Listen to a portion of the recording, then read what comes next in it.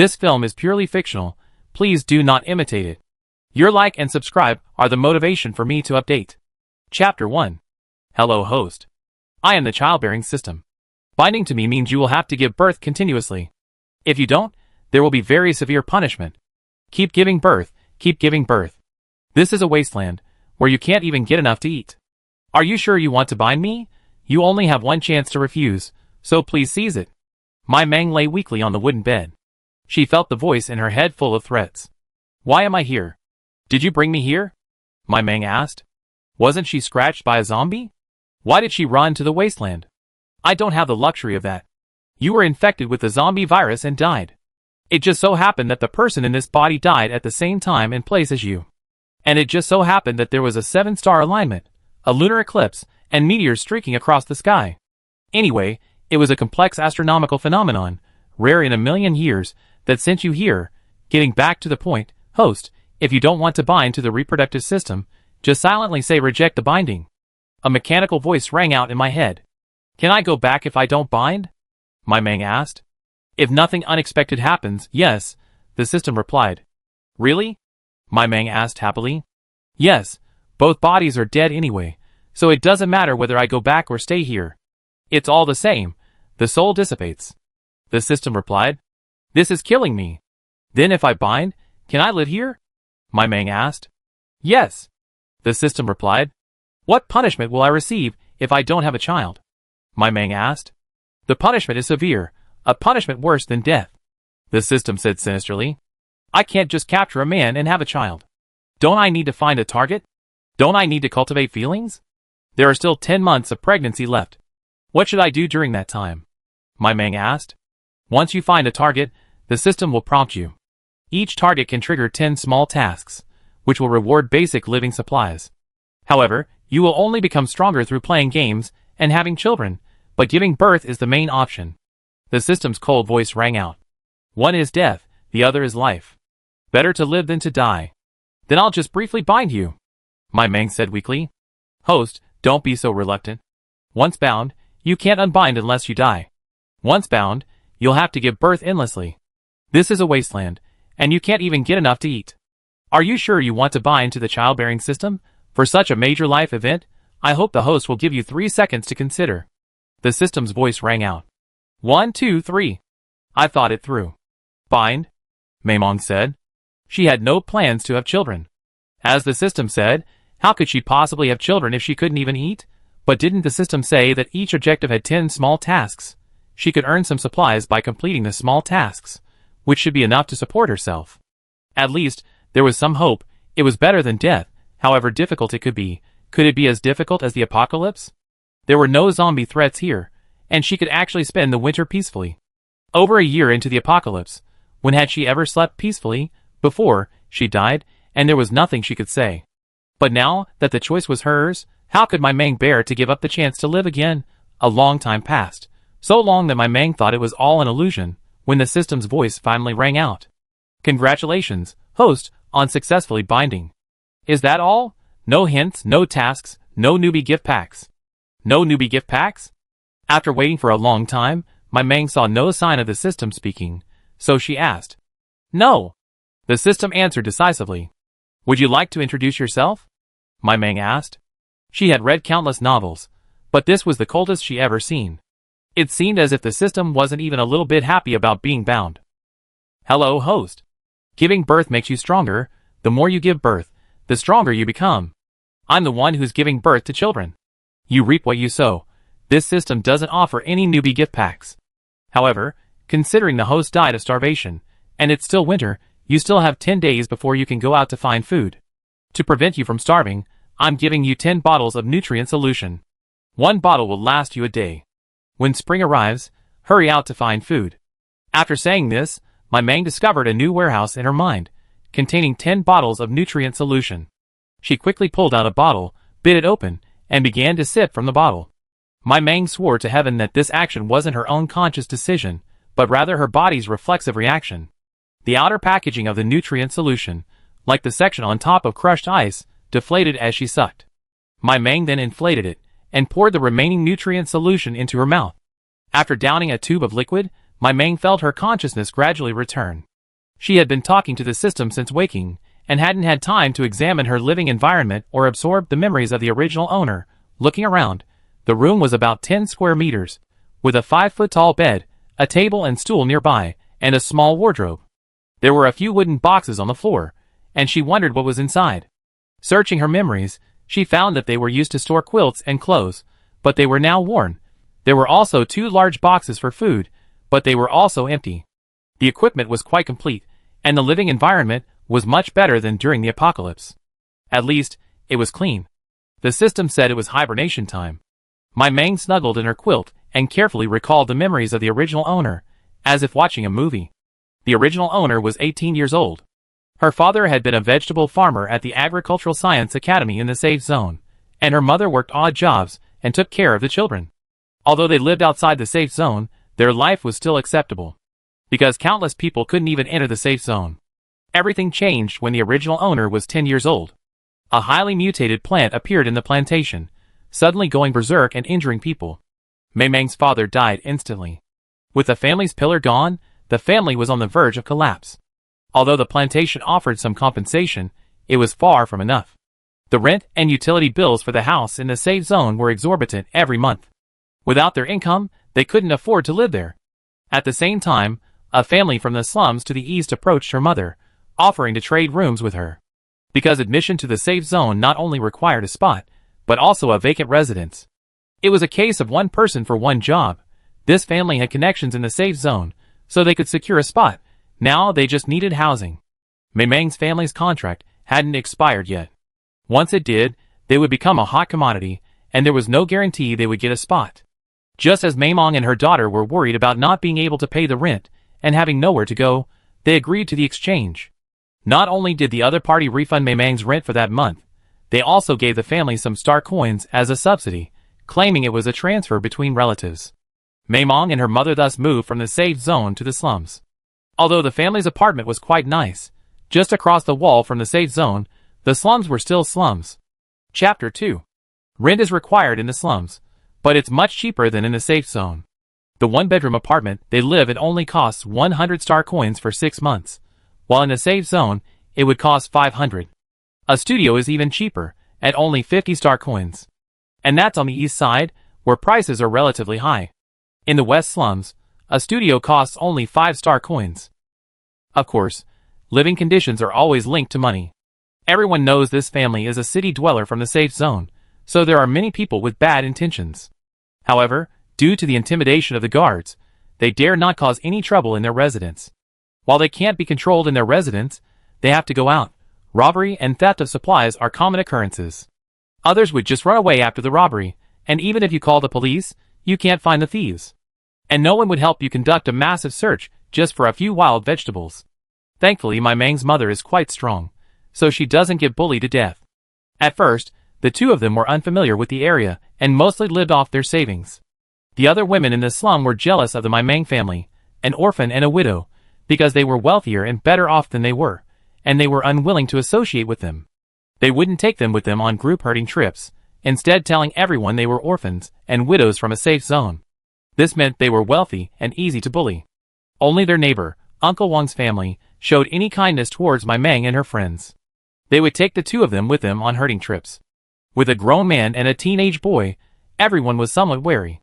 Uncle Wong and Aunt Wong had only one son and a mother, and all 4 of them were considered laborers, so they were considered a well-off family in the slums.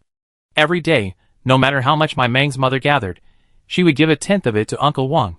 She knew that it was only under the protection of Uncle Wong's family that she and her daughter could live so comfortably. Alas, a hemp rope breaks only at the thinnest point, and misfortune often finds its way to the unfortunate. 3 years ago, during an autumn hunt, 3 people died at the hands of a wild boar while trying to protect their elderly and children.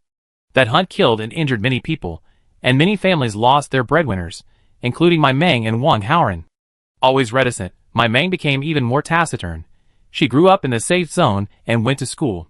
But before she even graduated from elementary school, her mother suddenly told her that her father had passed away and that she was moving from the safe zone to the slums.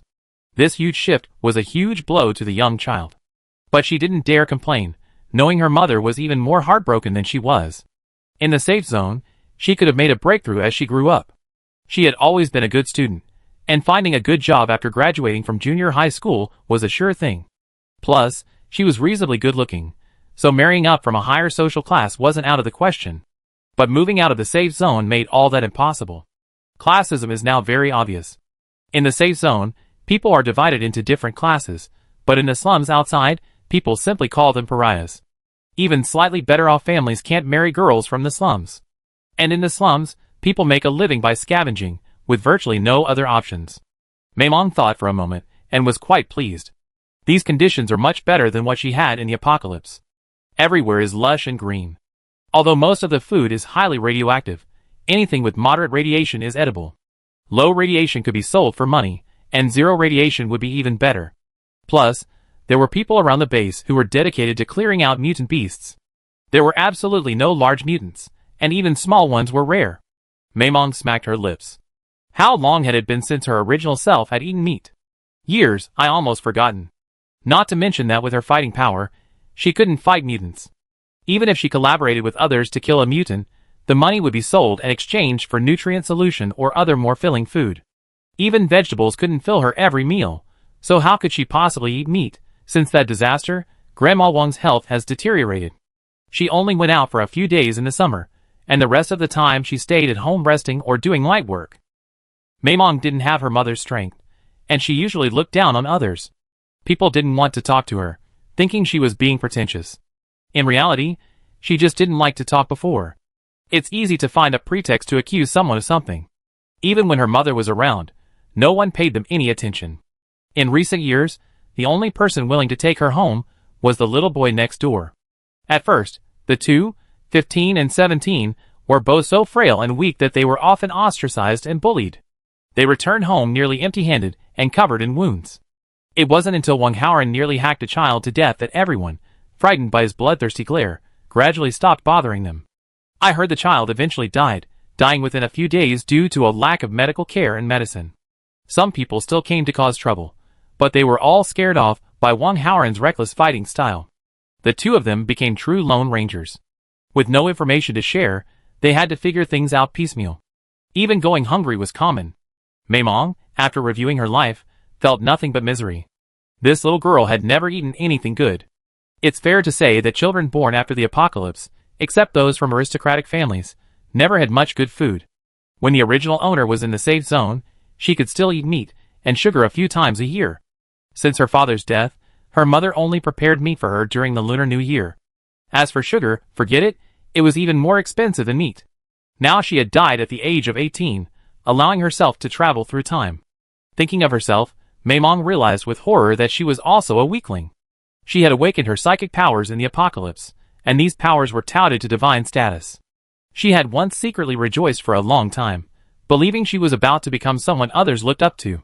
But why didn't anyone tell her that psychic systems would be so useless at first, killing people without being noticed, controlling zombies to kill each other, and even controlling people's minds? You're so good. At first, psychic systems are nothing.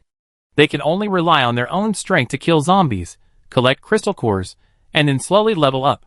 Without using their special abilities, they kill zombies slowly, and the fewer zombies they kill, the fewer crystal cores they earn. This vicious cycle led to Maimang's death during a mission. And then they arrived here. This is a world of polyandry, which is both a good and a bad thing, because queens and maids exist. Rather than a world of polyandry, it's better to say it's a world where power and force reign supreme. If you're strong enough, the whole world can become your slave. Otherwise, you have to be prepared to become a reproductive tool. I felt it for a moment, and it was great.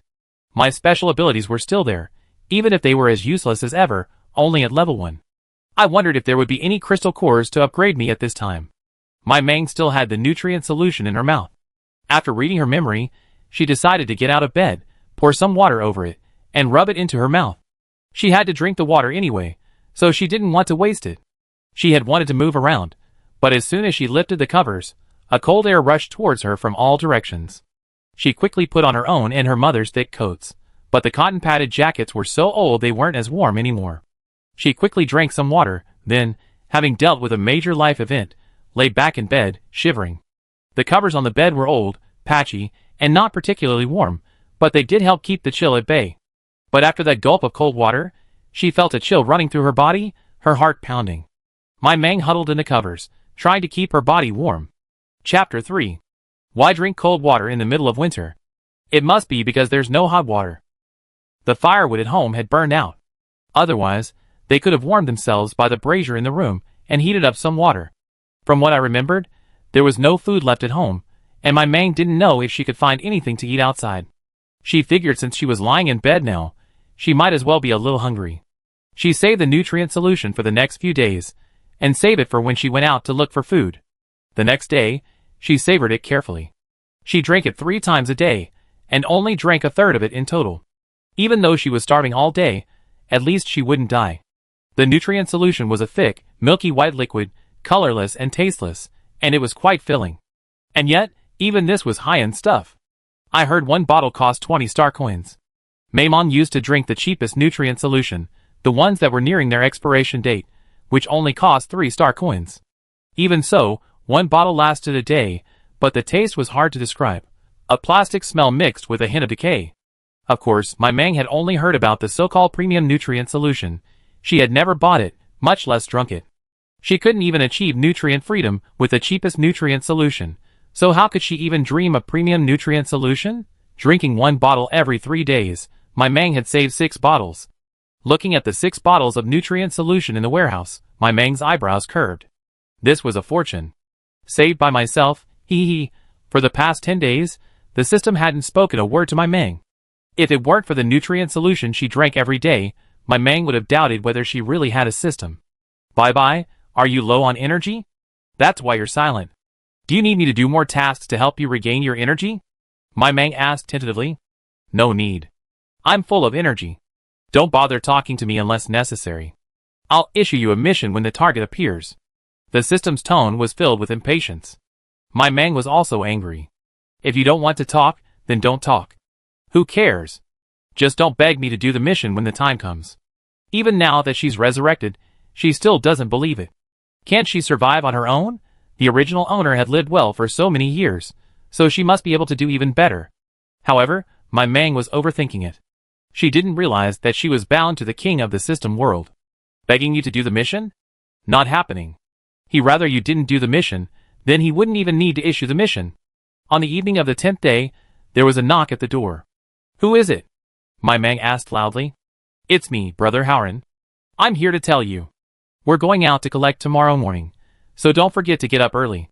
A pleasant voice came from outside the door, though it was as weak as her own. Okay, Brother Howren, I got it. Maimon struggled to get out of bed. The temperature wasn't as low as before, and with her 2 cotton-padded jackets on, she could barely stand. Don't overthink it. Maimon wasn't going to open the door.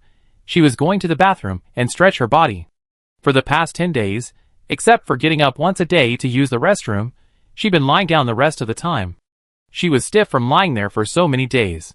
If she didn't stretch beforehand, she was afraid she'd be not only weak but also unable to move. Maimon had only done a few stretches when she was already panting heavily. She couldn't tell if it was from hunger or exhaustion. After gritting her teeth and holding on for half an hour, Maimon collapsed back into bed. Pulling out the tattered towel she just used, she anticipated sweating and placed towels front and back to absorb the sweat. Otherwise, wet clothes would be difficult to change, and catching a cold would be fatal. Although it was still early, my Mang felt drained and quickly fell asleep. The next day, just as the alarm was about to go off, she opened her eyes. A glance at her watch revealed 3:30. She set off at 4 o'clock, and she usually got up around 3:30. She got up, dressed, and carried a cloth bag and a kitchen knife, useful both for self-defense and for harvesting, killing 2 birds with 1 stone. She also wore a snakeskin bag. This was standard equipment for everyone, and also her own aspirations. Everyone knew that food was hard to find in early spring, so filling a cloth bag was a good thing. But what if she got incredibly lucky and ended up using the snakeskin bag? Even if you're a nobody, you still have to have dreams. In the summer, everyone would bring a backpack. Even if they didn't have food, bringing back some dry branches and grass was a good idea. These were useful for starting a fire or making a bed, and they also served as a way to stock up on firewood in advance.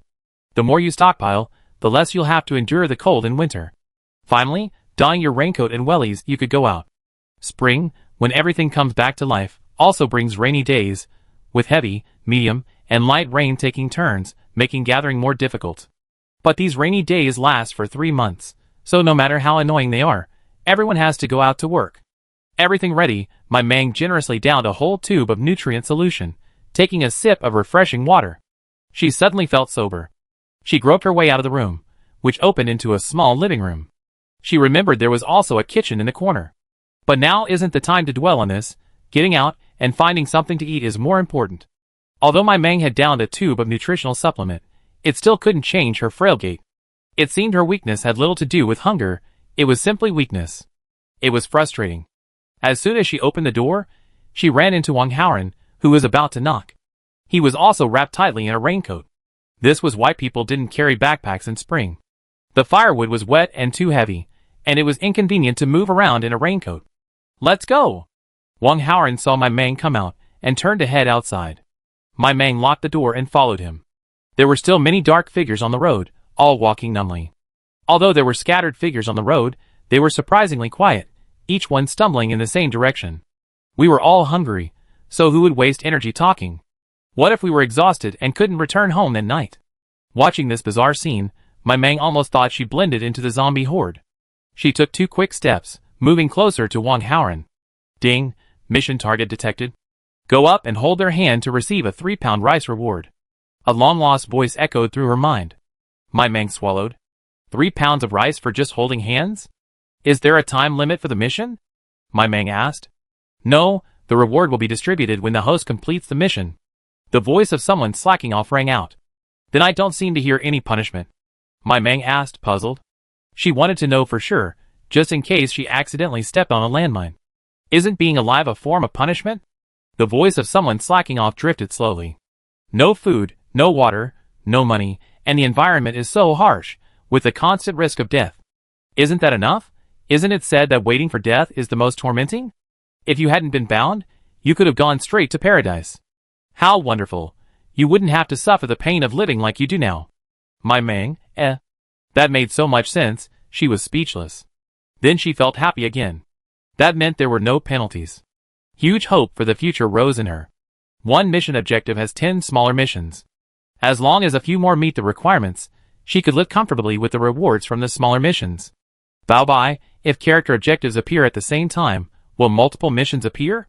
My Mang asked. Yes, one mission will appear for each mission objective. Once you complete it, the next one will appear. It can be stacked infinitely, and completing it will reward you with living supplies. But only by playing with Jiang Nianio and giving birth can you become stronger. The voice of the loser rang out. Maimong mentally praised the system. As long as he had enough food, he could become stronger.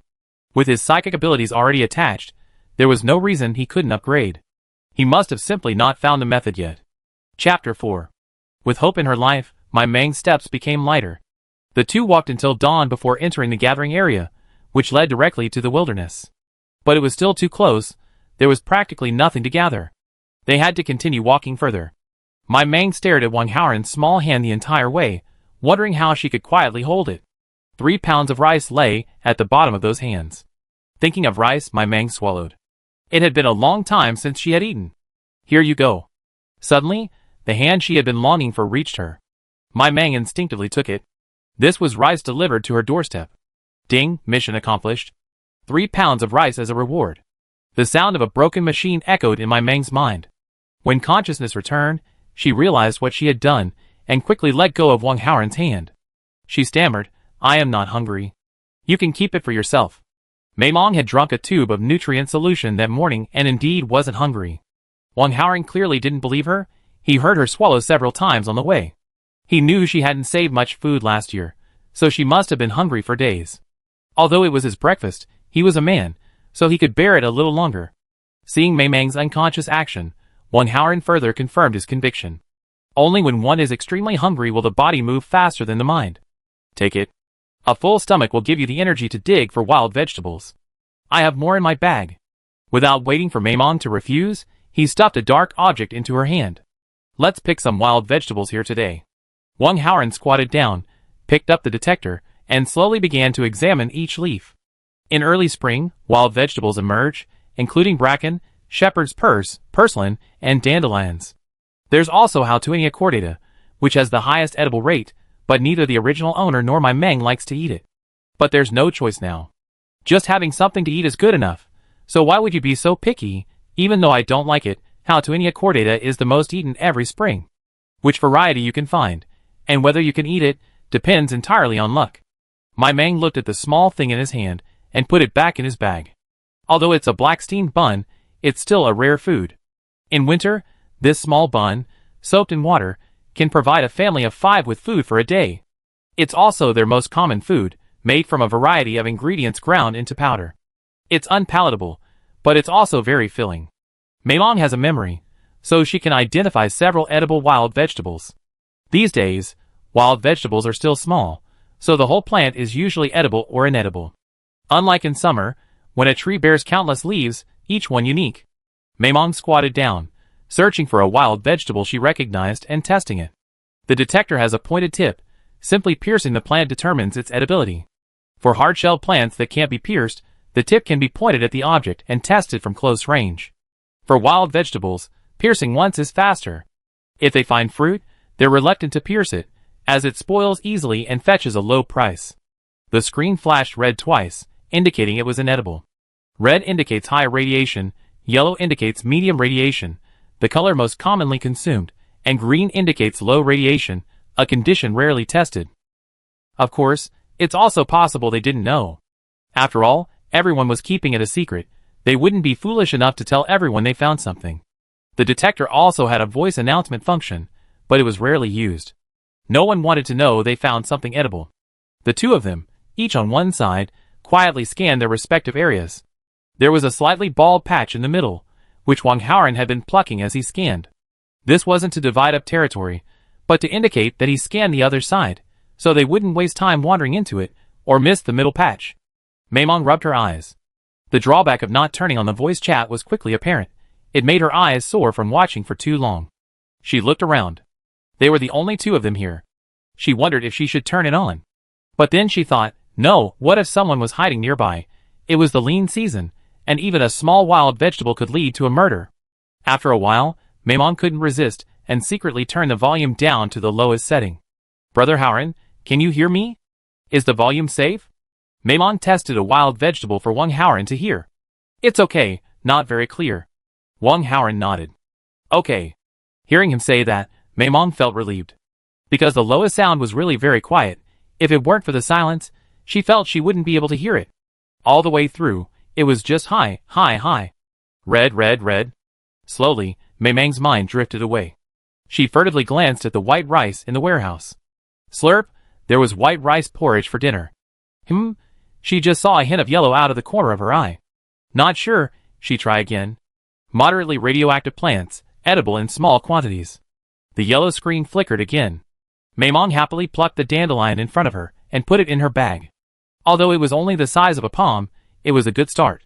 She then stopped distracting herself and focused on examining the wild vegetables. By the time she had finished examining the entire meadow, she had harvested 2 palm-sized, moderately radioactive dandelions. Wang Haoran slowly stood up.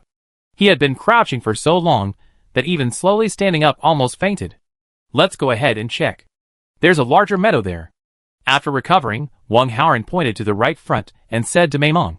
Meilong nodded. They had to find more before the sun came out. Once it did, it would be time to rest. Spring was not so bad. Because it was constantly rainy, they only needed to avoid the sun between 12 o'clock and 1 o'clock. Unlike summer, the sun was extremely scorching from 11 to 2 o'clock, and even the shade of a tree was unbearable. It's best to avoid direct sunlight between 10 o'clock and 11 o'clock and 2 o'clock and 3 o'clock, preferably under a large tree or in the bush. It was 10 a.m., and they still had an hour and a half to collect, as they also had to allow another half hour to reach their usual shelter from the sun. Arriving at the larger meadow, they saw 4 or 5 people already there. Wang Haoran and my Meng each found an empty spot, squatted down, and examined the vegetation. They shook their heads and left.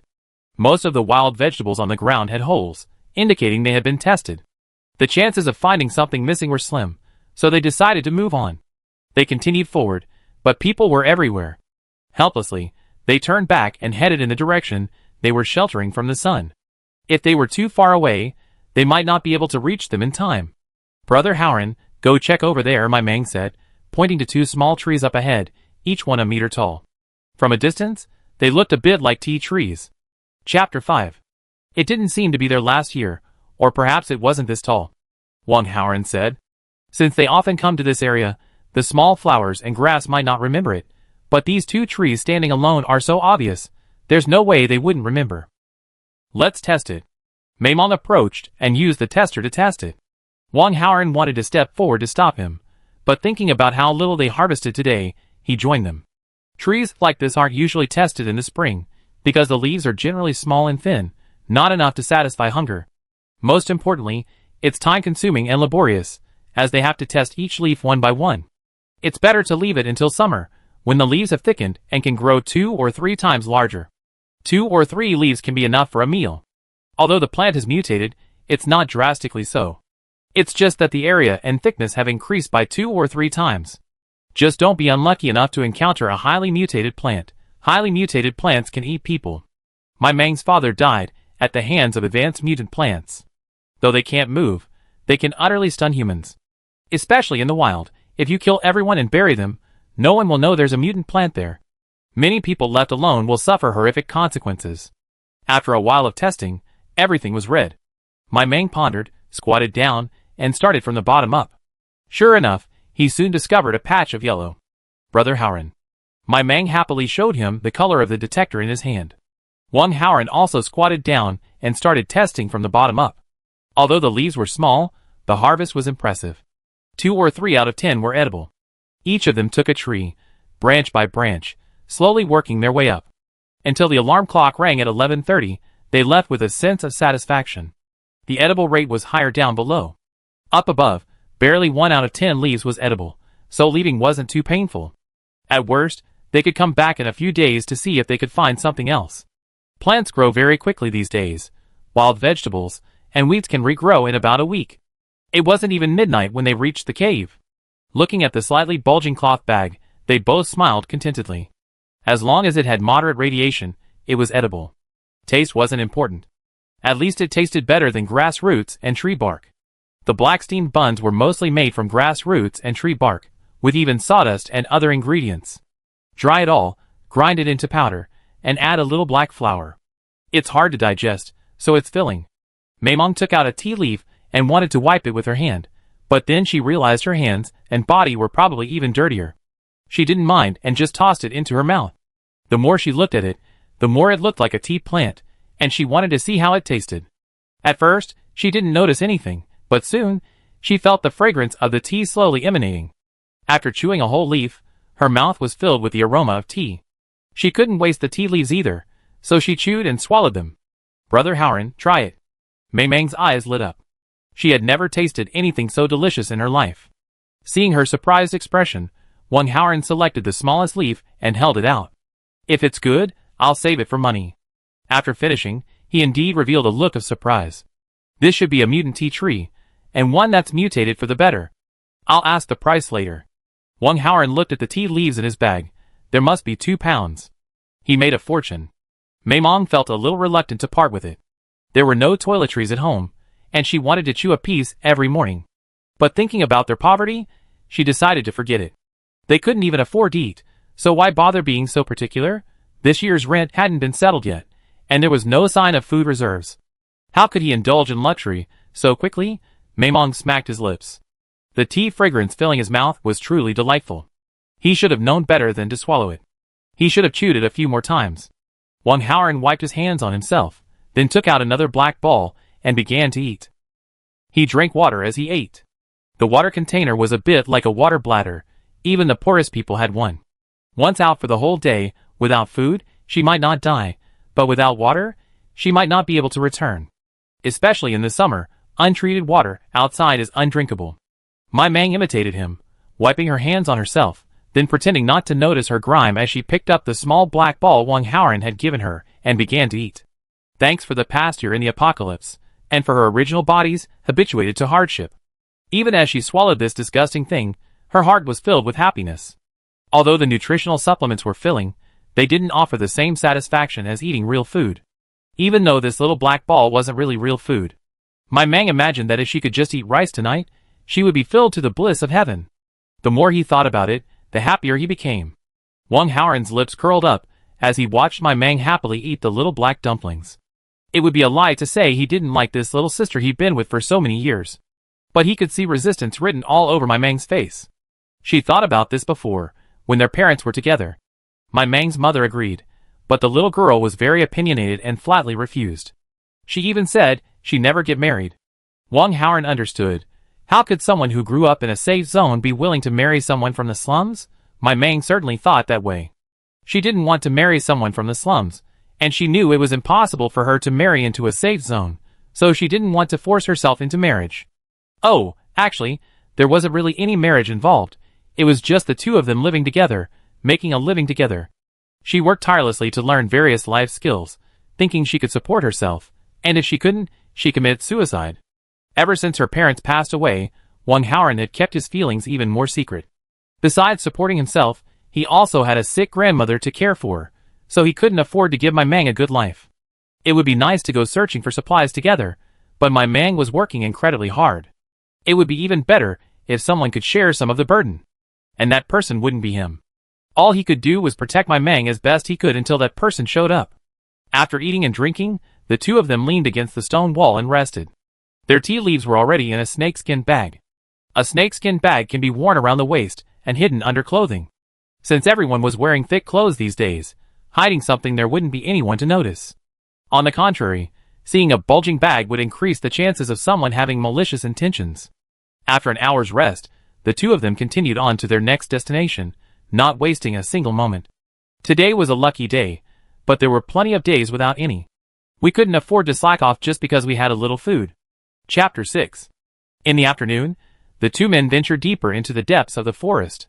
This was their habit. In the morning, they gathered in familiar areas. With a harvest, they could venture further afield, expanding their small map. The more useful areas they found, the more food they would find next year. While untouched areas carried more dangers, the rewards were also greater. Just now, for example, the two men had discovered a large patch of water chestnuts. They surveyed their surroundings, and once they found no danger, they immediately squatted down to examine them. This was in a thicket, and the two men had to be careful not to let the thorny bushes scratch their raincoats. The results were promising. The area was vast, and the two men continued to gather until dusk. 1 out of 10 water chestnuts was edible. The two men stuffed the water chestnuts from the cloth bag into their bodies. A piece of clothing has at least 10 pockets, and they were all inside pockets. People are thin these days. Even if they were more, they don't gain weight. Now, filled with food, the two men finally looked a little stronger. On the way back, the two gathered more stinking weed. This thing is a must-have in every household. Whether you found something or not, you always gather some for cover. Of course, its main value is to conceal your scent while hunting. As long as you don't encounter a pack of mutant beasts, there will be virtually no casualties. Because the hunting team doesn't apply stinking weed, the mutants will charge at them. Maimong almost vomited. Her body was used to the smell, but her mind was still struggling to accept it. But it was only a brief nausea. After all, after the beatings of the apocalypse, her tolerance was still good. By the time they got home, they were both starving. Go back and soak the tea leaves in water. I'll take you to trade later, Wang Haoran whispered in my Mang's ear. After a day of running around, the tea leaves must have dried up quite a bit. Soaking them in water for a while would not only make them more vibrant, but also increase their weight. For plants with special properties like these, everyone would go to private institutions to trade them. At the base, they didn't care what kind of plant it was, they were all sold for 1 star coin per pound. However, Wang Haoran had never heard of this tea plant before, so he had no idea how much he could get for a pound. Usually, he could get 2 star coins per pound for those tasty wild vegetables, but this one would probably be at least 10 star coins per pound. Thinking of the toiletries at the base, which ranged from 20 to 100 star coins, he felt that his tea might be worth a bit more. The toiletries that cost 20 star coins didn't smell good, but they would last 6 months. He probably had a few hundred leaves. The leaves hadn't thickened in the spring, but the tea leaves were still quite large. The largest was about the size of a child's palm, the smallest about the size of a finger. If I use half a leaf at a time, then these tea leaves will last me 2 years.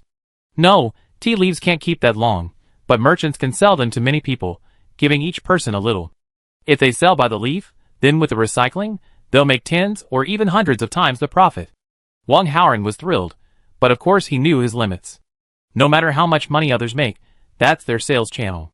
No matter how good the tea is, when it comes to him, at best he can only sell it for a few star coins per pound. But think about it another way. These 2 pounds of leaves, barely enough to fill a whole bowl, can be exchanged for several nutritional supplements. A fantastic bargain. After some mental fortitude, Wang Haoran's turbulent heart gradually calmed. After living in the slums for so many years, he should have long since adapted to the inconveniences that came with this status. No matter how reluctant he was, he had no choice but to endure it. He drank several glasses of ice-cold water to fill his empty stomach.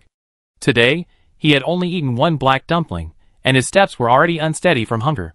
He had also finished drinking all the water in his water bag outside, so even trying to fill himself up with water was impossible. Wang Haoran picked out a small leaf and prepared to give it to his grandmother to try. He wondered if she had ever tasted such a rare thing. "Grandma, I'm back." The Wong family also had a 1-bedroom, 1-living-room apartment. In the past, Wang's parents slept in the inner room, while Grandma Wong and Wang Haoran slept in the living room. In winter, the whole family would squeeze in together. Now, Grandma lived in the inner room, and Wang Haoran still lived in the living room, though he would move his bed there during the winter. More people meant more warmth, and only 1 brazier was needed. "You're back. Thank you for your hard work." Cough, cough, cough. Just as she finished, she erupted in a violent coughing fit. Spring and winter are the most difficult seasons for the elderly and children. In winter, many people can freeze to death or starve to death if they're not careful. Most elderly people suffer from rheumatism. When it rains, this condition causes unbearable pain in all their joints, as if they were being bitten by ants. "Grandma, are you okay?" Wang Haoran hurried forward to pat Grandma's back. Cough, cough, cough, I'm fine, I'm fine. After coughing for a while, Grandma Wong finally recovered and comforted her grandson. "Grandma, look what I brought you." Wang Haoran held the tea leaves in front of Grandma. His grandmother didn't know what it was, and thought it was just an ordinary leaf. "Grandma, I won't eat it. I'm still full." Then she took out half a small black ball and said, "Grandma, I'm old and can't finish a whole one.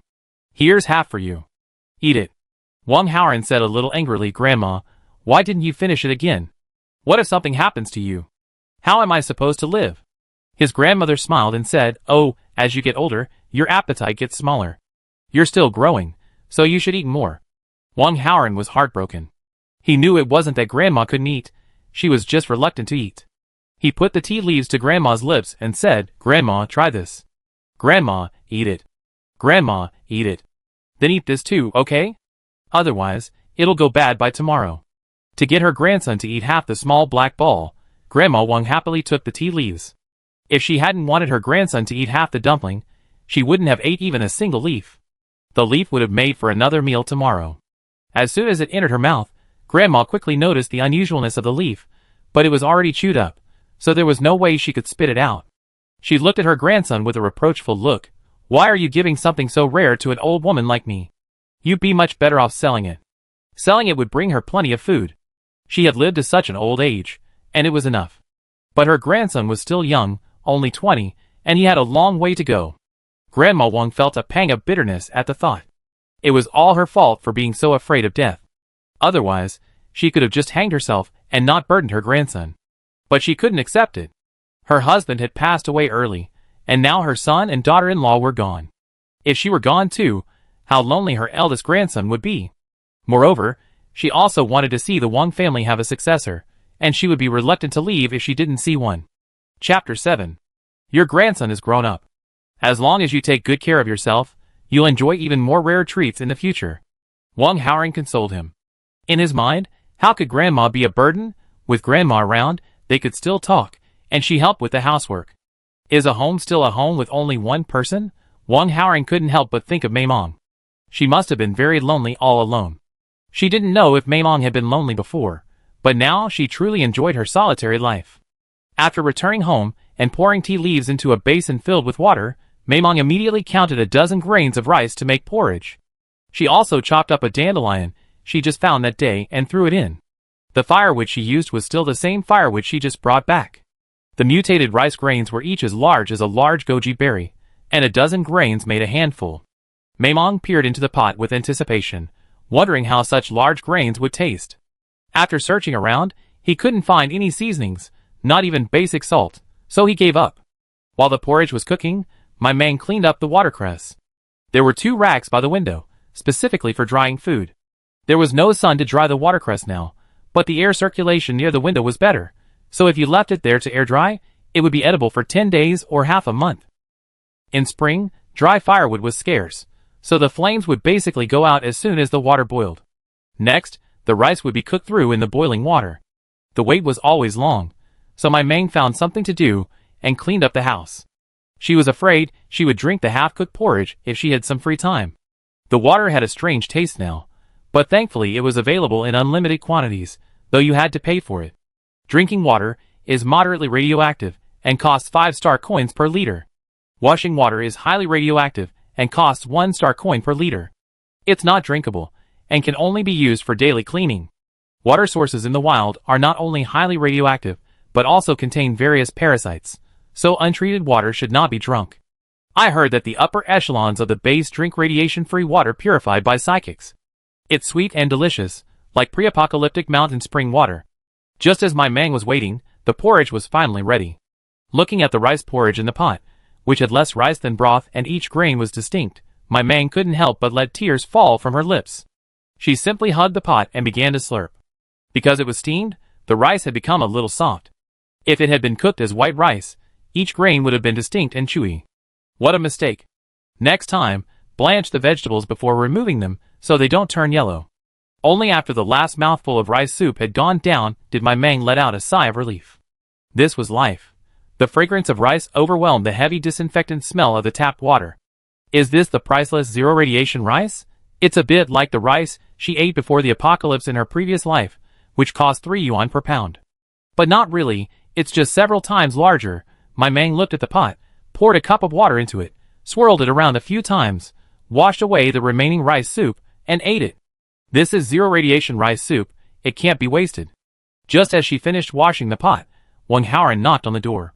My man put the tea leaves in the basin into a cloth bag and prepared to leave.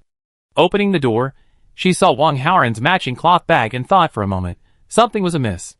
Haoran, wait a minute. My man called out and ran to the room. Wang Haoran was standing at the door, waiting for her. From the glove compartment, Maimong pulled out 2 of the beautiful but impractical bamboo baskets she had woven. They were a little dusty, but no problem. Just a quick wash and a few shakes would do the trick. Then he poured the tea leaves in, and the baskets instantly transformed from a budget-friendly container into a gift box. After a moment's thought, he pulled out another old red garment, cut 2 strips of fabric, and tied a beautiful bow around the baskets. Inside the baskets, the fresh, juicy tea leaves, still dappled with water, complemented the less vibrant bows. A touch of red amidst the green made them even more beautiful. The whole basket seemed to come alive. No wonder older people love red, it looks festive. Full of energy and joy, isn't it? Maimong happily carried the baskets out. At the door, he held them up and asked Wang Haoran, "Does it look good?" Wang Haoran took one look at the baskets. It was truly eye-catching. However, they were selling to buyers, not retail investors. No matter how attractively packaged, they were still just leaves. But Wang Haoran didn't dampen Maimong's spirits. He smiled, nodded, and praised, "Beautiful. Do you think we could get more money selling them like this?" Maimong asked uncertainly. "We'll find out if we ask," Wang Haoran replied. "I have another bamboo basket here. Do you want one?" Maimong handed the empty basket to Wang Haoran. Wang Haoran took it and said, "I'll empty it in when we get to the door." Then he said to Maimong, "Hide half in a bag and give me the other half." Since they were just leaves, there was no need to hide too much. In the slums, there were no impenetrable walls. Their visit to the exchange was bound to be seen. The illusion they were creating was that they had found some fairly tasty leaves and could trade them for unpalatable food at the exchange. 1 pound of tasty plants could be exchanged for 2 pounds of unpalatable plants. For people in the slums, having enough to eat was definitely more important. On the surface, the 2 of them only had less than half a pound of leaves, which, when exchanged for unpalatable food, would still be less than a pound. No one would rob someone in the safe zone for a pound of radioactive plants. After all, if they were caught, they would be expelled from the slums. There was a small room next to the base gate. That was the purpose of their trip. The 2 of them entered the room and quickly poured the tea leaves into a bamboo basket. Each of them, carrying a bamboo basket, walked towards the room. The hall was empty. It was where people lined up to exchange their items.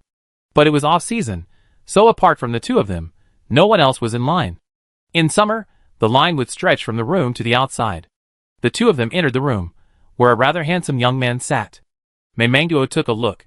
His facial features were average, except he was a bit stronger. If Wang Haoran could only gain a little weight, he'd be miles ahead of him. As for what he looked like, my Mang had no idea, because there was no mirror at home. He often didn't even have enough to eat, so he didn't bother to look at himself. Touching his skinny hands and face, my Mang knew without even looking that he was anything but pretty. "Manager, we like to sell this tea. Take a look." Wang Haoran placed the tea leaves in the bamboo basket on the table. The manager then turned to Wang Haoran. Because he wasn't talking about exchanging, he was talking about selling. Only things of value were worth selling. "Tell me about it," the manager asked, pointing at the tea leaves. "This is a mutant tea leaf. Just this tiny piece can fill your mouth with tea fragrance," Wang Haoran said, holding the smallest piece in his hand. "The effect is comparable to the best toothpaste on the market." Of course, the last sentence was just nonsense. He had only used the cheapest ones. Then he handed the tea leaves to the steward and said, "Steward, you can try it. Whether it works or not, this leaf is mine." The steward took the leaf from Wang Haoran and tested it with the detector on the table. Chapter 8.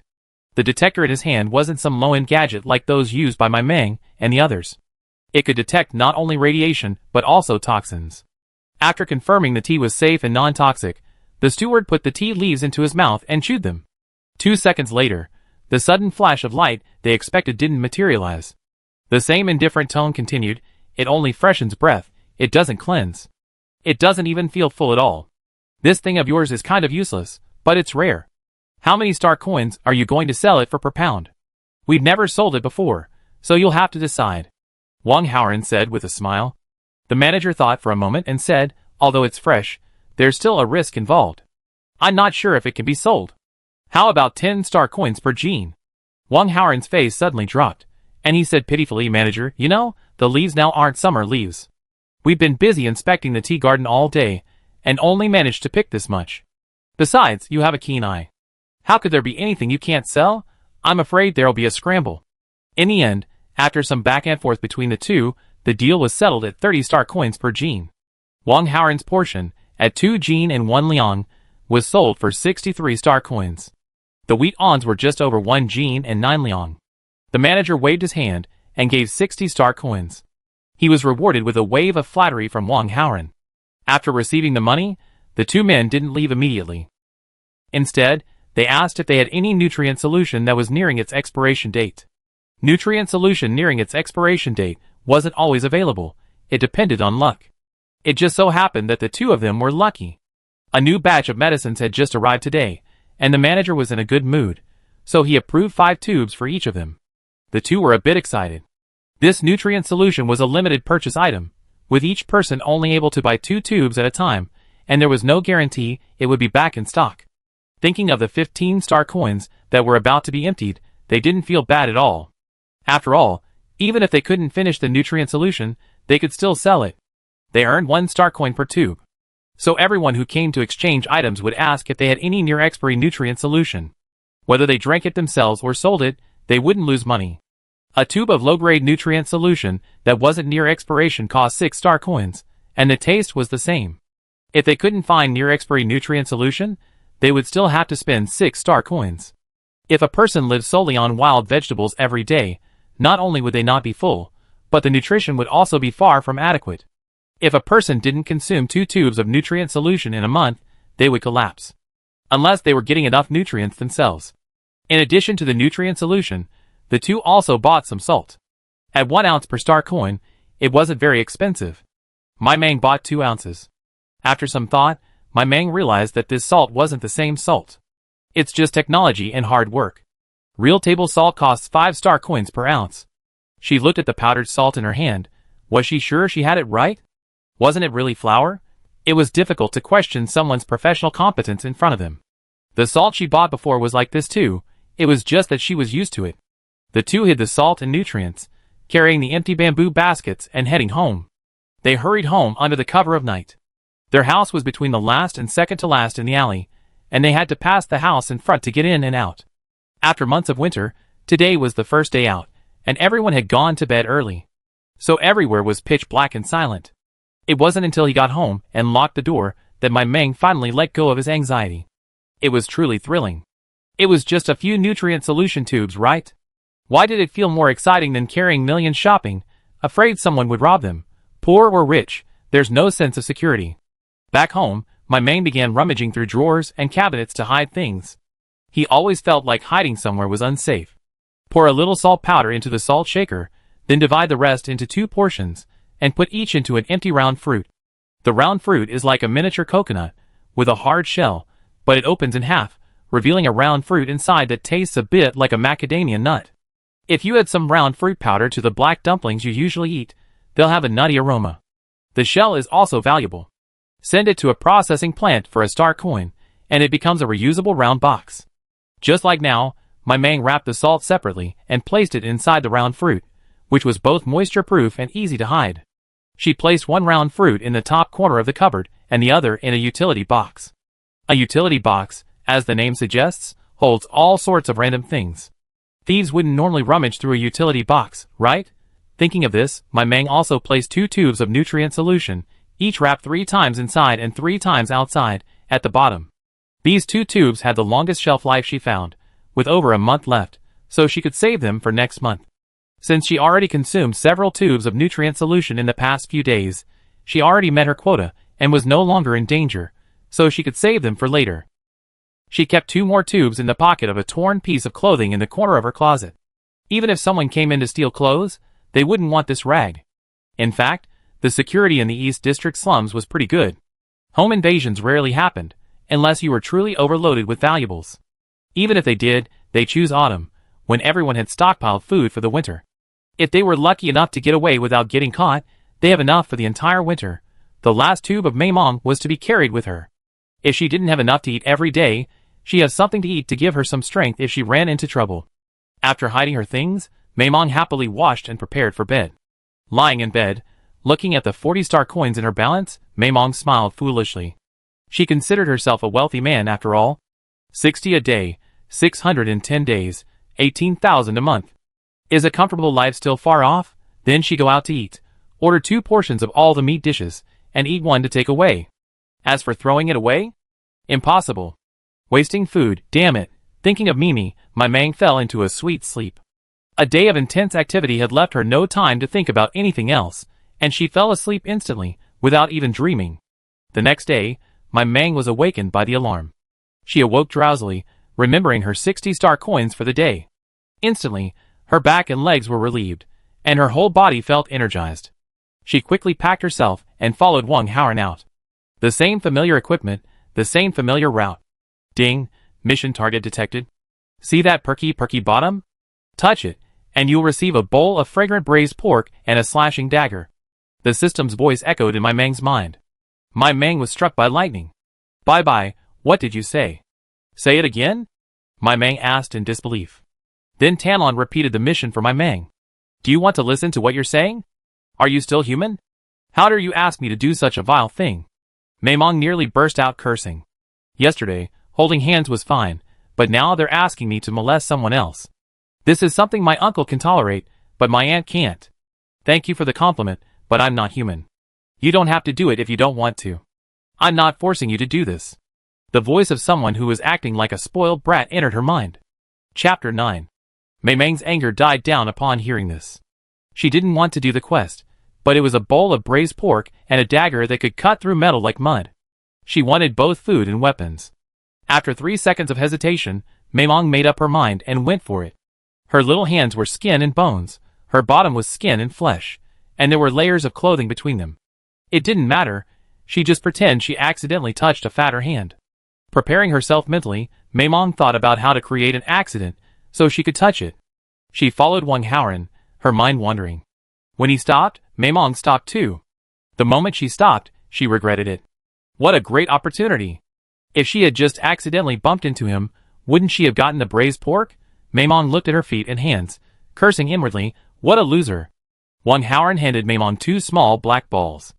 I forgot to ask you yesterday if we're out of food at home. Do you want me to go buy some with you tonight?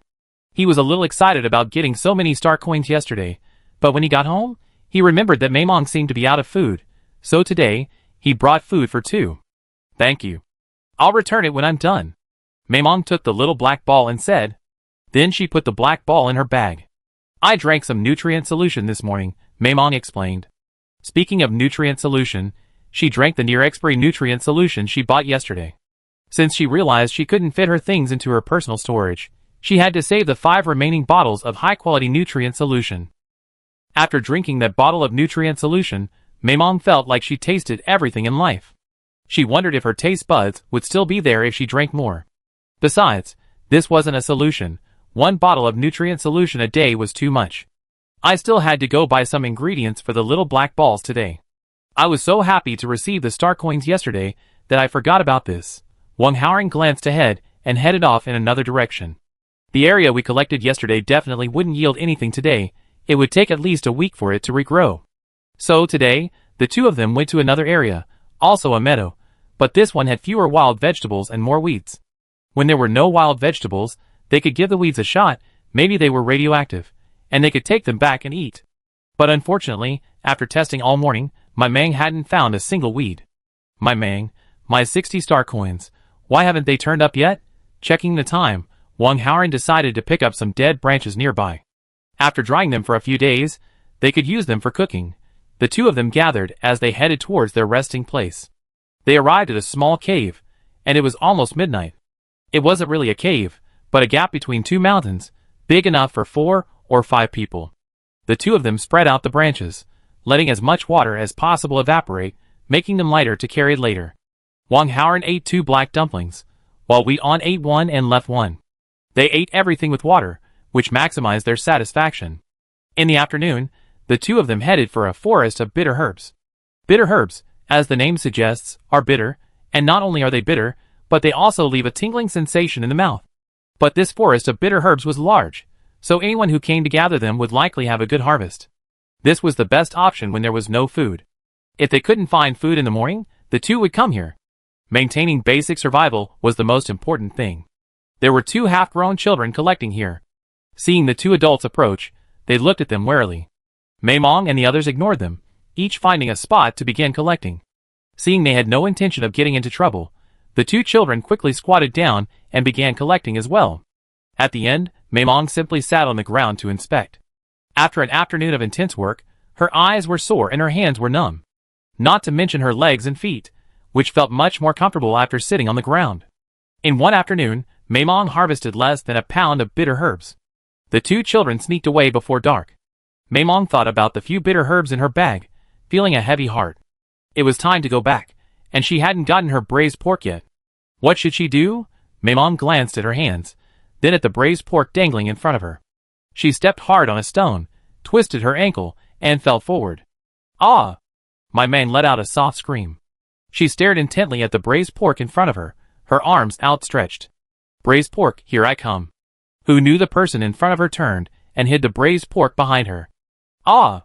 Unable to pull herself back, my Mang fell straight forward, her face filled with terror. The expected face-first landing didn't happen. Her arms were held, and she buried her face in an indescribable position, her hands still tightly clutching her braised pork. Ding! Congratulations to the host for completing the mission. Reward: a bowl of braised pork and a dagger that can cut through iron like mud. My Mang now wished he could dig a hole and bury himself in it, too embarrassed to face anyone. Feeling the stiffness beneath his cheeks, my Mang stood up and walked quickly forward without a word. This is so embarrassing, so embarrassing. I don't want to see anyone tomorrow. If my Mang had turned around, he would have seen Wang Haoran, also blushing, following behind him. In his entire life, he had never been so intimate with a girl. Even more so with a girl he liked, and he still. I wondered if my Mang would think he was a bad person. Wang Haoran was shy and a little nervous. But that wasn't what he wanted. My Mang's warm breath blew against him again, and he couldn't control himself for a moment. Back in the slums, my Mang ran straight home, forgetting their earlier appointment to buy black dumpling noodles. Wang Haoran opened his mouth, but didn't call out to my Mang. He put his things down and headed for an official grocery store. For things like multigrain flour, the official and private prices were the same. It was just that the official store was closer, so Wang Haoran chose the official one. After buying a pound of multigrain flour for 10 star coins, Wang Haoran knocked on my Mang's door, carrying the bag. Who is it? My Mang asked from inside. It's me. Open the door. I need to tell you something, Wang Haoran said from the doorway. My Mang was a little conflicted. She didn't want to face him. But then she realized that even if they didn't meet now, they would still see each other tomorrow. Why would he really hide at home? So she opened the door. Here's a pound of multigrain flour I bought for you. Do you want me to make you some black dumplings? Wang Haoran held up what he was holding for my Mang to see. My Mang took the mixed grain noodles from him and said, "Thank you. I can do it myself." Then he handed the star coins for the mixed grain noodles to Wang Haoran, said goodnight, and closed the shop. The whole time, he didn't dare look up at anyone. Chapter 10. Seeing my Mang's reaction, Wang Haoran felt less nervous. It was just an accident, nothing to take seriously. Despite thinking this, Wang Haoran had his first sexually suggestive dream that night. The next day, feeling his wet pants, Wang Haoran nearly collapsed. After changing his dirty pants, he hid them and washed them when he returned that night. Mei Mong immediately began to knead the multigrain flour. After a moment's thought, she took out a handful of rice, ground it into powder, and added it to the mix. While the multigrain flour contained some real grains, it certainly wasn't a significant percentage. Adding a handful of rice flour was the hope that it would taste better. Every household had a manual flour mill at home. If they didn't have enough grain, they would add more grass roots and tree bark to the multigrain flour. 1 pound of multigrain flour could steam 20 small black dumplings. If they ate 2 a day, they could eat for 10 days. After the little black dumplings were made, they were also placed on the rack. They didn't have much moisture to begin with, so the more they were blown, the harder they became. The advantage was that they didn't spoil easily. After arranging the little black dumplings, my Mang yawned and went back to her room to sleep. After all, she had to get up at 3 in the morning, and if she didn't go to bed early, she'd be tired the next day. The next day, in addition to grabbing her original equipment, my Mang also grabbed 2 black dumplings from the rack for lunch. There was no nutrient solution to drink today.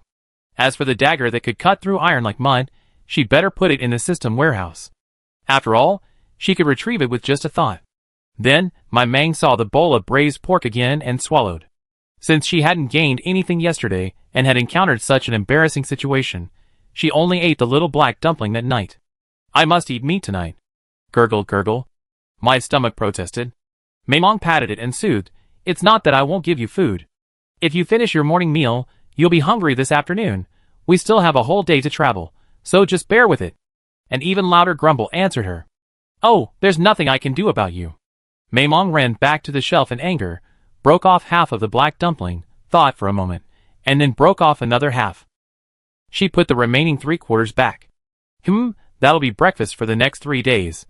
Mei Mong drank a large bowl of water before putting the small piece of black dumpling into her mouth, slowly grinding it with her saliva, chewing it slowly, trying to eat it as long as possible. After a night of settling in, Mei Mong had almost forgotten everything about yesterday. She was only thinking about her 60 star coins today. I couldn't even eat enough, so what was the point of having to be so proud? Wang Haoran, on the other hand, felt a bit embarrassed when he saw her, but in the darkness, no one noticed. After walking for a while, any ripples between them were blown away by the wind. Ding, mission target detected. Give them a big hug to receive a thermos and 20 eggs. The voice of someone venting her frustration echoed in her mind. My Mang wanted to pounce on them and hug them tightly. The thermos, the eggs. She wanted them all. With the thermos, she never have to drink freezing cold water again. And eggs, not to mention eggs, she could eat the shells. Then, a deafening gurgling sound echoed, and my Mang felt as if someone had poured a bucket of cold water on her.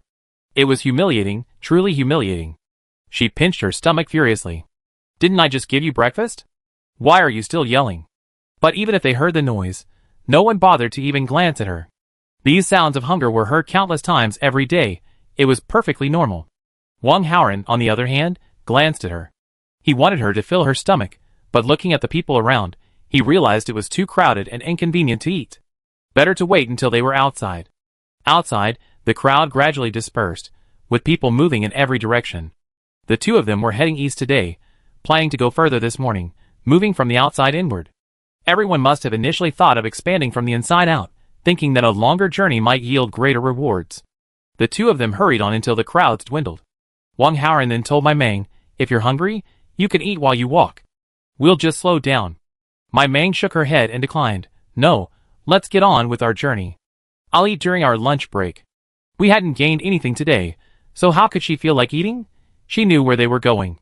Even if they quickened their pace, it would still take them over 5 hours.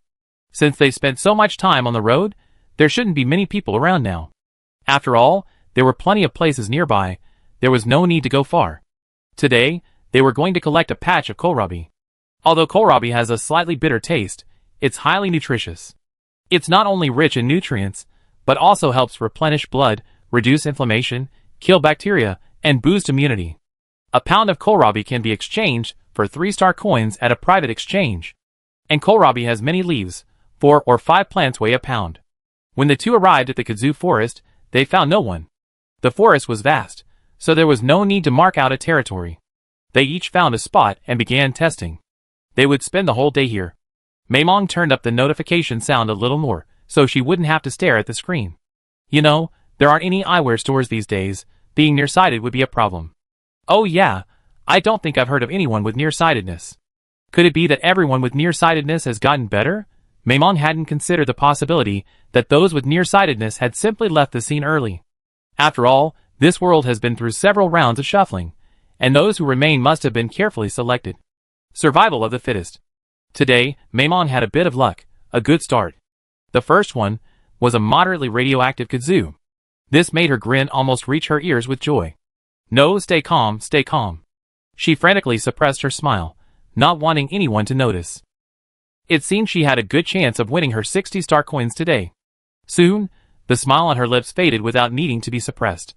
Because, apart from the first one, Maimong couldn't find a second edible radish. Maimong had finally learned the difference between heaven and hell. When break time came, Maimong still only had that single seedling in her bag. She stared at the radish patch, stomping on it several times to vent her anger, then reluctantly followed Wang Haoran. This was why everyone was reluctant to walk too far. It wasn't a guarantee of success. It all depended on luck. Someone might find a large harvest of edible wild vegetables in one area, but it was possible they wouldn't find a single edible one the next time they came. It all depended on luck. Chapter 11. Maimong bit down hard on the black dumpling, her eyes red with anger. Actually, having no harvest in the morning was common. It happened yesterday. But the higher the expectations, the greater the disappointment. The good start in the morning had given her too much hope, so she felt so wronged by the subsequent setback.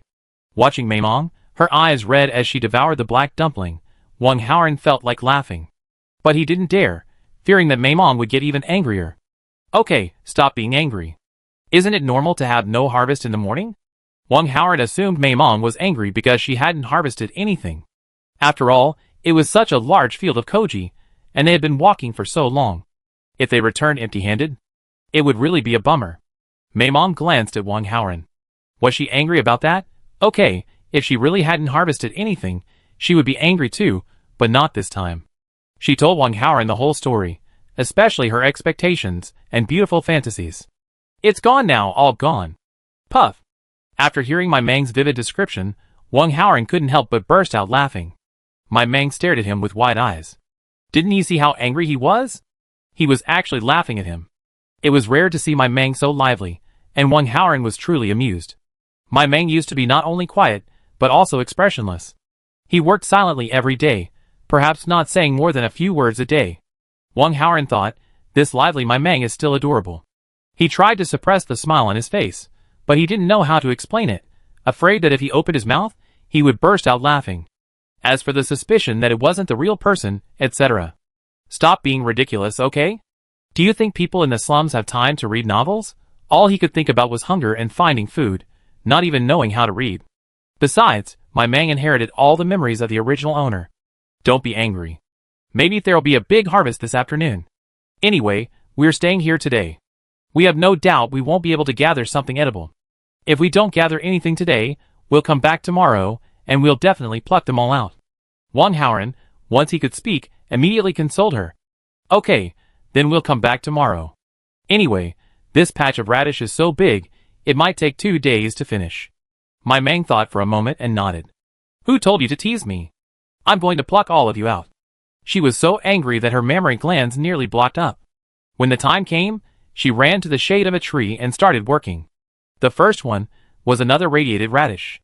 My Mang glanced at the kudzu with disdain. Ha, the same trick. Are you going to try it again? Do you think I want you? My Mang dug up the kudzu and tossed it into her bag. Of course I want it. You couldn't mess with food. Perhaps the kudzu had been defeated by my Mang's lack of ambition. The subsequent harvest was indeed quite good. Testing 10 plants always yielded 1 or 2. My Mang instantly felt her mammary glands unblocked, a feeling of complete relaxation. Even when Wang Haoran called her, she felt a bit reluctant. Because they traveled so far today, they had to return early. Being outdoors at night is very dangerous. Okay, I'll test one last one. Damn, low radiation plant, edible. My Mang blinked in disbelief. She thought she'd just seen a green screen. Cautiously, she brought the detection port closer, making sure not to poke the other party this time. Ding, low radiation plant, edible. It really is low radiation. Mei Mong treated the ginseng plant with the same meticulous attention she paid digging for ginseng, making sure not to damage a single leaf. Although she had never dug ginseng before, she had seen it while watching short videos. Wang Haoran looked around, seeing no one, and quickly squatted down to help Mei Mong. With this low radiation plant, the two of them had to hurry back. The only way to be safe was to act quickly. After digging it out, Mei Mong took out a bag, packed it separately, and kept it close to her body. She looked at Wang Haoran excitedly. Her luck had truly been incredible today. One a victory hug, then her pupil shrank, and she hugged Wang Haoran and quickly retreated. It would have been easier to pull him along, but this was a perfect opportunity. After all, the danger was still a bit far away. Ding! Congratulations to the host for completing the mission. Rewards: a kettle and 20 eggs. Wang Haoran was suddenly embraced by my Mang, who then took a few small steps forward beside him. Just as he was about to fall and crush my Mang, he was released. Wang Haoran quickly looked back and saw a brightly colored hen standing behind them, glaring at them fiercely. The hen before him was about 3 times larger than before the apocalypse. Judging by its pointed beak and long claws, a scratch would surely hurt. How come low radiation plants are protected by companion beasts? My Mang muttered. What? Wang Haoran couldn't understand what my Mang was saying. It's okay, that's nonsense. Can you beat that chicken? My Mang whispered. We can fight, but I have a better plan. I'll hold it back while you run back and call for help. With just 1 or 2 more people, we're guaranteed to win, Wang Haoran whispered. My Mang glanced at Wang Haoran. Was he trying to convince Wang Haoran to run away because he couldn't defeat it? Everyone knows that not stabbing someone in the back while foraging in the wild is considered kind, and who would be so kind as to rescue someone? You still have your grandmother to take care of, my Mang whispered back. Wang Haoran, he knows, but don't think it's just a mutant pheasant. He can't beat it. This mutant pheasant may be only a level 1 beast, but it can not only peck but also scratch. A few hits from it would leave skin and flesh ripped apart. What's more, it can fly. Although it doesn't fly high or far, it's still difficult for an ordinary person to catch or injure it. Wang Haoran looked at my Mang, unable to bring himself to ask her to help take care of the pheasant, knowing she was barely able to care for herself. Wang Haoran pulled my Mang's hand and slowly retreated, hoping the mutant wasn't targeting them. Alas, he was wrong. The mutant flapped its wings and flew towards them, its sharp beak pointed at Wang Haoran. Wang Haoran released my Mang's hand and pushed her aside, his gaze fixed intently on the pheasant flying towards him. He still had 2 women he wanted to protect. He couldn't give up easily. No matter how large the pheasant grew, its neck remained just as thin. Wang Haoran, risking a bloody mess, chopped at the pheasant's neck. Who knew the claws wouldn't strike, and the pheasant didn't dodge. Wang Haoran stared at the pheasant's torn body, stunned. Just like that, he hacked it to death. Regardless, Wang Haoran quickly ran over to look into the pheasant's eyes. Chapter 12. Mutant beasts rank from 1 to 5, each with a corresponding energy stone in its head. Levels 1 to 5 correspond to white, green, purple, yellow, and red energy stones, respectively. The higher the level, the more expensive it is. As for mutant beast meat, those with high radiation levels are inedible, those with medium radiation levels are edible, those with low radiation levels are rare, and those with no radiation levels are pricey and unsaleable. Look at the color of the dot next to the eye. Red for high radiation, blue for medium radiation, gray for low radiation, and no radiation is normal. But no one in the slums had ever heard of animals with, or without radiation levels. Wang Haoran looked at my Mang in surprise. Blue dot, medium radiation. They had struck it rich today. A medium radiation mutant beast cost 10 star coins per pound, and that pheasant must have weighed at least 20 or 30 pounds. Not to mention a level 1 energy stone worth 50 star coins in its head. Then he saw my Mang lying motionless on the ground. Mei Mong, what's wrong with you? Wang Haoran hurried over to my Meng. I'm fine, I just sprained my ankle. Wrap the pheasant first, and let's get out of here. Mei Meng's pale face, covered in cold sweat, startled Wang Haoran. But Maimon was right. He quickly took out a bag and wrapped the pheasant and its head inside. After wrapping it tightly, he covered it with a thick layer of stinking grass, then covered it with a netting bag and placed it inside the sack. This way, the pheasant could be carried without falling under the bag. Wang Haoran also cut a lot of foxtail grass and put it in the bag, so that the sack wouldn't bulge out without arousing suspicion. Fringetail grass can be woven into many things after drying. People who didn't get anything out of the bag would usually take some home, and this behavior was not at all unusual. After everything was ready, Wang Haoran went over, hoisted my Meng onto his back, and hurried to the safe zone. After the delay, they had to hurry, otherwise it would be too late to return to the slums. Brother Haoran, eat this so you have the strength to carry me. My Meng took out the nutritional supplement she kept just in case. She hadn't expected it to come in handy on the first day. Having only eaten 2 black dumplings all day, she was exhausted even walking home alone at night. Not to mention having to carry a person, and a prey weighing several dozen kilograms. My Meng could sense that Wang Haoran was completely dizzy. Wang Haoran took the nutritional solution, feeling a little distressed, but drank it without a second thought. After all, selling the pheasant would buy more nutritional supplements, so he could just compensate my Meng with a tube. Strengthened, Wang Haoran quickened his pace, returning to his residence before it became completely dark. My Meng, on the other hand, lay drowsy on Wang Haoran's back. Just now, she had coordinated with Wang Haoran's actions, unleashing a mental attack on the pheasant. Using all her mental energy, she could only manage to immobilize the pheasant for 2 seconds. Luckily, Wang Haoran performed well, otherwise they would have both perished in the weed forest today. The after-effects were very obvious. Not only was my Meng feeling weak all over, but she also suffered from a severe headache. The pain in her head was like needles pricking her. My Meng bit her lips to keep silent, a cold sweat pouring down her body. On the way, she encountered some malicious people who tried to block her way. Although it was just some worthless-looking foxtail grass, there was no telling if there might be some hidden wild vegetables inside. Even if there weren't any wild vegetables, the foxtail grass was still useful, so it was still a good deal. Then Wang Haoran kicked him away. Everyone backed away, seeing him carry someone and something so confidently, and still kicked him away. Wang Haoran had just finished a tube of nutritional supplements. He was no match for someone starving. It wasn't worth risking his life for a few wild vegetables and weeds. If everyone knew they contained pheasants, the 2 of them wouldn't be able to return to the ghetto. How are you? Wang Haoran laid the man on the bed, and tried to check my Meng's foot. It hurt so much, could it be broken? He remembered not pushing too hard. Had he lost control of his strength in his nervousness? Headache, my Meng whispered.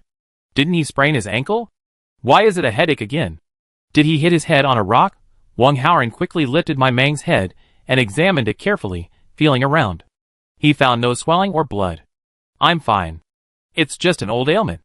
I'll be fine after a good night's sleep. You can take the pheasant and the wild vegetables and exchange them for star coins. My Meng whispered, swallowing the pain. If the pheasant isn't fresh, it'll be a disaster. They couldn't afford such a loss. Then you stay home and lie down. I'll lock the door from the outside and come back to see you when I'm done. Although Wang Haoran was worried, he still had to leave. Even if my Meng was truly unwell, she would need star coins to get checked out. After Wang Haoran left, my Meng rolled around in pain on the bed. In her previous life, she had always used her powers with extreme caution and had never overdrawn them. Because no one could trust anyone else completely, everyone knew that overdrawing their powers would weaken the body, giving the enemy no chance to exploit them. But today, the situation was urgent, and her powers were too weak. Using just a little bit wouldn't do any harm to the pheasant. If Wang Haoran were injured, the other 2 would be completely helpless. She could only give it her all. Between death and the unknown, no one would choose death. Wang Haoran picked up his haul and headed for the private exchange. The pheasant weighed 23 kilograms, earning him 230 star coins. He dug a level 1 energy stone from the pheasant's head, earning him 50 star coins. The wild vegetables weighed 9 kilograms, earning him 27 star coins. Today's total income was 307 star coins. Looking at this huge disparity, Wang Haoran's heart was deeply moved. No wonder the hunting team had such a high mortality rate, yet everyone was still scrambling to get in. This was such a huge reward for a level 1 mutant beast. What if it were even higher level? But thinking that even 1 out of 10 might be edible, Wang Haoran's fiery heart cooled a little. He had only escaped today because he encountered a rather strange chicken. Pheasants weren't easy to catch, and the poor East District where he lived had the best information. Normally, it takes 3 or 4 people to capture an adult pheasant without casualties. The stable income after capture is just a first-level energy stone. As for the mutant meat, it really depends on luck. Wang Haoran put aside his unrealistic thoughts and ran home. He picked up a black ball and boiled it in water.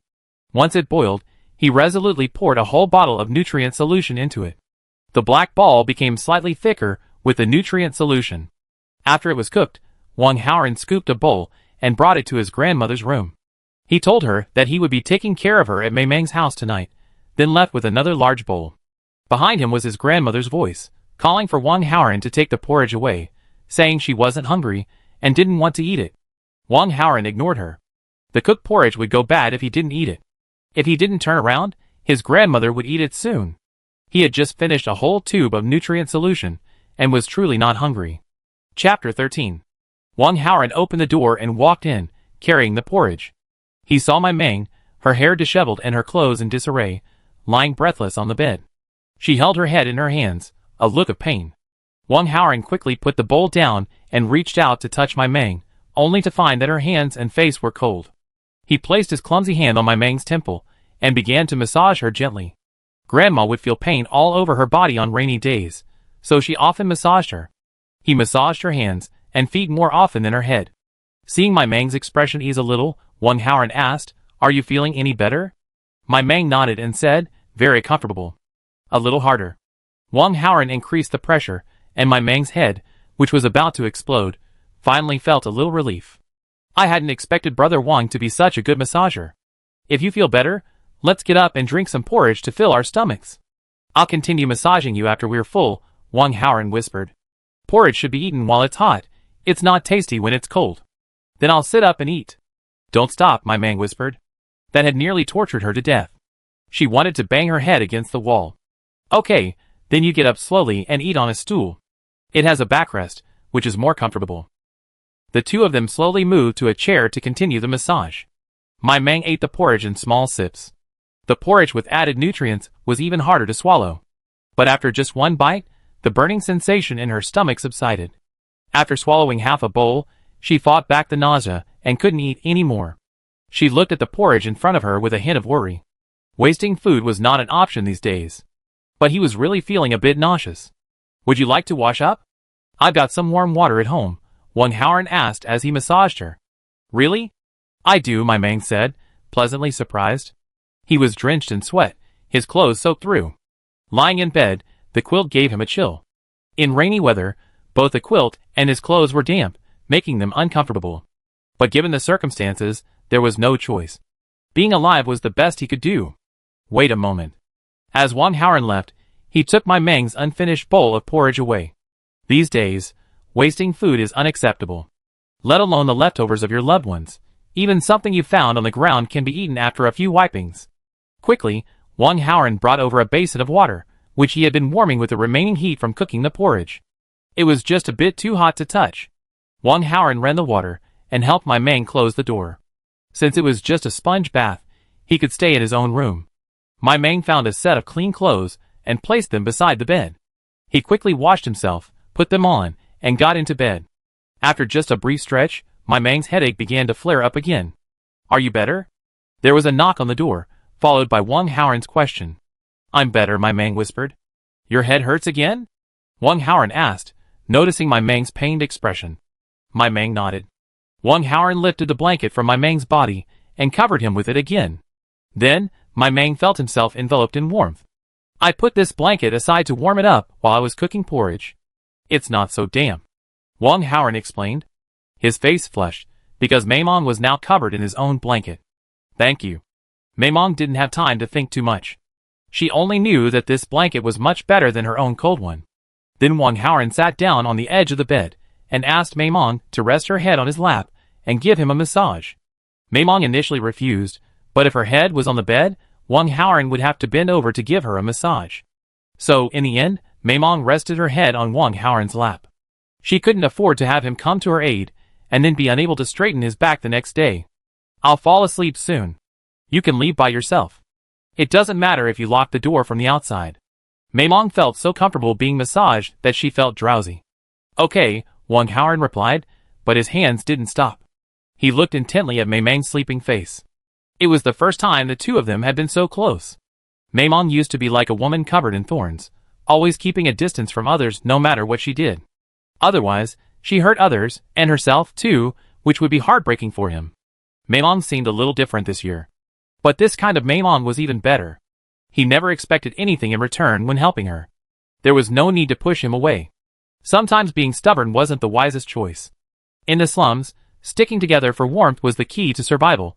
Seeing Mei Mong fall asleep, Wang Haoran wanted to leave, but seeing her frown return, he had no choice but to continue massaging her. The massage lasted until past 3 in the morning, and he quickly turned off both of their alarms. He was relieved to see that Mei Mong hadn't woken up. It wasn't a good day for her to go out. She should just stay home and rest for the day. Wang Haoran tiptoed out. He just wander around the neighborhood today and try to get back early. After another glance at Mei Meng, Wang Haoran left. After some thought, he decided to lock the door. He could just get back early today. There was a simple bathroom in the room. Mei Mong slept until noon, and she was still a little dazed when she woke up. These past few days, she'd been up at 3:30. When would it be daylight? She checked her bracelet. Wow, it was already past 11 o'clock. She lifted the quilt. Oops, it wasn't hers. Oh, it belonged to Brother Haoran. She tried to leave, but found the door locked. So, she was imprisoned. She rubbed her stomach. Since she had a day off today, she definitely made herself something delicious. Mei Mong saw a pile of dry firewood in the corner. She knew without a doubt that it must have been prepared by the boy next door. How thoughtful. If I weren't so hard-hearted, I'd be truly moved. Light the fire and cook the porridge. Mei Mong still only put in a handful of rice. This body is so depleted, it needs to be healed slowly. If only I could give her some millet as a reward. Millet porridge is the best for the stomach. Mei Mong took out the bowl of braised pork, and the aroma immediately filled her nostrils. She quickly put the meat back into the space, fearing that if anyone could smell it, she would be at a loss. She carefully recalled the size of each piece of braised pork and settled on the smallest one. When the porridge was ready, she added the smallest piece. Mei Mong had just roughly counted it. There were more than a dozen pieces in the bowl. One piece at a time would be enough to last for a long time. Would one piece be too much? Maybe half a piece? It wasn't that she didn't want to, but her body, having not eaten meat for so long, couldn't afford to eat anything too greasy all at once, otherwise she would collapse. Finally, Mei Mong added half a piece of braised pork to the pot. Today, it was pure white rice porridge with braised pork. She had finally made it, finally eating rice and meat that was pollution-free. After taking the rice porridge away, Mei Mong set another pot of water to boil. Then she washed an egg and placed it in the pot. She wanted to see if the hard-boiled egg could be put back into the space. After all, nothing else could fit in, and she wasn't sure if hard-boiled eggs could. In the end, it proved possible, so Mei Mong boiled 10 eggs, letting them cool before adding them to the space. Because she had discovered that whatever she put in was the same as when she took it out. Chapter 14. The water used to boil the eggs isn't wasted, it can be drunk after cooling. It just has a slight eggshell smell, but isn't it better than the smell of disinfectant powder? After dinner, Mei Meng boiled another pot of water, this time preparing to pour it into the thermos in her space. Since the thermos can't be taken out for use, she'll keep it in her space. This way, it's more secure against theft, and she'll have a cup of warm water to drink every morning. I wish I could make a few more thermoses, one isn't enough. In winter, a pot of hot water can be a lifesaver. At noon, Mei Meng had nothing to do, so she took another nap. She was so exhausted that she needed to eat and sleep more to recover. She had just felt it, and to her surprise, her overdrawn mental energy had actually recovered a little. Not only that, she felt her mental reserves had doubled. So, is the way to upgrade your superpowers to use them up? Mei Meng wasn't sure. She'd try again next time she had a chance. But the after effects of mental exhaustion were too severe, so she couldn't just try it. After waking up from her afternoon nap, Mei Meng felt instantly refreshed, her body, having been drained yesterday, having recovered. Her back wasn't sore, her legs weren't aching, and her head wasn't dizzy anymore. She estimated that Wang Haoran would be back early from his own outing today, so she took out a black ball and started cooking it. She also chopped up the dandelion she had gathered earlier, preparing to cook both together later. Dandelion is also a valuable wild vegetable, more popular than dandelion, because it tastes better, and has the ability to clear heat and detoxify, moisten the lungs, and relieve coughs. Many people stockpile it and cook it into a porridge for summer, which helps to relieve the heat. But she only picked 2 last time, and with the mutant tea leaves paving the way ahead, she didn't think of exchanging them. After the porridge is cooked and loosened, add the nutrient solution and dandelions and stir briefly. If she were eating it herself, she definitely wouldn't add dandelions, but she also had to bring along Granny Wong from next door. Besides, this meal was mainly a thank you to the boy next door for taking care of her all night, so it wouldn't be nice to be too shabby. Sure enough, not long after the porridge was cooked, there was movement at the door. Soon, the door opened from the outside, and Wang Haoran appeared before Mai Mang's eyes. Mai Mang happily greeted Wang Haoran. "You're back? I've made the porridge. Wash your hands and come and eat." Wang Haoran was momentarily dazed by the scene before him, as if he were her husband, who had just returned from an outing. "What's wrong?" Mai Mang saw him staring at her blankly, speechless. She touched the corner of her mouth. She hadn't cheated. "Aw, it's okay, it's okay. Here's your key. I'm giving it back to you." Wang Haoran didn't want to ruin their happy relationship, so he suppressed his thoughts. He told himself that getting along just like this was fine. Forcing them together wouldn't give him a better life. Ding, spotted the target. "Kiss your lover, and you'll receive 2 sets of protective clothing, a set of toiletries, and a pound of refined salt." Mai Mang, my love, but I really want this reward, protective clothing. Radiation-proof protective clothing. With this stuff in the summer, how much more can I collect? And refined salt. Real salt, not the kind made with technology and hard work. Sigh, and the toiletries I've always dreamed of. Why is the system so ruthless? Didn't it say it doesn't force people to complete tasks? This reward is clearly meant to force me to complete the task. Okay, it's so embarrassing. Mai Mang looked at the person in front of him. Was he going to slip again? Wouldn't it be too obvious? The ground isn't slippery, and there's no water. What's wrong? Wang Haoran waved his hand in front of Mai Mang's eyes. "Ah, what?" Mai Mang's thoughts returned, and he looked at Wang Haoran with confusion. Yesterday's mutant pheasant and radish sold for 307 star coins. The extra one is my errand fee. The remaining 306 will be 150 star coins each. Hold out your bracelet, and I'll transfer it to you," Wang Haoran said with a smile. Mai Mang looked at Wang Haoran in disbelief. 1 chicken, just over 300 star coins. How long will it take me to dig up some wild vegetables? Then can I? No, Mai Mang, don't get carried away. This lone chicken was just an accident. If she had just 1 more chick, you 2 would have been wiped out. But over 300, the hunting team earns its keep. Even a fully equipped team can suffer losses. Aren't you 2 weaklings just going out to deliver the vegetables? Mai Mang's mind was torn between conscience and desire. No wonder they say people die for money, birds for food. She was already going crazy over the 300 or so yuan. Wang Haoran couldn't help but pinch Mai Mang's cheek. "It's all bones, not much meat. If only Mai Mang could be fatter." His pinch brought Mai Mang back to her senses from the shock of the 300 yuan. Then she shyly lowered her head. She had another idea. When he lowered his head to comfort her, she looked up unexpectedly. If only their lips touched, she'd be done. After all, the mission didn't specify where to kiss or how to kiss. Seeing Mai Mang lower her head, Wang Haoran thought she was angry and quickly leaned down to soothe her softly. "Right now." Mai Mang suddenly looked up. "Hiss." "Ah." Mai Mang's head bumped directly into Wang Haoran's nose. It made Wang Haoran cry. Mai Mang rubbed his head. Why wasn't it what he expected? Seeing Wang Haoran's tearful eyes, Mai Mang chuckled. Quickly, he had him squat down so he could check his nose. "It's a little red. Close your eyes, and I'll blow on it." Mai Mang looked at Wang Haoran's nose. He bumped a little hard this time. Seeing he truly shut his eyes, Mai Mang seized the opportunity to gently touch it, then blew on it twice, making sure he couldn't tell if it was air or his lips. Ding! Congratulations to the host for completing the mission. You'll receive 2 sets of protective clothing, 1 set of toiletries, and 1 pound of refined salt. Mai Mang beamed at the mission's completion. By the way, I've made some porridge. It'll get cold if you don't eat it now. Hurry up and fill a bowl for Grandma Wong. I've made 3 servings. Mai Mang patted Wang Haoran's shoulder, signaling him to stand. The mission's complete, so why bother getting together? Eating is definitely more important. Luckily, it was on the stove. The porridge was still warm after all this time. Nowadays, every household uses an earthen stove, and they have to go out and find their own fuel. Coal briquettes can be exchanged at the official exchange.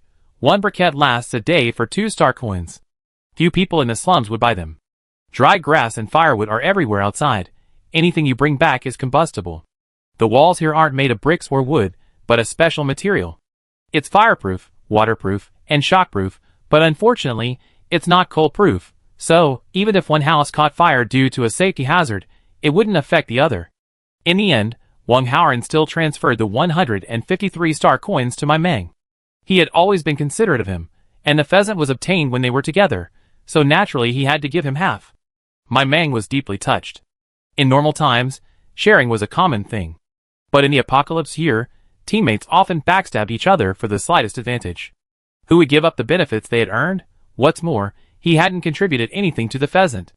Not only had he not contributed, but he had also been a drag, and in the end, Wong Haoran had to carry it back. My Meng ticked Wong Haoran, temporarily listing him as someone he could befriend. Why temporarily? Because many people can share hardship but not wealth. Besides, people's hearts are easily changed. Chapter 15. The next day was a rare cloudy day. Maimong meticulously brushed his teeth with his freshly prepared toiletries. The toiletries included a towel, a toothbrush, a box of toothpaste, and a bar of soap. There were 2 sets of protective clothing, one for men and one for women. Maimong couldn't help but grumble. They give 2 sets of protective clothing, so why not 2 sets of toiletries? How stingy. But even on cloudy days, everyone still wore rain boots and ponchos. Spring is characterized by rain, with a light shower every 3 days, and a heavy shower every 2 days. Even if it rained heavily, there was no way around it. They still had to squat their collecting. Ding, target detected. Eating together is the best way to bring the 2 closer and foster a close bond. Take them out for a meal. Upon completion, you'll receive 3 pounds of self-raising flour, 1 pound of sugar, and a barrel of cooking oil as a reward. Maimong finally understood that a mission target could only receive 1 per day. After completing it, another would appear at their next meeting. If I had known not to treat Wong Haoran to dinner yesterday, I could have returned the favor today and completed the mission. In this world, no one treats anyone to dinner for no reason. Unexpectedly, a seemingly simple task would have put my Meng in a difficult position. But it's okay, no rush. It's just a dinner, it'll definitely be done quickly. Since my Meng was feeling well, the 2 of them planned to visit their secret base today. It was a small mushroom forest hidden in a thicket. The thicket was next to a forest, and there was no food nearby, so no one would look for it. There was only a small entrance, barely wide enough for one person to enter by bending over. The 2 pretended to search for firewood and wandered around, making sure no one was approaching the secret base. After removing the obstructing bushes, they stooped and slowly entered. The interior resembled a mushroom farm. They each prepared a bag and took away any inedible mushrooms they had detected to make room for the new ones. Perhaps because sunlight couldn't penetrate here, the plants weren't growing as fast as outside. Of course, mushrooms don't need sunlight, so it wasn't a hindrance. What they were concerned about was one of the strawberry trees. It was the most valuable asset in this secret base. Sunlight and plants complement each other, and sunlight is synonymous with radiation. So without sunlight, this strawberry tree grew very slowly, unlike the fruit-laden trees outside. It produced fewer than 10 berries a year, and the number of edible ones was different. The most you see in a year was 4, and the least was just 1. Each strawberry was the size of a baby's fist. Each mushroom could be sold for 50 star coins, a staggering annual income for the 2 of them. They made their way deeper. Whenever they encountered a large mushroom, they tested it. When they encountered a small one, they let it continue to grow. At the very back, they finally saw the pink-white flowers. Maimong counted them. Wow, 15 flowers have bloomed this year, meaning 15 strawberries. If only all of them were medium radiation. If only there were 1 or 2 with low radiation, they'd be rich. Ha ha ha. Maimong looked at the small flower before him and laughed inwardly, but he maintained a calm demeanor. Let's go! Wong Haoran observed the strawberries. They looked healthy. Yes. The 2 of them cautiously headed for the exit again. They peered cautiously through the bushes for a moment to make sure no one was around before exiting. Then they replaced the bushes that served as a door curtain. A light drizzle began to fall again, and the 2 of them put on their raincoats.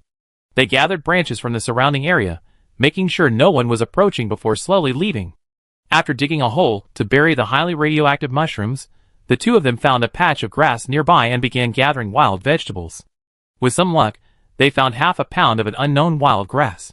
They reached the cave on time to take shelter. The rain suddenly intensified, and the two of them carefully shook off their raincoats before heading back into the cave to rest. Brother Howren, I'm feeling better after a day's rest. I can go a little further this afternoon, my Mang said. It's been 4 days of collecting, and the area around here has been largely searched. If we want to find food, we'll have to go further afield. Okay, let's go to the bamboo forest to the south this afternoon. Maybe we can dig up a couple of bamboo shoots, Wang Howren said with a smile. Okay.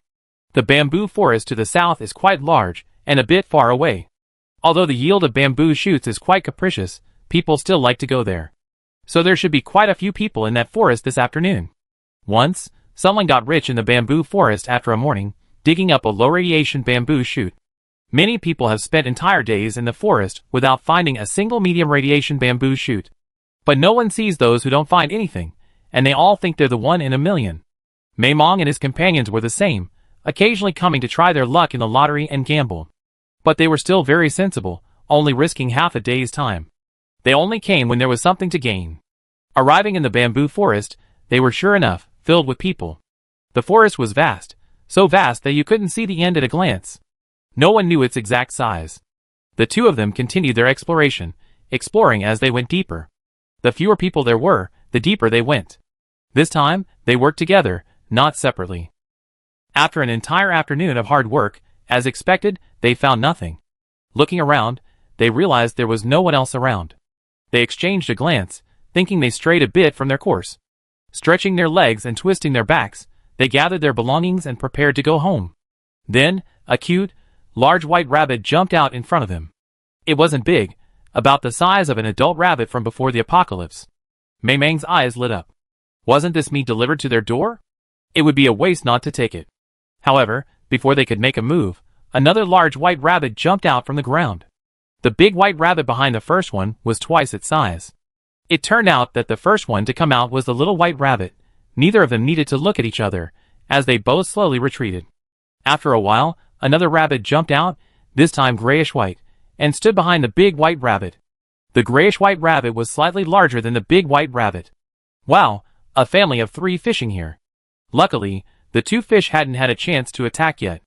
Then, like Pandora's box, rabbits jumped out one after another. Maimong had reason to suspect that the ground beneath was empty. It didn't stop until more than a dozen rabbits, big and small, had jumped out. The 2 of them had fallen into a rabbit den. They were about to run forward without looking back. 5 seconds later, they looked at the big rabbit that had jumped in front of them, then at the rabbit family behind them. Maimong swallowed. Rabbits are so adorable. Fighting is wrong, and blocking people is even more wrong. Wang Howren pulled the other man behind him, but then thought something was amiss. There were even more rabbits behind him. So the 2 of them stood back to back, unsure what these rabbits were planning to do. Chapter 16. After a brief stalemate, the 2 teams went first, and our team's Wang Howren accepted the challenge. The vanguard rabbit was a hybrid rabbit, all white except for its gray ears. It kicked its legs and charged at Wang Howren. Then Wang Howren sent it flying with a kick. Wang Howren was a bit surprised. So weak? The little rabbit was hit, and the big rabbit, enraged, attacked directly at our teammate, Wang Howren. Wang Howren dodged left and right, looking somewhat awkward. Then, seizing his opportunity, he raised his sword and struck the big rabbit with a powerful blow. Their white fur instantly stained red. Seeing the big rabbit injured, the other rabbits were furious. How dare they harm our team members? Everyone rushed up to challenge him. Seeing the rabbits surrounding him, Maimong grasped the dagger he'd been rewarded with, and carefully scanned the area, searching for the smallest one. I've heard that when you're in a group fight and can't defeat them, just pick off the weakest person and beat them up. Is this called taking someone down with you even if you die? No. The little rabbit was anxious, perhaps thinking Maimong was easy to pick off, so it leaped directly at him. Wang Howren, also busy dealing with the onrushing rabbits, had no time to spare for Maimong, who knew that Maimong, with a single swipe of his knife, severed a rabbit's leg. Only a few pieces of fur dangled together. This moment completely infuriated Maimong. Everyone ignored Wang Howren and attacked him. Maimong swung his dagger recklessly, focusing on indiscriminate attacks. Wang Howren moved a little further away, fearing accidental injury, and took advantage of the big rabbit's inattention to launch a sneak attack from behind. The rabbits, having seen through Maimang's moves, occasionally launched sneak attacks to keep him at bay, while the others gathered around. My Mang was panicking. Her energy would eventually run out, especially now. She was starving, and she'd soon run out of steam. She glanced at Wang Haoran, seeing he was keeping an eye on her. She gave him a look, but she wasn't sure if he gotten the message. My Mang waved her dagger as she retreated back the way she come. The rabbits seemed to sense her intentions and attacked even more fiercely, making it difficult for my Mang to move forward. The rabbits also noticed another person who had been neglected, and several of the larger ones attacked Wang Haoran. Just when my Mang thought she was doomed, help arrived. A group of people appeared nearby, running towards them. My Mang could hear them shouting, "Over here, over here!" A chaotic fight ensued, with my Mang defending herself and keeping the rabbits at bay. After the rabbits were completely eliminated, she felt as if her hands didn't belong to her anymore. Wang Haoran had been beaten up, leaving several bruises on his face. Seeing so many rabbits, the others happily cleaned up their spoils. Checking their eyes, they took away the edible ones whole, and the inedible ones were skinned and mined for energy stones. The meat was then placed in a bag for disposal. For example, when hunting mutants near the base, if possible, the carcasses were taken away to avoid attracting more mutants. Ding!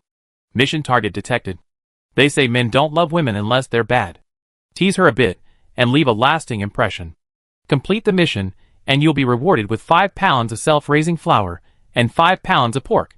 My Mang glanced at the man standing not far away, his expression stern. She looked like someone formidable, and if I flirted with her, was I sure I could get home alive? I barely managed to save my life today. But teasing him was just a matter of words. If I didn't complete the mission this time, who knew when we would meet again? Am I really going to give up this lucrative opportunity? Actually, at this distance, a few words of flirting shouldn't be a big deal. After all, I didn't mention anyone by name, so who knew who I was talking about? My Mang walked over to Wang Haoran and checked his injuries. They were all minor injuries. His legs and feet were unharmed. Get ready. Listen to my instructions. When you see me run, follow me, okay? My Mang whispered in Wang Haoran's ear.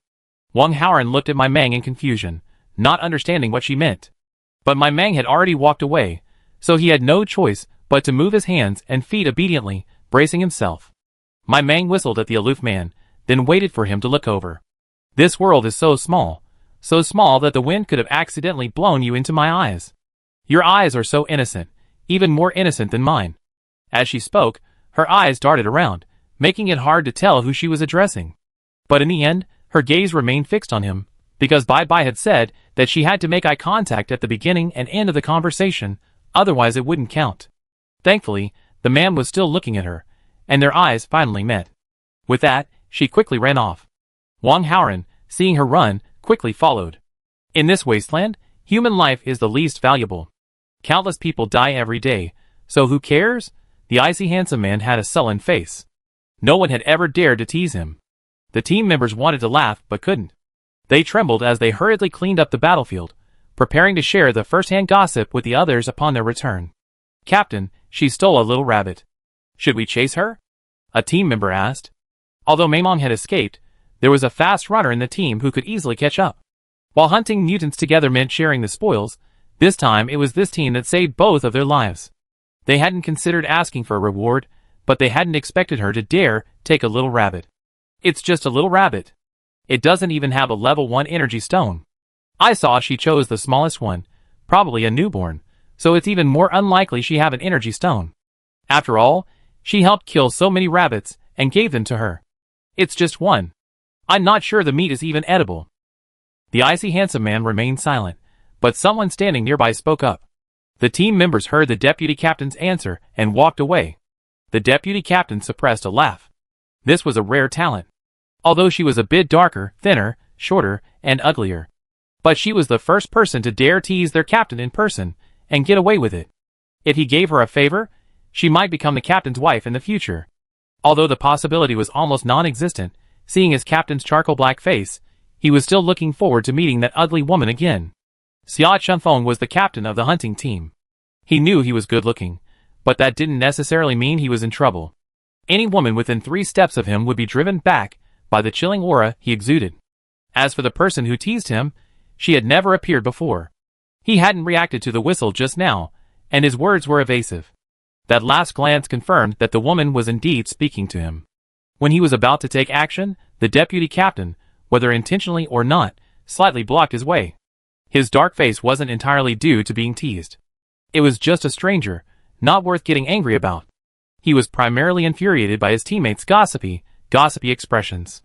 The players who went out this time will have to practice 2 extra hours every day. They chased a small herd of rabbits for so long, the fuel cost isn't even worth it. The cold words, uttered by a cold voice, chilled the hearts of all the team members. They wanted to shout back, "The car is fuel efficient." But they didn't dare to whine. If they did, it would take more than 2 hours to resolve the issue. They glanced at each other and decided to spread the word about their captain having a very special girlfriend when they got back. Chapter 17. The two of them ran a long way, stopping only after making sure no one was chasing them. This is so exciting. My Mang's face was flushed red from running. Having been out of the sun all winter, my Mang's skin wasn't quite as dark as it used to be. Although she wasn't particularly beautiful, she was still a pretty woman, and she always got her face dirty when she went out. After living in the slums for so many years, Wang Haoran had only seen her true face a few times, a few that could be counted on one hand. "You just now." Wang Haoran couldn't understand what my Mang had just done. "We'll talk about it when we get home." My Mang waved the sack. "Please pick up some firewood for me. I'm out of fuel." Wang Haoran had a vague idea of what he had done, and he was surprised but also a little disapproving. But now wasn't the time to talk. Better to get home safely first. My Mang took out a bag and placed the dead rabbit in it.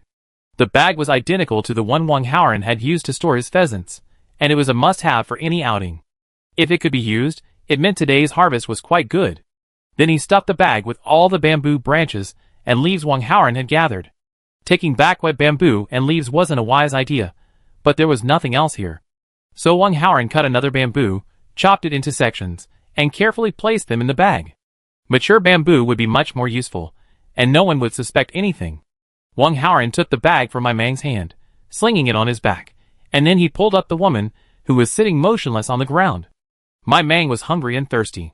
She had only eaten 2 black dumplings for lunch today, and she was already starving by evening. She had just finished another intense workout, and she hadn't felt anything when she wanted to stay alive. Now that she was safe, she felt her legs go limp. No, her whole body went limp, not wanting to move at all. "Do you want me to carry you back?" Wang Haoran asked. My Mang looked at Wang Haoran. Whenever she had brought a tube of nutrient solution today, she would have stuffed it into his mouth and asked him to carry her safely home. But he had only eaten 2 black dumplings for lunch, and had just been beaten up by the rabbit family. How could my Mang have the nerve to do that? "No, I can still walk. Let's go back quickly. It'll be even harder to walk after dark." My Mang stood up with Wang Haoran's help. Now was no time for pretentiousness. The most important thing was to get back and process the food. The two of them walked back to my Mang's house in the night. They set the bamboo in the bag aside, and saw the little rabbit hidden inside. My Mang smirked at the rabbit. This time, there was actually meat to eat. "Do you know how dangerous it is today? If we run into anyone with a bad temper, they just kill us." Wang Haoran looked at my Mang sternly. Their luck today was exceptional. Any normal team with a milder temper would have caught up, given the two a beating, and then taken their prey. That can't be possible. Didn't we participate in the fight too? After all, we killed so many. Neither my Mang nor her original form had ever experienced anything like this. She had a simple idea at the time. With so many corpses scattered around, she could just take the smallest one. That should be no problem. Maybe the other party was so shocked by her words that they didn't see it, and she figured the system-assigned target couldn't be a bad guy. So, considering all these factors, she proceeded, not considering the dangers of this approach. If both sides were evenly matched, splitting the spoils would be fine, and whoever discovered it first would even get the lion's share. But what was our situation then? If they hadn't taken action, we would have been dead. So, it wasn't equal in the first place. It was like they saved our lives, but we took their spoils. If you were in this situation, wouldn't you beat them up and then take the prey back? Originally, Wang Haoran wanted to say he stole it, but looking at my Mang's face, he changed his tune. "So what do we do now?" My Mang looked at Wang Haoran pleadingly. Thinking from his perspective, his actions were indeed somewhat inappropriate, but he hadn't thought too much about it at the time. Now that the items were recovered, it was impossible to return them. Since they hadn't caught up, it was just the default. So we've finally run into a good person this time. Maybe they thought it was such a small rabbit, and they might not be edible, so they let it go, Wang Haoran said uncertainly. Maimon lowered her head a little, feeling a little guilty. She had only taken the little rabbit after asking bye-bye if it was edible. Wang Haoran glanced at the rabbit's eyes, and let out a small exclamation.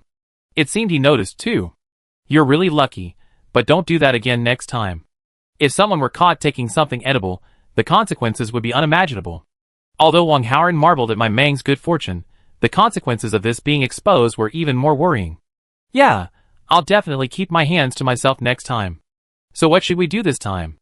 My Mang looked at Wang Haoran, his face etched with a desire for meat. We definitely can't sell it. If someone finds out we're taking something edible, we'll be in trouble. Wang Haoran thought for a moment. We'll have to keep it for ourselves, but we haven't eaten meat in a while, and eating it all at once will easily give us diarrhea. The best solution is to smoke the meat dry and save it for later. So we're not eating meat today. My Mang looked at the rabbit with regret. No way, no way, he couldn't even eat the rabbit meat he risked so much to bring back? Okay, let's make some soup today and drink some of the broth. We'll eat a little of the remaining rabbit meat throughout the day, so we can have some meat every day. Wang Haoran picked up the rabbit and started to skin it. Although the rabbit wasn't big, the fur was enough for my Mang to make a scarf. It's a shame he doesn't have special abilities, and his body isn't strong enough. If he could have joined the hunting team, life wouldn't have been so difficult for both families. This rabbit was probably the smallest of the bunch, and after skinning, it weighed over 2 pounds. Wang Haoran cut the rabbit meat into 4 pieces and smoked them over the fire.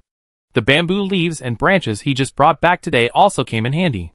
Wet bamboo produces a lot of smoke when burned, perfect for smoking rabbit meat. The pot was filled with water and chopped rabbit heads. Tonight, we have a hearty bone soup. Wang Haoran searched around, but sure enough, there were no energy stones. Seeing the fire was already burning, Wang Haoran said to my Mang, watch over it here. Once the water boils, simmer it slowly. My Mang nodded, telling him to go do something else. Wang Haoran didn't have much else to do. The family was eating meat, and to prevent the aroma from escaping, he prepared to chop some stinky grass by the door. The smell of stinking grass itself is quite strong, and once chopped, the flavor is more than tripled, easily masking the subtle fragrance. Plus, bottle the chopped stinking grass juice and bring it with you when you go hunting with the hunting team in the next few days. It can be a life-saving ingredient in a pinch. Chapter 18.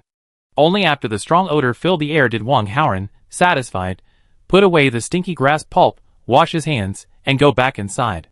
He returned to the house, fetched 2 bowls and a black dumpling, which he later broke into pieces and soaked in the broth. He ate 1 bowl for himself, 1 for Grandma, and the rest was saved for my Mang to enjoy tomorrow night. The smell of the stench in the air made the aroma of the broth seem faint, requiring my Mang to search hard to detect the alluring aroma. My Mang almost threw himself over the broth pot to sniff it, especially when Wang Haoran opened the door, bringing in the stench from outside. My Mang instantly felt that the broth before him was no longer fragrant. The two of them didn't wait around and instead processed the bamboo they had brought back today. My Mang had already smoothed the surface of the bamboo, and now he split it in half, then in half again, and in half again. When the bamboo is about 1/8 of the way through, slice it in half, and the bamboo strips will appear. Bamboo strips can be made into many everyday items, so you can always slice some and keep some around the house. Longer strips are more versatile, but they're more difficult to carry and store. Once all the strips are ready, the soup is ready. 2 fresh mushrooms are added to the soup, soaked up the broth, and so delicious you can't bear to swallow them. Today's task is to treat Wang Haoran to dinner, so my Mang asks him to bring Grandma Wong's bowl of broth to her. The two of them can stay and gnaw on the bones. Wang Haoran refuses, saying he wants to leave it for my Mang. Maimon won't agree. If he lets him get away, today's task will be unfinished. She had to stay, whether she could gnaw on the bones or not. Wang Haoran felt that my Mang was feeling sorry for him. There were only a few bones, not even a few bites of meat, yet he still wanted her to stay and eat with him. It seemed that he still had a place in my Mang's heart. He happily handed a bowl to his grandmother, then returned to have dinner with my Mang. Seeing the reward of flour, sugar, and 2 kilograms of cooking oil arrive, my Mang happily sent them away. She didn't mind the lack of oil, having it was good enough. What was there to complain about? After eating and drinking her fill, she wanted to take a bath. She hadn't taken a bath all winter. I don't know how she managed. Yesterday, when I took a shower, the basin was all black. Not to mention my hair, I didn't dare touch it. Her hair, originally short and gnawed by a dog, had grown a lot longer after the winter. The thought of a bath made my Mang feel itchy all over her body. Looking at the half-dried fire which she gathered over the past few days, my Mang steeled herself and took out her largest pot to boil water for washing her hair and bathing. The thick smoke was just right for smoking rabbit meat. Seeing the water tank at home was running low, my Mang prepared to go out and fetch more. There was a water supply house at the corner of the street. Bring your own bucket and pay star coins for water. She scooped the remaining water into the pot and prepared to go out with 2 buckets. Wang Haoran, hearing the noise, opened the door. Hearing my Mang's departure, he picked up his bucket and followed her. A bucket can hold 15 liters of water, but my Mang lacked the strength and was afraid of wasting water by shaking it out, so she only bought 10 liters each time. 2 buckets would make 20 liters, 20 star coins. My Mang felt a little regretful about washing her hair and taking a bath. Was that even a bath? It was just star coins, wasn't it?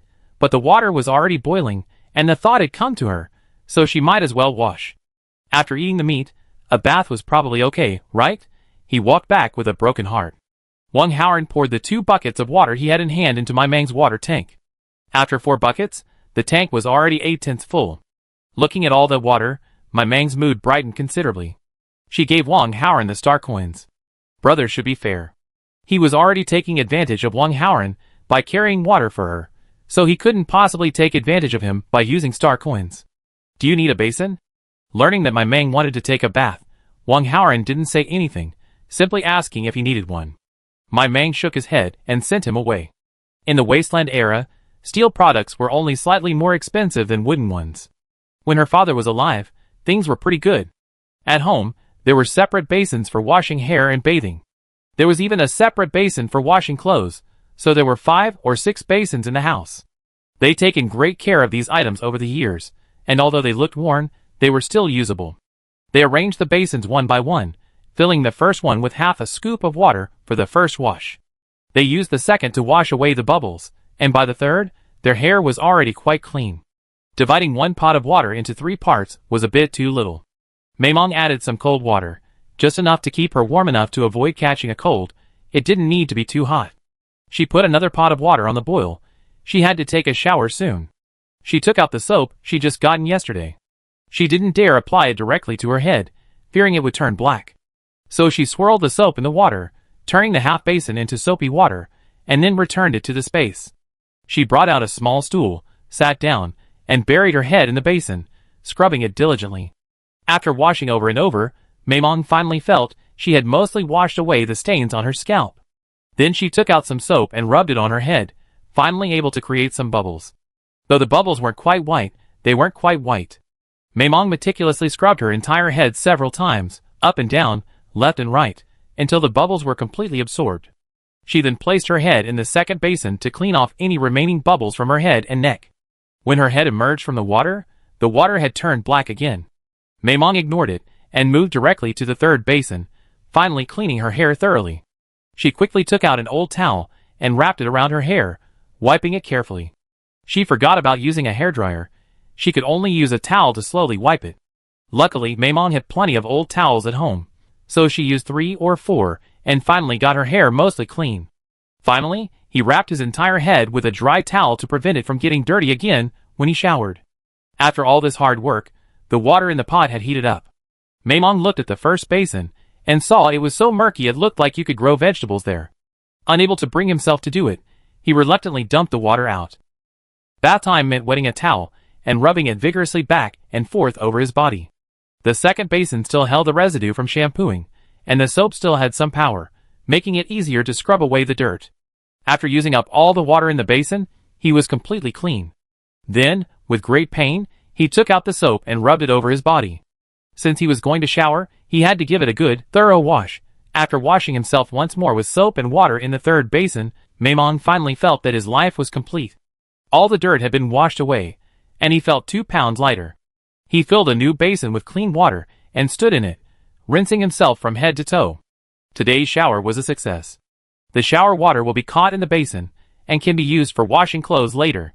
Seeing there was still half a pot of water left, my Mang heated it up and poured it into the basin. Stepping in, wow, the fatigue of the whole day was instantly swept away. I even boiled some more drinking water and poured it into the thermos. Honestly, a glass of warm water in the morning feels so wonderful. it warms my whole body. Chapter 19. The next day, my Mang suffered another glorious fever. When dealing with the mutant rabbits, she had secretly increased her mental power to block them. Otherwise, how could she have held out for so long? She controlled her mental power to radiate a kind of pressure around her, a technique she had developed in her previous life. This pressure had no effect on zombies, but it did have a slight effect on mutant beasts, causing them to wonder if a more advanced beast was nearby. Sometimes, that brief moment of confusion was enough for my Mang to kill them. But because the pressure was so weak, forcing the mutant beasts back was impossible. Just like yesterday, the rabbits would wait and see, then test their prowess. If they concluded that no real damage could be done, they would pounce en masse, and even my Mang's single dagger would be no match for their advances. This was all thanks to the hunting team's timely arrival. After so long, the rabbit clan's patience had almost worn thin.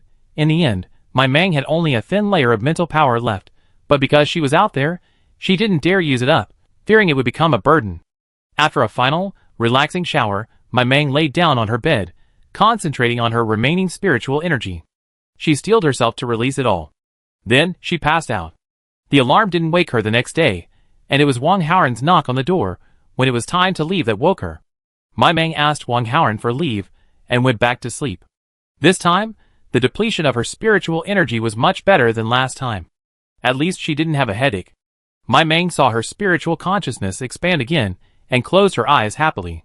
She slept through the night, and Wang Haoran had to bring her some porridge before waking her up. My Mang felt much better. After a full day's sleep, her spiritual consciousness had recovered by a third.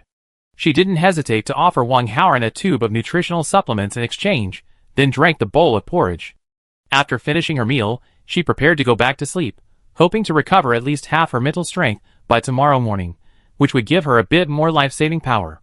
Wang Haoran smiled wryly at the tube of nutritional supplements in his hand. The more accurately he calculated, the less likely they were to be together.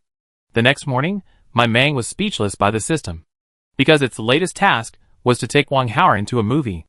Bye-bye, can you relate to reality? Look here, does it look like there's a movie to watch?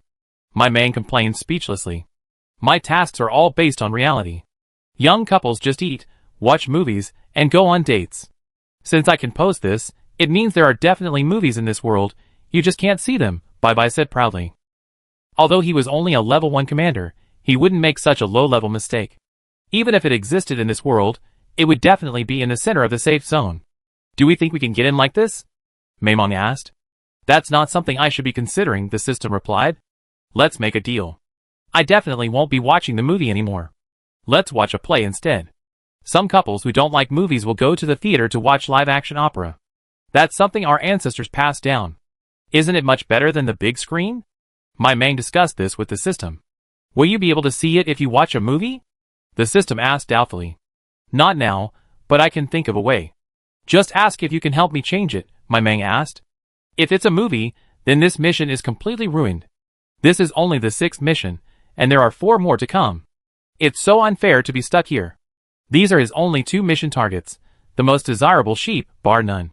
There's no telling when we'll meet the other sheep again, and no telling if we'll even be able to contact them after we meet. No, the system replied readily. If a mission is difficult, it means the host can't complete it. If they can't, then there's no energy, and then they don't have to level up. If the mission is stuck here, then they can save time even posting the next mission. Then, they can finally get some sleep. The system thought happily, playing it down. I beg you, bye-bye, please change it. I can still manage a live-action performance, but I really can't handle a movie. Bye-bye, can you bear to watch me suffer and freeze? Isn't my current situation miserable enough? Force didn't work, so Maimong had to resort to soft tactics. She wished the system could grow 2 hands, so she could grab and shake it. Bye-bye, you're the best, you're the most thoughtful, you're my darling. Please help me change it to a live-action performance, please I beg you. The system couldn't stand Maimong's piercing voice. She kept nagging, and even if it wanted to sleep peacefully, it couldn't. So, it helped her change the movie to a live-action performance, offering a prize of 10 kilograms of cotton, a bolt of cloth, and a set of needles and thread. With these rewards, I can finally get new cotton-padded clothes and pants this year, so I won't have to endure the cold this winter. With more effort, I'll finally have a blanket. But watching a performance, while easier than watching a movie, is also very difficult. These days, People are so eager to stay 10 feet away from each other, who would put on a show for you. Although it seems like the system rewards a lot of supplies, in reality, they don't add up to much.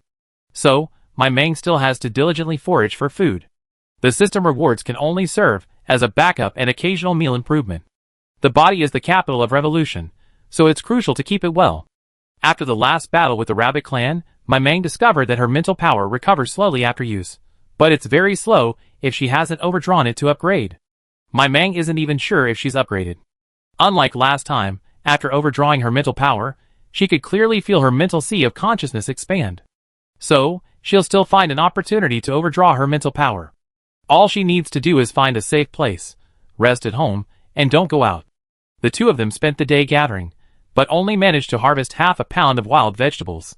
Maimon hadn't found a way to complete their mission.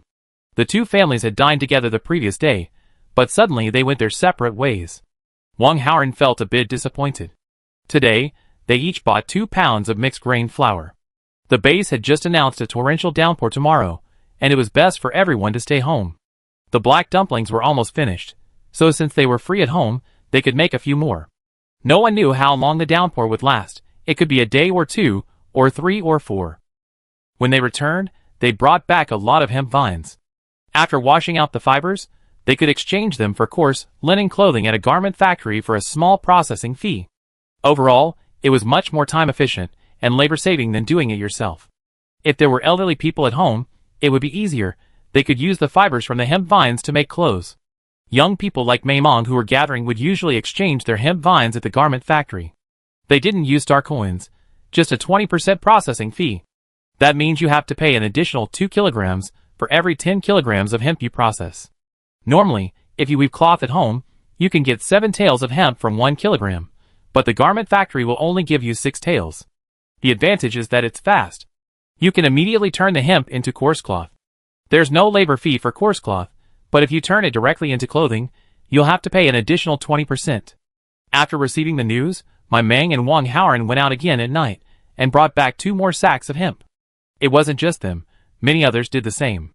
If it rained too many days, sitting at home watching the food dwindle would make you sick. Everyone has this kind of anxiety, unless you have a lot of surplus food at home. Thinking of this, my Mang went out and bought 3 kilograms of whole grain flour. After all, as long as it wasn't made into finished products, the whole grain flour would keep for a long time. Chapter 20. Looking at the extra food, my Mang finally felt a sense of peace. Looking at the 133 star coins remaining on his bracelet, he set aside 100 star coins for 6 months' rent, leaving him with 33 star coins for emergencies. I had originally thought that if I didn't earn enough star coins this year, I have to move to a single-room apartment. Not only were the rooms there smaller, but the people were even more mixed. Unlike here, where I was in the corner, just being Wang Haoran's neighbor was enough. Even if I had the money to move back to a 1-bedroom apartment, it wouldn't be a better location than my current one. Rent here is paid in the summer, because only in the summer can you harvest more. It's more accurate to say it's paid annually rather than half a year, because in one summer, I have to pay not only the first half of the year's rent, but also the second half. If I can't pay the first half of the year's rent by August, I'll be evicted. There's no time for negotiation. No, I should say I've already had 8 months of negotiation. Also, you have to pay the second half of the year's rent before winter arrives, or they'll kick you out regardless of whether it's snowing or not. If you have money, you can pay a year or 2 in advance, but few people do that. No one knows what will happen next. If you have money, you'll definitely stock up on food.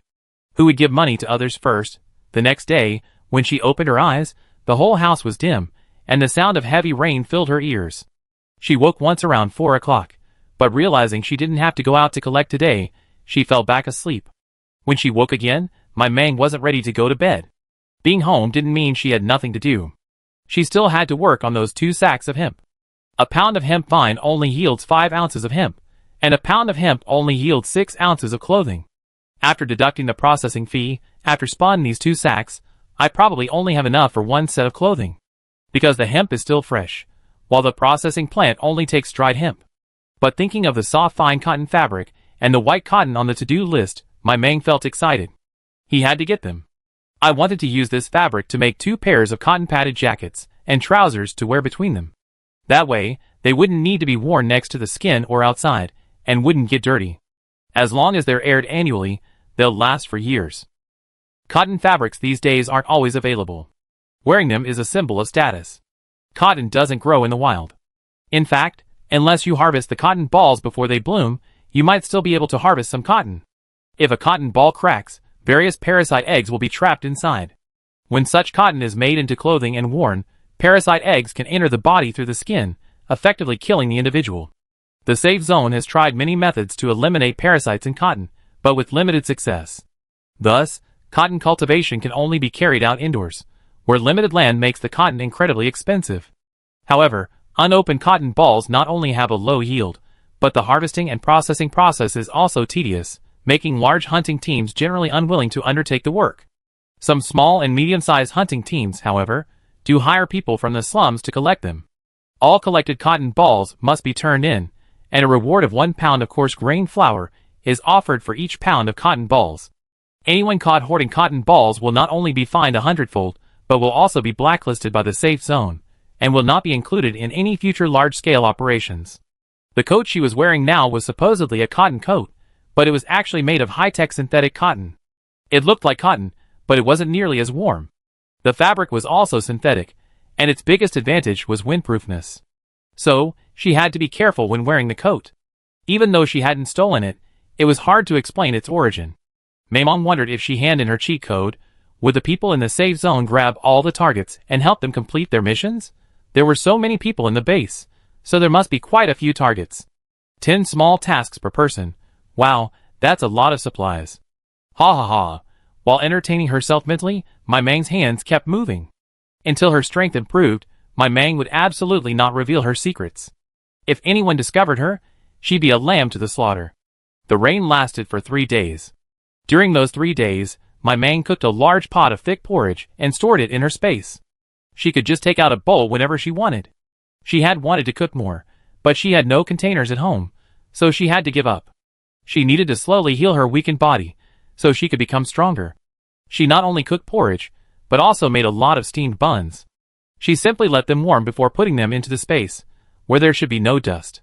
Each bun was large, so she could break off a piece whenever she wanted to eat, and the rest could be put back into the space.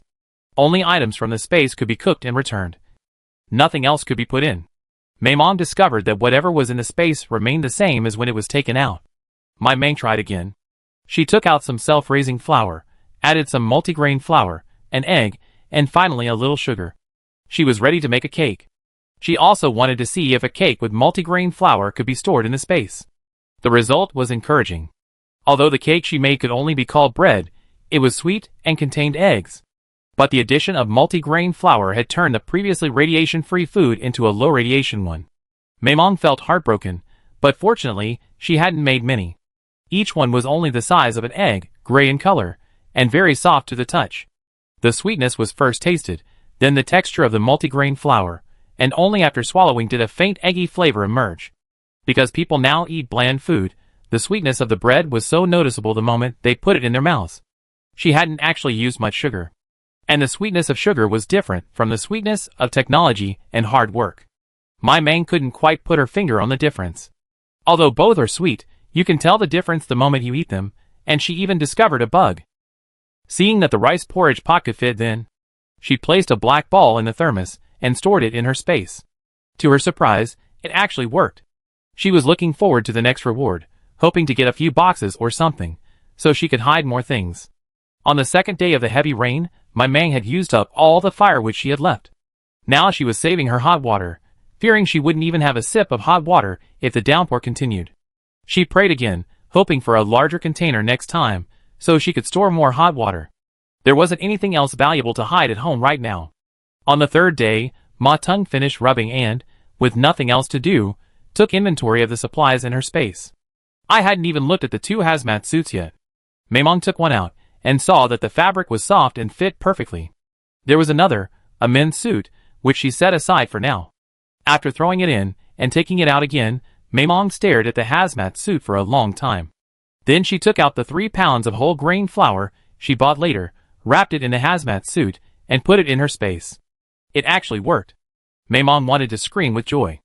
This was too good to be true. She tried several more times, but she had to wrap it tightly before putting it in. When she took it out, she took it out whole. This was inconvenient. A hazmat suit was too conspicuous. But it could come in handy in a pinch. Just because she didn't have valuables now didn't mean she wouldn't have them in the future. Having discovered a new world, my man continued her exploration and stumbled upon a small surprise. 5 kilograms of rice were packed in a bag. Maimong took it out and saw it was an ordinary sack. She poured the rice onto the table and stored it in her space, adding it to the 3 kilograms of bulk rice. To her surprise, it worked. Next, she tried to put the whole grain flour into the sack and put it back into her space. Unexpectedly, my man couldn't get it in after several attempts. Finally, she tied the bag tightly with a rope and finally managed to get it in. Maimong looked up to the heavens and cried out, "God is helping me." From now on, this sack would be her storage bag. A 5-kilogram bag wasn't too big, but it wasn't too small either. It was just the right size for now. She began to look forward to it. If she could use the fabric she hadn't yet acquired to wrap things, could it also fit into her space? If so, she'd be in luck. But the mission wasn't yet complete, so overthinking was pointless. She should focus more on how to complete this daunting task. Chapter 21. On the 4th day, the heavy rain finally turned into moderate rain. No one was advised to leave the safe zone, but who would provide food if they said they didn't? Whether they were short of food or not, after 3 days at home, everyone was eager to get out. Maimong and the others did the same, bundling up and rushing outside. The rain obscured visibility, so everyone gathered nearby. The two decided to take a risk and spend the morning on the road. They knew there was a patch of wild vegetables under the shade of a tree.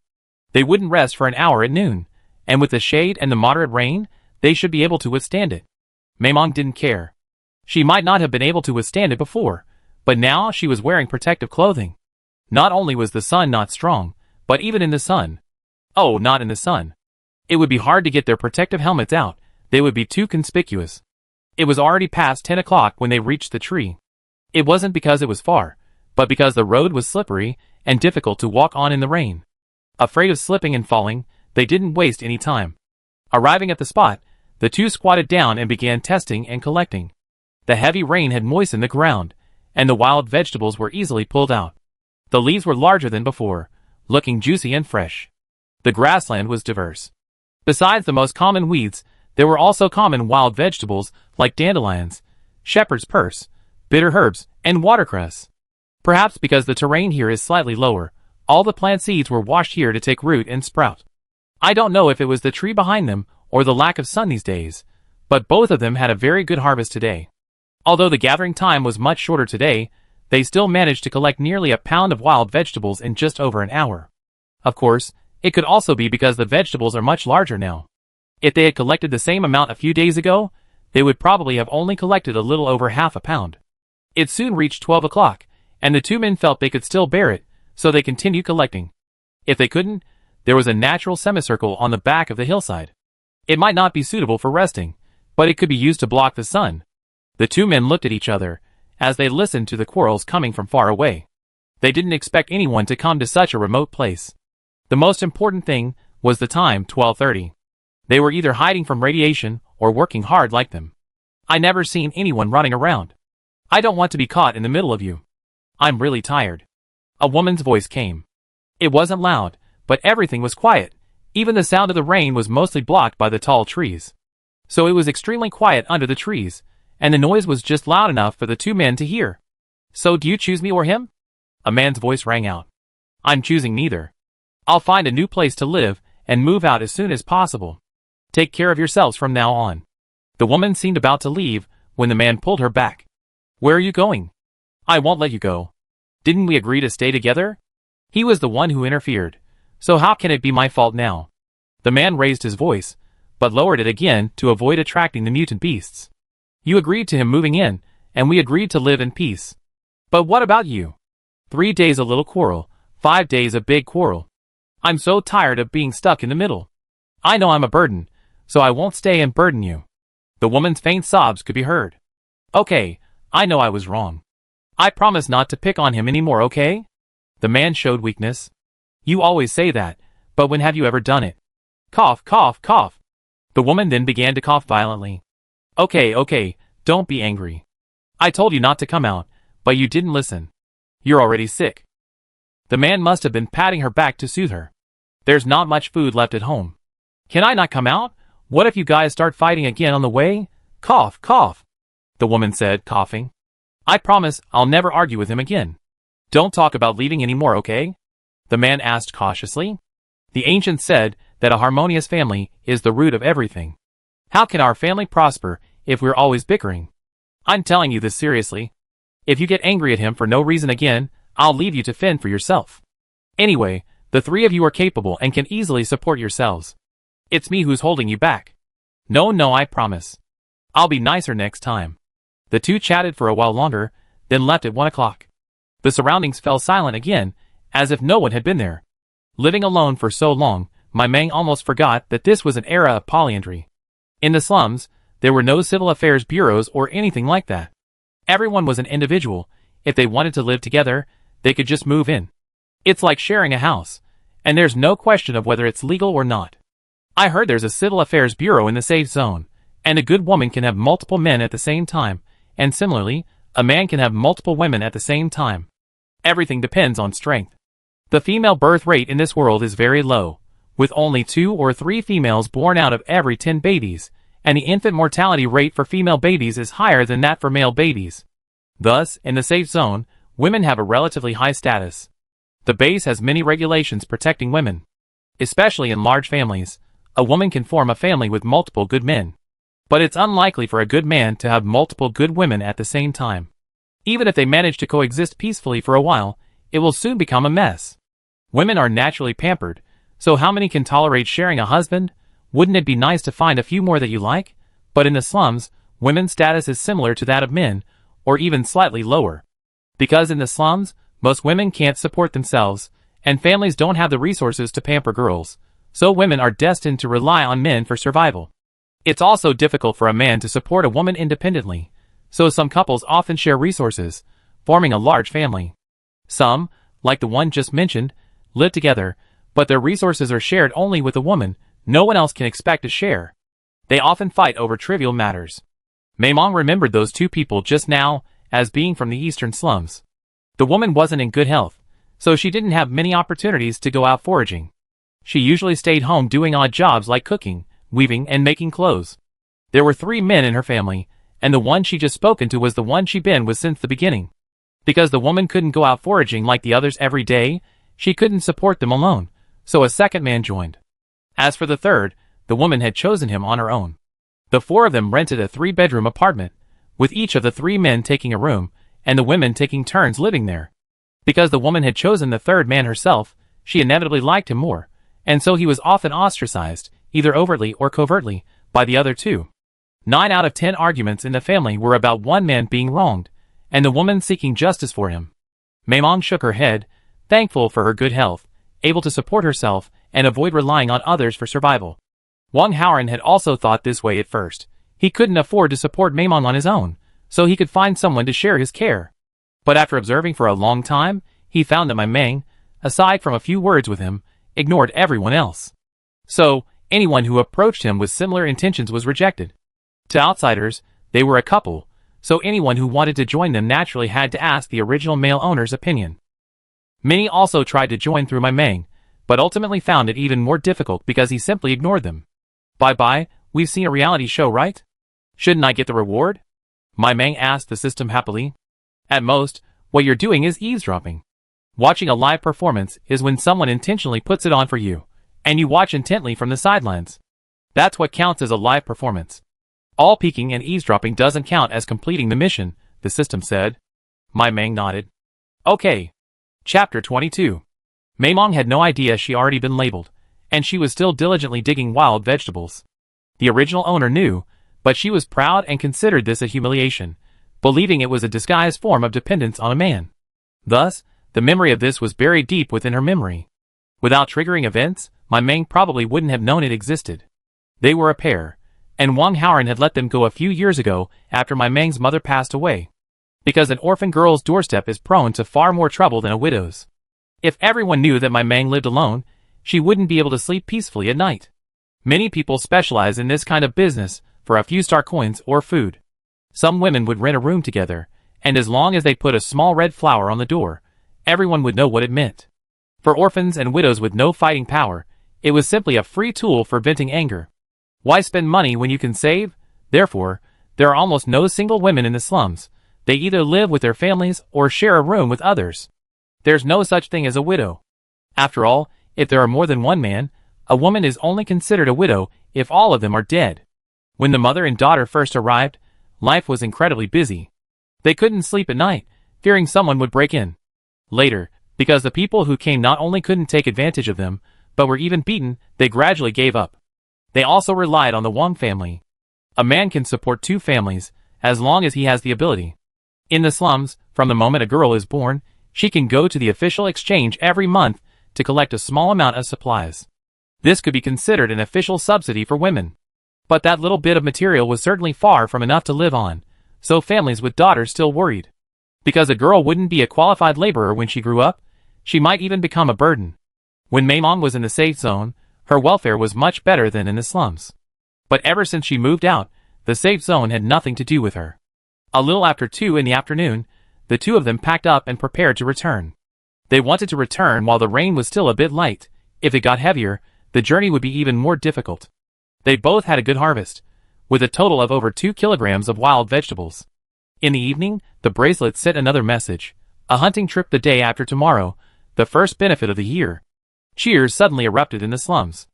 After the spring, the various hunting teams would go out to clear out some large mutant beasts. Then they would choose a time to lead the people of the slums on a mutant beast hunt. All earnings for the day would be divided equally among the others, and any extra kills would remain theirs. As for the hunting team, they don't participate in the meat distribution, but they have priority to purchase all meat, energy stones, and other items harvested that day. Because the area has been cleaned, there are no major dangers. As for minor ones, it depends on luck. Of course, personal safety is not guaranteed. One person per house. Go if you want, and your life and death are at your own risk. If you don't want to go, you can sell your spot. Mei Mong and the others are definitely going. As long as they can hunt a level 1 mutant beast, they will get 50 star coins. If they can even eat the meat, it will be an even bigger profit. You can't earn more than 50 star coins in a day by gathering, unless you are extremely lucky. Even if they didn't catch anything, there was still the guaranteed income from the hunting team, at least a few star coins. So everyone started gearing up, ready for a big fight. Some sharpened their knives, others prepared their sacks, as if they weren't going hunting, but rather gathering prey. Even the next day, when they went out to gather, everyone's spirits were much higher. Though they were still relatively quiet, they could sense a different atmosphere. Tomorrow was a big day, so they definitely had to divine their fortunes today. So, the two of them headed back to the bamboo forest. If they harvested a lot today, it meant they would also have a big harvest tomorrow. If they harvested nothing today, it meant they had saved their good fortune for tomorrow. Each of them found a spot, and squatted down to dig for bamboo shoots. This time, they didn't dare venture too far to the edge of the forest. They dug for a while, then looked around to avoid getting separated from the crowd. After a morning of nothing, they did find a sack of highly radioactive bamboo shoots. These shoots could be taken home, split, and dried for firewood. Because Mei Mong isn't very strong, the amount of dead which she collects each year is limited. It's hard for anyone to set aside time specifically to chop firewood, so everyone brings some combustibles home during their daily foraging. Branches brought back in the spring are left to dry in the shade at home, then taken out in the summer to dry and store. The ones collected in the summer can be stored directly.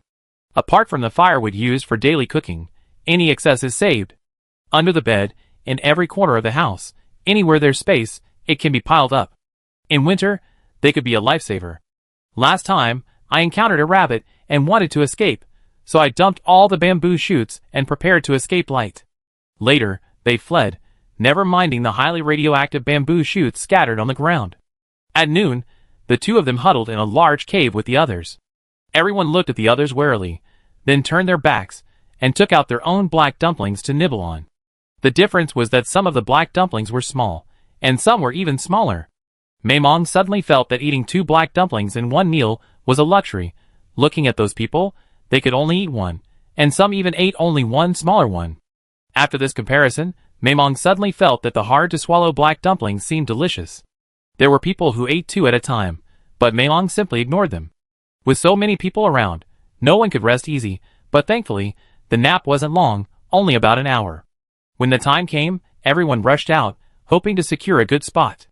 Mei Mong, relying on his protective suit, ran ahead and secured a spot with dense bamboo shoots.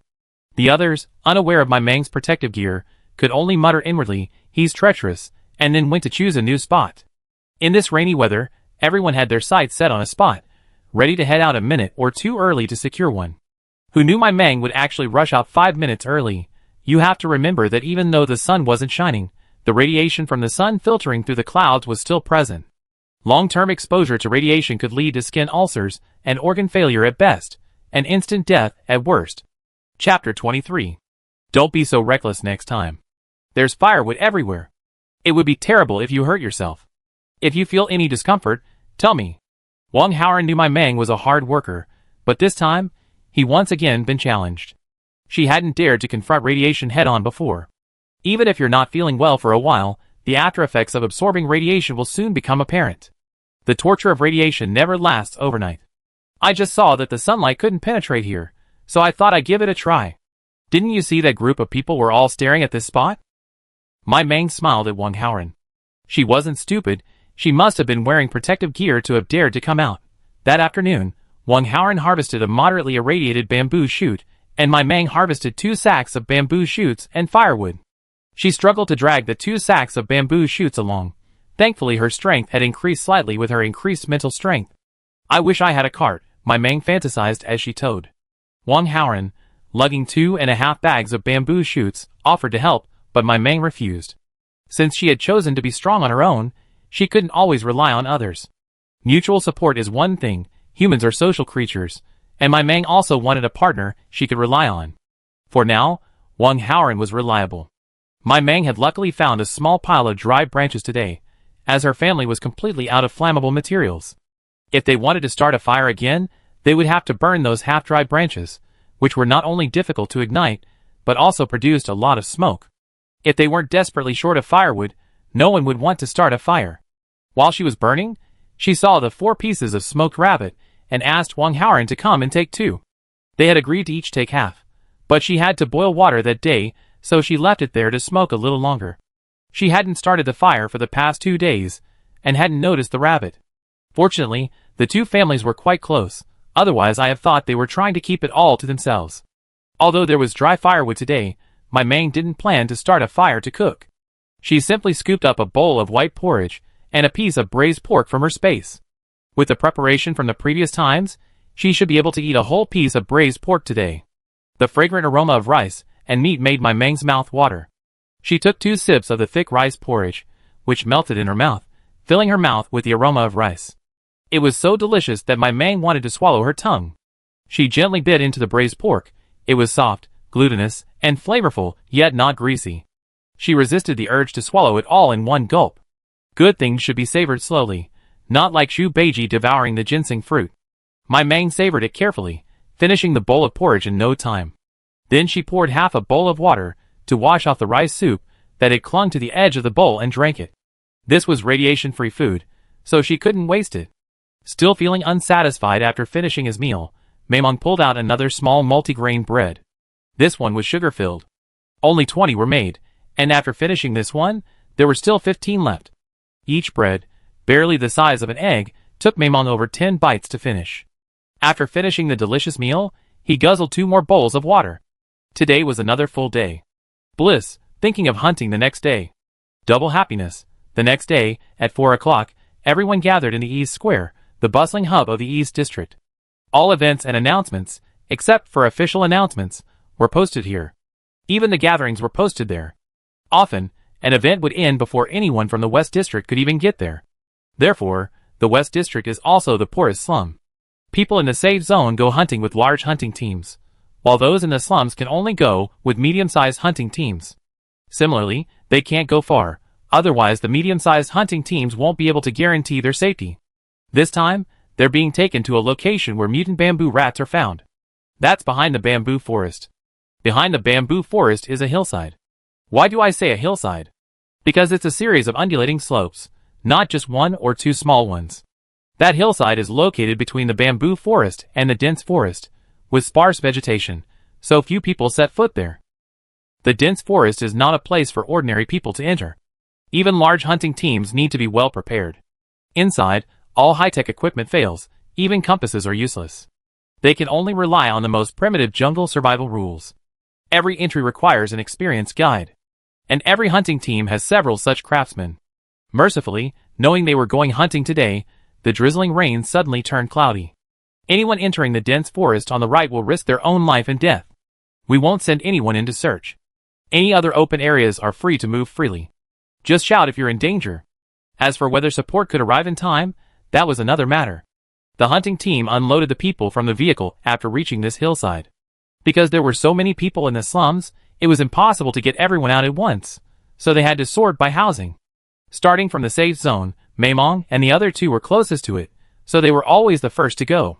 Whether it was a good or bad outcome depended entirely on luck.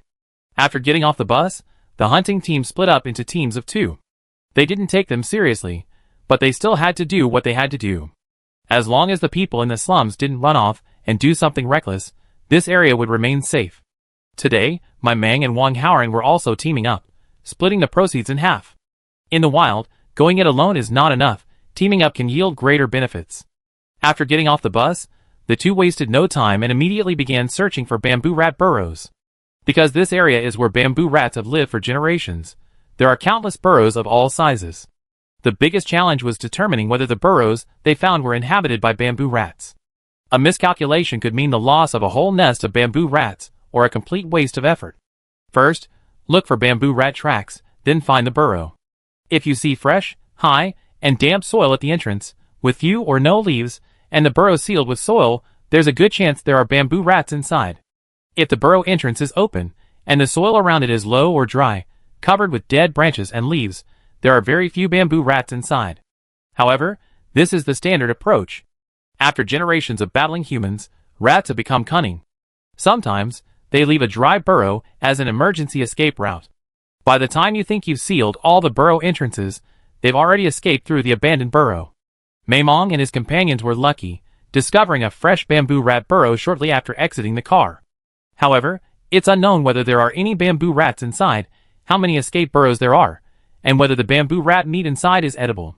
Because bamboo rats live underground for so long, the likelihood of them producing energy stones is very low. Conversely, their edible rate is higher.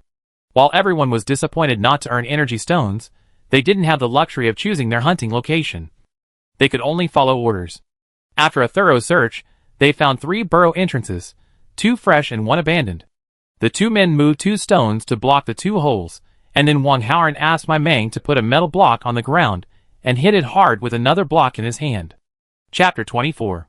Because we're in the mountains, fumigation is definitely not feasible. With no water nearby, flooding isn't feasible either. So we'll have to try the simplest method of knocking a hole to scare the rat away. If that doesn't work, the only option left is the most direct method of digging a hole to capture it. However, this method is time-consuming and laborious, so I won't resort to it unless absolutely necessary. After knocking, my Mang remained quietly by the side, making no sound. Even his breathing slowed considerably. Wang Haoran lay on the ground, listening carefully for any movement underground. A startled bamboo rat, whether running or hiding, will move, making noises. Any movement indicates there's a prize below. Even if it doesn't come out, we can still dig a hole to capture it. After listening for a while, Wang Haoran heard no movement, which meant the hole was likely empty. Is it possible its hole isn't down here? Should I try knocking somewhere else? My Mang asked persistently. I calculated based on the locations of these openings, but what you said isn't impossible. Perhaps there are 1 or 2 more openings we haven't discovered yet. Wang Haoran wasn't a conceited person. Every time my Mang raised a different opinion, he would carefully consider it. So the 2 of them took a few steps forward, ready to try another spot. If nothing worked, they would move on. It was still early, so there was no need to waste time here. I'm going to hit him hard this time. 1 punch will decide the outcome. My Mang whispered to Wang Haoran. To keep their conversation quiet, they moved very close. So close that Wang Haoran began to have wild thoughts. But he quickly snapped out of his thoughts. They were out in the wild. What were they thinking about? They were going to die, weren't they? He nodded, and after my Mang delivered a powerful blow, he immediately leaned down to listen. This time, he seemed to hear a faint sound, though it was very quiet, but it was there. Wang Haoran looked at my Mang with surprise. My Mang saw something interesting in his eyes, and the 2 of them got to work with their shovels.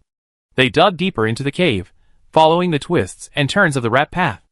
After a while, They finally reached the bamboo rat's burrow, but it was empty. Of course, it was also possible that the rat had escaped. After all, there was still an entrance they hadn't found.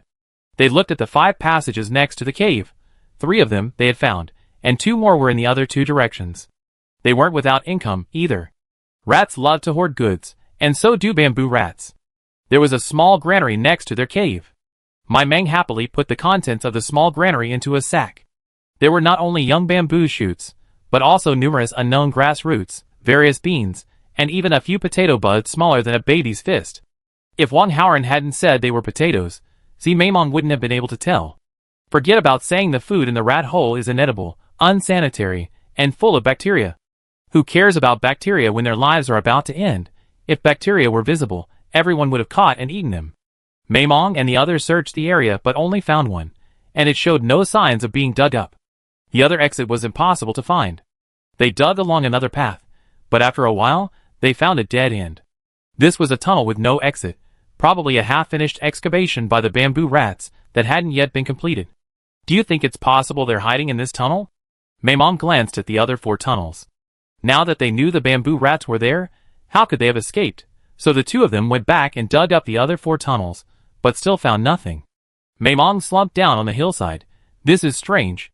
Could they have just gone out to visit someone? Meimong was baffled. He couldn't believe they worked all morning and only managed to find so little food. Wang Haoran ran back to the bamboo rat cave for a closer look. Because of their recent involvement, all the tunnels had been dug open. The cave structure was clear at a glance. There was no place to hide. How about knocking on it again and see? Wang Haoran suggested, seeing my Meng fuming. That's a possibility. So the 2 of them prepared, and my Meng struck with all his might while Wang Haoran lay down beside the cave, listening carefully. If they were escaping from the hole they dug, they wouldn't get far. Sure enough, a faint noise came from behind. Wang Haoran looked back and saw the unfinished tunnel. He slowly walked toward it, wanting to examine it more closely. As he approached, he noticed the soil loosening halfway through the tunnel, and soon a bamboo rat scurried out. It seemed unaccustomed to the light and paused for a moment. And that's when Wang Haoran grabbed it. Oh my god, this rat has become quite clever. It's even learned to hide. My Meng said in disbelief, looking at the kitten-sized rat. Are these mutant animals a little too clever? Wang Haoran looked at the mutant rat's eyes and, grunting, saw they were red. That meant it was a highly radioactive mutant, inedible. The 2 of them were struck by a bolt from the blue. 20 star coins gone just like that. How unfortunate. How about we take it and ask around? Maybe a living mutant rat could be used for something else, my Meng asked desperately. Because they didn't have a cage, Wang Haoran had no choice but to hold the bamboo rat and question it. If it's a female, it's 10 star coins each. A male rat is worthless, the guard told them. Ours is a female, so we came here specifically to ask. My Meng winked at Wang Haoran. Brother Haoran, show him. Wang Haoran, not knowing what to show him, spread the bamboo rat's hind legs apart. The other man smiled. A female rat alone won't do. You need a lactating female. Let me take a look. The man took the bamboo rat from Wang Haoran's hand and examined it carefully. Oh, it's really a lactating rat. These female rats usually have pups, and pups are 10 star coins each. How many do you have? The man examined it and asked. My Meng and the other man exchanged glances, and my Meng hurried back. Then I'll sell you this female rat first. I'll bring the pups over later. Wang Haoran said to them. Okay. The man immediately handed 10 star coins to Wang Haoran. Just bring the pups here later. I'll get a cage. With the pups around, the female won't commit suicide. Okay. After receiving the star coins, Wang Haoran hurried over to my Meng. He was worried about her being alone in the wild for too long. When Wang Haoran approached, he found Meimong carefully shoveling dirt. How do you know that mouse is female? Wang Haoran joined Meimong in shoveling and asked curiously. Chapter 25. They hunted a different species of animal every year. So, they had no idea about mutant beasts.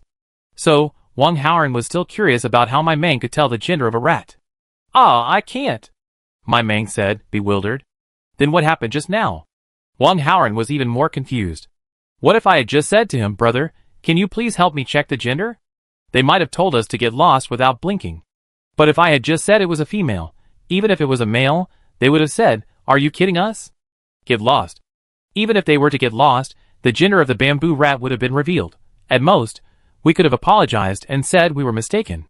My Mang smiled cunningly. Wang Haoran gave My Mang a thumbs up. This method wasn't difficult, but it was deceiving the hunting team.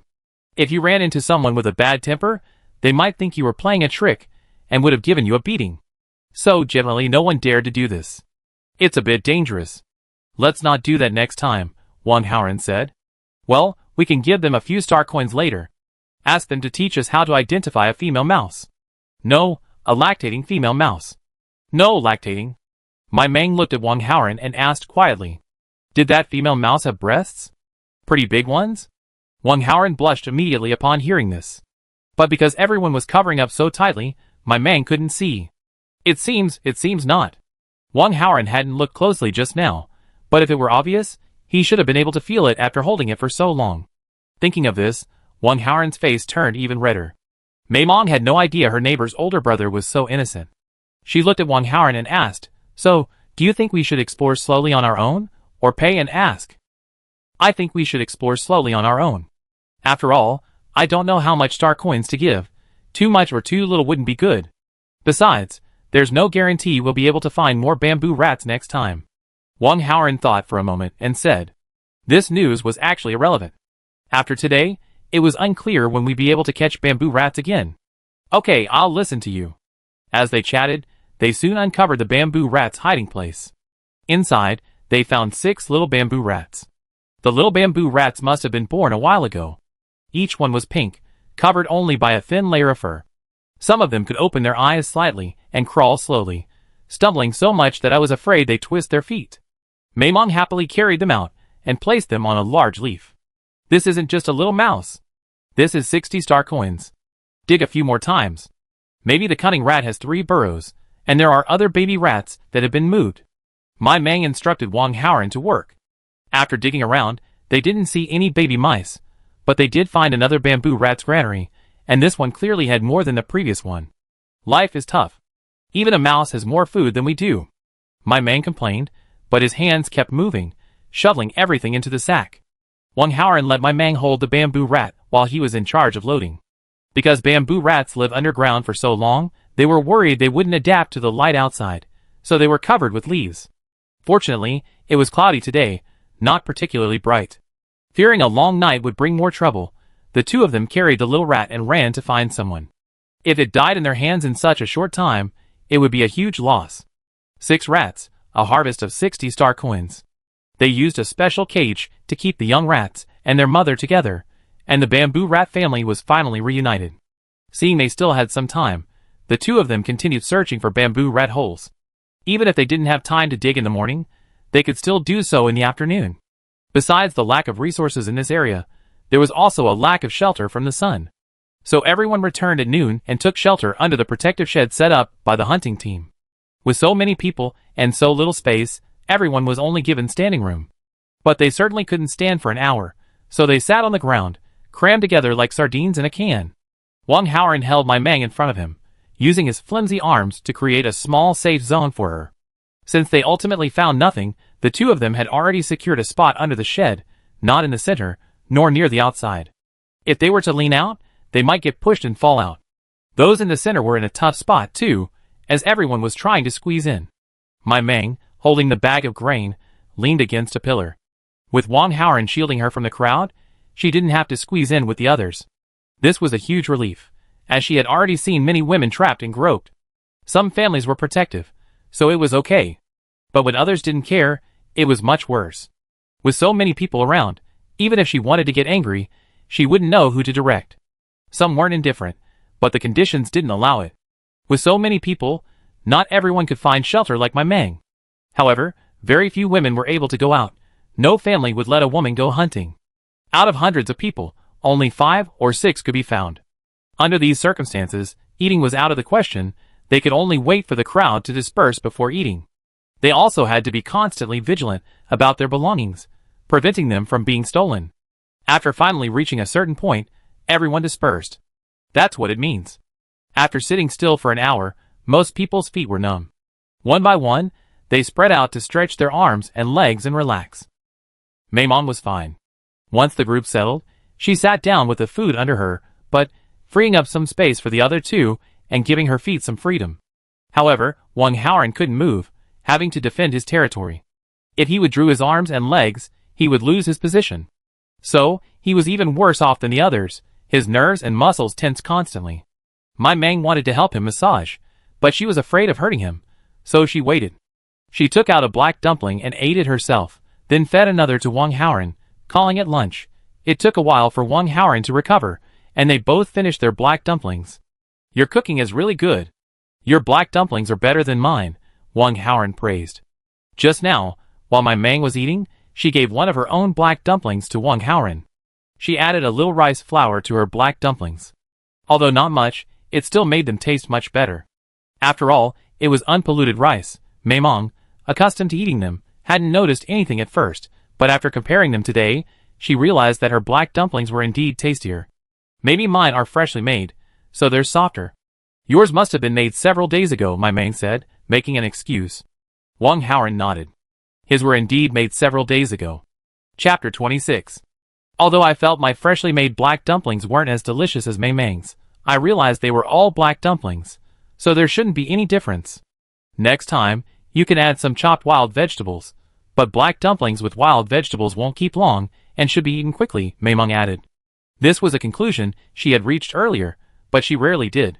Especially in the summer, they had to be remade every 3 to 5 days, but black dumplings without wild vegetables could keep for a week to 10 days. Every day was exhausting, and no one wanted to waste time cooking. Wang Haoran nodded. He could make a small amount just for Grandma, as he felt the black dumplings with wild vegetables were softer. Ding! Target mission number 2 has appeared. To capture a man's heart, you have to capture his stomach. Cook him a delicious meal and capture his stomach. Complete the mission, and you'll be rewarded with 10 kilograms of milk, 10 apples, 10 eggs, and 10 kilograms of millet. Mei Mong glanced around after hearing the sound, but didn't see the target. However, since the system mission had already been issued, they should be nearby. What are you looking for? Wang Haoran asked. Nothing. Everyone's gone. We should continue our search. Mei Mong shook his head. Forget about not seeing them. Even if they did, what would it matter? Do they have any food they can offer? Even if they did, why would they accept something from someone from the slums? Alas, while the system's rewards are getting better, the difficulty is also increasing. Mei Mong had considered offering a bowl of white rice porridge, but that's radiation-free. How could a slum dweller like you have it? Taking it out will only lead to a quicker death. Mei Mong searched through the system rewards. Rice, flour, braised pork, sugar, eggs, none of them seemed particularly suitable. The two searched for a long time that afternoon, but only uncovered an empty cave, not a single grain of food. Ah! Snake! There's a snake! A scream erupted from the crowd. Someone had been chasing a bamboo rat, but the rat had run into a snake's cave, and the snake had already devoured it. It was a spotted snake. Mei Mong wasn't sure if it was poisonous. It said that the brighter the color of a snake, the more venomous it is. This one must be venomous. The guards quickly surrounded them. The snake, seeing the crowd, tried to flee, but there was no way the guards would let it escape. The 4 of them worked together to round up the snake. On first glance, it was a red, highly radioactive mutant beast and edible. But it was a level 3 mutant beast, with a level 3 energy stone in its head, and its skin and fangs were worth a fair bit of money. The hunting team collected all the useful items, and the snake's body was buried in a random pit. As for the person who originally discovered the venomous snake, he had already died of the poison. The snake cleansing hunting team had some, but it was too expensive for the other party to afford. It was then that my Mang realized that the food she had encountered to satisfy her hunger was the cheapest thing. Everything else was astronomical for them, let alone life-saving items. A tube of serum cost 200 star coins. My Mang felt lost again. They worked so hard just to stay alive. One small accident could kill them. Her resolve to become stronger intensified. She needed to train her abilities more. It would be best to empty it every few days. After all, it only takes a day of rest to recover. She also wanted to live a life where she could eat meat, not just those little black balls of ground-up tree roots and bark. In the afternoon, while digging, the two encountered a snake. It was only the thickness of a child's arm, less than a meter long, and didn't look that big. My Mang stopped Wang Haoran from calling for help. She wanted to try fighting. She wanted to become stronger. A life of peace and stability like before would never allow for growth. All growth is achieved through the struggle of life. The tacit understanding they had cultivated over the years allowed Wang Haoran to slowly move away, and the two of them slowly surrounded the snake. My Mang extended his hand, silently gesturing 1, 2, 3. On the count of 3, Wang Haoran slashed at the snake on the ground with his machete. He failed to sever it, so my Mang quickly rushed forward to deliver another blow. The snake's body broke in two and writhed violently on the ground. The two quickly retreated to avoid being injured by its final, dying blow. My Mang stared intently at the snake on the ground, intending to deliver a fatal blow if it struck back. Just now, my Mang had merely managed to immobilize the snake, but those 3 seconds alone had nearly drained her of her mental energy. It seemed this snake was definitely more than one level higher.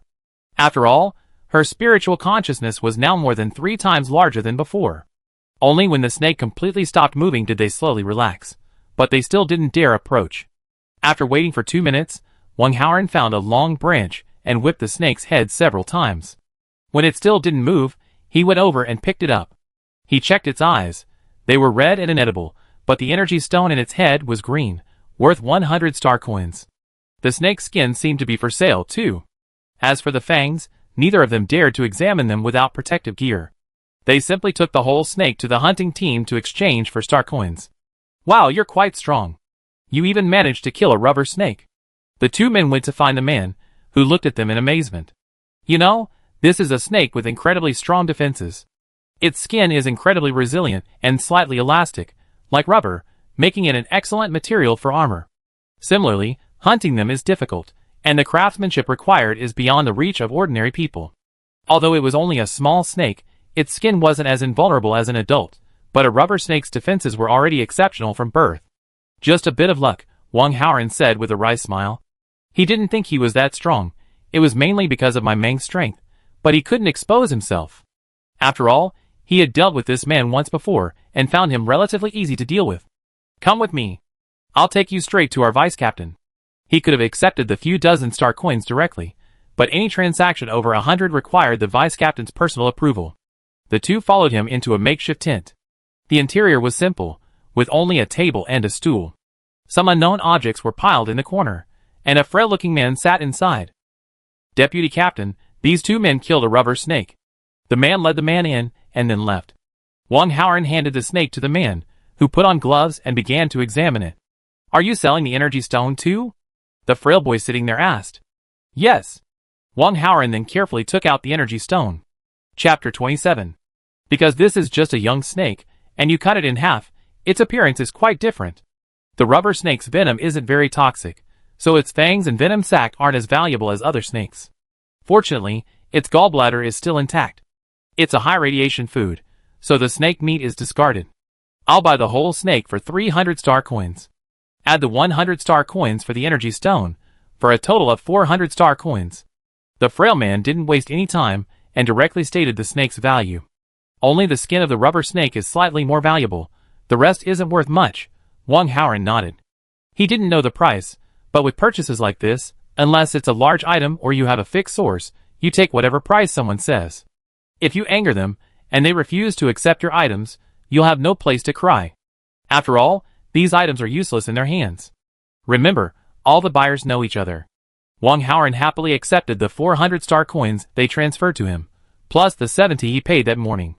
And with all the food we scraped from the rat's nest, we really made a killing today. Who knows how much we'll get from the collective profits tonight.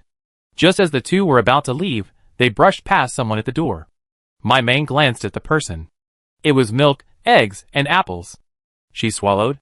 She could eat meat once every few years, but high in fruit, she only had once before, back in the safe zone. It was some low-quality, discarded, medium radiation fruit. What's wrong? Wang Haoran asked, puzzled, as my Mang stopped. Would you please go out and wait for me? I have something to do, and need to stay a bit longer. My Mang didn't know how to explain this to Wang Haoran, so he just let him go. Wang Haoran glanced at the 2 people in the room, then at my Mang. In the end, without asking anything, he went out and waited. The other 2 men noticed my Mang's actions. They had seen many women from the slums trying to climb the social ladder. Just kick them out. Life was hard for everyone, and they weren't mean people. I'd like to trade something privately with you. I wonder if you're interested. My Mang didn't mention anyone by name, but he was looking at Xia Chengfeng. Xia Chengfeng glanced at the frail man in the seat. He was surprised. He looked like he should be more vulnerable than he was. What do you want to trade with me? Xia Chengfeng asked. He had already concluded that this was just a woman's ploy. What good things could a slum dweller like her have to trade? Bread, my Mang said. There's plenty of bread in the safe zone. Why would I need to trade it with you? Sia Changfeng laughed. A loaf of bread was a precious commodity for the people in the slums, but for them, it was always available whenever they wanted. No way, wait a minute. My Mang turned her back to them and pretended to search her bag, but in reality, she pulled out 2 loaves of bread from her space. She wrapped them in leaves she had just collected today. Seeing my Mang pull out a bag of leaves, the 2 of them didn't seem to mind.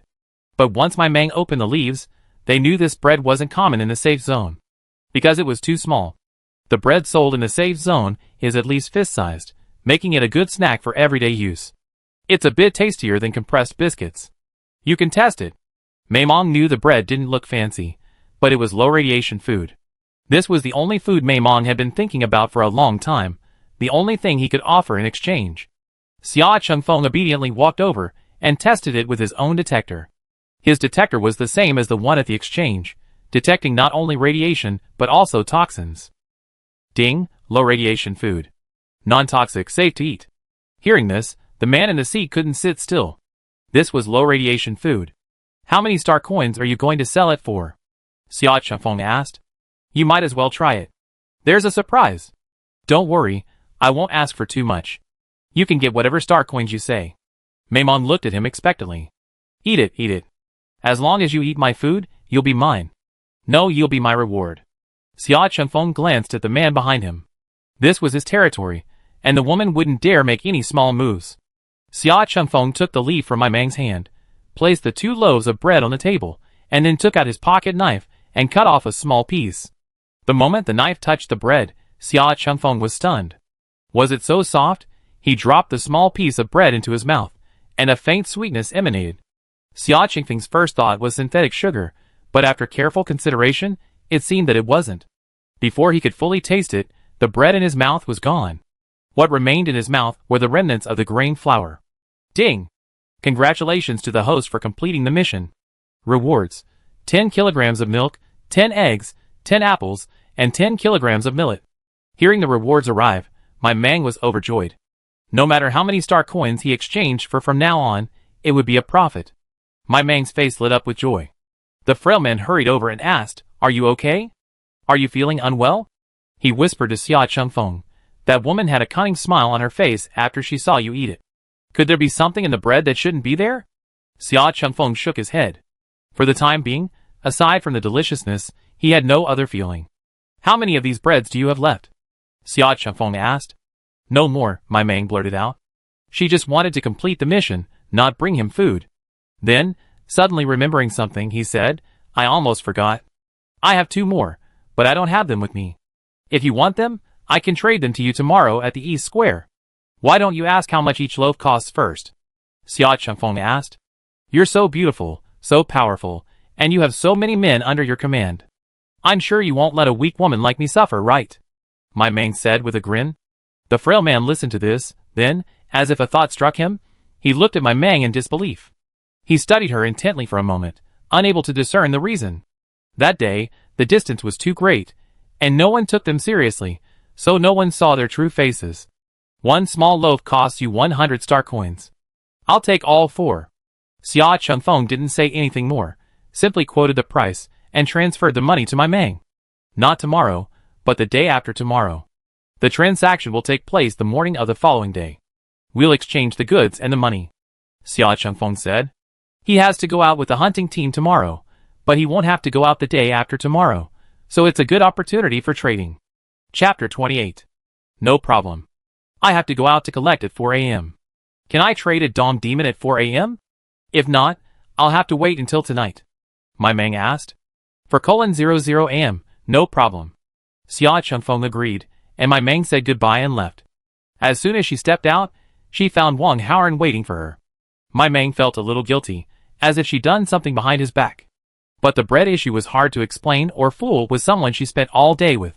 If she traded it to Sia Changfeng, he wouldn't ask where it came from, but Wang Haoran would be different. He would definitely ask. She didn't want to rack her brains for excuses, so she simply kept it to herself.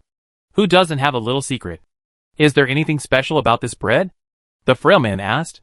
Sia Changfeng didn't say much, simply cutting off a small piece and handing it to him. He took the bread and popped it into his mouth. Then he explained in surprise, "Sugar's in there.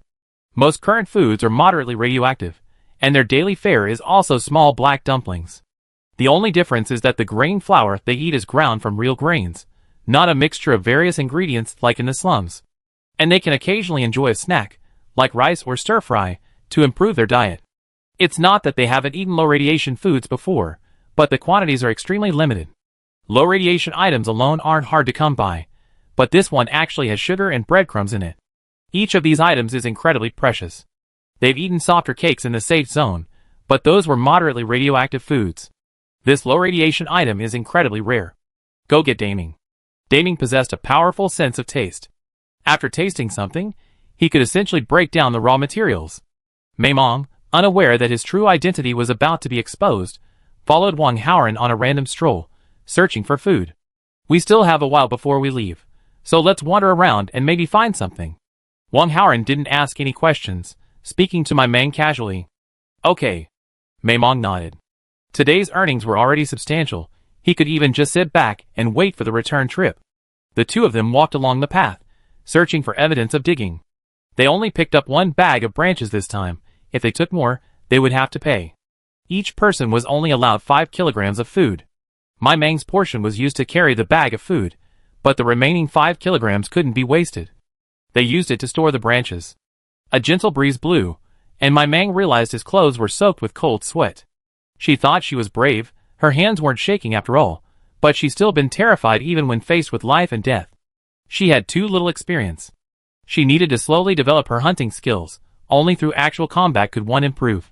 For now, their abilities were limited, so they searched nearby for some isolated level 1 small animals to try their luck. Even if they really tried to find them, they wouldn't be able to find any. Maimong could only rely on luck. She just had to be more adventurous when gathering in the future. Soon, they spotted several people standing at the edge of the dense forest, 2 groups engaged in an argument. Maimong made no move to investigate. There's truth to the saying that curiosity kills the cat. But her curiosity burned brightly, and she pulled Wang Haoran aside to watch the developments unfold. At first, 2 groups of people were arguing. Maimong only heard something like, "There are so many of us, mine yours, fighting." Then, there was an internal quarrel. 2 young men in one group started arguing, pushing and shoving, as if they were about to fight. Then someone tried to break up the quarrel, while someone else took advantage of the situation and grabbed something from the ground. After everything calmed down, one of the men in the initial quarrel shouted, "Who stole my things?" The other group also crouched down to investigate, and the crowd became noisy again. Finally, the 2 groups dispersed. Maimong and the others watched with fascination. She had no idea what the quarrel was about. They probably just found something together, argued over how to divide the loot, and ended up getting robbed. The jungle looks quite rich in supplies. They can find food even on the outskirts of the jungle, Maimong sighed. 9 out of 10 people who go in never get out. No one would want to go in and fight unless they're desperate. It's fine for us to live a simple life like this. Wang Haoran, fearing Maimong might have some inappropriate thoughts, immediately tried to dissuade her. "I'm not stupid. Why would I even think of going in?" Maimong looked at Wang Haoran like he was idiot. If she wanted to earn money, she could go hunting. How could she possibly go out there and try some survival game? It was soon time to return, and the 2 of them hadn't found anything else. Seeing that they even had a bag of branches, others assumed they hadn't found anything either, so they turned their attention to the others. Maimong spotted the people who had been arguing, including the thief. Because she had been standing further away, she had seen everything clearly. After careful consideration, Maimong understood. This was definitely the gang's plan. They were arguing to distract everyone, because the spoils weren't being shared equally, and then they took advantage of the situation to steal. In the end, both sides suffered losses, and their own side might even have suffered more. Comparison brings comfort, and so the other side, seeing others suffering even more than themselves, was fine. Since they couldn't find the thief anyway, they could only blame themselves for their bad luck. Maimong, having figured things out, immediately called the system. "Bye-bye, we just watched a live performance. Give me the reward quickly." You see, that group just put on a show for show, and we too were watching carefully, not only watching but also commenting on it. So, our mission of watching the live performance together is complete. If that group wanted to take advantage of the chaos, they would definitely put on a great show to attract attention. And the two of them had indeed watched the entire show from behind, so there was nothing wrong with it. The system froze for a while, so long that my Mang thought he had escaped, and then the voice came through. Ding! Congratulations to the host for completing the mission. Rewards: 10 kilograms of cotton, a bolt of cloth, and a set of needles and thread. Maimong frantically suppressed the upward curve of his lips, finally burying his head in his knees as he checked his rewards. White cotton, gray cloth, a huge roll of equally gray needles and thread, and 10 needles of different sizes. Maimong wanted to sing loudly. Today is such a good day. Everything I dream of can come true. Maimong hoped to have this kind of luck every day. After getting off the bus, they could calculate how many star coins each person would get. After everyone got off the bus, they gathered at the East Square. The hunting team briefly discussed their earnings for the day. It turned out that today wasn't the peaceful day that Maimong and the others had imagined. Chapter 29. The team encountered 2 attacks from venomous snakes, and 1 from mutant earthworms. Mutated earthworms can burrow into the human body and suck blood, just like leeches. Even more terrifying than leeches, once they've completely burrowed, the only way to remove them is with medication or surgery. This represents a significant expense, and one might not be able to afford it. However, the mutant earthworms are quite valuable. Catching a nest today is a major haul. They also encountered a nest of male bamboo rats being attacked. Although they were there to catch bamboo rats, they were also very aggressive. The males, in particular, are particularly aggressive. When they get angry, they'll bite someone off even if it means their own death. The person on the stage briefly recounted the day's encounters and also explained the death toll: a dozen dead, with a dozen more injured. For a team of several hundred people, this number of casualties was within expectations for this trip, neither too many nor too few. Of course, their gains today were quite optimistic. Each person received 12 star coins. The injured received double that, 24 star coins, and the deceased received triple that, 36 star coins. A life is only worth 36 star coins, which is still respectable. If one were to die outside, not only would there be no star coins, but there wouldn't even be anyone to collect the body, and perhaps even their belongings would be looted. Maimong gained a new understanding of the cruelty of the Wasteland, and her determination to become stronger grew even stronger. There was no time to lose. After dividing the star coins according to the list, the two returned to their residence. They also divided the day's gains equally between them. As for the bag of food, they each took half, and would sort and examine it themselves after returning home. I want to rest at home tomorrow and skip the gathering. I'll go out with you the day after tomorrow morning, my Mang said to Wang Haoran. Wang Haoran nodded, told her to get some rest, and left. Their relationship was merely a partnership, so he had no right to interrogate her. My Mang drank a large bowl of water upon returning. It seemed she would need to buy a few more water bags to put in her rice bag, and then into her space. One water bag was never enough after a whole day out. She put another pot of water on the boil, and after it came to a boil, she added another pot, using the residual heat from the stove to heat the water. That was for a bath my Mang would take later. Anything warm, not ice cold, would be fine. She filled the kettle and put it away, leaving the rest of the water aside to cool. My Mang scooped a bowl of porridge from her space, with a piece of braised pork, and began to devour it. Not satisfied with the first bowl, she filled another with a boiled egg. Finally, she broke off a large piece of steamed bun and slowly devoured it. Today's meal was all radiation-free, and after finishing, my Mang practically rolled over in bed with satisfaction. The feeling of being well fed was truly blissful, even more so after a hearty meal tonight. After a satisfying meal, the water had grown lukewarm. My Mang wiped herself clean, changed out of her innermost clothes, and returned her protective suit to the space. Nowhere else would be safer than in the space, so every night after taking it off, my Mang would return it to the space. After finishing everything, my Mang lay comfortably in bed. After the day's battle, my Mang's mental energy was running low. She released all her remaining mental energy, only to feel a sharp pain in her head. My Mang hugged her head. Wasn't it just a matter of sleeping for a night? The pain lasted for over half an hour, and my Mang finally passed out. The unconscious my Mang was unaware that her spiritual energy was dispersing everywhere, all heading in one direction. The spiritual energy in her sea of consciousness had been drained, and it was using the endless supply of spiritual energy to create a vortex. The vortex spun at a rapid speed, and my Mang, who had just fainted, began to sweat profusely from the pain, seemingly waking up. Soon, she bent over and hugged her stomach, curling up into a ball, groaning in pain. An unknown amount of time passed before everything returned to calm. It was unclear whether the person on the bed had fallen asleep or fainted. The clothes were wet and then dry, and there was no telling if they would be sick when they woke up. It was not until the evening of the next day that my Mang weakly opened her eyes. She had woken up from hunger. She felt a nagging hunger, just like when she had just crossed over. My Mang quickly took out the remaining half of the steamed bun and stuffed it whole. Then she got out of bed, poured a glass of water, and chugged it down. Even after downing the cold water, her trembling hands continued to stuff the bun. It wasn't until she'd eaten most of it and drunk 3 glasses of water that her trembling hands finally stopped. The frantic feeling of hunger gradually dissipated. My Mang began to eat the bun in small sips. After finishing the rest, she poured herself another glass of warm water. She had been so weak that she could barely hold the cup, and she didn't dare to take out the kettle, fearing it would break. After eating and drinking her fill, my Mang finally had time to check on the changes in herself. A white grain of millet had appeared in her spiritual consciousness. My Mang was pleasantly surprised to discover she had reached level 2.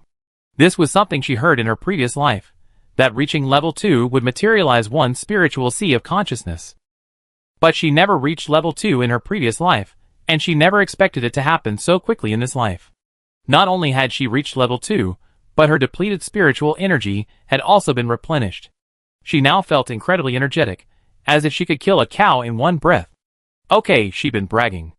Level 2 spiritual energy wasn't that powerful, but it did improve various physical indicators. For example, flexibility, sensitivity, and improved skin. She was also much better physically. She used to be able to run 100 meters, but now she could run 200 in one breath. And her 5 senses had become more acute. My Mang had never thought the slums were so noisy in the evenings. It was just a buzzing noise, and she couldn't tell what everyone was talking about. For the first time, my Mang felt that enhanced senses weren't necessarily a good thing. Her ears buzzed, and a thick, musty smell lingered at the tip of her nose, the distinct smell of rainy days. It hadn't struck her before, but now it was nauseating. The sticky feeling on her body was incredibly uncomfortable. Even the damp blanket made her feel uneasy. My Mang frowned, trying to block out her 5 senses, just to be like before. Soon, her world grew quieter. The sounds in her ears ceased, the light in her eyes faded, and even her senses lost all feeling. My Mang began to wonder if she was truly still alive. It felt like everything was dead except her brain. After several hours of practice, my Mang gradually adjusted to her new abilities, and slowly returned to her old self. Once, she could switch her 5 senses on and off, amplifying and minimizing them at will. It was time to go out and collect data. She had actually practiced all night without even realizing it. Chapter 30. My Mang quickly got up. Although she hadn't slept all night, she didn't look tired at all. She felt much better than before. If she had been a Lin Dayu before, she would be stronger now than a healthy girl, probably as strong as a grown man. She could go further with Wang Haoran and find more food. Wang Haoran stayed close to her to help her stay healthy. Otherwise, he could have gone further with the men's team. When she left, Wang Haoran was locking the door. Ding, mission target found. Let's chat about life and ideals together to get to know each other better. Complete the mission and receive a reward of a sleeve crossbow and 20 crossbow arrows. My Mang felt a surge of excitement at the voice coming from the system. A small, powerful Zayunu, a sword, just the weapon he needed, wasn't it? Chatting about life, discussing ideals, isn't that just chatting? It's a piece of cake. As soon as they met, they headed out. At the corner of the alley, my Mang said, "Can you wait for me? I'll go to the East Square to trade some things and then come back." To get to the East Square, go straight ahead. To go gathering, turn left. "I'll go with you," Wang Haoran said. It was still a short distance from here to the East Square, and it was pitch black everywhere, so he was a little worried. Okay. The two of them quickened their pace, arriving at the East Square in less than 2 minutes. In the dim moonlight, my Mang saw Sia Chunfeng already standing there, waiting for her. It was simply because of his overwhelming aura that it was clear he was no ordinary person. Ding, mission target found. On a suitable day, let's go on a romantic outing together. The reward for completing the mission is 20 kilograms of black flour and 20 kilograms of cornmeal. Wait here for me. My Mang said to Wang Haoran and trotted over. My Mang ignored the system's words. It seemed the next mission was doomed to fail. She took the other 2 loaves of bread from the bag and gave them to Sia Chunfeng. After confirming they were correct, Sia Chunfeng transferred the money to my Mang. My Mang happily left. She had no idea that their transaction had been observed by someone with ulterior motives. They didn't think they were trading. What could a woman from the slums have that a hunting team captain could personally trade, unless her own body? Add to that the rumors that had circulated a while ago, and everyone was convinced that this was Xia Qingfeng's mistress. Wang Haoren's heart sank. Was the girl he had protected for so many years finally going to fall into the arms of another man? Would the two of them still be able to work together like this in the future? Or would my Mang soon move into the safe zone? Looking at the other man's raised lips, he thought, well, wasn't this exactly what he had hoped for? The man looked. It's quite powerful, and will definitely protect my Mang well. But why do I feel so uneasy?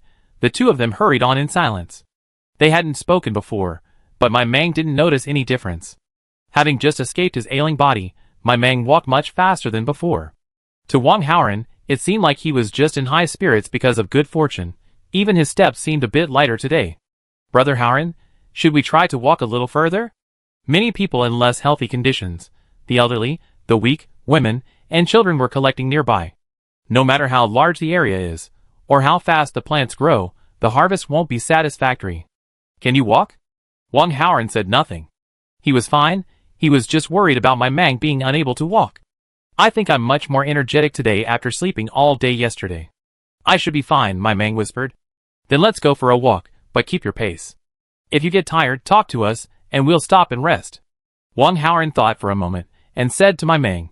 He figured that if my Mang couldn't walk anymore, the worst that could happen was that they could collect for a shorter time and return earlier. So the two of them continued on their journey, my Mang munching on black dumplings as they walked. He had drunk water that morning, so he needed to fill his stomach to have the energy to continue. After eating and drinking, my Mang continued on his journey. With nothing else to do, thinking of the system's task, my Mang paused and asked, Brother Haoren, what are your plans for the future? Hearing my Mang's voice, Wang Haoren's heart skipped a beat. Was she leaving? No, I'm lucky to be alive. What else could I possibly plan? Wang Haoren chuckled to himself. Yes, for someone like him struggling on the brink of survival, why should he stand in the way of a better life? My Mang didn't notice the slightest hint in Wang Haoren's words. She was still pondering how to complete her mission. Clearly, this single sentence wouldn't go unanswered with the system. Without me, you'd definitely be better off. I've held you back all these years. Thank you for taking care of me. My Mang had never formally thanked Wang Haoren. The original owner was grateful too, but had never spoken. As for the actual return, she could barely support herself, and there was no way she would have anything extra to give back. Refusing to accept the other party's assistance was her last act of stubbornness. Maimong thought she was no longer the weakling she once was. With her mental strength, the system-generated dagger, and the soon-to-be-acquired crossbow, there was no problem for the two of them to hunt some level 1 mutant beasts. As long as they didn't get so unlucky as to encounter a herd of mutants. In the future, it would be her turn to repay Wang Haoren for all his years of care. It just so happened that she needed a teammate, and so far, Wang Haoren seemed trustworthy. To Wang Haoren, it sounded like a farewell. What nonsense! You've never been a burden. We're just helping each other. With you by my side, I won't be so lonely when I'm out gathering. And you're so brave, and we'll face things together. You're a very good teammate. Wang Haoren smiled at my Mang. It was his own choice to help my Mang. He never considered anything in return. Of course, the only thing I ever hoped for seems impossible now, so why burden myself with it? Brother Haoren, have you ever thought about hunting mutant beasts? It's dangerous, but the rewards are much more substantial than what we have now. My Mang looked at Wang Haoren and asked. A brief explanation of the mutant beast settings. Mutant beasts. Levels 1 to 5. High radiation beasts are inedible, medium radiation beasts are edible, low radiation beasts are rare, and no radiation beasts are in high demand. Look for the color of the dot next to the eye. Red for high radiation, blue for medium radiation, gray for low radiation, and no radiation is normal, though I haven't seen one yet. Energy stones. White, green, purple, yellow, and red correspond to mutant beasts from levels 1 to 5. Energy stones. White for 50 star coins, green for 100 star coins, purple for 500 star coins, yellow for 2,000 star coins, and red for 5,000 star coins. Chapter 31. Even though I have this idea, I still have to consider what others think. After all, Wang Haoren has a grandmother at home. If anything happens to him, Grandma Wong will. Unlike me, who is alone and free from all ties. Wang Haoren looked at my Mang in surprise. Was she going to take him away? I haven't thought about this question yet, but I definitely can't hunt mutant beasts on my own. If I can find a reliable companion, I'd be willing to go. But you know, my fighting skills are so low that I wouldn't be a qualified hunting teammate. Wang Haoran lowered his head. If I left with her, I would definitely see her from time to time. Besides, the hunting team was a place that many people couldn't enter. If I could really get in, Grandma's life would be much easier. Don't be afraid. Everything can be learned. I don't have any experience, but I think we can. We can start with lone level 1 prey. If we can kill one, it'll be 50 star coins. That's much more profitable than gathering wild vegetables, right? The more my Mang talked, the more he thought it was feasible. Are you going to hunt mutant beasts too? Wang Haoran looked at my Mang curiously. Are they talking about the same thing? Yes. My Mang approached Wang Haoran and whispered, Brother Haoran, I feel much better now, and I have a weapon, so I think we can give it a try. Wang Haoran's heart skipped a beat at my Mang's sudden approach. Then he realized that my Mang wasn't talking about joining the hunting team, but about the two of them. The two of us? Wang Haoran asked back. Yes. We've lived on gathering for so many years, barely scraping by, barely getting by. We couldn't even afford a good meal. After seeing how others live, I think we could try a different lifestyle. I was young before, but now I'm older, and I can travel further, Maimong said with great ambition. Wang Haoran didn't ask about the man just now. As long as she didn't say anything, he pretended he didn't know. If my Mang wanted to try, he'd go along. Mutated beasts aren't easy to find. They can't just hunt them whenever they want. It still depends on luck. Casual hunters, like us, mainly rely on gathering. It's just that they can travel farther, and if they encounter a mutant, they can hunt it. The two walked and talked, mostly my Mang imagining the future, and Wang Haoran nodded in agreement. He was happy because my Mang's vision of the future included him. Finally, my Mang asked Wang Haoran a soul-searching question. So, is this also your ideal for the future? Wang Haoran nodded, yes. As long as she was in his future, that was his ideal. Yes. My Mang mentally made a yeah gesture. The reward was in hand, making all his words today worthwhile. Ding! Congratulations to the host for completing the mission. Reward: a set of sleeve crossbows and 20 crossbow arrows. Looking at the sleeve crossbows gleaming in space, my Mang felt his confidence in hunting mutant beasts increase by 30%. My Mang acted decisively, and today he and Wang Haoran started walking a long distance together. But after they had walked a long distance, the two of them looked at each other in silence. They had no idea where the mutant beasts were. Finally, the two of them found a random spot to dig for wild vegetables. Luckily, the wild vegetables here were larger and more plentiful than those they'd seen before. Unfortunately, they were all highly radioactive. The two of them probably hadn't chosen the right spot today, so they only managed to harvest 3 or 4 wild vegetables in a day. They had to rush home. And then, they were robbed. People who come home late usually have a good harvest, and the two of them seemed to be rushing home, as if they had found something valuable. Looking at the 5 men blocking their way, my Mang didn't react at first until the familiar line rang out. Hey guys, money's a bit tight lately. Lend me some star coins to spend on Huabei. No! Wang Haoran protected my Mang behind him. He could handle 3 or 4 by himself, but 5 was a stretch. Everyone knows you just got back from the hunting party yesterday. You're kidding me if you say you have no money. One of them tried to step forward angrily, but was stopped by another. Don't be so impulsive. Since you don't have any money, just hand over what you got today and forget about it. We've been waiting here all night, so we can't go down without a single ounce of gain. It's not worth it to fight us for something like that. If you don't think about yourself, think about the woman behind you. If we really start fighting, we won't just steal. The man stopped the person who was about to step forward and said to Wang Haoran with a smile. My Mang looked at the person across from him curiously. He had seen robberies on TV before. The standard configuration was at least tall and strong, with an azure dragon on the left and a white tiger on the right. Otherwise, he would have to have a cigarette or a toothpick in his mouth to pretend. But what about the 5 men in front? They were so skinny they were practically bamboo poles. Every time they walked, I worried about them, afraid they'd break a bone. Each of them holding a fruit knife, looking down on whom? At least a kitchen knife. And they're still robbing people like that? They're just being ridiculous. At this moment, my Mang might have forgotten that they were just as skinny. How many can you take down? My Mang whispered to Wang Haoran. 2 can be taken down in one go. 3 might take a while. 4 is a bit risky. 5 is probably out of the question. Wang Haoran replied quietly. I'll hold the other 2 back for now.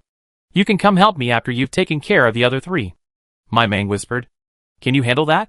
Wang Haoran asked worriedly. Don't worry. We're going to be part of the hunting team. How can we not even be able to take down these guys? My Mang patted the man's shoulder, signaling him not to worry. What are you guys whispering about? Hand over the things you agreed on.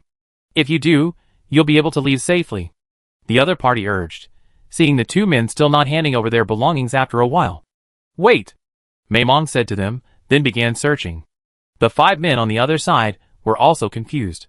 What did this mean? Before they could ask, they saw Maimong pick up a stick about the thickness of an arm from the ground. She tried waving it a few times before nodding with satisfaction. All right, let's get started, Maimong said to them. This confused them all. Start what? Of course, a fight. Without waiting for a reaction, he charged forward with the stick. He struck them in the face with a barrage of blows. One of the thugs, momentarily unresponsive, saw the stick coming and instinctively raised his hand to block it. Crack. With a sound, his hand broke. Wang Haoran took the opportunity to move forward quickly. He attacked even more fiercely, and blood was drawn immediately. Chapter 32. By the time Wang Haoran had finished dealing with the 3 men and was about to go help, he saw the other 2 already slumped over on the ground, their heads in their hands, howling. Wang Haoran went over and kicked them all together. He said to them, hand over all the star coins you have. Brother, please let us go. If we had any star coins, we wouldn't be robbing anyone. Yes, yes. We're only taking this risk because our families can't make ends meet. Yes, yes. We have parents and children to support. Please give me a chance. This is our first robbery, and we won't do it again. Yes, yes, yes. We promise we won't do it again. The 5 men on the ground kowtowed to Wang Haoran, begging for mercy and weeping bitterly. Unfortunately, Wang Haoran remained unmoved. Do you want to hand over the bracelets yourself, or do you want to give them a beating? Brother, Seeing they were still trying to argue, Wang Haoran struck them with a stick. The man, trembling, opened his bracelet, then clicked on the transfer page, instantly clearing his balance. Seeing Wang Haoran's expression, the others knew he met a tough opponent, and so they also cleared their balances. But they were truly broke. The most they had was only 12 star coins, and the least had only 3, for a total of 31 star coins. Wang Haoran didn't bother anyone after receiving the money. He escorted my Mang and left, not forgetting to collect their tools before leaving. While knives aren't expensive, they still cost money. This small knife is perfect for self-defense. Aren't you going to be a hunter in the future? The more self-defense weapons you have, the better. After the men had walked a long way, he explained, they're habitual criminals. I've seen them rob people before. It's just that he wasn't capable enough back then. Even if he were capable enough, he'd probably just stay out of it, and not get himself into trouble over someone he had nothing to do with. Well, today's a windfall. We'll spend it all later, and have a nice meal tonight. Windblown gains shouldn't be kept overnight. My Mang nodded. Regardless of whether they were habitual criminals or not, since they robbed her, she had to fight them back. If there were more waves of these robbers, she'd be on the verge of becoming rich. She shook off the immature thought, and decided to find food peacefully. Today was just good luck. If she had run into a tougher opponent, it would have been disastrous. Today's incident had been my Mang's first real experience of the benefits of high martial arts skills. In the past, while she might not have been robbed, she would have definitely sustained a few wounds. Because before, she struggled to handle a single man, and Wang Haoran would have struggled against 4, ultimately ending up both of them in disgrace. If they split 2 men to capture her, Wang Haoran would have to devote some of his energy to helping them, significantly increasing the chances of injury. My Mang clenched her fists. She needed to work harder to level up. Currently, she only had the ability to protect herself, which was far from enough. If they encountered a wave of well-fed, warmly clothed, and energetic robbers, they wouldn't be able to escape unscathed. The 2 of them went straight to the official exchange and routinely inquired about expiring nutrient solution. Today, they were lucky, each buying 2 bottles. My Mang suggested using the remaining star coins on compressed biscuits. Although the compressed biscuits were still quite hard, they contained far more grains and nutrients than whole grain flour. The price was also much higher, at 5 star coins per biscuit. They bought 4, spending all their earnings for the day and adding a star coin. They divided the supplies equally. My Mang said happily, come to my place for dinner today, but you'll have to provide the firewood, I'm running low. My Mang was very happy today, not only because she had fought off a robbery, but also because her abilities had been recognized. From now on, she would no longer be a weakling at the mercy of others. She would rise to prominence. Happy moments must be shared. For now, the only person my Mang could share her joy with was Wang Haoran. My Mang generously contributed a compressed biscuit and chopped up some wild vegetables for the day to add later. After all, it was free, so she didn't feel bad. Besides, isn't happiness all about having a good meal? With a wave of his hand, my Mang cut off 1/8 of the rabbit meat, diced it, and added it to the cooking. Today's meal was truly sumptuous. Smelling the aroma of the food and the meat, my Mang swallowed and cursed himself for being so unworthy. After all, I've been eating meat every day these days, so why am I still so greedy? Wang Haoran hadn't expected my Mang to cook compressed biscuits. He put the black ball in his hand back into his pocket and prepared to go back and get another one. There were 2 of us, and my Mang was alone. How could he let the other party provide food? Brother Haoran, come on, it's time to eat. Take a bowl over to Grandma Wong first. Thinking that the 3 of us hadn't had proper food in a while, I cooked a compressed biscuit. We can handle it, but Grandma Wong can't. Don't even think about returning the cookies. I'm just thanking you for taking care of me over the years. Now that I'm capable, it's time to repay you. Besides, do we really need to be so clear-headed about our relationship? My Mang took the bowl from Wang Haoran and served him 2 bowls. Although brothers often settle accounts, when they're truly in a partnership, how can such clear-cut accounts be possible? Hunting is inherently complex, everyone's responsibilities vary, and their contributions vary. The relationship between the 2 families has been so long-standing, minor issues don't need to be so clearly calculated to ensure long-term stability. She's taken care of the original for so many years, she can't just kick him away just because she's grown up. Besides, she hasn't grown up yet. She always believed that interests are important, but relationships are equally important. Wang Haoran was delighted by the remark that they didn't need to be so clear-headed. Does this mean that he's different in my Mang's heart? Not family, but better than family. He nodded. Since my Mang said no, then he wouldn't give it. And if he wanted to help her in the future, she couldn't refuse. They were both incredibly excited tonight, full of anticipation for the future. Life seemed to have a little more hope. How? Did my Mang agree to marry you? Grandma Wong saw her grandson so happy, and the fact that the 2 families had been eating together lately, and she thought there was progress. After all, my Mang used to be so reserved. She wouldn't even want to be invited to dinner, let alone have her. No, Grandma, don't say that. It's not good if my Mang hears. Wang Haoran quickly stopped her. My Mang had always disliked people talking about them together. Now that their relationship had finally improved a bit, he didn't want to upset her. Chapter 33. How, if my Mang still had the same attitude as before, Grandma wouldn't have said anything. But the way she's acting now, doesn't that mean there's a chance for you too? You see, she's always cold to everyone except you. And now they're having dinner together every other day. They treat you like family. How can they be so close? Sometimes boys need to be more proactive. You can't let girls take the initiative all the time. Grandma isn't asking you to do anything. Sometimes you can fight for yourself. Don't always assume what you think. How can you know what the other person is thinking if you don't ask? Maybe my Mang has grown up now, her mindset has changed, and she's waiting for you to ask. Grandma Wong pleaded earnestly. She's old, and she doesn't know how many more years she can hold on. Her only wish is to see her grandson get married and have children. She's watched my Mang grow up. Although he can be a little cold, he's down to earth and capable. The 2 of them being together means they have something to rely on. While she was still able to move, she could help take care of the child. When she couldn't, she could starve to death, so she wouldn't burden them. The child would be older by then, and life would be easier. Grandma, I know this very well. Please don't say anything about it in front of my Mang. Wang Haoran warned again. While my Mang hadn't been as cold as before lately, and they'd been talking more, it was clear she didn't mean that. She hadn't wanted to rely on others before, even when she was struggling to survive, let alone now that she could fend for herself. Talking too much would only hurt their relationship. Life was fine as it was.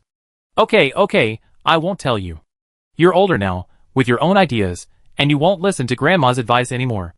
I won't tell you. Grandma Wong turned over, ignoring her foolish grandson. Wang Haoran didn't know how to explain their relationship to his grandmother, so he just kept quiet. The next day, Wang Haoran saw that she was still dressed the same as always and asked, "Have you had breakfast? Have you prepared a few extra bags?" My Mang shook her head. "Come into your room. I'll help you fix it again," Wang Haoran asked. "If it's inconvenient, you can do it yourself. Just tie your trouser legs higher, have breakfast to fill your stomach, and prepare a few extra bags for your game." Wang Haoran reminded her from the side. "Come in." My Mang turned and pushed open the door. She hadn't even had time to lock it. Do you have any rope? Wong Howren asked. Hemp rope is a must-have in every household, and my Mang quickly produced some. Eat while you watch. We're going hunting, so we can't let ourselves get weak, especially when we're facing danger at any moment. The mutant beasts won't give you a chance to replenish your energy, so don't be stingy with your food. That being said, the people in the slums didn't dare to eat too much. Filling their stomachs was a sign of respect for their own lives. Otherwise, prey might not be caught, and all their savings would be depleted. I'll teach you how to tie your feet first. For gathering, we only need to tie our trouser legs to keep insects out. But if you're going hunting, you'll need to tie your entire calves. I've heard of this technique before. It's said to relieve fatigue. And the waist. We're going hunting, so we can't just look for weapons in our bags when we see prey. We don't have a belt specifically for knives, but we can make one ourselves. He pulled a hemp rope belt from his bag and helped my Mang tie it. I guess you don't have one, so I've got one for you. The belt had several mesh holes of varying sizes, perfect for knives of various sizes without risk of injury. My Mang placed 2 of the knives she seized yesterday inside, and they fit perfectly. As for the dagger, she kept it in the space, so she could reach it with a thought, much more convenient than carrying it around her waist. She also had a hidden crossbow strapped to her hand. The system-made hidden crossbow was very compact, and hiding it in her sleeve didn't hinder her movements at all. She practiced her accuracy several times yesterday. It's impossible to hit the target with every shot, and it's not that far off. But with her mental strength, hitting 8 or 9 out of 10 is a sure thing. This accuracy made her feel confident. Confidence swelled. The 2 quickened their pace, heading further afield. They had no idea where prey might be found, and no seniors to guide them, so they had to rely on their own exploration. The farther from the safe zone, the greater the chance of mutant beasts appearing. This was a well-known fact. Thus, those without the ability to protect themselves would choose to gather near the safe zone. The 2 of them stopped once they reached the outside. Arriving at a new location, they first observed the terrain, looking for a spot to shelter from the midday sun.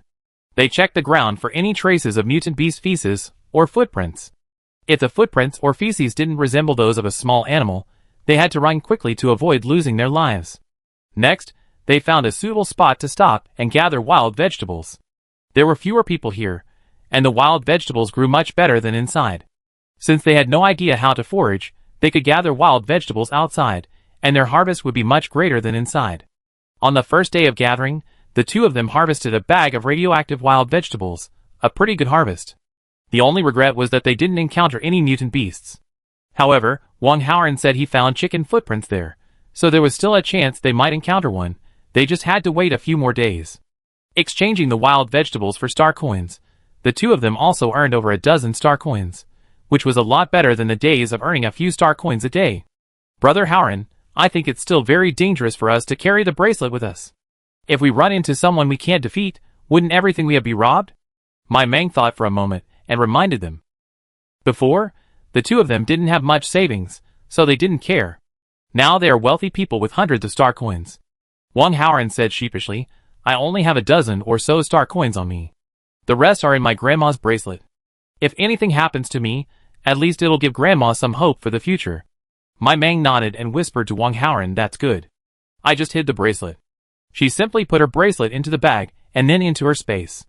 No place was safer than her own space. Well, just hide it. I, over the years, have actually saved over 500 star coins. Add to that the over 1,000 star coins my parents left me. So my grandma actually said, we can easily support one more person. Wong Howren whispered. Oh! Brother Howren, are you getting married? My Mang asked uncertainly. No, what I mean is, I can go hunting with you. It's okay to have a full stomach. If you're short on star coins, come to me. Staying alive is what's most important. Wong Howren said quickly. Chapter 34. Oh, so you're worried you won't be able to eat enough. My Mang smiled and said, okay, I see. I've been making some money lately, so I'll definitely have no problem eating enough. That's good. I'll go back first. Tomorrow morning, I'll make some porridge and prepare a portion for you. It's better than just eating the black dumplings.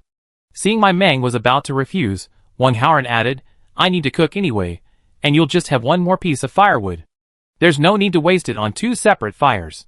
Dry firewood is hard to find in spring, so my Mang thought about it and agreed. Wait a minute. With that, she ran back into the house, took out 2 black dumplings, and said, meal money. If you don't agree, I won't eat with you. Wang Haoran took one and smiled, saying, one is enough. I don't have that much to eat. As for the firewood, pick up some when you get back and leave it at home to dry. You can burn it later. My Mang thought about it and stopped worrying about it.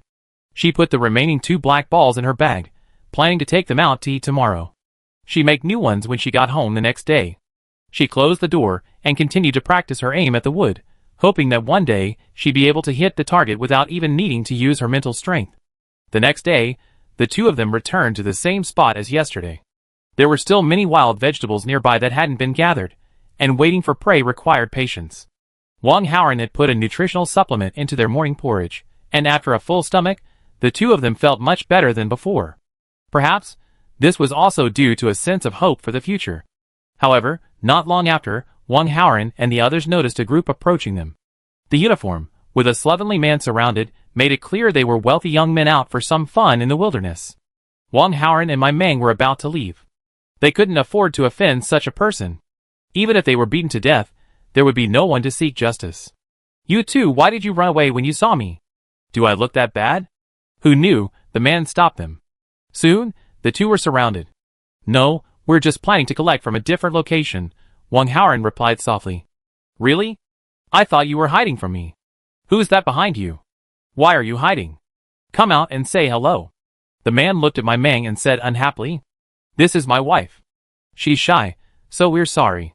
We'll leave immediately and won't disturb you. Wang Haoran finished, pulling my Mang with him as he was about to leave. But he was stopped by the bodyguards behind him. Did I let you go? A wife is a wife. She's not something you can't see in public. What?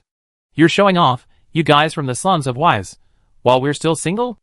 The man walked over and flipped off my Mang's hat. Mei Mom was a little scared, but she also knew she had to be patient. The other party had 8 bodyguards, and the 2 of them definitely couldn't defeat them. Just be patient, it's a basic quality for the lower class. TSK, so ugly.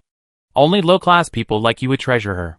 Mei Mang's face was already deliberately painted a little darker, and since he didn't live in a safe zone and didn't have a protective shield, his face had some spots from being out in the sun all day. This was a common trait among all slum dwellers, though some were slightly tanned, making it less obvious. Before the 2 could even breathe a sigh of relief, the man declared to the bodyguard, this young master prefers the ugly, take them away. With that, Wang Haoran was met with a beating. He could handle 1 or 2, but 4 would be enough to keep him at bay.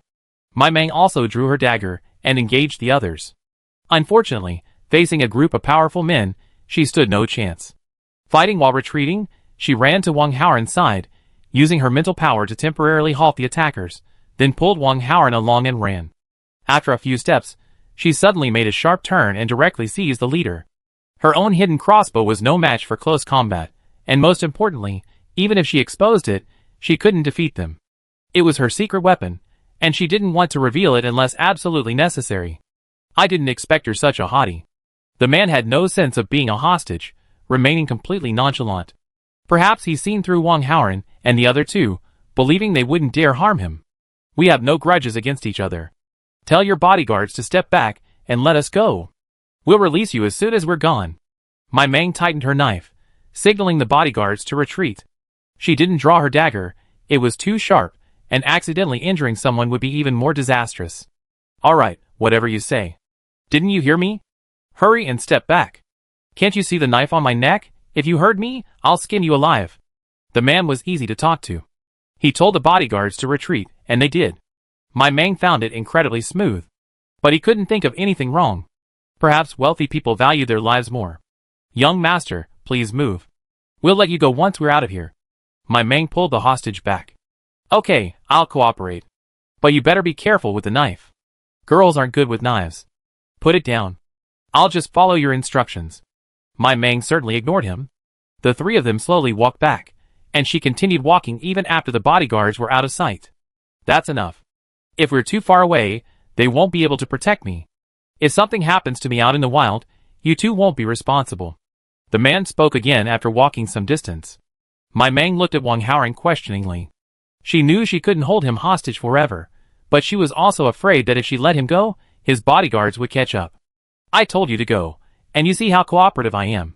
So shouldn't you let me go too? Finally, my Mang let him go, grabbed Wong Howren, and ran back as fast as she could. But soon, she found herself unable to move. Not only her, but Wong Howren as well, stood there motionless. Run, run quickly. If you don't, I'll come and catch you. I told you to run, but you didn't. Do you want to stay and play with me? What's the game this time? I was the hostage just now, and this time you'll be the prisoner, okay? The man surrounded my Meng, laughing joyfully. But let alone moving, my Meng couldn't even speak. Chapter 35. As for him, he's a bit of a nuisance. I don't like playing with men. Come on, beat him up and throw him down the hill. At that moment, the bodyguards also ran out. Two of them pulled Wong Howren aside, beat him up, and kicked him down the hill. It was almost midnight, and this was in the wilderness. If no one came to rescue Wong Howren, he would be in grave danger. It's your turn next. As a prisoner, you must not have any dangerous items. Let me see if you have any. My Meng's mind flashed, and he quickly tucked his hidden crossbow into his space. Because the hidden crossbow was strapped to his hand, he could stow it away as long as he could reach it. The man's hands groped my Meng's body. My Meng closed his eyes in humiliation. I didn't realize you had such a nice figure. The man withdrew his hands with a lingering feeling and threw all the weapons on my Meng's body to the ground. Even her backpack and the bag she was carrying were discarded, and then someone came with a rope and tied her up. Only after the rope was tied tightly did she realize she could move and speak again. But at this point, she didn't know what to say. Begging for mercy? That was obviously impossible. Or threatening? That was even more ridiculous. A group of people dragged my Meng in another direction. My Meng didn't know where they were taking her, but since she couldn't run away, she had no choice but to follow them. The group took my Meng to a house in the wilderness. It was empty and stood abruptly in the depths of the woods. It looked newly built, but my Meng couldn't understand why someone would build a house there. It didn't look like anyone lived in it. The men threw my Meng into the house and tied her back to a clay chair. Then the man walked in. My Meng struggled a few times, but the ropes were too tight, preventing her from moving. A rope was also tied around her neck, limiting her movement to a limited extent. Let me take a closer look. What's so good about you that attracted him? The man squatted in front of my Meng, examining her closely. Your face? The man reached out and touched my Meng's face. His hand was cold, and my Meng shuddered. You're so ugly, it's definitely not because of your face. The man shook his head. He lowered his hand slowly. You have a nice figure though. So tell me, has he ever touched you? The man looked at my Meng, asking seriously. Did you recognize the wrong person? My Meng suppressed her discomfort and asked. You've got the wrong person. It's impossible. Someone saw you in close contact. Don't try to change the subject. Tell me, did he touch you? The man grabbed my Meng's mouth fiercely and demanded sharply. I don't know who you're talking about, my Meng replied. So you don't even know his name? Well, you lowlifes, how could you possibly know his name?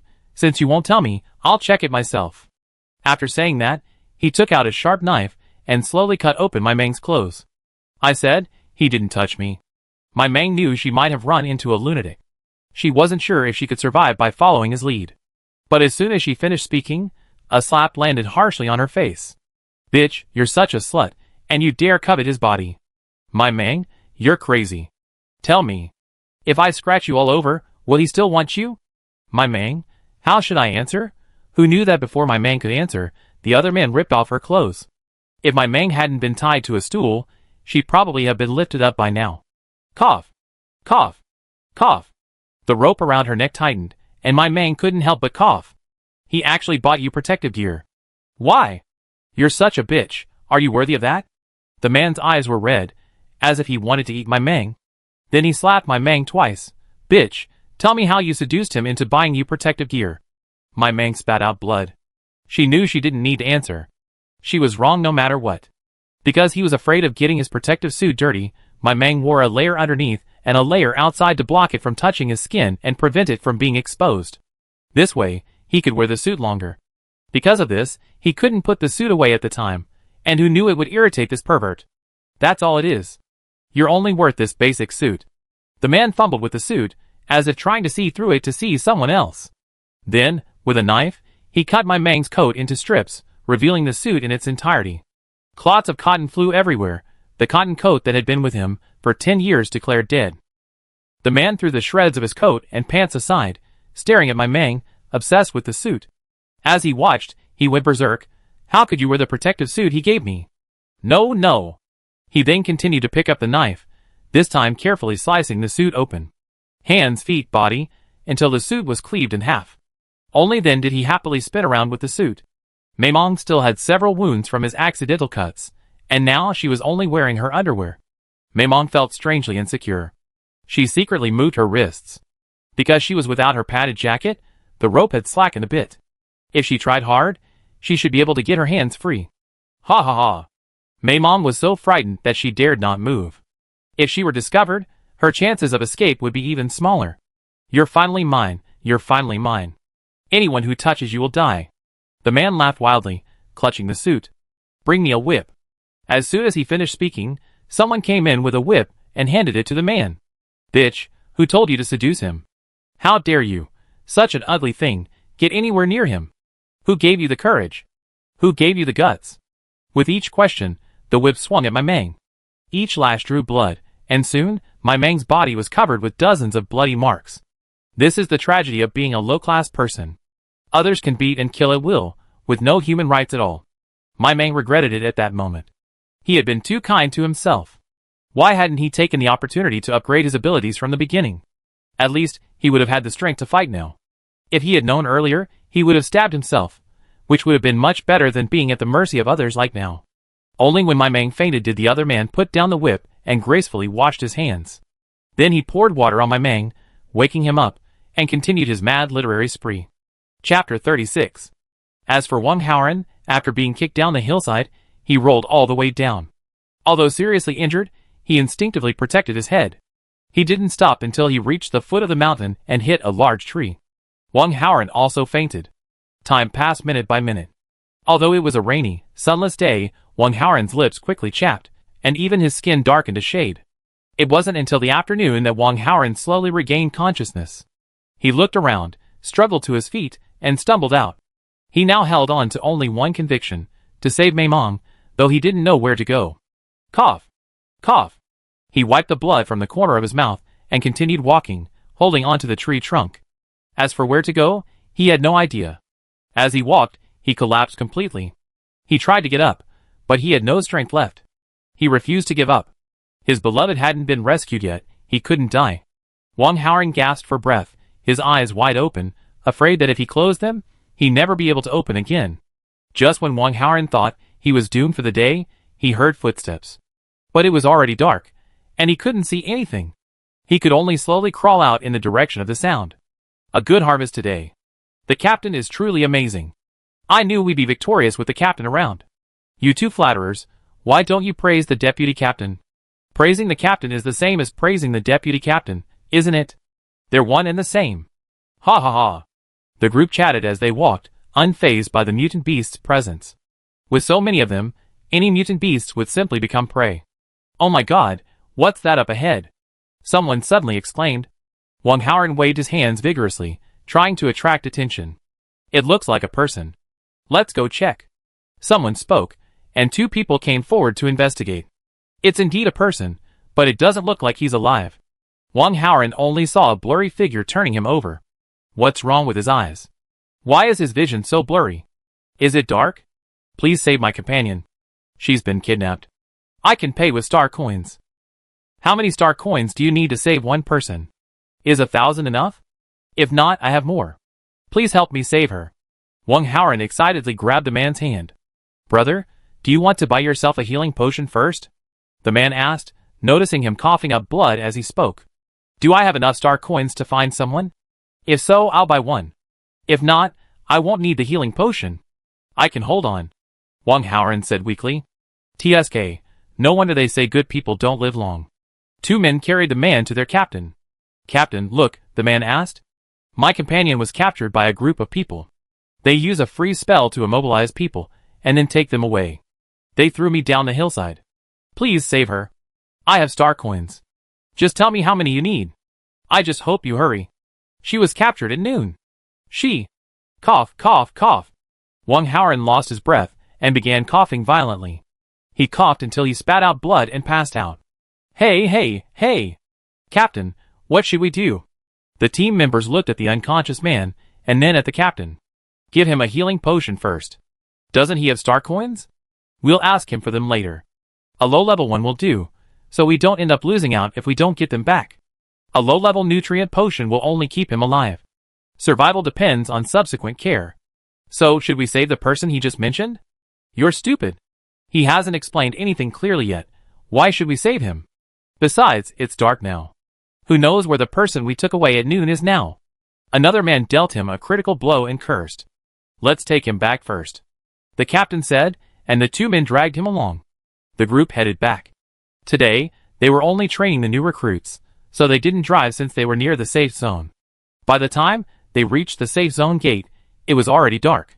Hey, isn't that Captain Chunfeng? Back so late? What did you get today?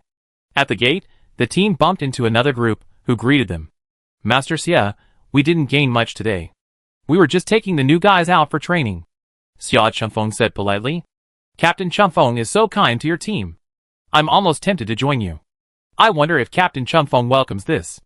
Master Sia said sourly. Master Sia, please stop teasing us. You could easily form a hunting team, so how could you be interested in my little team?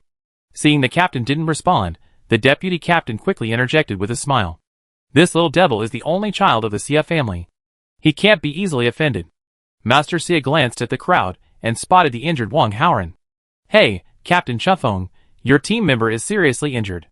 Didn't you bring any advanced healing potions? Would you like me to give you one?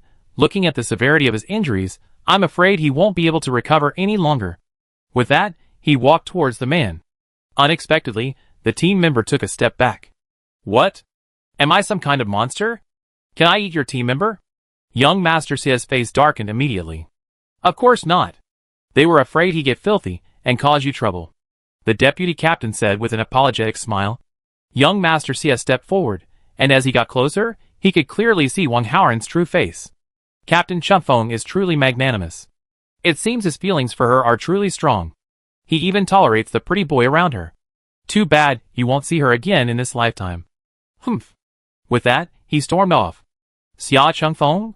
Sia Chunfeng looked at the vice captain. What was he just saying? Vice captain, let's talk about it when we get back. At the team, the vice captain sat across from Sia Chunfeng, pondering how to start. Do you still remember that woman who teased you? The vice captain asked Sia Chunfeng. Sia Chunfeng looked confused. When had anyone teased him? That day when we were catching rabbits? Didn't someone take one? That woman. The vice captain saw his bewildered expression and figured he must have forgotten. And then what happened? Sia Chunfeng asked. Then the guys came back and started making a fuss about it being your girlfriend. After all, no one ever dared to tease you, but it was just something the team members talked about privately. We couldn't possibly publicize it, the vice captain said quickly. The team members were punished that day, but it was just a casual joke. After a few days, no one mentioned it anymore. And then? Don't tell me, someone I don't even know what he looks like was found by that Sia family guy. Also, what does this have to do with him? Sia Chunfeng asked coldly. Chapter 37. No, let's talk about that woman first. Do you remember the woman who traded bread with you? Is it possible that someone saw you making the deal? You, a man who doesn't care about women, actually met with a young woman alone. How could anyone possibly have such thoughts? And then, there's the rumors about your previous girlfriend. The deputy captain looked at his captain. Even so, what does it have to do with the young master of the Sia family? Sia Chunfeng asked. I don't know. The deputy captain shook his head. He didn't understand either. There's a rumor that the young man from the Sia family has a crush on our captain. A voice, speaking through a pinched nose, came from outside the door. Veda, come out. Sia Chunfeng called out with a sullen face. Captain, you heard that. Veda emerged from behind the door in disbelief. Where did you hear that? Sia Chunfeng asked without answering his question. I don't know. Rumors? There's no way to trace their origins. And they were suppressed shortly after they started, so few people knew about them. I just listened to them at first. After all, the young master of the Sia family already had a fiancée. This rumor just sounds unreliable. Vida scratched his head, bewildered. Everyone, run around if you have nothing to do. Sia Chunfeng shouted outside. The eavesdroppers outside immediately cleared out, and even Vida slowly moved his steps and slipped away. I remember that the young master of the Sia family's special ability was immobilization. The deputy captain looked at Sia Chunfeng. If the rumor was true, then everything made sense. He did just come back from the wilderness, and based on what he just said, is it possible that the woman has already? The deputy captain analyzed. The young master of the Sia family has an unpredictable personality and is ruthless. Dealing with a woman is just a piece of cake for him. Sia Chunfeng sat there in silence, his mind unsettled. 1,000 star coins. I'll take that man's order. With that, he walked out alone. He always did things with a clear conscience. If this incident was caused by him, then going out for a walk would be a way of explaining himself. Hey, Captain. The deputy captain held out his hand, but he didn't know how to persuade him. He knew his captain's stubborn temper. He couldn't persuade him, absolutely. Because it was already dark, Sia Chunfeng followed his memory, and found the hillside where he had found Wang Haoren. The hillside was quite large, and Sia Chunfeng used his flashlight to search for clues. He actually found the various knives and cloth bags that had been discarded at noon. He picked these up, and continued searching nearby for clues. Soon, he found a series of faint footprints. The footprints were a bit disorganized, making it difficult for him to discern them. As for my Mang, she was now slumped on a stone bench, barely breathing. She was covered in blood and flesh, motionless and silent, and it was hard to tell she was alive. Bye-bye, what would you do if I died? My Mang asked the system. If you died, I could fall into a deep sleep, rest for 1,000 years, and then find a host to carry out the mission. The system's voice came. What if I hadn't bound myself? My Mang asked. Then I could have simply dormant for 1,000 years. The system replied. I told you to think it over carefully, but you didn't listen. Now you're suffering. Shouldn't you be telling me to complete the quests and become stronger? Why aren't you playing by the rules? Because Maimong didn't need to talk to the system, it didn't take much effort. In reality, she didn't even have the energy to move. What's so good about becoming stronger? With great power comes great responsibility. Our system is the same. Level 1 unification requires only 1 quest for 1,000 years. Level 2 unification requires 2, and so on. Although higher levels bring greater power, isn't that still the fate of a laborer? You might as well be like me, bound to a useless host, and after 100 years, when the host dies, I can go dormant. The system's voice sneered. How do you know you're bound to a useless host? What if it's just someone who enjoys having children? Maimong asked. It depends on luck. It mainly comes down to choosing a world. Worlds like the Apocalypse, the Wasteland, and the modern world don't have a high chance of having children. I'm just a living system, and there aren't any amazing rewards. You know how expensive it is to have a child in the modern world, right? And in the Apocalypse and the Wasteland, people still rely on food and clothing, so having children isn't a strong desire. The ancient times are the place I least want to go. They're desperate to raise me to the maximum level. The immortal world is also difficult.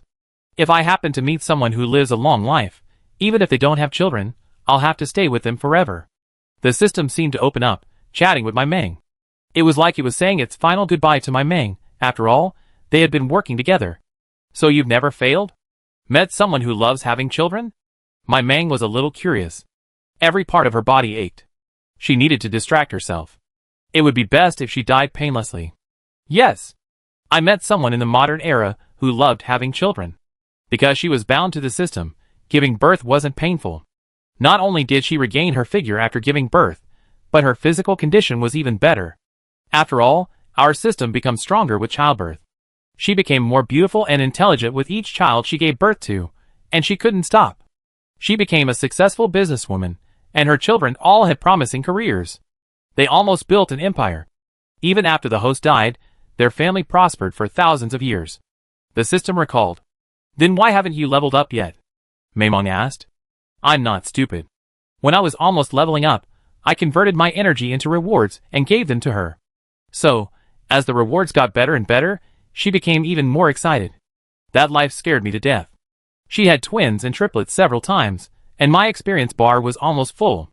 Every time she gave birth, I watched intently, and after each child was born, I quickly cleared my experience.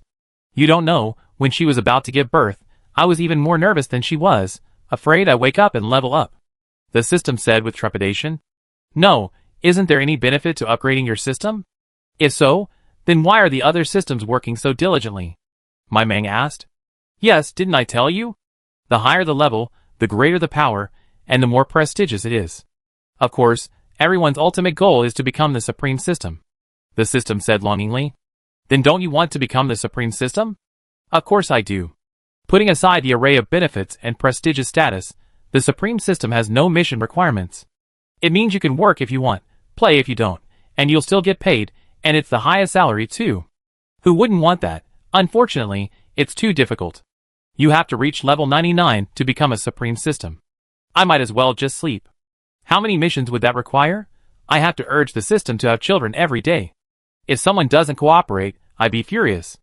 If someone doesn't cooperate and still lives, I'd not only be furious, but also anxious to death. The system felt suffocated at the thought. Chapter 38. I kind of regret not having children and leveling up.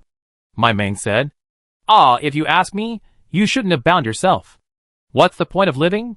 Even if I made you the strongest in the world, you still have to worry about this and that. The system persuaded. Alright, at least let's bind ourselves. The energy you've gained from completing so many small tasks is just enough to numb your nerves. Anyway, my energy will dissipate after you die. Consider it a gift to you, so you don't have to die in such pain. After saying this, my Mang felt her body slowly fading. But I won't accept this. I want revenge.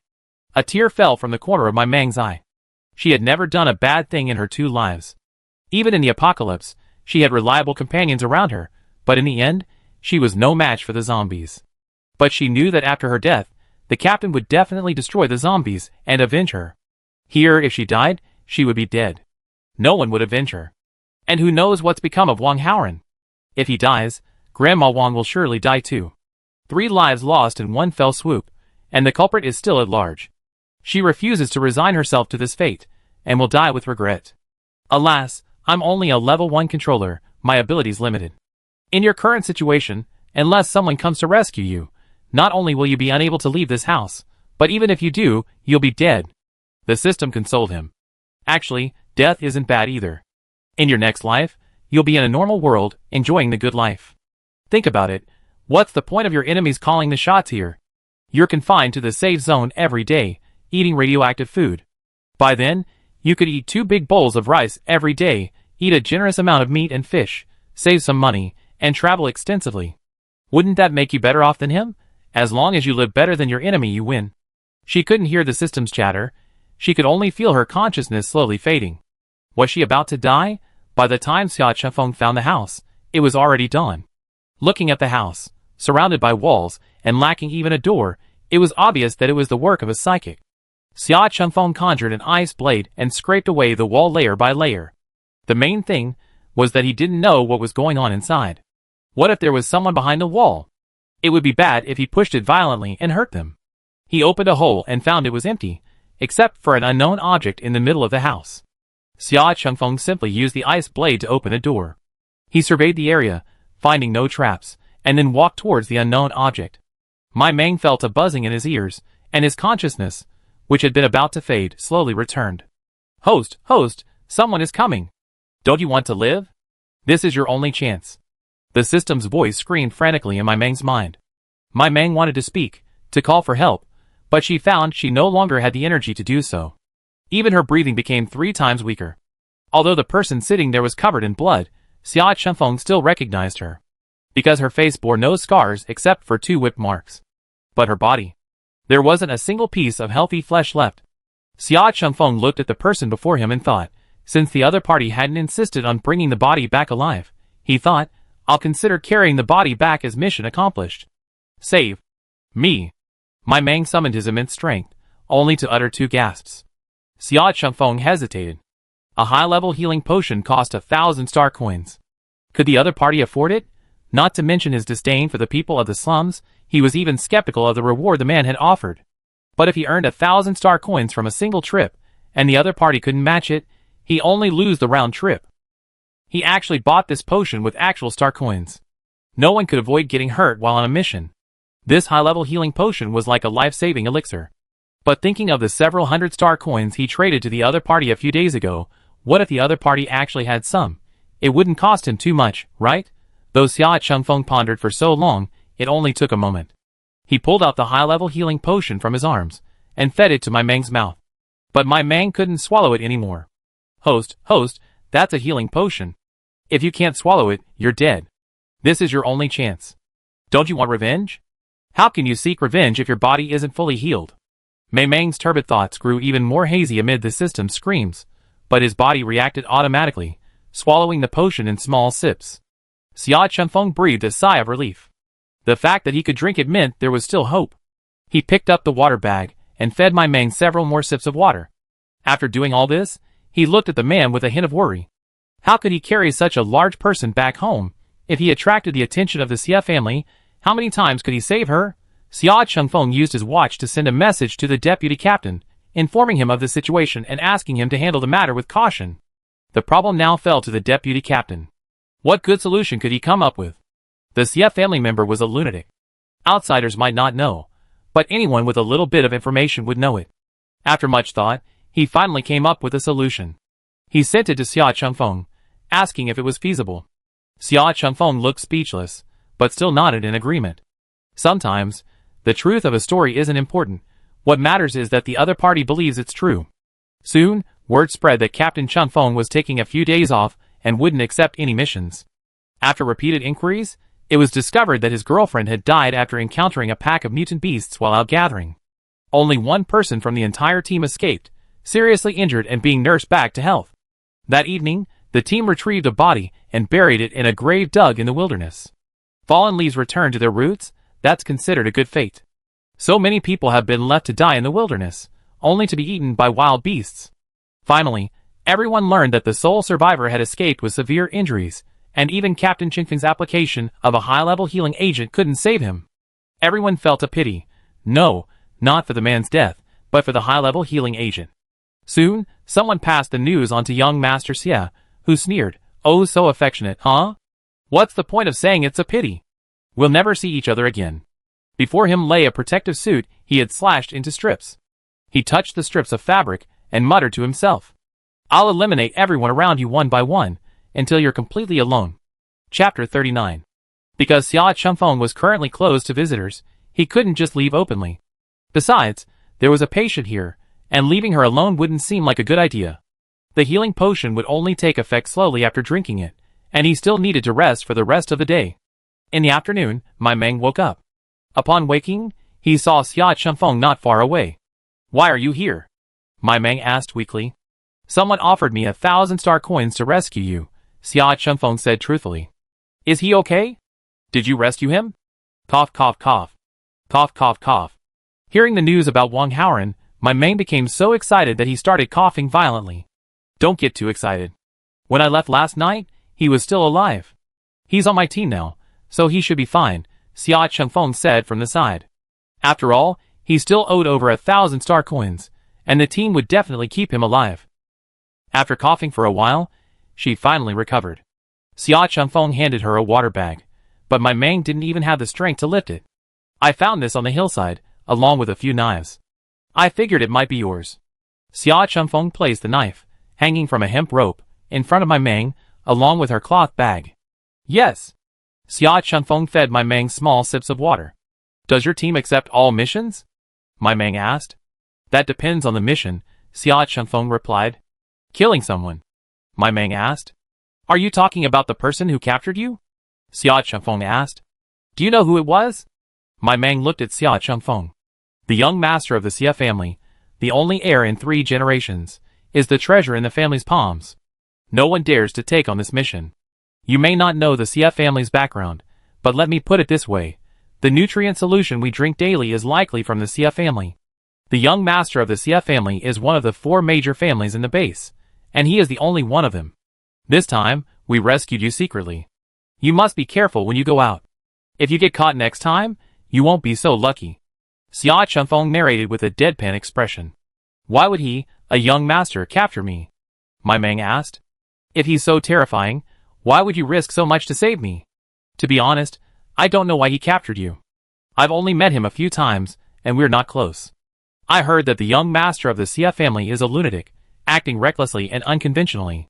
Sia Chunfeng opened his mouth, but didn't mention the rumor. After all, it was too ridiculous. And he couldn't possibly take the blame for a rumor. "When I was arrested, he said I seduced him, and that he saw me intimately with him. I asked him if he had mistaken me for someone else, but he firmly believed he hadn't. If he hadn't, then the he was referring to. Could it be you? After all, besides Brother Haoren, I've only ever been alone with you, and that was only once. My Meng looked at him intently. Are male friends the root of trouble? Although that was his mission, he hadn't done anything to him. What you said isn't impossible. You're not trying to shift the blame onto me, are you? I can't control other people's actions, nor will I pay for them. Xia Chengfeng spoke calmly. I'm not putting the blame on you. I just want to remind you to be more careful next time. After all, you're my savior. What if the he was talking about is really you? How safe do you think the team members you spend every day with will be? After all, the other party is a pervert. Xia Chengfeng's face darkened. It seemed he would have to be more cautious in the future. I'm not your savior. It was my mission to rescue you. I took the star coins. And I used a high-level healing potion on you. 1,000 star coins.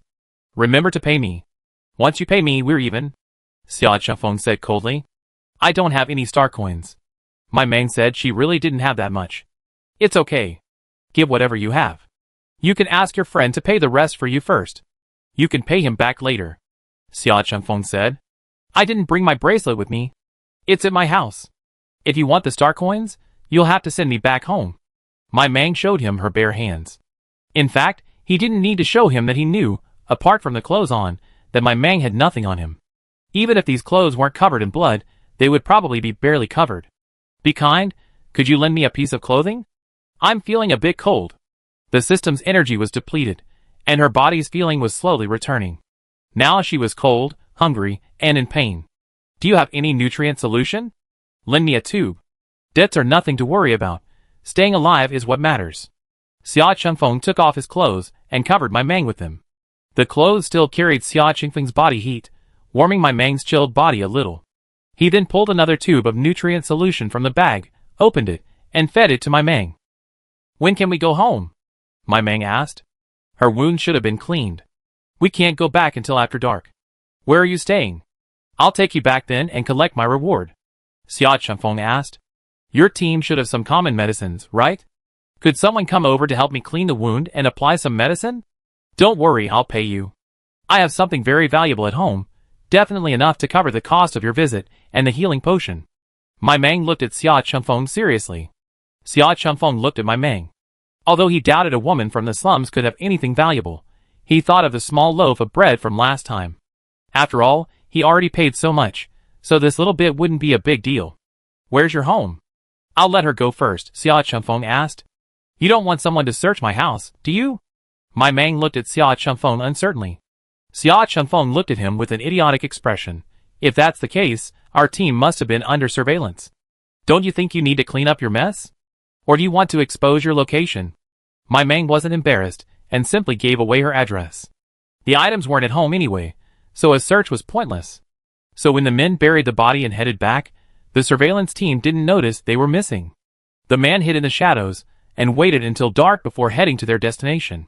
Xia Chengfeng also waited until it was completely dark, thinking the scavengers had gone home, before carrying my Meng back. He simply used his coat to hold her in a princess hug, only allowing for a back strike. My Meng leaned against the wall, and escaped injury, because she was sitting there while being spanked. Xia Chengfeng held her steady, minimizing the shaking. My Meng gritted her teeth, trying not to scream. It hurt so much. She swore that from now on, she would strike back with every lash. Chapter 40. Look at that grass. Isn't it growing exceptionally well? Yeah. There are even little flowers there. Yeah. I didn't expect the wilderness to be like this at night. The moon is so round. What a beautiful day tonight. It's not raining. I wonder how many of those plants you just stepped on are edible. At first, Xia Chengfeng would respond, but then he quietly listened to her muttering. He thought she was trying to divert attention. Only my Meng knew what he was doing.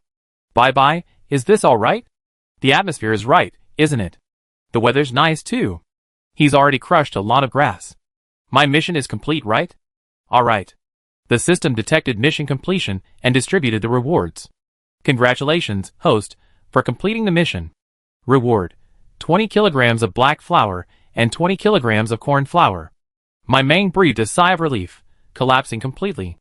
It was then that my Meng realized that the mission's success wasn't determined by the system. There was a monitoring device. Only when the instrument determined it was successful could it be considered a success. Bye-bye was already updating her on the mission's progress. After the two of them had spent a night discussing it in depth, The system had become less aloof towards her, and was now guiding her on how to complete the mission. "Hello?" Sia Changfeng called. "What's up?" My Meng asked. "Nothing." It was impossible to say that he felt a weight on his hand, and the person who had been chattering away suddenly fell silent, and thought they were gone. The two of them walked until late at night before returning to my Meng's residence. Everyone was asleep, except for one person, huddled stealthily in a corner. "Captain!" Seeing the person approaching, she excitedly ran forward. "Excuse me, is my friend awake?" My Meng hurriedly asked upon seeing the person approaching. "Not yet, still unconscious." The man glanced at the captain and replied. Because Wang Haoran had only been given a basic healing potion, his recovery was very slow.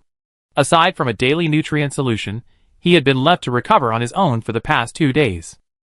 Once his body functions had recovered somewhat, he would naturally wake up. "Could you please carry me to that window?" My Meng pointed to the window of Wang Haoran's house. The door was locked, and my Meng didn't have the key. Grandma Wong, my Meng whispered through the window. "Grandma Wong, I'm my Meng. Brother Haoran and I are injured, but don't worry, we've been rescued. Brother Haoran is recovering, and will be back in 2 days. You must eat well. If Haoran doesn't see you when he comes back in a couple of days, he'll be heartbroken. Eat something tonight to fill your stomach. I'll cook something and bring it to you tomorrow," Maimong said, then waited quietly for a moment. He left only after hearing a sound from inside the house. Just a sound would be enough. She was afraid that if Grandma Wong discovered they hadn't returned, she'd think something had happened and commit suicide. That was exactly what happened to Grandma Wong in the house. She waited until midnight yesterday, but her grandson didn't return, and she had a bad suspicion. He hadn't returned all day, and her heart was broken. If her grandson were gone, lying in bed without food or water, what was the point of living alone? Just as she was drifting off, she heard my Meng's voice. She couldn't quite make out what she was saying, but she heard Haoran, injured, coming back. If her eldest grandson could come back, then she couldn't die. Her eldest grandson could come back. Grandma Wong struggled to get out of bed. Her legs and feet were already weak, and after a day of hunger, she felt even weaker. She slowly crawled to the table and shakily stood up. First, she drank a large glass of water, then slowly ate a black ball with the water. She needed to recover. Her eldest grandson was injured, and she had to recover before she could take care of him. Over at my Meng's side, Sia Changfeng put him to bed and left, leaving only a young woman inside to help clean my Meng's wound. She gasped in shock when she lifted his clothes. The blood had already congealed, and scraps of clothing and dirt were all stuck to the wound. Cleaning her entire body is a massive undertaking. Most importantly, there's no anesthetic right now. Is the girl on the bed sure she can handle the pain? Treating your wound might be very painful. The young woman gave her a heads up. The exposed skin and flesh needed to be carefully examined over and over again, and the bloody areas might need to be cleaned of rotten flesh. "Please give me a towel to bite on," my Meng said, pointing to her only relatively new towel. She mentally called out to the system. Bye, can you continue to block my pain? We ran out of energy last time, so we only have a little this time. Complete blocking is impossible because applying the medicine this time will take quite a while. If you completely block it, you might lose half the energy you've cleared. But I can block half of the pain for you, so maybe you can hold out until the end. The system replied. "Okay, then wait until I tell you to block it, then you can block it," Maimong said. "No problem." The system replied. "Hello, what's your name?" Maimong asked the woman standing by the bed. "Just call me Xiaoping." The woman smiled. "Sister Xiaoping, please be quick. It hurts anyway, so the sooner we get it done, the sooner we'll be relieved," Maimong said weakly. "Okay, I'll try my best. I'll get started now. I'll cut your clothes open." Xiaoping brought a toolbox with her, which was quite comprehensive. First, cut the entire piece of clothing open. Soon, the clothes were separated into 2 layers. Next, slowly remove the fabric from the wound. Xiaoping looked at Maimong and said, "I'm going to begin." Even though she had treated countless injuries as an assistant, seeing my Meng's injuries still made her hands tremble. The young master of the Sia family was too cruel. How could he beat a little girl like this? Compared to the wounds on her body, the 2 whip marks on her face were nothing. At least, they just need to be treated with medicine. As for scarring, that's just nonsense. A wound so deep you can see the bone wouldn't leave a scar, but compared to life, what's a scar worth? Xiaoping took the disinfectant and sprinkled it evenly on the wound. Except for a few that were bleeding again, the blood in the rest had already clotted. To clean it, you had to soften it first. Just spraying the wounds with water took up an entire bottle of disinfectant. Cold sweat broke out on my Mang's forehead, but she could still bear it, not wasting the system's energy. It wasn't until Xiaoping opened her skin and cleaned out the remaining fabric that my Mang couldn't help but growl. She bit the towel tightly, letting the system help block out the pain. Chapter 41. Maimong fainted from the pain, then woke up again, then fainted again. The blanket beneath her was soaked. It was hard to tell if it was blood, sweat, or disinfectant. Maimang's hair was also completely soaked, as if she had just been pulled out of the water. She couldn't imagine how painful it was even with half her pain blocked. How could she have endured it without the system? She blamed every inch of pain on that psychopath. Finally, Maimong gritted her teeth and endured it, relying on her hatred for him. It wasn't until noon the next day that the wounds were cleaned. Xiaoping cleaned and applied medicine to her, preventing her from dying from excessive blood loss. In the end, Maimong fainted. Xiaoping looked at her with a worried look on her face. She couldn't cover her wounds with the blanket. The dirty blanket had to be removed as well. She couldn't complete this massive task on her own, so she had to go out and ask the captain for help. Xia Chengfeng entered and immediately picked the person up, his gaze level, not even focusing on her. In fact, my Mang's entire body was covered in medicine, making him look just like he was wearing clothes. Xiaoping quickly cleaned up the mess and laid out a new blanket. She lit the brazier inside the room, slowly raising the temperature. But the firewood in the room was limited. Even if it burned all, it wouldn't last long. Captain, she won't freeze to death out here, will she? Xiaoping was impressed by this resilient young woman. If it were her, she felt she might not have been able to hold out. Wait until she wakes up, Xia Chengfeng said. He had already put in enough star coins, and didn't want to add any more. As for the promised goods, he hadn't seen a single glimpse. Xiaoping glanced at the captain as he walked out, but couldn't bear it anymore. She threw one of her heating bulbs into the brazier. It was just a cheap one. One would burn for 12 hours, and there were better ones that could burn for 24 hours. It could quickly warm the room, making it a must-have for winter. As the temperature rose, Maimang's tense body seemed to relax, though his frown never relaxed. It was clear that even in his sleep, he was suppressing the pain. Captain. Xiaoping walked out and called out inquiringly, unsure of what to do next. Go back first, and come back tonight when no one is around. Xia Chengfeng said to Xiaoping. Tell the deputy captain to put the cost of this trip on my account. As for him, he still had to wait here to collect the bill. Okay, Captain. Xiaoping packed her things and headed out. Xiaoping avoided the crowd and returned to the team. She explained the situation to the deputy captain and went back to prepare her supplies. Although the captain said it was serious and asked her to prepare more medicine, she hadn't expected it to be so serious. She had already used up almost all of the medicine she brought twice. I didn't expect that lunatic from the Sia family to really like their own captain. I'll have to be more careful on future missions. The deputy captain rubbed his chin and muttered to himself. I don't know if it's too late for me to find a girlfriend now. Then he thought of those who had died on previous missions. Many of them were core members of the team, and core members tend to interact more often. I hadn't thought about it that way before. If those people were accidents, then I have a grudge against the Sia family, but without evidence, one couldn't make definitive conclusions. After all, every mission involves casualties, and no one could guarantee they return alive.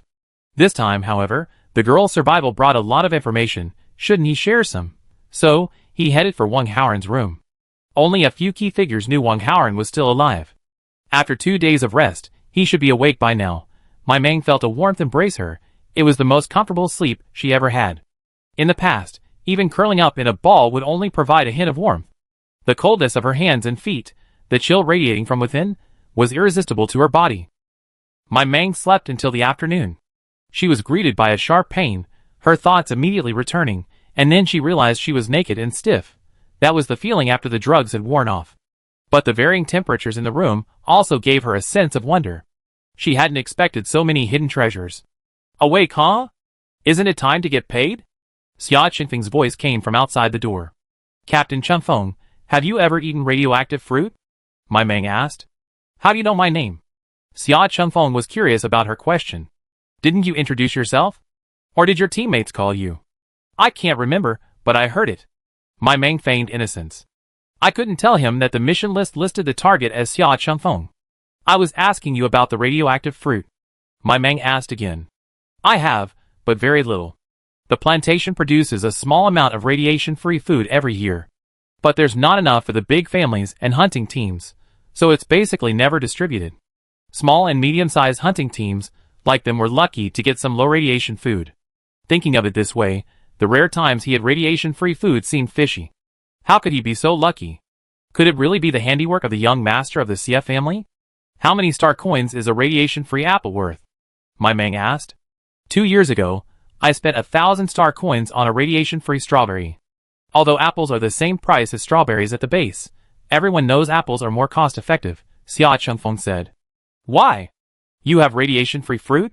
After asking, he felt foolish. How could someone living in the slums possibly have radiation-free fruit? Who knew my Mang would actually answer him? Yes. Are you kidding? Sia Chengfeng, who had been leaning casually against the wall, straightened up and asked seriously. I can sell it to you, but there are 2 conditions. My Mang didn't answer directly, but her reply was enough. What are the conditions? Sia Chengfeng asked. First, confidentiality. After all, this is a large sum of star coins. I want it to be known only to you and me. A secret known to a third person is no longer a secret, my Mang said. Okay. Sia Chengfeng thought for a moment and replied. There's no need to tell others about items you purchased personally. Second, you can see my current condition. I need to rest at home for a long time and maintain my nutrition. The exchange in the slums only has basic necessities. I hope you can help me buy some food, drink, and other daily necessities in the safe zone. My Mang continued. Chapter 42. Wait, have you forgotten you still owe me over 1,000 star coins? You don't think a radioactive apple can fetch such a high price, do you? I spent 1,000 star coins on a strawberry, and now I'm going to buy you an apple for 2,000. What about the remaining few hundred star coins? You want to eat and drink well? Don't you understand the current prices? Sia Chengfeng interrupted my Mang's beautiful fantasy. Take mutant beast meat, for example. Medium radiation costs 20 star coins per pound, and low radiation costs 150 star coins per pound, which is not always available. The cheapest medium radiation blackface meat on the market is 50 star coins per pound. Medium radiation rice and millet cost 100 star coins per pound. How much can you buy with your few star coins? My Mang was stunned. This was the first time she had heard of such prices. What's that burning in my room right now? Is it expensive? My Mang asked. Heat bulbs, 10 star coins for 12 hours, 20 star coins for 24 hours. They can keep the room at a constant temperature. But in a small room like yours, it'll probably take longer if you close the door, Sia Chengfeng replied. My Mang was shocked. 20 star coins a day. That's a real waste of money, but she really needed it right now. Come in and see if this apple is worth 2,000 star coins. My Mang called out. She knew he was staying here, definitely not to wait for her to wake up, but to get his reward after she did. She couldn't move now, so she could only pretend the apple was hidden in her bed. She couldn't just keep asking him to pay her and then tell her she'd be able to get out of bed, could she? Just thinking about it made it impossible. Sia Chengfeng didn't care whether the people inside were wearing clothes or not. To him, the radiation-free apples were far more appealing than my Mang. And what did he see? 2 big, bright red apples. Even the usually expressionless him was a little surprised. After deducting the 1,000 star coins you paid me for, the cost of my friend's care these past few days, my medicine, and the healing potion you mentioned, there should still be over 1,000 star coins left, my Mang asked. Sia Chengfeng carefully picked up the 2 apples on the bed and examined them carefully. Only after confirming they were radiation-free did he answer my Mang. Both of your apples are worth 2,000 star coins. After deducting the bulk of the 2,000, I'll calculate the remaining miscellaneous charges when I get back. You need to apply your medicine tonight, and I'll deduct the cost of the medicine tomorrow and the day after tomorrow in advance. Since it was a transaction, Sia Chengfeng would calculate everything step by step. Please use the remaining star coins to buy me some heating bulbs, and if possible 2 quilts. Exchange the rest for rice, dark flour, and a small amount of mutant beast meat. If you have flour, buy some too. Maimon thought for a moment and said, buying quilts now would be too conspicuous. If you don't mind, our team just got a batch of quilts last year, and we can give you 2. Since they're old, I can give you 2 extra sets of quilt covers. Mutant beast meat doesn't keep well, so I suggest you buy dried mutant beast meat and cut it up and cook it together. Also, do you want mutant beast eggs? There's no choice of variety, just buy whatever you have. Also, I still recommend buying a few nutritional supplements. After all, while they may taste unpleasant, they can still provide a certain amount of energy intake. Sia Xingchen objectively offered Mei Mong some suggestions. Okay, I'll do as you say. Given my current situation, if there's anything I haven't thought of, you can help me at it, Mei Mong said. After all, she truly had no idea what was going on in the exchange. Late that night, after Xiaoping arrived, Xia Chengfeng had already left. Although embarrassed, Mei Mong still called Xiaoping for help. She needed to use the restroom.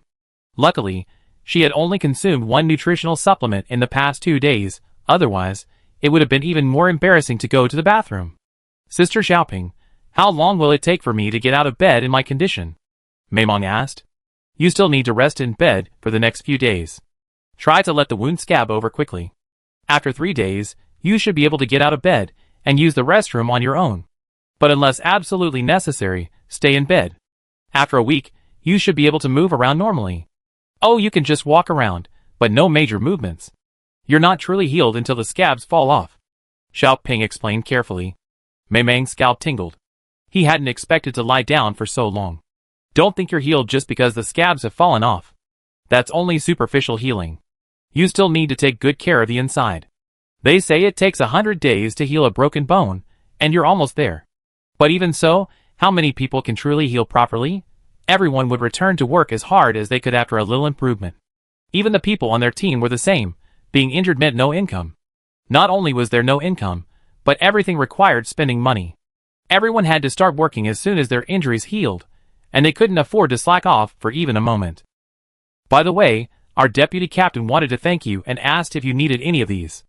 Xiaoping pulled several heat bulbs from her pocket. These are available 24 hours a day. The captain said, we won't charge you any handling fees. We'll sell them to you at the original price. Many items are only available in the safe zone and can't be bought in the slums, even if you have money. Therefore, many purchasing agents are used, charging a small fee. But my Mang had only heard about them and never bought anything because, well, he had no money. My Mang accepted them with surprise and said he would transfer star coins to her tomorrow, since her bracelet was still in the space and couldn't be taken out now. Since the captain said my Mang had paid for all her medicine, Xiaoping didn't worry about her defaulting, so she readily agreed. Under the cover of night, Xiaoping also left, helping to pass a few tubes of nutrient solution to Grandma Wong before leaving. Xiaoping, entrusted by my Mang, told Grandma Wong to take care of herself and left. The two young people were now struggling to take care of themselves.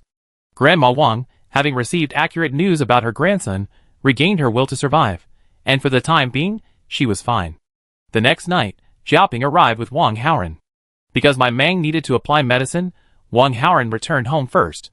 Grandma Wong, seeing her grandson, who had lost weight, suppressed tears. God bless you, God bless you. It's good that you're back, it's good that you're back, Grandma's darling grandson. Sob! Grandma Wong hugged Wang Haoran and cried. She didn't dare to cry too loudly, fearing to disturb others. Grandma, I'm sorry I worried you. It was my fault this time. Luckily, I met a kind person. Wang Haoran patted his grandmother on the back and comforted her. He had narrowly escaped death this time, but his health had been damaged. Life would be even more difficult for both families from now on. But he couldn't show any of this, he couldn't let his grandmother worry. Let's not walk so far anymore. Grandma will eat less, okay?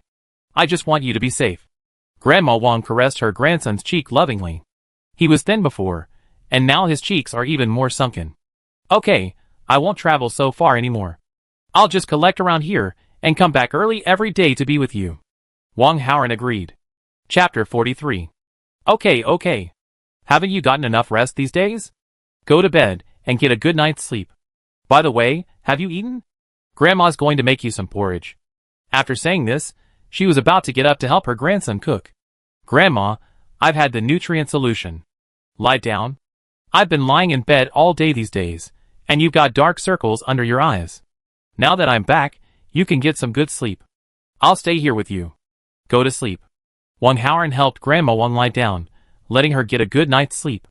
Grandma, go to sleep. She's been eating well these days.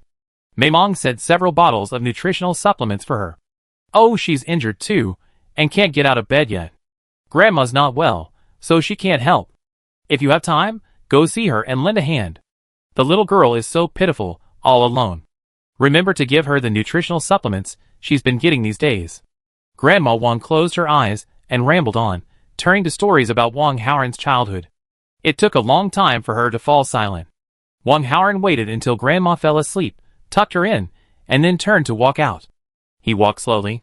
His vision was normal during the daylight hours, but at dusk, everything went blurry. He walked slowly toward Mei Mang's house, and happened to meet Xiaoping coming out. That's right. Mei Mang said he'd just give you the key. I won't be here until tomorrow night, Xiaoping said, handing Wang Haoran the key to Mei Mang's house. Okay. Wang Haoran took the key. Thank you. You're welcome. It's all my duty. I paid for it. It was my duty. Then I'll go back first. I'll just apply the medicine again tomorrow night. From then on, I'll just take care of it. With that, Xiaoping left. Wang Haoran walked cautiously inside. When he reached the door, he asked, Mei Mang, can I come in? Brother Haoran, come in. Mei Mang exclaimed in surprise upon hearing Wang Haoran's voice. Sister Xiaoping had just told me that Wang Haoran was back, but without seeing him in person, I was still a little worried. The next day, Xiaoping brought a simple stand for Mei Mang. She placed it on Mei Mang and covered him with a blanket. This way, the blanket wouldn't touch the wound, and it wouldn't be awkward if someone came in. As soon as he entered, Wang Haoran felt instantly warmer. He guessed it was from the brazier. You've lost weight. Mei Mang looked at the young man before him. It was more like he looked haggard than thin. You've had a rare few days off these days. How could you be thinner? You must have gained weight. Wang Haoran gave Mei Mang a broad smile. He only heard she was covered in wounds and couldn't see clearly, but judging by Mei Mang's voice, she seemed to be in good spirits. Are you okay? How did you get back so soon? Mei Mang asked worriedly. She remembered Wang Haoran had been badly beaten too, so how could he have recovered so quickly? I'll just be nursing her from now on. I don't know what to do there, and I was worried about you and Grandma, so I came back. Wang Haoran explained. Then I'll have to trouble you to take care of me from now on. You see, I can't get out of bed right now. When I can, I'll make you a feast to treat you. Mei Mang said pitifully.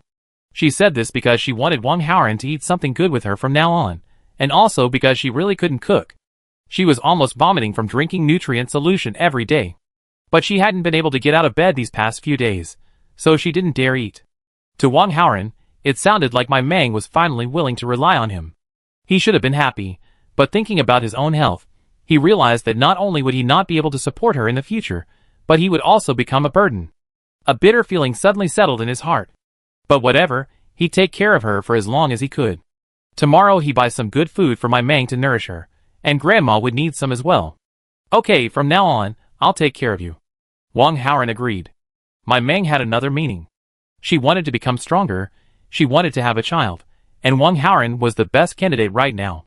After all, the system said that pregnancy and childbirth wouldn't be difficult, but would actually make people stronger. She wanted revenge. Since no one else could shake the psychopath of the Sia family, she would become stronger herself. The worst that could happen was that she could assassinate him, and then wander the world. The two were chatting happily, when they were interrupted by a gentle knock on the door. Who had come so late at night? Wang Haoran was puzzled. It could be Captain Sia. You'll find out if you go and see him. Mei Mang was also speculating. After all, Sister Xiaoping wouldn't arrive until tomorrow night, and she had no other social contacts. Only Sia could possibly be bringing her supplies. Wang Haoran slowly stood up and went to open the door. Who is it? Wang Haoran whispered from behind the door. It's me, Sia. The person outside said in a low voice. Although few people were awake in the middle of the night, it was still necessary to proceed with caution. Wang Haoran heard the noise and opened the door. Sia entered the room, laden with bags. Wang Haoran couldn't see what he had, but he knew it was a lot. Ding, mission target found. Dinner together can help foster a stronger bond. After completing the mission, you'll receive 20 chicken, duck, and goose eggs, and 20 kilograms of vegetables. This bag contains 5 24-hour heating bulbs, and this one contains 10 12-hour ones. Your injuries will be almost healed by then. I brought you 2 kilograms of rice and millet, 5 kilograms of flour, and 20 kilograms of black flour. I can't take too much at once, so eat them now. I'll send you more in a few days. Sia sat on the bed and spoke to Mei Mang. He didn't know if Wang Haoran knew about the apples, and he didn't dare to say it out loud. I also brought you a cloak. It's been difficult for you to get dressed lately, so putting on a cloak will keep you warm. As for the fire, I saw you didn't have much dry firewood in your room, so I bought you some coal briquettes. Heating briquettes don't have an open flame, while coal briquettes do, but they don't generate heat. They can be used for cooking. A small briquette lasts 2 hours. If you don't need it, just cover it with this lid. Sia Changfeng placed the briquettes and the accompanying lid on the table. And these, odor-absorbing sheets. Sia Changfeng produced a box. One box contains 100 sheets. Stick them on the wall while you cook, so the fumes and smell won't spread everywhere. Use 1 sheet per meal, and burn them on the spot afterward. He then leaned over to my Mang and said, I'll give you a list later. Wang Haoran vaguely saw Sia Changfeng lean over and kiss my Mang, who didn't shy away.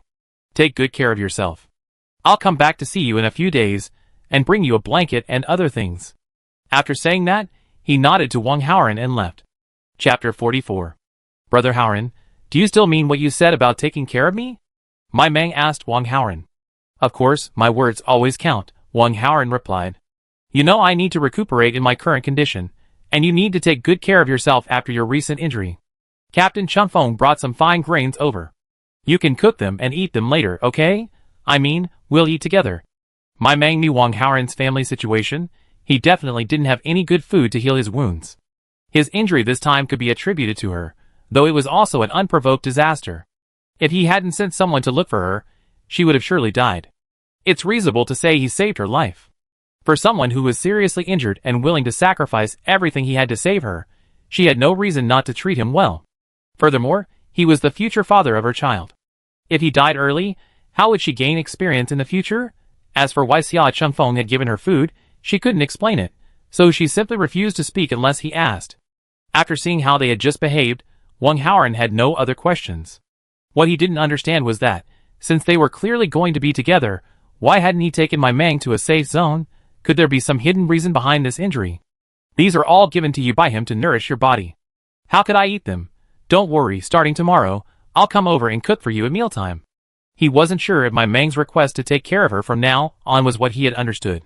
Whether it was or not, he had no reason to eat food said by another man. Aren't the things he gave me mine? Then I can distribute them however I want. What? If you give me something, are you going to restrict how I use it? My Mang asked. Well, that wouldn't be the case. What's given to you is yours, Wang Haoran said quickly. That's all right then. You should take good care of yourself for the time being and avoid going out to collect for now. It would be disastrous if he accidentally ran into that lunatic again. Wang Haoran felt my Mang was right. She had been having trouble moving lately, so it was only right for him to stay and lend a hand. Okay, I'll be home for the next few days. Call me if you need anything. Wang Haoran nodded. If nothing else, I'll go back. I'll come back tomorrow morning. At night, everything was blurry for him, afraid that if he stayed here too long my Mang would notice. That night, Wang Haoran lay in his little bed, unable to sleep. He didn't know why my Mang had suddenly accepted him. Could it be that the man had done something shameful in the safe zone that prevented him from bringing Maimong in? Then was I their shield? That's fine. I couldn't provide Maimong with a good life before, and now I'd be a burden. It would be nice to be able to take care of her life in the future. So I'll just be a shield. Wang Haoran spent the night thinking about many things, and finally fell asleep late. The next day, at dawn, Wang Haoran woke up. Just as he was about to get up and leave, he remembered that he didn't have to go out to collect for the next few days. Looking at the hazy surroundings, Wang Haoran lay back down dejectedly. How was he supposed to live like this? Forget caring for others, I'm afraid I can't even support myself. When it was a little light, Wang Haoran finally got up. He was going to make breakfast for my Mang. She said yesterday she wanted rice porridge. My Mang was awakened by the aroma of food. Wang Haoran brought the porridge to her room and helped her organize the things Sia Changfeng had brought yesterday. Get up and have some porridge when you wake up. Wang Haoran gently helped my Mang up. He finally saw my Mang's face, the 2 clearly visible whip marks. Does it hurt? Wang Haoran wanted to touch it, but fearing it might hurt, he pulled his hand back. It doesn't hurt now. Sister Zhaoping applied some medicine. It'll be fine once the scabs fall off, my Mang said with a smile. Seeing him accept it so calmly yesterday, I thought she wouldn't ask about it. I didn't expect her to ask until this morning. Help me get my cloak and help me up.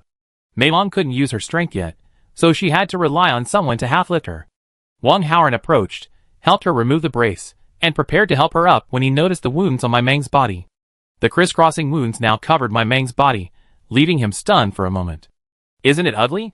Maimong felt a little embarrassed and a little ashamed as he stared at her wounds. She wondered if she was going to scare away her target. Who knew Wang Haoran would look at her with a sad face, and my Meng saw tears streaming down his face. Her smile froze. I'm sorry, it's all my fault for not protecting you. Wang Haoran looked at my Meng's wounds, feeling lost as to where to begin. In the end, he gently held her hand. Whether you're stupid or not is none of your business. My Meng hadn't expected such a strong reaction. Help me up quickly, or the porridge will get cold.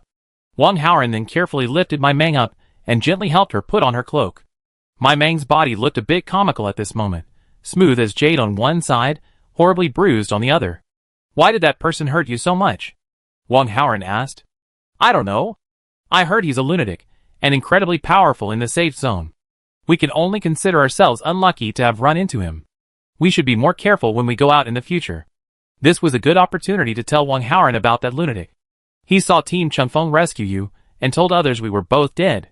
So we should be extra careful when we go out in the future. Luckily, he doesn't know where we live, otherwise it would be even more troublesome.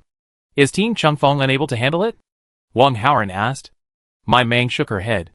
The Chunfeng team is just a small hunting group. Going up against that madman is like an ant against an elephant. Wang Haoran nodded. No wonder the man didn't dare bring my Meng into the safe zone, always sneaking in late at night. Now he knew the reason. Don't think about anything else for now. Let's get better first. There's no rush for gathering. The star coins they both had were enough to last them for a long time. She wanted to try and see how her body would change after giving birth. From then on, Wang Haoran prepared delicious meals for my Meng 3 times a day, while he and Grandma Wong cooked porridge in the pot my Meng used to cook grain. The food residue on the edge of the pot was thicker than water. When my Meng asked, he said he had eaten it. A week passed like this, and my Meng was finally able to walk a little. These past few days, lying in bed, unable to move, had exhausted her. It was the first time she realized how tiring lying down could be. Chapter 45. Oh, I've been so exhausted these past few days. My Meng carefully sat down on a stool. Since she had gone outside, the brazier had been brought out. Be careful. If the wound opens, you'll have to stay in bed for a few days. Wang Haoran helped her sit down, and seeing she was about to stretch, he quickly stopped her. What a mistake. I'm used to it. My Meng quickly sat down. Only after losing someone did he realize how wonderful it was to stretch. You said, I've only been lying down for a few days, and I'm already feeling awful. Wouldn't Grandma Wong be feeling even worse after lying down for so long? My Meng looked at Wang Haoran. Find some time to ask Grandma Wong. If she feels more comfortable sitting, we can get her a wheelchair, so she can at least move around the house. Or, we could make a recliner for her, which would probably be much more comfortable. When I wasn't lying down, I thought it was nice to be able to rest at home. Only by experiencing it yourself can you understand the hardships involved. I'm talking to you. Why are you standing there? My Meng nudged Wang Haoran. I just suddenly feel so happy. Wang Haoran squatted in front of my Meng and looked at her. He had never imagined that he could live so closely with my Meng, listening to her chat about family matters. He was also happy that my Meng cared about his grandmother. It showed that this relationship wasn't just one-sided, that my Meng cared about him. Is that happiness? We'll have plenty of meat to eat in the future, my Meng said, pulling on her ear. Then she looked at Wang Haoran with a serious expression and said, I'm disfigured. Do you really not mind me the way I am now? Wang Haoran took my Meng's hand, leaned over, kissed her forehead, and said, I'm so happy you don't despise me for not being strong enough. So how could you despise you? I wish I could be 10,000 times stronger, so that no one could hurt you in the slightest. Hey, go make dinner. I'm hungry. Let's have millet and multigrain porridge for lunch. Make it thicker to celebrate my ability to get out of bed. Oh, and put some meat in it, my Meng instructed. She had noticed over the past 2 days that Wang Haoran truly doted on her, agreeing unconditionally to anything she asked. Yesterday, she complained about an itchy head, so he carefully boiled water for her to wash her hair and even wiped her down. Although she felt really embarrassed, the feeling of being refreshed was so wonderful. If it weren't for the wounds on her body that couldn't be touched by water, she would have taken a good bath. If she hadn't heard Wang Haoran coughing and stumbling last night, my Meng would have almost forgotten he was also a patient. Soon, my Meng finally had his wish, enjoying the millet and multigrain porridge. It contained not only meat but also dried vegetables. These were all harvested and dried by my Meng and Wang Haoran. Although these were refined grains, and indeed proper food, the radiation-induced food lacked the delicate aroma of the original, instead possessing a rather indescribable flavor. Still, for someone who had long consumed whole grains, it was already quite delicious. "How's yours?" My Mang asked, seeing only one bowl.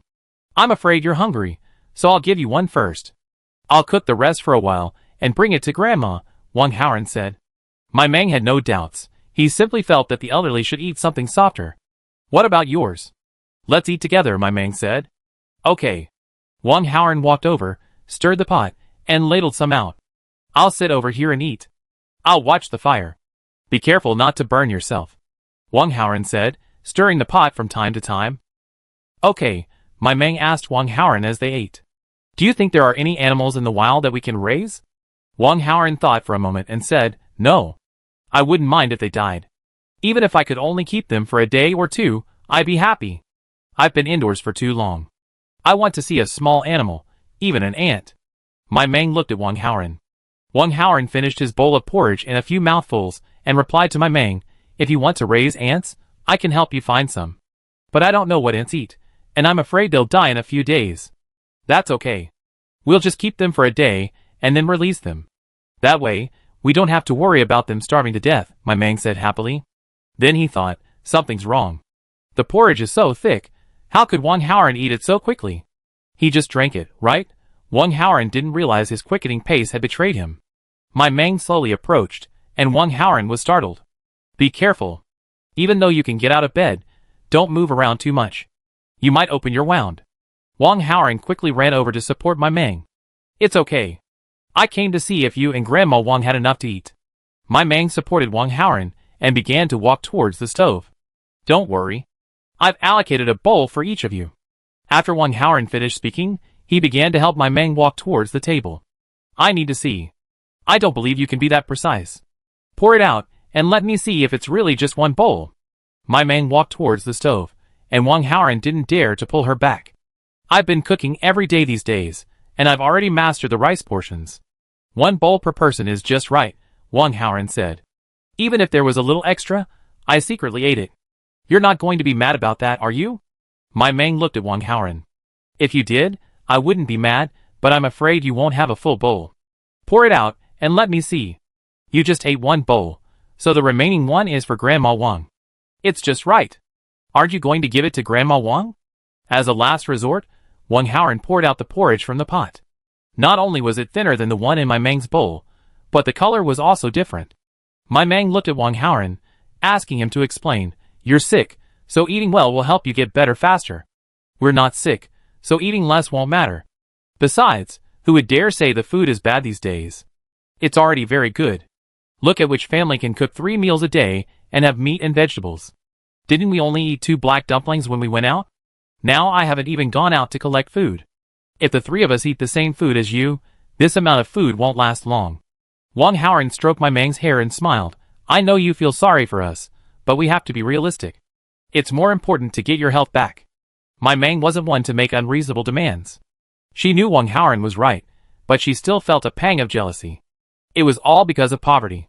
Although there were still some radioactive items in her own space, it would be a bit excessive to exchange them. However, if she ate all the food herself, the supplies in the space wouldn't last long. My Mang threw herself into Wang Haoran's arms, wanting to say something but not knowing what to say. This was the first time they had ever been so intimate. Wang Haoran froze, not daring to move. He slowly placed his hand on my Mang's back and patted it gently. "I'll definitely work hard to earn star coins and strive for a good life for both of us." "Yeah, me too," my Mang replied. Chapter 46. Maimong knew she had taken it for granted before. Over 1,000 star coins was indeed a large sum for survival. But she had asked Xia Chengfeng to buy fine grains, meat, and other high-end goods. So this amount of money was not enough. 10 pounds of food wouldn't last long for just her, let alone 3 people sharing it. But my Mang let Wang Haoran take the quilt first, as he and Grandma Wong each had one. Since she didn't need a quilt for the time being, there were heating bulbs in the room. "This one's called Ada, and this one's called Air," my Mang said seriously, pointing at the 2 ants. Because my Mang said he wanted to see the ants, Wang Haoran went out and caught 2 for my Mang. "Why is the smaller one called Ada?" Wang Haoran was puzzled. "It's so small, what's wrong with calling it something else?" Maimong said. She immediately put herself into the role, feeling sorry for Ada for a second. Being so small, he must have been bullied often. From now on, they'll be part of our family. Go grab a few black balls. Just a little bit about the size of a fingernail will do. I need to feed them. Mei Mong instructed Wang Haoran to fetch something. Wang Haoran obediently scraped off a little black ball and carefully divided it into 2 pieces. After feeding the ants, my man continued to sit on the stool, not wanting to lie down on the bed. Ding! Congratulations to the host for completing the task. Reward: 10 kilograms of rice, 10 kilograms of self-raising flour, and 50 eggs. Hearing the system's pleasant notification tone, my man felt a surge of relief. Host, would you like me to help you clean up? This small task doesn't give much energy, but it will help your wounds. The system asked my Meng. No need. It doesn't make much difference to me whether it's better or worse now. Save your energy for now. You can help me when my wound is almost healed and the scabs need to be peeled off. It's best to peel them all at once, otherwise I'm afraid I'll be tempted to pick at them, Mei Mong said. Mei Mong stayed with her for over a week, and Wang Haoran also cared for her at home. During that time, he simply wrapped himself tightly and brought back some branches from the surrounding area. He chose places he didn't normally visit. Because it wasn't foraging, branches could be found anywhere. Mei Mong, I want to go out foraging tomorrow. Wang Haoran watched my Meng finish her dinner and sat down to discuss things with her. Why are you in such a hurry to go out? Mei Mong looked at him and asked. I've rested for over a week and am almost fully recovered. It shouldn't be a problem for you to slowly get up now. We've almost finished eating all the wild vegetables at home. If you eat any more, you'll end up with a radish. I thought I'd make you breakfast this morning and then go out to gather, so you can have some black flour steamed bread for lunch. I'll come back tonight and make you some hot porridge. I'll just wander around the area, but I promise I won't go far. Wang Haoran promised my Meng. This life of constant travel made Wang Haoran a little uneasy. He was afraid that if he stayed any longer, he'd get sick from being idle. When my Meng heard that he planned to leave late and return early, he agreed on second thought. Although he hid it well, my Meng could still sense his anxiety. It would be the same for him. After experiencing an incident, he realized the value of star coins. With little food left at home and being the only able-bodied laborer, staying idle at home would indeed lead to illness. Then protect yourself. Wrap yourself up tightly when you go out. Don't go too far. Don't worry if you don't find anything. Just be sure to come back when the time comes. My Meng didn't object to him going out, only telling him to be careful. Wang Haoran nodded. He would definitely cherish his life. Maybe it was because he slept warmly, or because he'd been eating better lately, but Grandma Wong had been getting out of bed more often. She couldn't sit still, so she asked Wang Haoran to gather some hemp vines and rub them. Rubbing a little every day, over time, you could save up quite a bit. My Meng said she could do it too. She had originally wanted to use this time to make cotton-padded clothes. She took out the cloth and realized she didn't know how to make clothes at all. If she couldn't make clothes, she'd make a quilt first. However, my Meng didn't know how to make quilts either. The quilts at home were all bought at the stock exchange. But it didn't matter. Grandma Wong knew how to make them. Wang Haoran's clothes were all made by Grandma. Grandma Wong also made her own quilts. She didn't even use artificial cotton. She cut them from a plant called dragon's beard grass in the wild, which isn't very hard after drying. She stuffed it into her homemade quilt cover, sewing it up, and it was a quilt. While it certainly wasn't as warm as artificial cotton, it still provided some warmth. So she planned to keep busy during this period, rolling out more hemp vines. Later, she could convert them into fabric and learn how to make clothes and quilt covers from Grandma Wong. There would definitely be cotton rewards later, so she could make a set of cotton clothes for each of the 3 of them. She could just say they were made from artificial cotton. The difference wouldn't be that big, anyway. After a month of care, Mei Mong finally shed its skin with the system's help. During this time, he also completed the system-issued French kiss, earning 2 rolls of muslin, 10 kilograms of cotton, 2 cans of infant formula, and 2 glass bottles. Once he's learned how to make clothes, children's clothes will be on the agenda. Now all that's left is the final task, sleeping together. The rewards aren't that impressive. 10 kilograms of black flour, 10 kilograms of random vegetables, 10 kilograms of various beans, and 10 strawberries. But that's no longer about the rewards. This sleep is essential. Brother Haoran, boil some water. I need a good shower today. In the middle of the day, Mei Mong was clamoring for a shower. Wang Haoran, naturally, didn't object, lighting the coal and starting to boil water. Put this heating ball in Grandma Wong's room. Let her take a shower today. And you, wash yourself later. You look so dirty, Maimong said, handing Wang Haoran a heating bowl. She had previously suggested placing one in Grandma Wong's room, but the two of them refused. One ball was worth 10 star coins, enough to last 10 days in whole grain flour, and Grandma Wong couldn't bear to part with it. Don't refuse. Today is a celebration of my recovery. I'll cook tonight, and everyone can wash up and have a big meal, Maimong said proudly. Because Wang Haoran wouldn't bother testing the food at home, Sia Chengfeng mixed some of the rice, millet, and Maimong he brought with him with some of the radioactive grain from the space. Even so, after a month of consumption, there wasn't much left. As for selling radioactive fruit again, Maimong didn't want to. It was too conspicuous. She better continue her diligent hunting and gathering. She just couldn't believe she couldn't live a good life on her own. After taking a bath, Maimong took out some pork and rice, preparing to eat rice tonight. Although the food had been good this month, it was only porridge and mush. Rice was out of the question. Today Maimong decided to indulge himself. Only when he is full will he have the energy to work. Chapter 47. Because Wang Haoran had been sent to take a shower, he had no idea what Maimong was doing. Maimong set up 2 stoves, and covered them with 2 sheets of oil-absorbing paper to prevent the aroma of today's meal from wafting out. First, he simmered a pot of rice.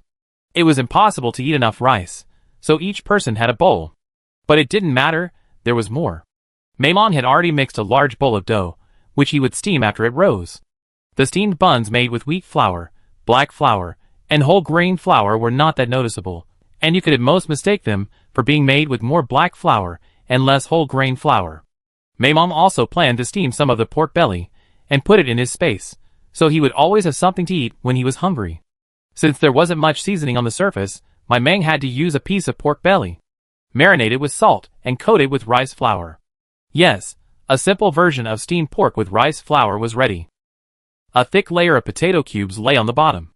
Maimong washed and cut up all the leftover potatoes at home and laid them on top. Soon, the pork belly will be steamed and overflowing with fat, keeping the fat within the family. The potatoes from his own garden were laid underneath, perfectly catching this greasy good fortune. Even a bite of meat and a bite of potato would surely be a feast to the eyes. After finishing, Maimong suddenly remembered that he'd been eating and drinking well lately, but Wang Haoran and the others hadn't. Was this greasy meal really going to overwhelm them? It was as if he'd been struck by lightning. Maimong reluctantly put the meat into the space, cooked some more vegetables, and mixed it with the meaty potatoes to fill a full bowl. He then had to put away half of it, because there was too much to eat. Looking at the little bit of fat left in the bowl, Maimong breathed a sigh of relief. Take your time. There will be plenty of meat to eat later. She placed half of the steamed buns into the space, leaving the rest outside for later consumption. When the meal was ready, Wang Haoran gently knocked on the door. He had just heard a noise inside, and didn't dare knock, fearing that the smoke would drift out through the doorway. But the odor-absorbing paper Sia Chengfeng had brought was incredibly effective. Even standing at the doorway, he couldn't detect any aroma. When the room quieted down, and no one was outside, Wang Haoran gently knocked on the door. That's perfect. Bring it over to Grandma Wong first. Maimong prepared a bowl of rice, a bowl of vegetables, and 2 buns. If Wang Haoran hadn't come, she would have taken them over herself. The basin was tightly covered, so Wang Haoran had no idea what Maimong had put inside. But from the lingering aroma, he knew Maimong must have cooked rice today. Tonight, they were lucky enough to have rice porridge. Yes, Wang Haoran had never imagined that Maimong could cook rice. Just being able to eat rice porridge was a real feat. If Wang Haoran knew they weren't just eating rice, but also rice without radiation, he wondered what he'd think. It would probably be like realizing you've eaten an entire car in one meal. It's exciting just thinking about it. Grandma, Maimong cooked for you tonight. As soon as Wang Haoran entered the room, he quietly took credit for it. Not only had he boiled water for Grandma and washed it himself, but he also thoroughly cleaned the house. Now the whole place exuded a clean and tidy air. With the glowing bulbs burning in the room, Grandma Wong looked much better. She looked incredibly energetic. Okay, Maimong is a good child, and you're a good child too. Grandma is so blessed to have you too, Grandma Wong said with a smile. Then Wang Haoran opened the lid and was stunned. On top was a bowl of crystal clear, round white rice, with 2 plump, black-faced steamed buns beside it. What's wrong? Grandma Wong asked, seeing her grandson stunned. Nothing. She then brought the rice out. Grandma Wong's smile froze, and she looked at Wang Haoran in disbelief. Hey, you brought the wrong thing, right? This is for Maimong. Grandma Wong was so surprised, she was speechless for a long time. Eat it, Grandma. This is Mei Mang's gift to you. She's always asked me to make more delicious food for you to share, but I felt embarrassed to eat from others. Grandma, you won't blame me, will you? Wang Haoran looked at Grandma and said, What nonsense! That's all for Mei Mang's health. How could we eat it? Besides, the food these past few days has been very good. We should be content. Sit down and eat together. Bring another bowl. We'll each have half. There's so much rice, I can't possibly finish it all. Grandma Wong was delighted by the white rice. She had the privilege of eating rice like this a few times when she was young, but never quite this white. Grandma, this is for you alone. Mei Mong is waiting for me to eat. Put it aside after you finish. I'll collect the bowls later. Wang Haoran said, and then he walked out. Hao, help Grandma lock the door. Otherwise, I can't eat in peace, afraid someone will come in and steal it. Grandma Wong said to Wang Haoran. Okay, don't come out. When you're full, put your bowl aside. It's cold outside. Wang Haoran locked the door from the outside, and walked into Mei Mang's room. It was just getting dark, and the gatherers were gradually returning home. When Wang Haoran entered, he saw Mei Mong sitting obediently at the table, waiting for him. There were heating bulbs in the room, so the two of them ate in the room. You've been so wasteful today. This much rice could have given you many more meals of rice porridge. Wang Haoran said with pity, looking at the rice on the table. If he saved this bowl of rice for Mei Mong tomorrow, he wondered if she would be angry. How can you waste food for you? Mei Mong begged him to sit down quickly. Eat quickly. It'll be a waste if it gets cold. Wang Haoran thought about it, and realized it was getting dark. He had to eat quickly, he'd lose his sight soon. In the end, Wang Haoran contentedly devoured a whole bowl of rice. This was the first time he ever eaten white rice in his life, and it was delicious, incredibly delicious. He could have eaten 3 bowls without any side dishes. In the end, not only did they finish a large bowl of rice, but they also devoured the side dishes. Wang Haoran was even fed 3 large steamed buns by Mei Mang. Wang Haoran didn't want to eat, but with Mei Mang sitting on his lap and feeding him, how could he refuse? After dinner, Wang Haoran asked Mei Mang to sit and digest the food while he went out to wash the dishes. It was already dark, and Wang Haoran could only rely on his blurry vision to wash the dishes twice more to make sure they weren't clean. He knew Mei Mang was a real stickler for cleanliness. After cleaning the room, Wang Haoran said goodbye to Mei Mang. It was time for him to go home. But after knocking on the door for a long time, there was no response. Wang Haoran quickly opened it, and saw Mei Mang already lying in bed. Chapter 48. Mei Mang lay in bed, shyly looking at Wang Haoran. Her expression should have been obvious. However, Wang Haoran only saw a blurry figure lying motionless on the bed, and assumed she was asleep. He smiled and said, How careless. You don't even know to cover yourself with a blanket before you sleep. Then he walked over to Mei Mang, and covered her with the blanket. At first, Mei Mang thought Wang Haoran was rejecting her in disguise. But as he gently tucked her in, and caressed her cheek, Mei Mang suddenly sensed something was amiss. Brother Haoran, Mei Mang called out tentatively. Well, did I wake you? I saw you were sleeping without a blanket, so I covered you up. Go back to sleep. I'm going back. Wang Haoran said, and he got up. After he took 2 steps, Mei Mang called out to him, Brother Haoran, please help me put the things on the table. I'm too lazy to get up. Mei Mang held out her palm empty. But Wang Haoran acted as if he hadn't noticed, still gently approaching, reaching for her hand to take the things. Mei Mang grabbed him, yanking him down onto the bed, pinning him down and demanding, What's wrong with your eyes? Mei Mang waved his hand in front of Wang Haoran's face. Can't you see? Not really. He hasn't acted like a blind person these past few days. Wang Haoran grabbed Mei Mang's hand and confessed, I didn't want to worry you, but now that you've noticed, I don't want to hide it from you. That day, after rolling down the hill, there was no shelter. When I woke up that evening, I noticed my vision was blurry.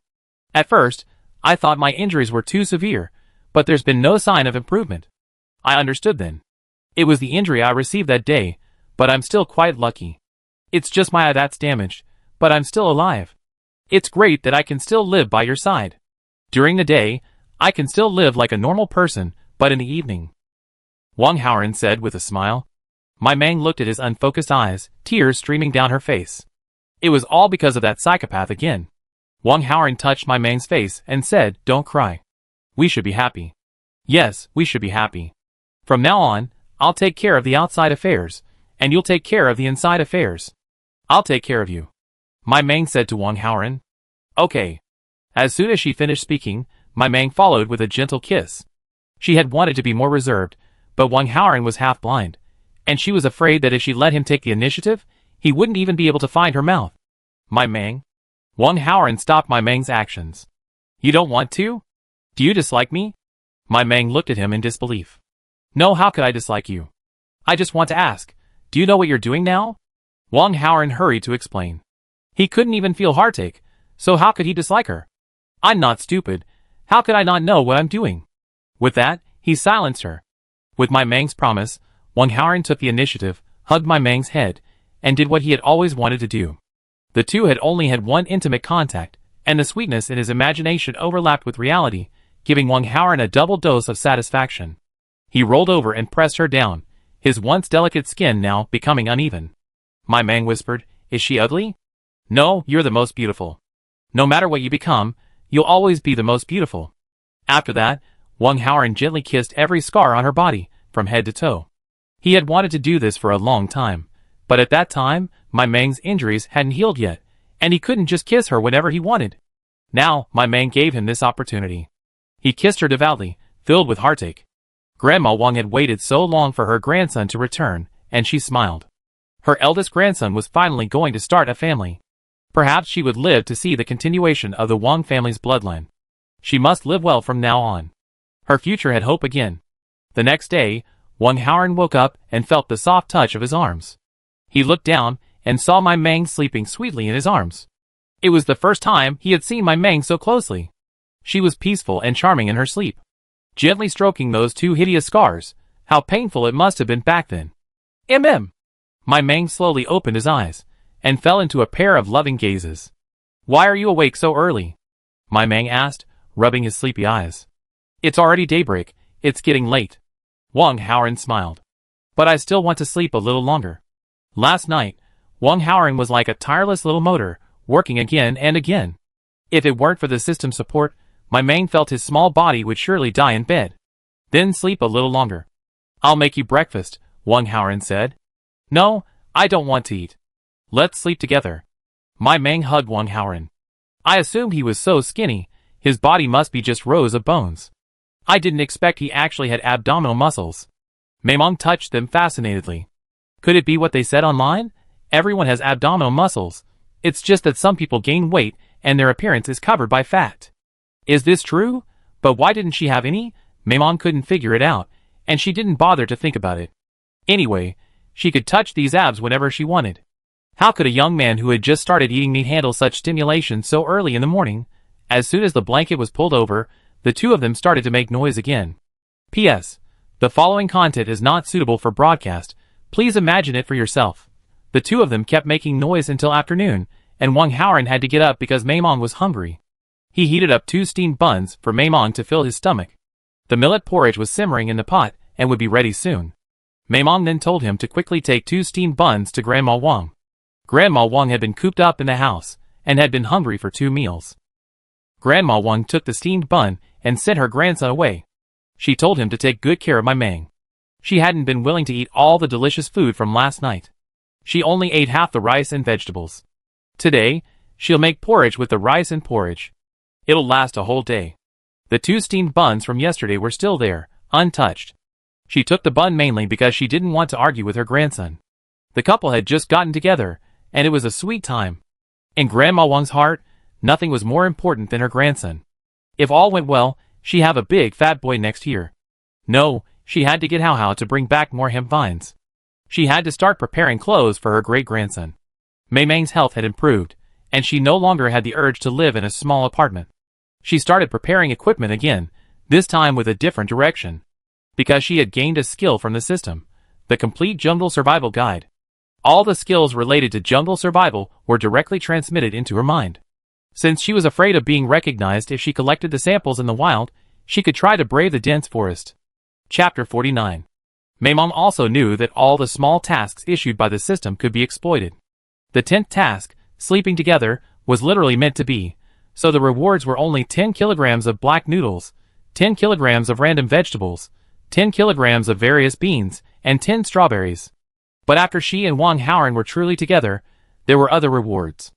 She obtained Wang Haoran's hidden gene, purification, and using the skill could purify water resources, and also revealed a jungle survival skill. There were also 100 kilograms of rice, 100 kilograms of self-raising flour, 100 kilograms of millet, 10 kilograms of cooking oil, 10 chickens, ducks, and geese each, 10 kilograms of cotton, 5 pieces of cotton cloth, 1 kilogram of various seasonings, 10 sets of toiletries, 10 kilograms of 10 kinds of fruit each, 10 kilograms of dried meat, 10 kilograms of dried fruit, and 2 tubes of gene repair agent. This reward was truly generous. Host, don't forget, I'm a childbearing system. This is just a small reward. When you have children, the rewards will be even more generous, the system said proudly. Although he didn't want to level up, he was embarrassed by the miserable life of his bound host. All of this would be reflected in his performance evaluations. In the past, he simply discouraged his host from having children, and their life continued as normal, leaving no room for fault for other systems. This was the first host who nearly died shortly after being bound. Bye-bye, what's with this hidden gene? My Mang asked the system. Well, it's a benefit for you. You gain the skills of the person you're bound to. Originally, Wang Haoran was just an ordinary person, but I didn't expect him to have a hidden gene. But even if it's a hidden gene, it can't be hidden, it will be rewarded to you anyway. From now on, you won't have to buy low radiation water. Just buy medium radiation water and purify it yourself. The system said proudly. Can I purify water in the wild? Maimong asked. If I could, using water would be much more convenient in the future. Not yet. You can only purify radiation. Wild water contains a large number of parasite eggs, which your current abilities won't be able to kill. The system replied. Not now, but that doesn't mean you can't in the future, right? Maimong asked. Anything is possible, after all. The higher the level, the stronger the ability. The system replied. He's only a first-level controller. Maimong checked her spiritual consciousness. A white mist floated next to Xiaomi Li. That must be her new purification ability. She walked over to the water tank at home, reached in, and tried to control the ability in her mind. The white light gradually dimmed until the power was completely exhausted. Maimong looked at the mist, her life drained, as if someone had drained it. Floating beside the rice grains. Maimong found it a bit amusing. How could she see life in them? When she was in a good mood, everything seemed beautiful. Maimong picked up her detector and dripped it into the water tank. Ding! Low radiation water detected. Safe to eat? Maimong was delighted. She had one more way to save her life. But her power was too weak right now. It could only purify 1 tank of water a day. Then she began to covet Xia Qingfeng's body again. He had an ice-based power. Not only could he create water from nothing, but he could also use it in combat. It was a must-have skill for both home and outings. Unfortunately, that's just a thought. That high-ranking flower isn't so easy to pluck. The two of them spent a day preparing at home, and my Mang told Wang Haoran about her plan. We were caught red-handed the other day, which means they definitely have spies out in the wild. However, we've been resting at home for so many days without incident, which also proves that spies aren't everywhere. For safety's sake, we shouldn't go back to those places we visited before. Other collection points may not be safe either. Actually, I learned some jungle survival skills in school, but I'm not in good health, so I don't dare drag you in. Right now, that forest is our best option. My Mang looked at Wang Haoran and analyzed the pros and cons with him. But I'm afraid I'll be a burden. After all, you know, Wang Haoran said, holding my Mang's hand. He was willing to accompany her wherever she went, but if he became a burden, not only would he fail to protect my Mang in danger, but he would also put her in danger. Look at me, I forgot something so important. My Mang slapped his head and said, Wait a minute, I'm going to get something. My Mang walked over to the glove compartment and rummaged through it. In reality, he had pulled out a gene repair agent from his space. My Mang sat across from Wang Haoran and looked at him seriously. This potion is just a test product. It can repair your genetic problem, but no one knows what other side effects it might have. Do you dare to try it? Wang Haoran looked at the potion in my Mang's hand and asked, Can it really restore my eyesight and health to their former state? My Mang nodded. Theoretically, yes. The system's products must be top-notch, but it was too good to explain their origins, so she had to say it was dangerous. Some experimental products like this had been circulated before, primarily using people from the slums as guinea pigs. Of course, some people did become stronger as a result. Drink it straight away? Or? Wang Haoran asked, taking the potion from my Mang's hand. Aren't you afraid? My Mang asked. I trust you. Since you're giving it to me to drink, you're definitely not trying to kill me. Even if something happens, it's my own fault, Wang Haoran said, looking at my Meng. He didn't know why Chengfeng hadn't been here for a while, but since he had chosen my Meng, it was only natural for her to give him something to save his life. His heart warmed. He hadn't expected my Meng to be willing to give him such a precious potion.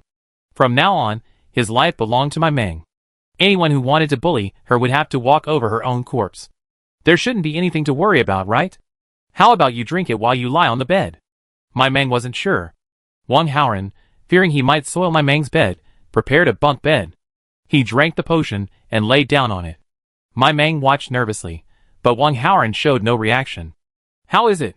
Is it painful? Or any discomfort? My Meng asked. Wang Haoran shook his head. No reaction yet. That might be because the potion hasn't taken effect yet. You stay lying down. I'll make some porridge for later. It was already afternoon when they woke up. My Meng examined his reward. They had just chatted for a while, and the sky had already darkened. My Meng didn't know how Wang Haoran would react, so he took out the rice and millet from his space and cooked porridge. He also cut a piece of meat and minced it to make mincemeat porridge, which was nutritious and easy to digest. He also secretly took out a head of lettuce and chopped it, preparing to pour it into the porridge once it was ready. Anyway, there were all kinds of wild vegetables. This one just tasted a little better. Chapter 50. 10 minutes later, Wang Haoran felt his body slowly begin to react. First, his feet, then his hands, intense pain instantly spreading throughout his body. It was as if his bones had been shattered and then reassembled. Except for the pain in his head, which remained clear, Wang Haoran had lost all feeling. Unable to move, he could only open his eyes wide and slowly feel the changes in every inch of his skin. Just now, it felt like countless tiny insects were crawling and biting him. Now, the insects slowly gathered, crawling from his limbs inward, then his internal organs, and even the last piece of pure land, his head, was not spared. Wang Haoran wanted to bang his head against the wall, but he couldn't move. He closed his eyes weakly. If anyone had seen him at this moment, they would have seen that Wang Haoran's eyes were bloodshot, his entire eyeballs red as if soaked in blood. Finally, all the pain slowly converged in one place. Wang Haoran grasped the edge of the bed and coughed forcefully, and mouthfuls of black blood followed. My Meng heard a cough and turned to look, only to see Wang Haoran coughing up blood, not just one mouthful, but mouthful after mouthful. She wanted to go forward, but was afraid to disturb him. Standing there, unsure of what to do, she finally looked at the pool of blood on the ground. My Meng, as if possessed, reached for a basin to catch it. The blood had already spread, and my Meng quickly covered it with a rag to prevent it from spilling out the door and causing others to think a murder had occurred. After coughing for an indeterminate amount of time, Wang Haoran finally stopped and collapsed onto the bed. My Meng ran over with a glass of water. Wang Haoran's eyes were tightly closed, his clothes soaked through. My Meng held Wang Haoran's head and whispered, "Rinse your mouth." Wang Haoran opened his mouth slightly, and my Meng poured water into it, letting it drip down the corners. My Meng then opened his mouth with his hands and poured 2 cups of water into it, finally washing the blood from his mouth. He placed him back on the bed, lit a heating bulb, and stripped Wang Haoran naked. He wiped him briefly and wrapped him in the quilt. Next, he cleaned up the mess on the floor. Looking at the small basin of black blood, my Meng complained, "Bye-bye, why didn't you tell me you had such a strong reaction to the potion?" "I don't know either. Maybe he was too seriously injured." The system said it didn't know either. He poured the bloody water into the sewage drain and cleaned up the blood on the floor. My Meng sighed. "Alas, I've only just recovered from a serious illness. What a turn of events. Is it my turn to take care of him so soon?" After packing everything up, my Meng squatted beside Wang Haoran's bed, worried. Why hadn't he woken up after all this time? My Meng poured himself another bowl of porridge. As for Grandma Wong, Wang Haoran said she had food, so my Meng didn't plan to go over. She was still quite self-conscious about the scars on her face. What woman doesn't love beauty? With those 2 long scars, my Meng didn't want to see anyone for the time being. It wasn't until the next morning that Wang Haoran woke up. When he awoke, he saw my Meng serving the porridge she cooked the night before. My Meng had finished the porridge yesterday and hadn't noticed Wang Haoran waking up, so he put the whole pot into his space and took it out in the morning. It was still piping hot, and even the vegetables inside were fresh and juicy. Turning around, my Meng saw Wang Haoran had opened his eyes and ran over in surprise. "How are you? Are you feeling unwell?" My Meng asked cautiously, crouching beside him. "Can you get me some clothes?" Wang Haoran whispered. Just as he remembered, He realized he was completely naked, so he had no choice but to continue lying down. Your clothes have been washed, and I don't have any extra clothes for you. So I'll get you a coat. The coat was the one she wore when her father was around, and she used it as a blanket all these years. Wong Haoran nodded. Anything would be fine. There was a set of underwear at home that he could change into. As for thicker clothes, he had no more, so he had to dry them later, so he could wear them tomorrow. After putting on his clothes, Wong Haoran slowly got up. Although they were close friends, being naked in broad daylight was still quite embarrassing. How is it? How does it feel? Mai Meng asked. She had originally intended to give the 2 bottles of gene repair fluid to Wong Haoran and Grandma Wong, but seeing Wong Haoran's reaction, she decided not to give it to Grandma Wong. She might not be able to withstand such an ordeal. Wong Haoran felt it and said, I feel full of strength. My physical condition is better than before. The feeling of weakness completely disappeared, and Wong Haoran felt more relaxed than ever. No matter where we go from now on, I have the confidence to protect you. Wong Haoran looked at Mai Meng and said with a smile. Gudugu gudugu. The warmth between them was instantly shattered by the sound. Puff! Mai Meng couldn't help but laugh, and Wong Haoran's face flushed. This was too embarrassing. Let's go eat. I've already made some porridge, and heated up a few steamed buns. Mai Meng took Wong Haoran's hand, and walked towards the stove. They each sat on small stools, each holding a bowl of porridge and devouring it. The vegetable and mincemeat porridge was warm, and Wong Haoran poured it directly into his mouth, clearly starving. After he finished, Mai Meng helped him get another bowl. She had cooked a whole pot yesterday, so she was the only one who ate. After 3 bowls of porridge, Wong Haoran finally slowed down. It was then that Mai Meng handed him a steamed bun. She had been hesitant to give it to him, fearing that Wong Haoran would stuff it down his throat. As they ate, they discussed tomorrow's trip. Since he wouldn't be a burden, he could protect her and allow her to do whatever she wanted. Wong Haoran went out that night to buy 2 handy weapons. He couldn't afford good weapons, and the exchange didn't have any.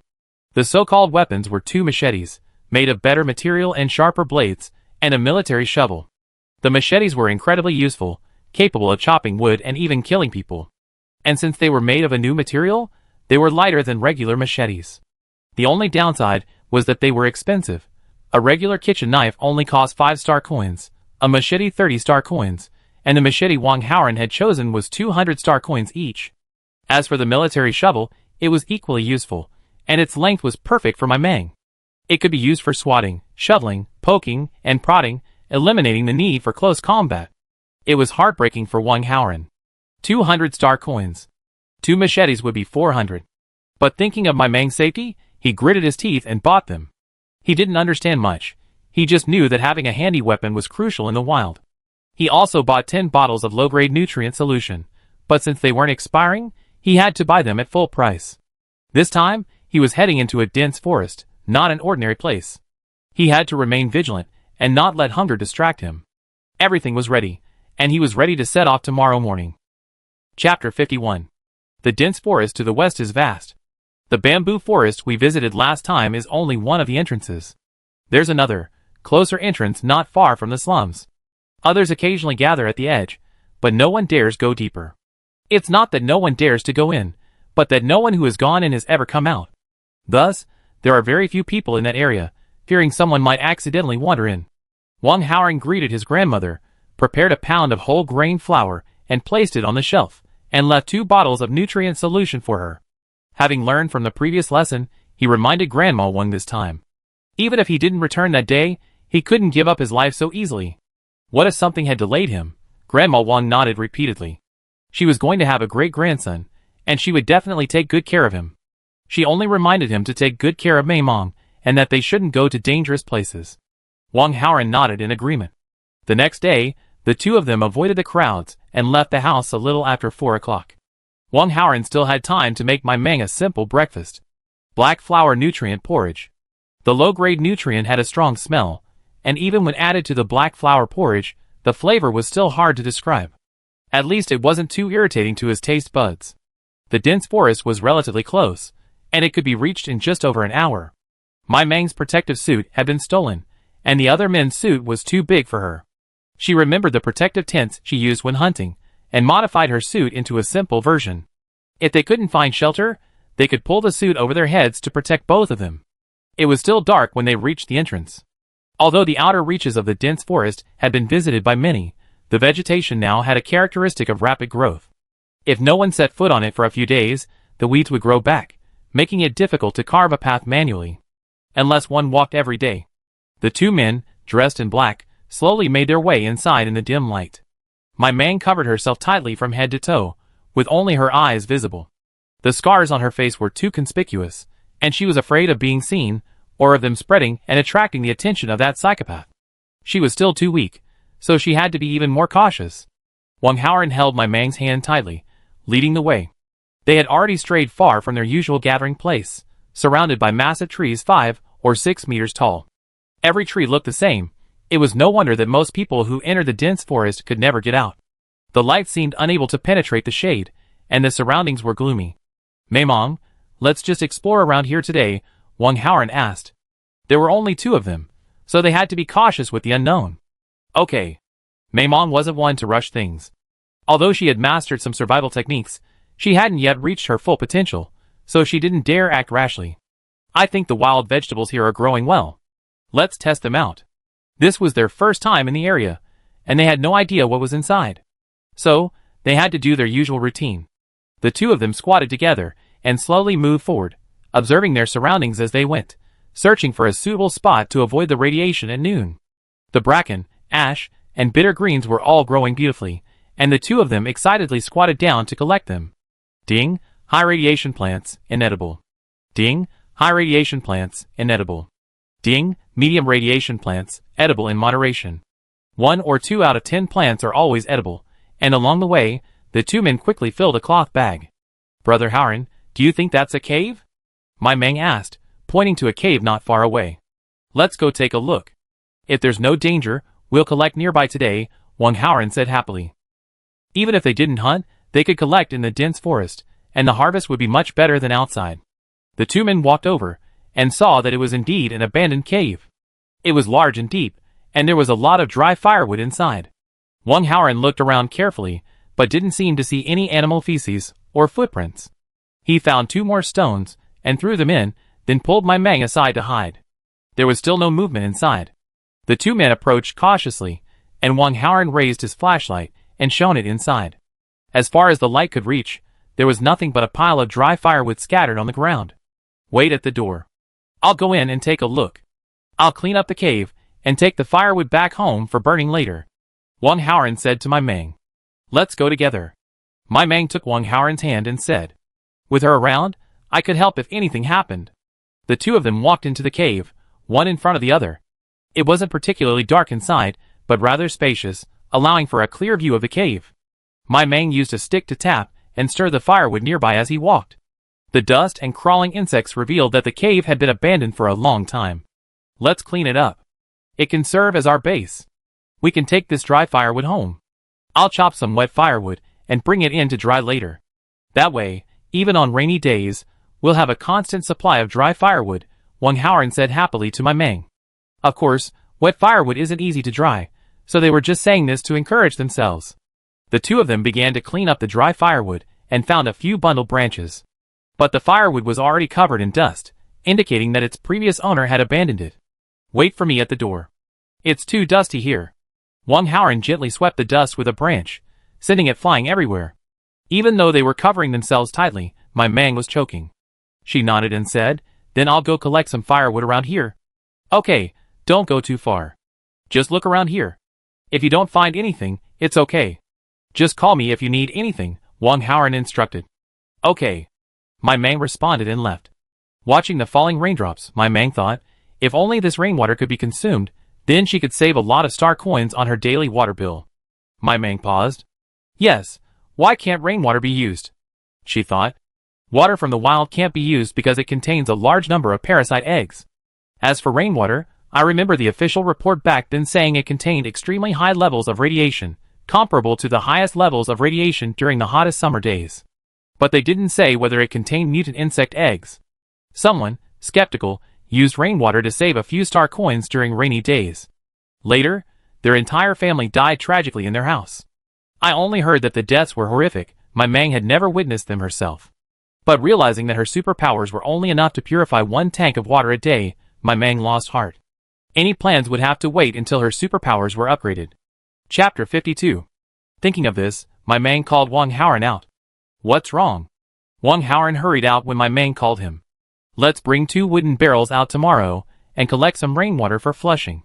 Breathing too much dust is bad for your lungs. My Mang shared his thoughts with him. After all, it's just flushing the cave, so there's no direct contact with skin, and there's no need to worry about high radiation. This place is not far from the exit, so they can temporarily store their firewood here to dry in the shade during the rainy season, instead of having it piled all over the house. That's fine. You're very thoughtful, Wang Haoran said with a grin.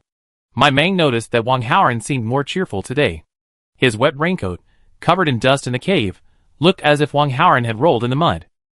Wang Haoran was now covered in dirt, and didn't look good, but his bright smile touched my Mang's heart.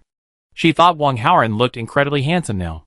The two found their new retreat, and then began to gather food around them without worry. As expected of a place untouched by humans, the produce was abundant. My Mang and his companions, like 2 little mice in a rice jar, dug their pockets full of delicious food. Look, isn't that an orchard? My Mang looked up, and saw an orchard not far away. Wang Haoran followed my Mang's gaze, and saw it was indeed an orchard. The orchard was laden with fruit, with each tree bearing at least hundreds. If even a few of them were radioactive, the two would have made a killing. Remember, tending a small strawberry tree once provided them with a significant portion of their annual income. The two happily ran towards the orchard. The trees weren't tall, just over 2 meters. They could easily reach the apples beneath them with just a lift of their hands. Ding! Medium radiation food, use in moderation. My Mang casually glanced at the fruit in front of him and, to their surprise, it was edible. This one isn't ripe yet. Let's go check out the tree inside. I see the apples on that tree are all bright red, Wang Haoran said to my Mang. The two walked inside, and sure enough, the fruits inside had all turned red, hanging brightly from the trees, looking incredibly delicious. Wow, look at that tree in front of us. It's so big and red, it looks so delicious. My Mang exclaimed excitedly. This orchard is rich. This orchard will allow the two families to live a life of luxury, free from worries for the rest of their lives. They can enjoy the comforts of home, enjoying delicious meals and drinks, and never have to go out and forage for supplies again. Not only that, I could use some connections to get into the safe zone, and hire a nanny to take care of their daily lives. TSK, TSK, TSK, TSK, that's the life I've always dreamed of. And finally, have 2 more little ones, perfect. Little ones? Have children? Yes, I need to get stronger. No, I need to get stronger. How can I indulge in pleasure now? Even if I have endless money, I have to keep it hidden and develop it discreetly. Work hard on yourself, and you'll amaze everyone in the future. My Mang suddenly woke up. What's wrong with him? Host, host, host, answer me. In his mind, the system screamed heartbreakingly. Bye-bye, what's wrong? My Mang asked the system curiously. Why did the tone sound so tragic, as if the host had died? You're finally awake. Quickly grab your target. If you keep going, you'll be dead. Open your eyes and look around. The system breathed a sigh of relief upon hearing the response. The host had been screaming desperately since entering the illusion, but the other party didn't respond at all. He thought he would die here today. My Mang subconsciously grabbed Wang Haoran beside him, only to see his eyes dull as he slowly walked forward. There was no sign of an orchard anywhere, only towering trees. My Mang looked down and was startled. The ground was littered with white bones. Brother Haoran, my Mang whispered, shaking Wang Haoran vigorously. After a long while, Wang Haoran slowly looked back at my Mang, his eyes gradually clearing. My Mang, huh? What's wrong? He stared at my Mang with a blank expression, not understanding what had happened. Look around, my Mang said, holding his hand. The orchard? Hey, why is the orchard gone? Wang Haoran looked around and noticed the bones. He squeezed my Mang's hand, as if aware of the predicament they were in. I just bumped into a tree and realized we unknowingly walked here. There was no cave here, and no one knew where it was. Fortunately, they both had their weapons. We were heading this way, weren't we? Wang Haoran asked, pointing in front of him. My Mang nodded. Then let's go back. Maybe we can get back to where we left. The two of them walked back, observing their surroundings. The surroundings were strangely quiet. Even the sounds of small animals had vanished. After walking for a while, the scenery remained the same, and the two of them weren't sure if they had finally made it out. No, it's almost 12 o'clock. We have to find some shelter quickly. Wang Haoran glanced at his watch, his tone tinged with urgency. It was already 11:30. Don't worry, I have this. My Meng rummaged through her bag, trying to retrieve her modified protective suit, but found it was impossible. Bye-bye, what's going on? Why can't I get the things out of my space? My Meng asked the system in panic. This was her last resort. If she couldn't even use her space, the consequences would be unimaginable. Host, is it possible that you're still in this illusion? The system asked weakly. He was only an experienced level 1 system. While experienced, he couldn't deny that he was only at the lowest level. Level 1 systems had limited permissions, and he rarely socialized, so he didn't know much. My Meng grabbed Wang Haoran, his face grim. What's wrong? Wang Haoran asked. My Meng looked at Wang Haoran. Since she was still in a fantasy, how could she be sure the person next to her was real? It's okay, wait a moment. My Meng looked around and pointed to a spot. I need to go to the restroom. Can you keep an eye on me?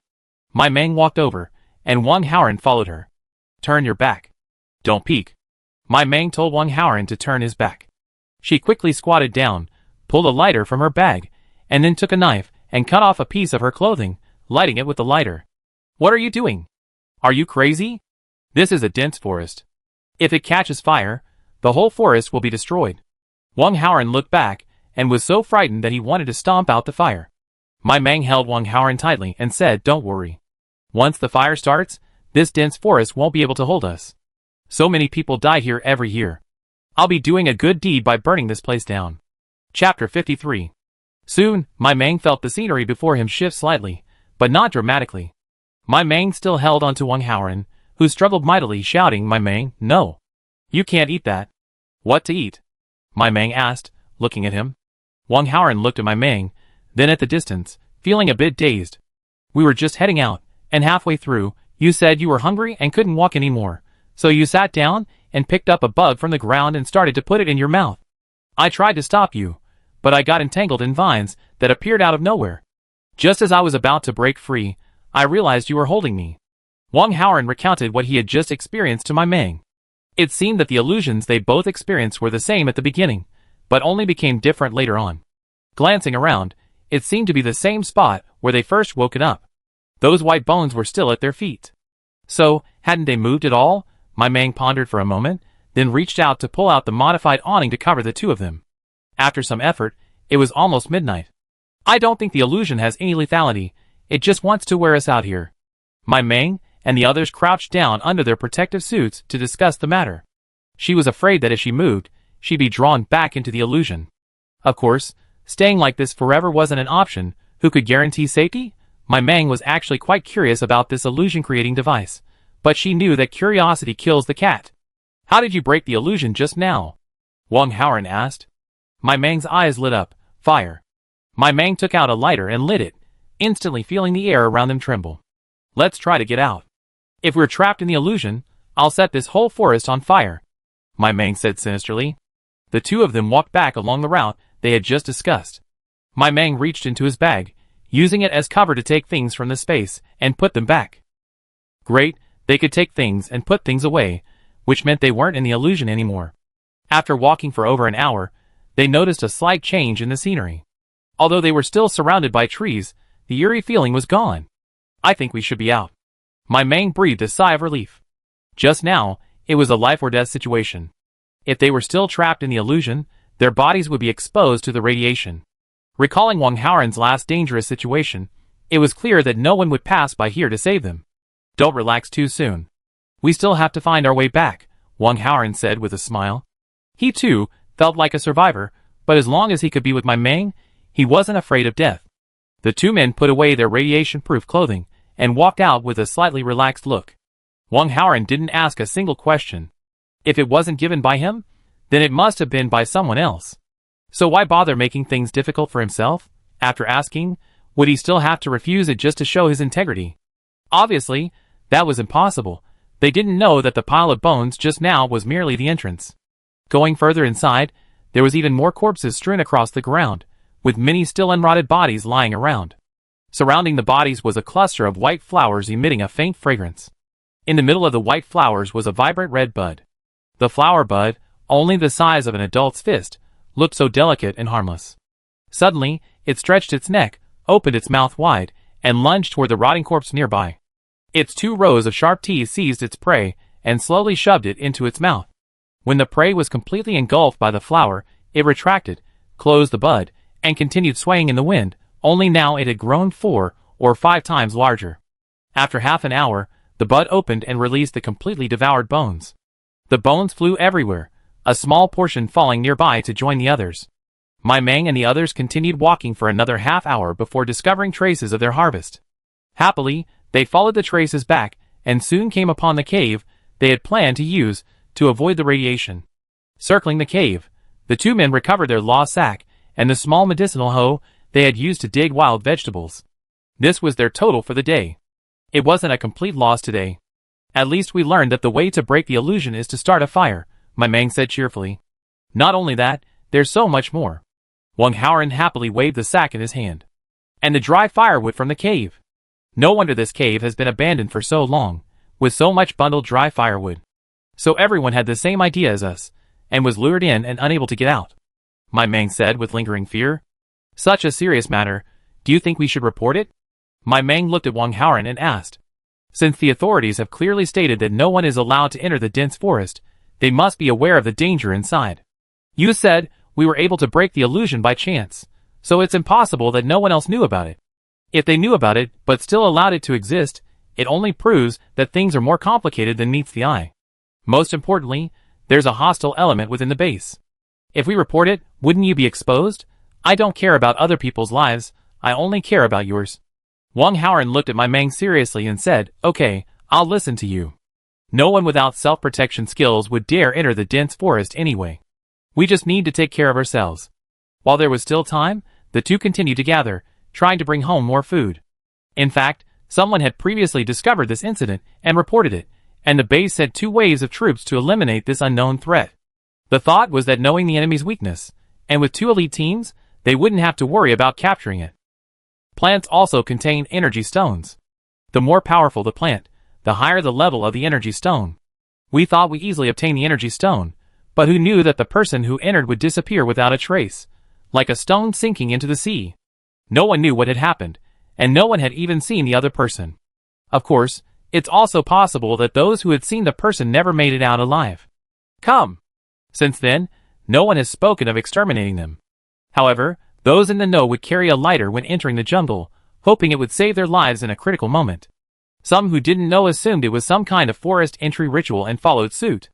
Now, every team entering the jungle carries a lighter. Although many didn't know what it was for, they followed suit when they saw others carrying one. Are you coming here again tomorrow? The 2 of them, each dragging 2 sacks, returned with their full loads. Of course we're coming.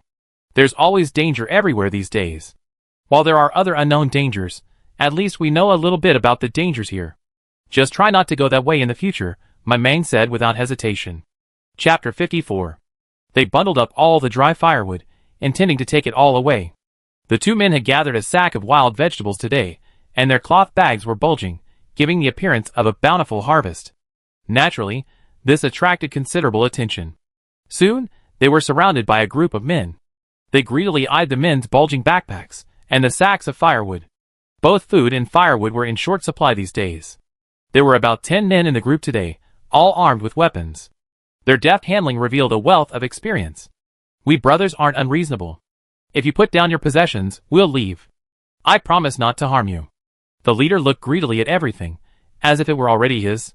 As for the promise of not harming anyone, that was true. After all, they made their living by robbery. If they injured anyone, who would help them find supplies in the future? Most people, surrounded by 10 armed men, would have wisely handed over their wares and left. They were able to reap a bounty without even having to put in any effort. Of course, there were those stubborn, hardened ones, but what good was a hard bone? Could it be as hard as a knife? Protect yourself. I'll make quick work of it, Wang Haoran whispered to my Mang. Before, 1 against 4 was barely enough, but Wang Haoran felt he was now more than capable against 6. Now was a good time to test his strength. Yeah, my Mang murmured. Wang Haoran set his things aside, and then put my Mang's bag aside, so it wouldn't interfere with her performance. He knew my Mang had a military shovel, so he wouldn't have any trouble keeping anyone away for a short period of time. Seeing how obedient they were, the other party removed their belongings and praised them for their tact. Who knew? As soon as they put their belongings away, Wang Haoran pulled out the machete from his waist and swung it directly at the men in front of him. With one blow, 2 men fell, though they actually took several steps back, ultimately only sustaining cuts on their hands and chests. But the sight of blood frightened the 2 men, who fell to the ground and screamed. In the past, they were the only ones to chop people down, never allowing themselves to be bullied. Seeing this, the others immediately surrounded Wang Haoran. They had expected him to split into 2 groups, but they hadn't expected such unsportsmanlike behavior. Alas, their fruit knives stood no chance against Wang Haoran's massive machete. Wang Haoran chopped them down one by one, like chopping carrots, each strike drawing blood. Soon, everyone lay on the ground wailing. Some had broken hands, others injured their feet, and their faces were also slashed. Wang Haoran thought that if more people in the slums had facial injuries, if my mangs were accidentally exposed, it wouldn't be so noticeable. After all, he hadn't intentionally slashed their faces. They had wounds of varying sizes, and whether they survived depended on their luck. Even if they managed to survive, their broken hands and legs wouldn't allow them to do such harm again. Compared to this, the 2 who had been lying down at the beginning seemed to have suffered the least injuries. He confiscated all their tools and cleared their wristband balances. I hadn't expected this group to be so wealthy. Each of them had 20 or 30 star coins, and the leader had over 50. In total, they harvested nearly 400 star coins. No wonder so many people love robbery. They're so quick to come up with them. As for revenge, they weren't afraid either. Everyone in the slums wore essentially the same clothes and raincoats. And today, they were both masked, leaving only their eyes exposed. Recognizing them by their figures wouldn't be easy. The East District is so vast, they couldn't just go house to house. You've become quite skilled now. Back home, they quickly took out all the wild vegetables and aired them out, keeping them out all day, fearing they spoil. Now that they had star coins, they didn't have to sell all the harvested vegetables. They could dry them and eat them later. The small spring vegetables are more delicious than the large summer ones. I was feeling bad about spending 400 star coins before, but after using them today, I realized it was well worth it. If I hadn't had this machete today, defeating them wouldn't have been so easy, Wang Haoran said with a hint of joy. This machete was light and sharp. A powerful chop sliced through the skin without a trace of resistance. If he had used his old kitchen knife, let alone slashing 2 people, he'd be worried about getting the knife out if he cut even slightly deeper. Also, I want to thank you for the potion you gave me. After drinking it, I feel much better. The hidden injuries I had seemed to have disappeared. Wang Haoran looked at my Mang with gratitude. Everything he had now was given to him by my Mang. Without him, he would still be half-blind. Forget fighting 10 people alone. He would still be a target of bullying. We need to get an extra water tank at home. My Mang, the master of atmosphere destruction, suddenly spoke up. What's wrong? Wang Haoran asked, puzzled. Isn't this water tank filled with low radiation drinking water? Then we need another tank for daily water, my Mang reminded him. Before, the water they used was only for making whole grain flour and drinking water every day. Ever since my Mang fell ill, he's been cooking porridge for 3 meals a day, so 1 bucket of water isn't enough. Later, my Mang found it troublesome and asked Wang Haoran to switch the water tank to low radiation water. She was in charge of buying the water, while Wang Haoran was in charge of transporting it. Naturally, he didn't notice that the water my Mang bought was still high radiation water. The water in the tank was converted by my Mang using his supernatural powers. A water tank holds nearly 20 liters, and 1 liter of drinking water costs 10 star coins. They usually drink water sparingly, and it's impossible to achieve water freedom. Wang Haoran was heartbroken. Those buckets of water were worth star coins, but Mei Long waved her hand and said she had star coins, so Wang Haoran could use the water without worry. What else could Wang Haoran say? He had no power, so he couldn't stop others from being nice to Mei Long. Mei Long also loved his ability. A single bucket of water saved over 100 star coins. Finally, they could have free drinking water. When one person succeeds, everyone else benefits, and Grandma Wong benefited too. Although the radiation level was low, the water purified by Mei Long was much lower than commercially available water, making it much less harmful to the body if consumed regularly. Adding to her recent good mood and good diet, Grandma Wong's spirits had noticeably improved.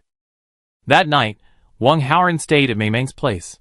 It was a rainy day, and everything from clothes to blankets was damp. It took a long time to warm up.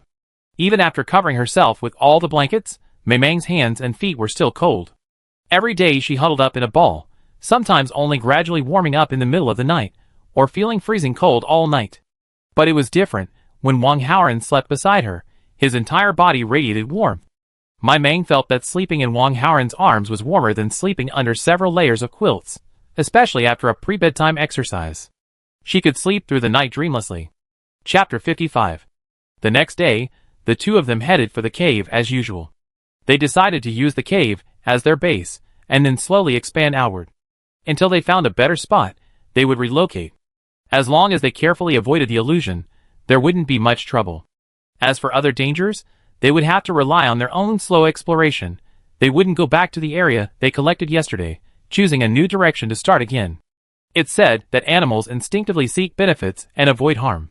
So, is it possible that this area is free of other dangers because of the illusion? My Meng asked Wang Haoran.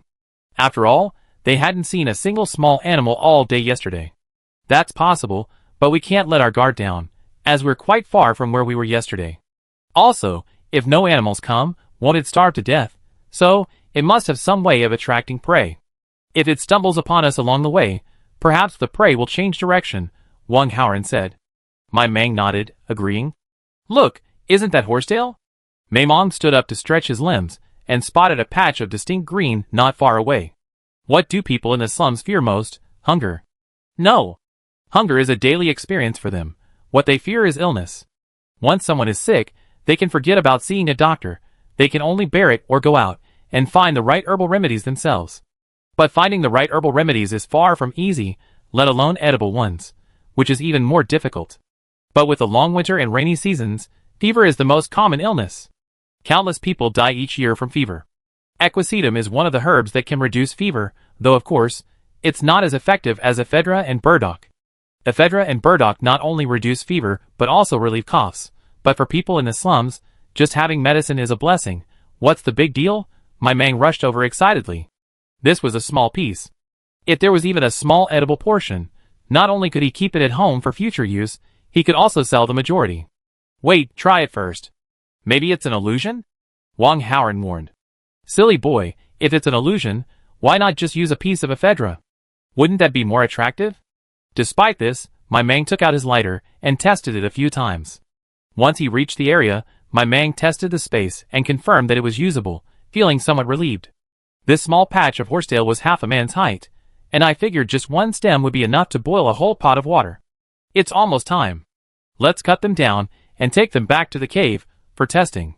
Wang Haoran checked the time, seeing it was already 11 o'clock, and reminded him. That's fine. My Meng nodded.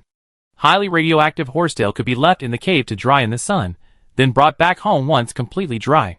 It would also be great for fueling a fire. Next, Wang Haoran took the machete and chopped the horsetail, while my Meng bagged it. Working together, the two of them quickly gathered all the horsetail into sacks, filling 2 large ones. My Meng carried the wild vegetables they harvested that morning, while Wang Haoran carried a bag of horsetail in each hand. They headed back to the cave. At noon, the two of them each drank half a tube of nutrient solution and took out 2 black dumplings to nibble on. It's truly difficult to go from extravagance to frugality. After eating so much fine grains for so long, my Meng's appetite has become quite picky. From now on, we won't eat these black dumplings anymore. At least we'll have black flour steamed buns. Let's eat the food at home first. I'll have Captain Chunfeng bring us some when we're done. My Meng took a big bite of the small black dumpling and nearly choked. She quickly took a big gulp of water. Thinking of the vast amount of food in her own space, she decided not to skimp on her own appetite. Besides, without a healthy body, how could she possibly conceive a healthy baby? Even with the system's protection, her own conditions couldn't be too poor. With the several hundred kilograms of food rewarded by the system last time, she would have enough to eat for a long time. He hasn't been here for a long time. Is he very busy? Wang Haoran asked. He's quite busy, isn't he? I didn't ask. I guess it's because of what happened last time, so he needs to be more careful. It's better if he doesn't come to our place often. If he gets caught, it'll be terrible. My Meng shook her head. How could she know? But thinking about the mission assigned to Sia Chunfeng, it was time to ask him to come again. Buy me some food and treat him to dinner. My Meng smiled happily at the thought of not having to eat those disgusting little black dumplings anymore. Wang Haoran felt a slight sour taste in his heart when he saw how happy my Meng was at the mention of Sia Chunfeng. But it didn't matter. He was the one who had been with my Meng for so long. He should be content. Wang Haoran quickly finished the black dumplings in his hand and began testing the horsetail. Those with high radiation levels were discarded, and those with medium radiation levels were placed in a bag. Seeing Wang Haoran already working, my Meng felt embarrassed to slack off. She chewed the black ball vigorously, and gulped down a few gulps of water. It was truly disgusting. After eating and drinking, she joined the inspection. Since they were the only two in the cave, they both activated the voice notification system. They sat quietly, neither of them speaking. The sound of beep, high radiation plants, inedible, echoed throughout the cave.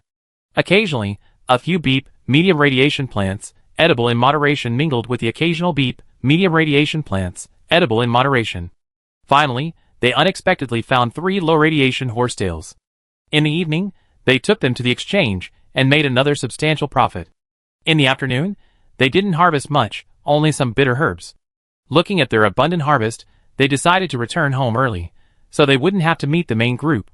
When they got home, they kept 10 horsetails for backup and exchanged the rest for star coins. Let's exchange these bitter herbs too, my Meng said, pointing to the small, half sack of bitter herbs.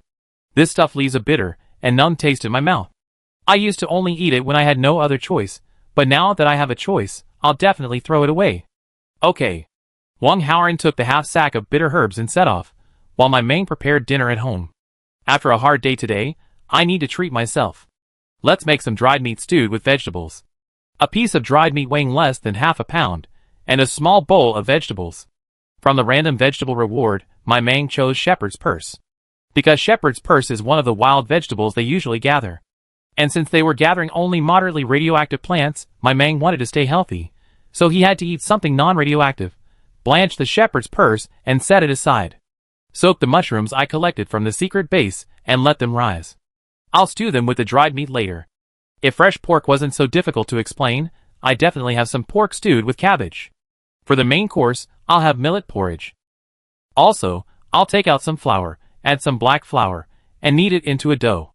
I'll steam it into buns for lunch. Chapter 56. Wang Haoran returned just as the dough was kneaded. Just in time, wash your hands and knead the dough. It's so tiring.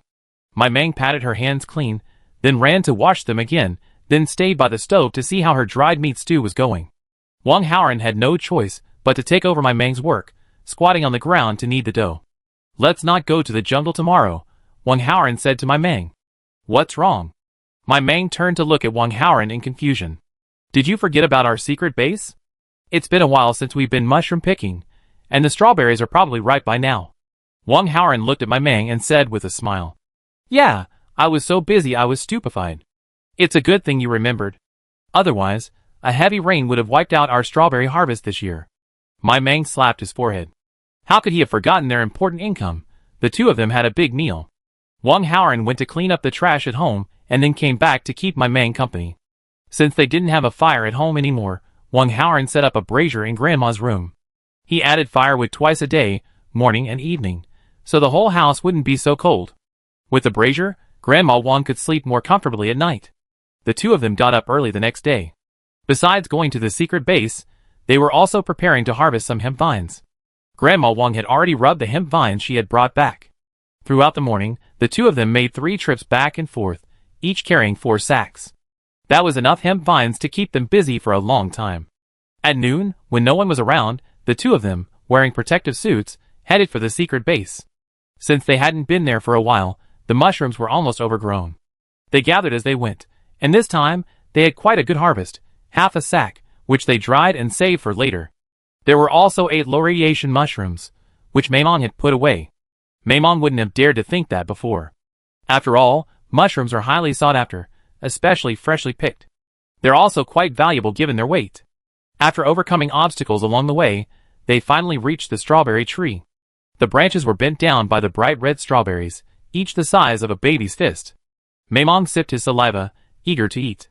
Thinking of the strawberries in the space, he thought, great, I'll eat you today. Of the 15 strawberries, only 6 have turned red. 3 are just beginning to turn red, and can still grow for a while.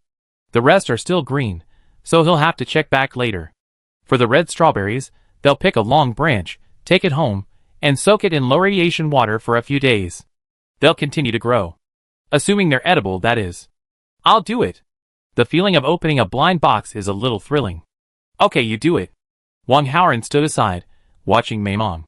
Mai Meng rubbed his hands together and raised a sinister hand towards a bright red strawberry. Damn, high radiation plant, inedible. Mai Meng's smile vanished instantly. That's just the first one, keep going, Wang Haoran said from the side. Damn, high radiation plant, inedible. Should two were wasted. There are only 9 strawberries left to pick today. Your turn, Mai Meng said to Wang Haoran. I'm nervous too, so you should do it. Wang Haoran smiled at Mai Meng and declined. He recalled their past. Every year when they picked strawberries, Mai Meng's face was always the most smiling. Even though Mai Meng didn't say it, Wang Haoran could tell she enjoyed testing the strawberries. The edible strawberries she tested looked as if they'd grown them herself. This was one of the few moments of relaxation for the two of them. Finally, 2 of the 9 strawberries tested moderately radioactive, and 1 showed low radiation. Mei Mong practically jumped for joy. I hadn't expected such a high yield this year. I was excited for the remaining 6. The 2 carefully packed the 3 strawberries in a box. The low radiation strawberry was the slightly reddish one.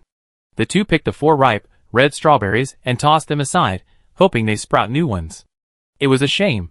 They hadn't sprouted in all these years. As for the remaining 2, let them continue to grow. Who knows, maybe they'll turn moderately radioactive again someday. Although the chances of that happening were slim, one should still dream. The 2 put the box close to their bodies, gathered some firewood nearby, and prepared to head back. We won't be taking this year's strawberries to the exchange. Let's give them to Captain Sia and have him send some more food over, Mai Meng said. Then he used this as an excuse to treat him to dinner. Thinking of the reward for the small task, Mai Meng became excited. Wang Haoran had no more wool to fleece, and Sia was too far away, with a pregnancy still 10 months away. Without income during this period, he'd be a bit worried. Wang Haoran looked at Mai Meng, whose eyes gleamed, and thought she didn't miss him because she didn't mention it. It turned out she did, however. He hadn't been here for a long time. Previously, this bracelet was just a way for Mai Meng to store star coins and tell time. After all, she didn't know anyone else. As for Wang Haoran, being together all day meant there was even less to contact. Mai Meng sent a message to Sia Changfeng. This was her first time chatting with her wristband, and she was a little excited. Getting a positive response from Sia Changfeng, Mai Meng said happily, let's go home early today. I'm craving dumplings. Thinking of those plump, white dumplings, Mai Meng felt her mouth water. Looking at the lively Mai Meng, Wang Haoran smiled too. His girl should be so happy. The 2 hurried home. Mai Meng took the opportunity, while Wang Haoran was gone, to retrieve the flour from the space. She then took a small piece of pork and mixed it with the dried meat, chopped it up, and finally mixed it with blanched shepherd's purse. Dumplings don't require leavening, just knead the dough. When Wang Haoran came over, he found Mai Meng already there, kneading the dough.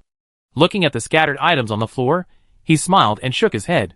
Then he poured out the mushrooms he brought back today and arranged them, then stacked the firewood he brought back. By the time everything was done, Mai Meng had already made a row of plump, white dumplings. Wang Haoran didn't know how to make dumplings, so he watched carefully from the side. Then he helped Mai Meng roll out the dough. Wang Haoran picked it up quickly, and after rolling out a few irregularly shaped wrappers, they gradually became rounder. What kind of filling do you like? Mei Mong chatted with Wang Haoran as they made dumplings. Wang Haoran shook his head. I've never had dumplings. Mei Mong paused, then suddenly remembered that his original self hadn't either. No problem. From now on, we'll make dumplings once in a while, and try each filling. Then you'll know what you like. Mei Mong said with a grin. Wang Haoran smiled too. This was truly a wonderful wish. Chapter 57. Halfway through wrapping the dumplings, Mai Meng lit a fire to boil water, while Wang Haoran washed some wild vegetables to cook later. The remaining dumplings could be eaten before wrapping them again. Sia Changfeng wouldn't arrive until the evening, so there was plenty of time. Because the 3 of them couldn't use a whole tank of water a day, Mai Meng purified the drinking water again whenever he had some extra energy. The family's drinking water was now nearly radiation-free. Even the water used for daily use had become low radiation. However, Wang Haoran wasn't bored enough to test his own water tank, so he was unaware of this. The cooked dumplings were divided into 3 bowls, 2 with soup, vegetables, and dumplings, and 1 filled entirely with dumplings. It was obvious that this was Wang Haoran's share of the meal. He picked up the 2 bowls of dumplings and said to Mai Meng, I'm going to talk to Grandma. Take your time. After you're done, sit down and rest for a while. I'll come over to wash the dishes and make dumplings. Okay, stay with Grandma Wong. You must be bored after being stuck at home all day. Maimong was blowing on the dumplings. They were too hot, so she didn't dare eat. She naturally saw her unfair treatment. But the food at home, plus the food stored in the space, wasn't enough to feed the three of them. So she had to focus on feeding herself first. As for the others, they could also eat, just not as well. But those used to hardship couldn't bear to eat too much. They always wanted to save some food for the winter. Even if there was enough to eat this year, what about next year? And the year after? What if the income wasn't as good in the future? Maimong ate the dumplings in her bowl in small bites. There was still some soup and vegetables left in the pot for her. By the time she finished her dumplings, the soup was almost cold. After finishing the remaining soup and vegetables in the pot, Maimong contentedly lay down on the small bed. She was truly content. This small bed was the one Wang Haoran had placed there last time. Later, Maimong thought it could be used as a sofa, something she could lie on when she felt unwell like now. Wang Haoran also wove 2 bamboo pillows and placed them beside the small bed, one taller than the other, and placed his old pillow on top of them. The small bed had instantly transformed into a simple recliner. After a full meal, lying on it was simply wonderful. Of course, it would have been even better if the bottom was a little softer. After eating and drinking her fill, Maimong didn't want to move at all. Even after Wang Haoran returned and washed the dishes, she lay there completely still. Finally, Wang Haoran walked over and pulled her up. It was getting dark, and someone should be arriving soon. If it weren't for the ugly dumplings he made, he wouldn't have pulled Maimong up. Next time, I'll teach you, and I'll teach you until I've mastered it. Maimong looked at Wang Haoran and said. Wang Haoran nodded. How many people never get to eat dumplings once in their lives, and who knows when they'll get to eat them again? The two of them worked together, and quickly finished wrapping the dumplings. Wang Haoran washed the food in boiled water for Maimong to bathe. Sia Changfeng had to wait until evening to avoid the crowds. After they both finished bathing, Sia Changfeng gently knocked on Maimong's door. Wang Haoran went to open the door and welcomed him in. He was carrying a lot of things in his hands. Maimong took the things and set them aside, saying, Today, I'll let you taste my cooking. I guarantee you'll want to come back again after this one. Sia Changfeng came over only after he'd eaten his fill. He knew their situation. There was no way he could let them treat him. He'd just eat a little later, as a token of his appreciation. But he wouldn't let them get away with anything. The errand fee for this purchase would be forgiven. Wang Haoran was cooking dumplings. Maimong, wearing a piece of odor-absorbing paper, said to Sia Changfeng, This is a great item. Next time you come, bring me a couple more packs. And those heat bulbs, if you buy too many at once, they'll be too conspicuous. It takes you 12 hours to bring some out each time you bring them out. I need to stockpile some for this winter. Sia Changfeng was a little bewildered by Maimong's familiar tone. Were they that familiar? Hadn't they only traded twice? This time, he came over because Maimong said he had something good for him, and asked him to bring more food. He was quite curious about the goodies he was talking about, so he made the trip himself. Before he could think about it, Wang Haoran's dumplings were ready. Maimong went over, divided the dumplings into 3 portions, and brought a bowl to each person on the table. Why are you standing there like an idiot? Sit down and eat together. Eating alone is so boring. Maimong pulled Wang Haoran over to sit at the table. Wang Haoran felt a little inferior to Sia Changfeng. He looked at his attire, and the air of his presence. Looking at himself, he was wearing coarse linen clothes, some with pudding, and it was obvious that he belonged to a different class. Sia Changfeng was surprised when he saw what Wang Haoran had served. He hadn't expected them to know about dumplings. Not only did they know about dumplings, but they were willing to serve them to him. He had last eaten these dumplings last year. The ingredients were all from the Academy of Agricultural Sciences. The dumpling wrappers were made with low-radiation flour, and the filling was low-radiation pork with a little green onion.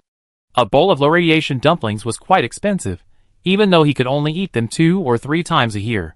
The price was one thing, but it was mainly because the raw materials were scarce and in limited supply. Looking at the dumplings in the bowl, although they were filled with vegetables, they were wrapped in medium radiation dumpling wrappers, so the flour was not cheap. Taking a bite, Sia Changfeng was stunned. He hadn't expected meat. Chewed for a while, he realized something was wrong. He wasn't like Wang Haoran, who had only dealt with mixed grain flour.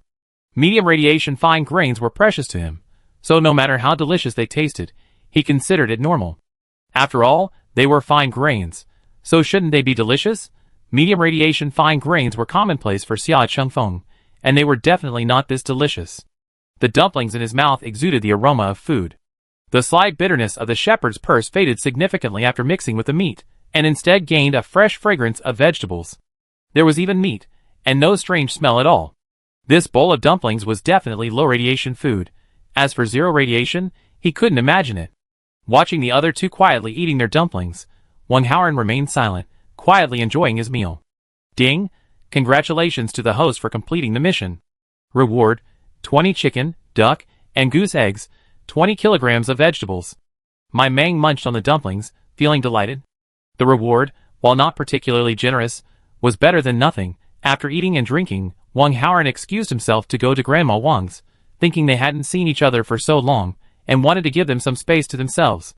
My Mang also felt that without Wang Haoran, she had more room to maneuver, so she nodded and agreed. I asked you to come here this time because I have something good for you. My Mang got straight to the point. She walked over and took the box. She replaced the low-radiation strawberry inside with the radiation-free strawberry from the space. Chapter 58. Opening the box, Sia Chengfeng was slightly surprised to see 3 strawberries inside, 2 large and 1 small. He hadn't expected the 2 of them to actually find fruit. But with the wilderness being so vast, everyone has a secret base, more or less. This is quite normal. It's just that how long a secret base can be defended depends on one's ability. In previous years, I took them to the exchange, but this year, since I met Captain Chengfeng, I don't need to let anyone else profit from the difference. I don't want the star coins either. Just exchange them for supplies of equal value. Of course, you'll still deduct the commission, my Mang said with a smile. Hearing my Mang's words, Sia Chengfeng's expression immediately grew serious. It seemed these strawberries were more than just low radiation. After all, low radiation strawberries were only 200 star coins each, not enough to warrant an extra trip. The supplies he brought tonight were more than enough. As expected, Sia Chengfeng looked at the smallest strawberry with envy. He had even received another radiation-free fruit. His luck this year was truly exceptional. Sia Chengfeng secretly glanced at the girl before him. It seemed as if all his good fortune this year was bestowed upon him by her. Because they were at home, my Mang no longer concealed her face. 2 glaring scars stood out on either side of her cheeks. Sia Chengfeng asked, "Do you need me to buy you some scar removal medicine?" My Mang was stunned for a moment, then reached out to touch her face. Then she shook her head. "No, filling my stomach is what matters." It wasn't that she didn't want to be more beautiful, but she knew her skin would improve after her powers upgraded, and after she had children. If that's the case, why waste star coins on this? Not only are those medicines on the market expensive, but their effectiveness is also uncertain. Lend me the box. I'll return it with the food next time I bring it. Sia Chengfeng closed the lid. Delicate items like strawberries are hard to store, and without a box, it's really hard to carry them around. Does he have to carry them carefully all the way? The 2 of them completed the transaction, and he was about to leave.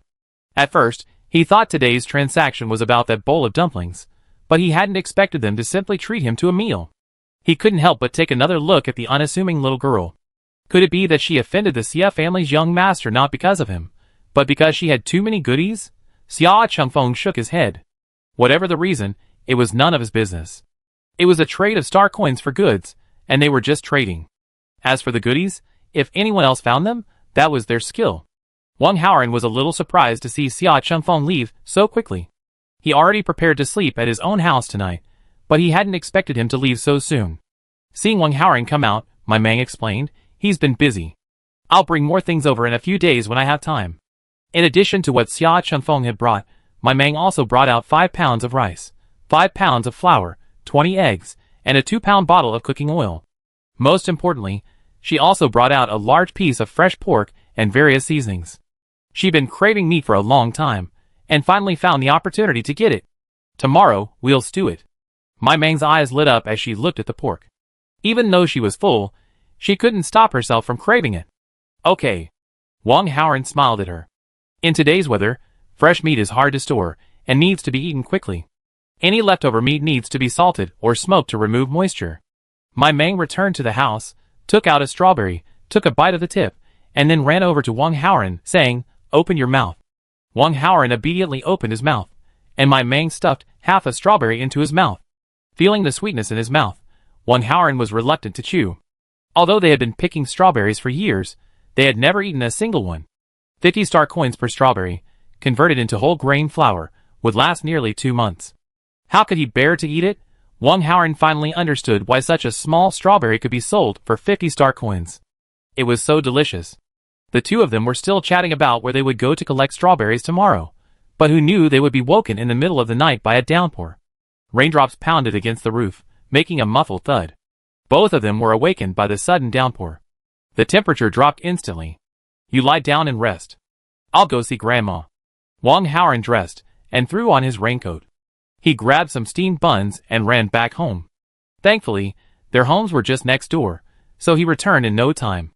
Wong Haoran discovered that the fire had gone out, leaving the entire house cold. As he entered, Grandma Wong heard the noise. "Is that How?" Grandma Wong asked. "It's me, Grandma. It's raining hard outside, so I came to see you," Wong Haoran said as he walked towards the room, picking up some dry firewood and lighting it. "No need. Grandma's much warmer this year with the new quilt. We don't have much firewood at home, so let's not waste it." "Ahem," Grandma Wong said, wrapping the quilt tightly around herself. "Grandma, don't be reluctant to use the firewood. Maimong and I brought back a lot of dry firewood last time. If you end up getting sick just to save this little firewood, wouldn't it be even worse?" Wong Haoran advised. Although Grandma Wong wasn't in good health, she could still take care of herself and walk around easily, so she could get up and add the firewood herself. "Okay, Grandma, I understand. I'll take good care of myself and not cause you any trouble." Grandma Wong nodded, knowing what was important. "I'll hang the small pot over the brazier, so you can have some hot water soon. Also, I brought some steamed buns. If you're hungry, eat them first. We might not cook every meal next time. I'll bring you some porridge when I'm done. Grandma needs firewood for the brazier. This downpour is going to last, so we need to conserve our firewood. So, we might have to cook a pot of porridge all day. Okay, don't run back and forth all the time. Even though our homes are close, it's easy to catch a cold if you get caught in the rain. Grandma has the steamed buns you brought, and there'll be enough with the hot water." There was a small bucket of boiled water on the table. You can drink it directly or pour it into a small pot and boil it over the fire until warm. Before leaving, Wong Haoran took 2 sacks of hemp vines. These were picked yesterday. With nothing to do at home, I can use them to make hemp vines. Those who have nothing to do at home will have a problem. As for food, there's no need to worry too much. Anyone with a few star coins will exchange them for 3 or 4 pounds of coarse grain flour and keep it at home for emergencies. During the rainy season, heavy rain like this can come at any time. Sure enough, I woke up this morning and found the official. A notice was issued asking everyone to stay indoors for the time being, as the rain was coming in force and would last for at least the next week. Everyone's faces were filled with dejection upon hearing this news. A week! If they could produce a lot of rainy vines, it would be enough to make 2 new sets of clothes. Besides rainy vines, the two of them spent their time at home doing the things they loved. My Mang gently stroked her belly. A tiny life must be growing inside.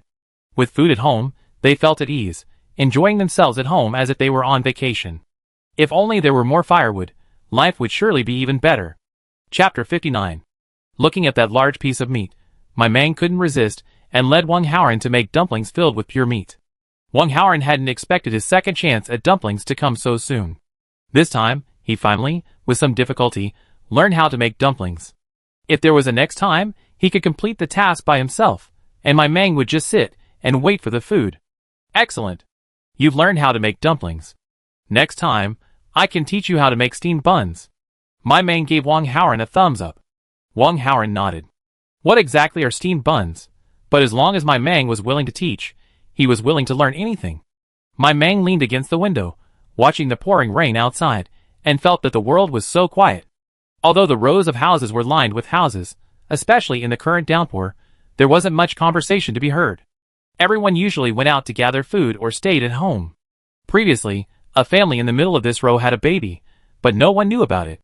It wasn't until he was 6 or 7, following his parents out to help with the gathering, that anyone realized the family had a new baby. Perhaps the neighbors could hear a cry or two, but who would pay any attention? Despite the dense population, there were no children playing, neighbors arguing, or women gossiping. None of that existed.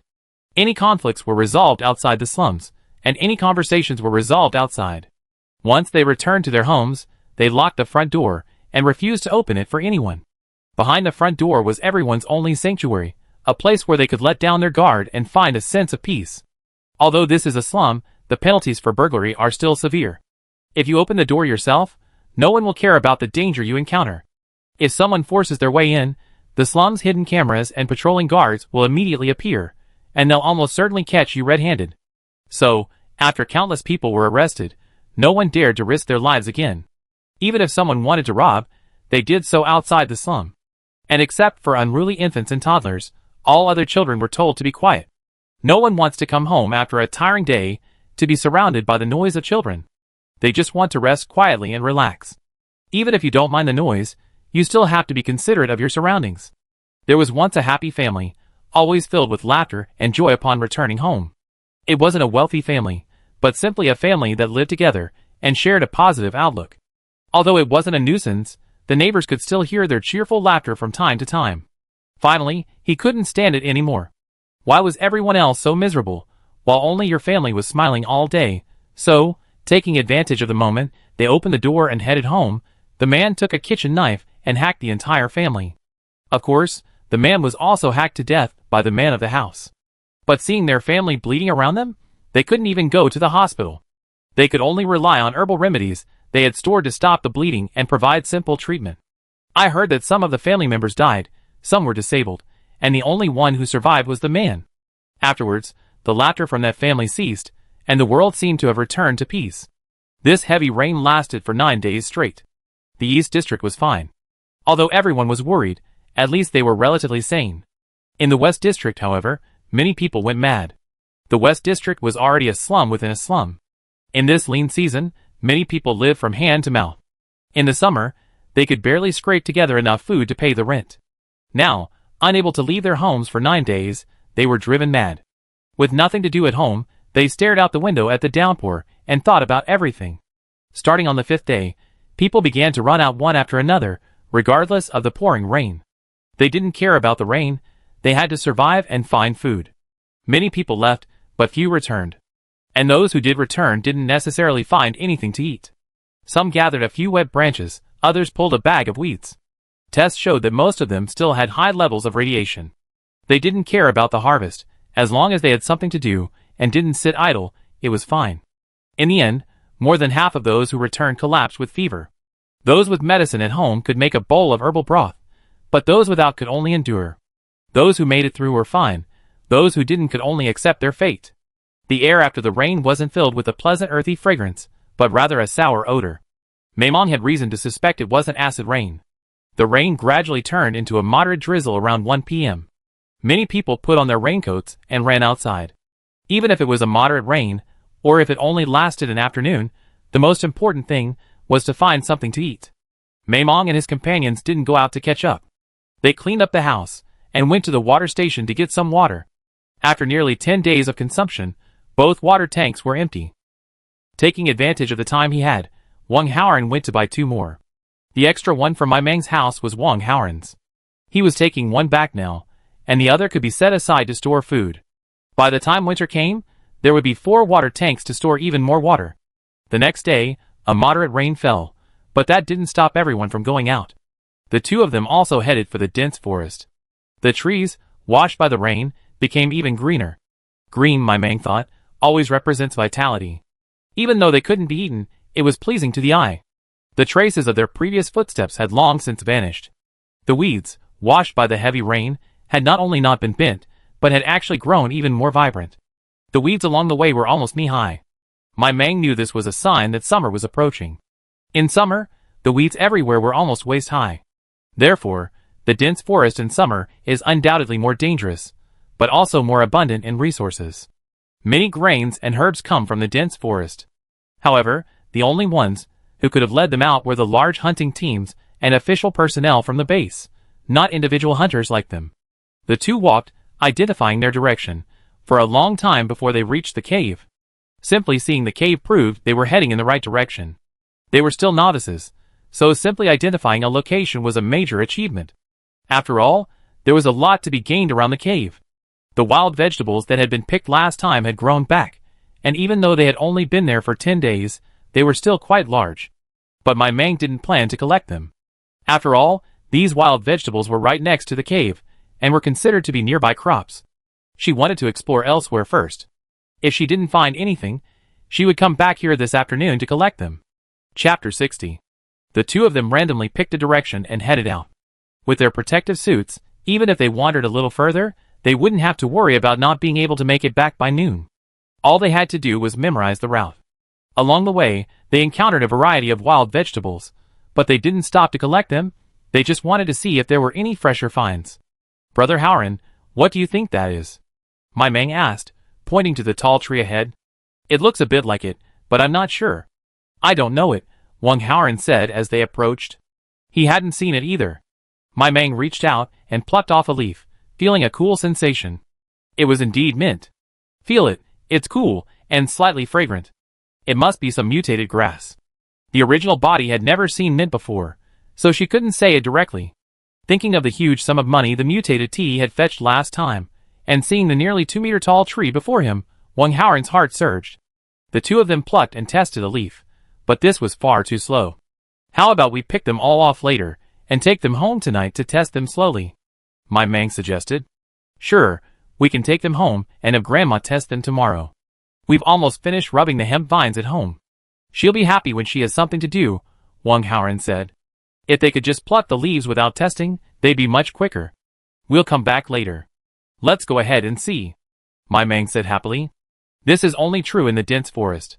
Outside, if you come across something good and don't bring it home, it'll disappear the moment you turn around. My Mang looked up at the tall trees, wondering if any of them were fruit trees. Unfortunately, there's no fruit yet. Most fruits don't bloom or bear fruit until summer. I can't even recognize them myself. Let's stop here today. It's a bit far to go any further. Wang Howren grabbed My Mang. They already been walking for 2 hours. Aside from wild vegetables, they only found the mint plant. Then let's gather some around here. We won't be heading back for lunch. We can just head back in the afternoon, My Mang suggested. Wang Howren seconded. Because there were so many wild vegetables in the dense forest, My Mang wouldn't pick bitter herbs anymore. Not only were they unpalatable, but they wouldn't fetch much in exchange for star coins. She just picked some of the more delicious wild vegetables for testing. She wasn't going to trade them for star coins. She dried them and saved them for later. Maimong, look, is that a person over there? Wang Howren nudged My Mang. Sure enough, there was a person lying on the ground, his hand twitching occasionally. If it were a corpse, the two would certainly ignore it. But if it was a living person, they looked at each other and decided to go over and take a look. They had been rescued from a life-threatening situation, so if it didn't harm their own interests, they wouldn't be reluctant to lend a hand. The man's hands were not only moving, but his body was also trembling slightly. The two men didn't act rashly, instead pounding the ground in front of them with tree roots, fearing a trap. My Mang also carefully observed his surroundings, but couldn't see anything unusual. The man seemed to have heard a sound, and his restless body temporarily calmed down. Hey, are you still alive? If you are, please speak. Wang Howren called to the person lying on the ground from 10 meters away. But no one responded. The man, wearing a similar linen garment to theirs, lay on the ground, his outer raincoat tattered and soaking wet. Because they were quite far away and facing the other side, the two couldn't see each other's faces. Seeing no response, Wang Howren slowly pulled My Mang to the other side, wanting to see the man's condition before making a decision. When he reached the other side, he saw a bluish-gray, decaying face. Frightened, he quickly stood in front of My Mang, blocking his view. He then pulled My Mang away and ran. My Mang didn't see the man's face, and looked back in confusion as he ran. The man, who had been motionless just moments ago, was now trembling all over, with bumps forming on various parts of his body from time to time. Combining this with Wang Howren's movements, My Mang immediately realized that the man was probably dead. Something was hatching inside him, and it was about to break out. After running a long way, My Mang couldn't resist her curiosity and looked back, which made her scalp tingle. A gash appeared on the man's body, and from it, countless unknown creatures shot out. After the first gash, another followed, and a steady stream of insects crawled out. Maimong suppressed a shriek and said, "Run! They're coming out!" At least 100 of them. The two of them ran back even harder. They didn't stop even after passing the mint tree. At this point, escaping was more important. After running for nearly an hour, they finally saw the cave. Exhausted, they huddled together, their hair standing on end. That was so scary just now. Oh my god, what the hell was that? My Mang was panting heavily. I don't know. Maybe someone who strayed into the dense forest got infected by something. Wang Haoran was also a little breathless. Don't talk. My Meng seemed to hear something. She focused her mental energy on her hearing and radiated it outward. She heard a dense rustling sound, as if some reptile was approaching. Oh no! They're chasing us. What should we do? My Meng nervously tugged at Wang Haoran's hand. Over 100 snake-like creatures. Not only could 2 people not defeat them, they probably wouldn't even be enough for them to eat. Her sleeve crossbow was now useless. Do you dare? Let's take a gamble. Wang Haoran looked at my Meng. What? My Meng looked at Wang Haoran. A rustling sound came from her ear, audible even without amplifying her hearing. Wang Haoran pulled my Meng in one direction. My Meng looked in that direction. She seemed to know what Wang Haoran was planning. This was courting death, but also a ray of hope. Bye-bye, if I enter the illusion later, you must wake me up loudly. You can even bite me, my Meng instructed the system. Before the system could respond, it realized it had lost contact with its host. The 2 ran into the illusion. Unaware of its origin or whether it could stop the unknown creatures, they simply kept running. But the creatures behind them were too fast and quickly caught up with them. They were tiny snakes, the thickness of a thumb, only 30 or 40 centimeters long. They came in all sorts of colors and patterns, and now they were all heading towards them. The illusion doesn't seem to work on them. My Meng picked up a military shovel and swatted the snakes that lunged at her away. Wang Haoran quickly handed the machete to my Meng. Using it one-handed was more convenient and saved some energy. Their hands were tightly clasped together, fearing that if they let go, they would enter different illusions, and then kill each other, which would be troublesome. Chapter 61. The vanguard of the snakes was quickly slain, but the smaller ones behind them quickly scrambled up. The 2 had no choice but to let go and devote themselves to the battle. My Meng, wielding a dagger in one hand and a machete in the other, slashed the small snakes that flew towards her in 2. Wang Haoran did the same, his military shovel a powerful blow, sending the small snakes flying like badminton. But there were simply too many of them, not just 100, but hundreds. They were so densely packed that they kept coming back after they were driven away. Wang Haoran was caught off guard and bitten by a colorful little snake. Wang Haoran tore the venomous snake free, its 2 rice-sized fangs still embedded in his flesh. Wang Haoran stumbled for a moment, but quickly recovered. Even if he couldn't hold on any longer, he was determined to help my Meng fight his way through. My Meng carefully monitored his surroundings with his mental power, but for the time being, he didn't notice Wang Haoran had been bitten. Because her level was too low, she couldn't focus fully, only observing a small area to prevent the venomous snakes from secretly biting her. If her level were higher, she could have raised a mental barrier, and the 2 of them could have simply hidden inside. The battle continued, but their movement slowed, and my Meng's mental energy was almost exhausted. Wang Haoran was now covered in wounds, his lips black. Are we going to die here today? My Meng, determined, cut off the snake in front of him. No, I barely managed to save my life, and I won't give up. My Meng roared. Wang Haoran, on the other hand, no longer had the strength to speak. My Meng lowered his machete and took Wang Haoran's hand. By then, more than a dozen snakes clung to Wang Haoran's hands and feet. Because my Meng stopped moving, the surrounding snakes seized the opportunity and bit my Meng. My Meng looked at Wang Haoran and asked, "Do you believe in light?" Wang Haoran stared at my Meng blankly, not understanding what she was talking about. My Meng grabbed Wang Haoran's hands, raised them above his head, and shouted, "Please grant me strength."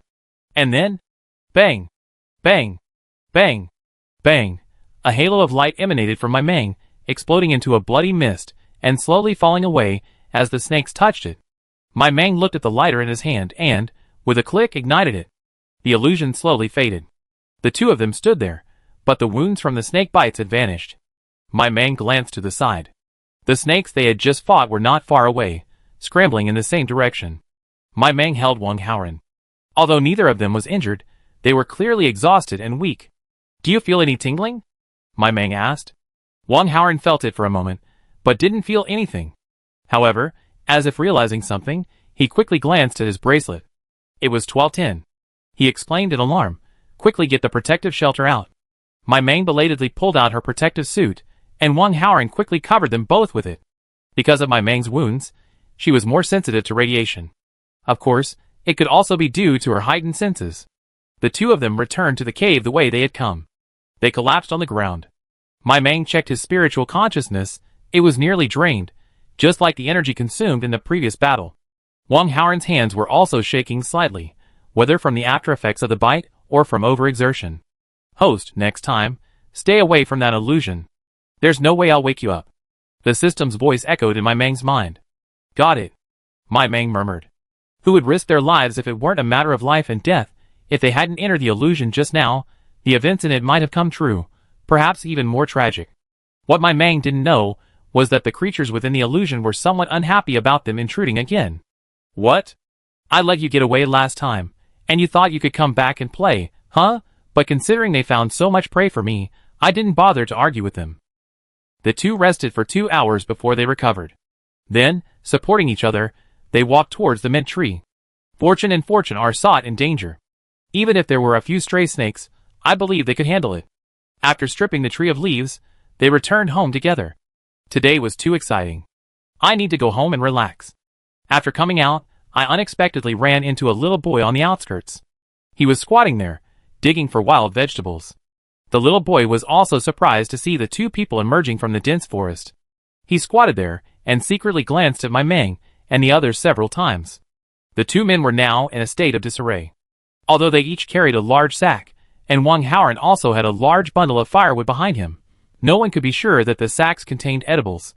If they only came out with some firewood after going in once, no one would be willing to risk their lives. If they saw that they could come out with a bountiful harvest after just one entry, then no matter the dangers, they would try it. After all, didn't the two of them make it out unharmed? Then, they could go in as a group of 5 or 10, wouldn't their chances of survival be even greater? In today's world, where it isn't dangerous, the two avoided the main road and took a smaller path home. It was still early, and few people were returning, so they only encountered a few half-grown children along the way. They only looked at them with envy. Scavenging so much, whether it was food or firewood, was a feat for them. Grandma Wong, delighted to see her grandson bring her work, immediately jumped out of bed to get to work. In the end, Wang Haoran persuaded her to go back.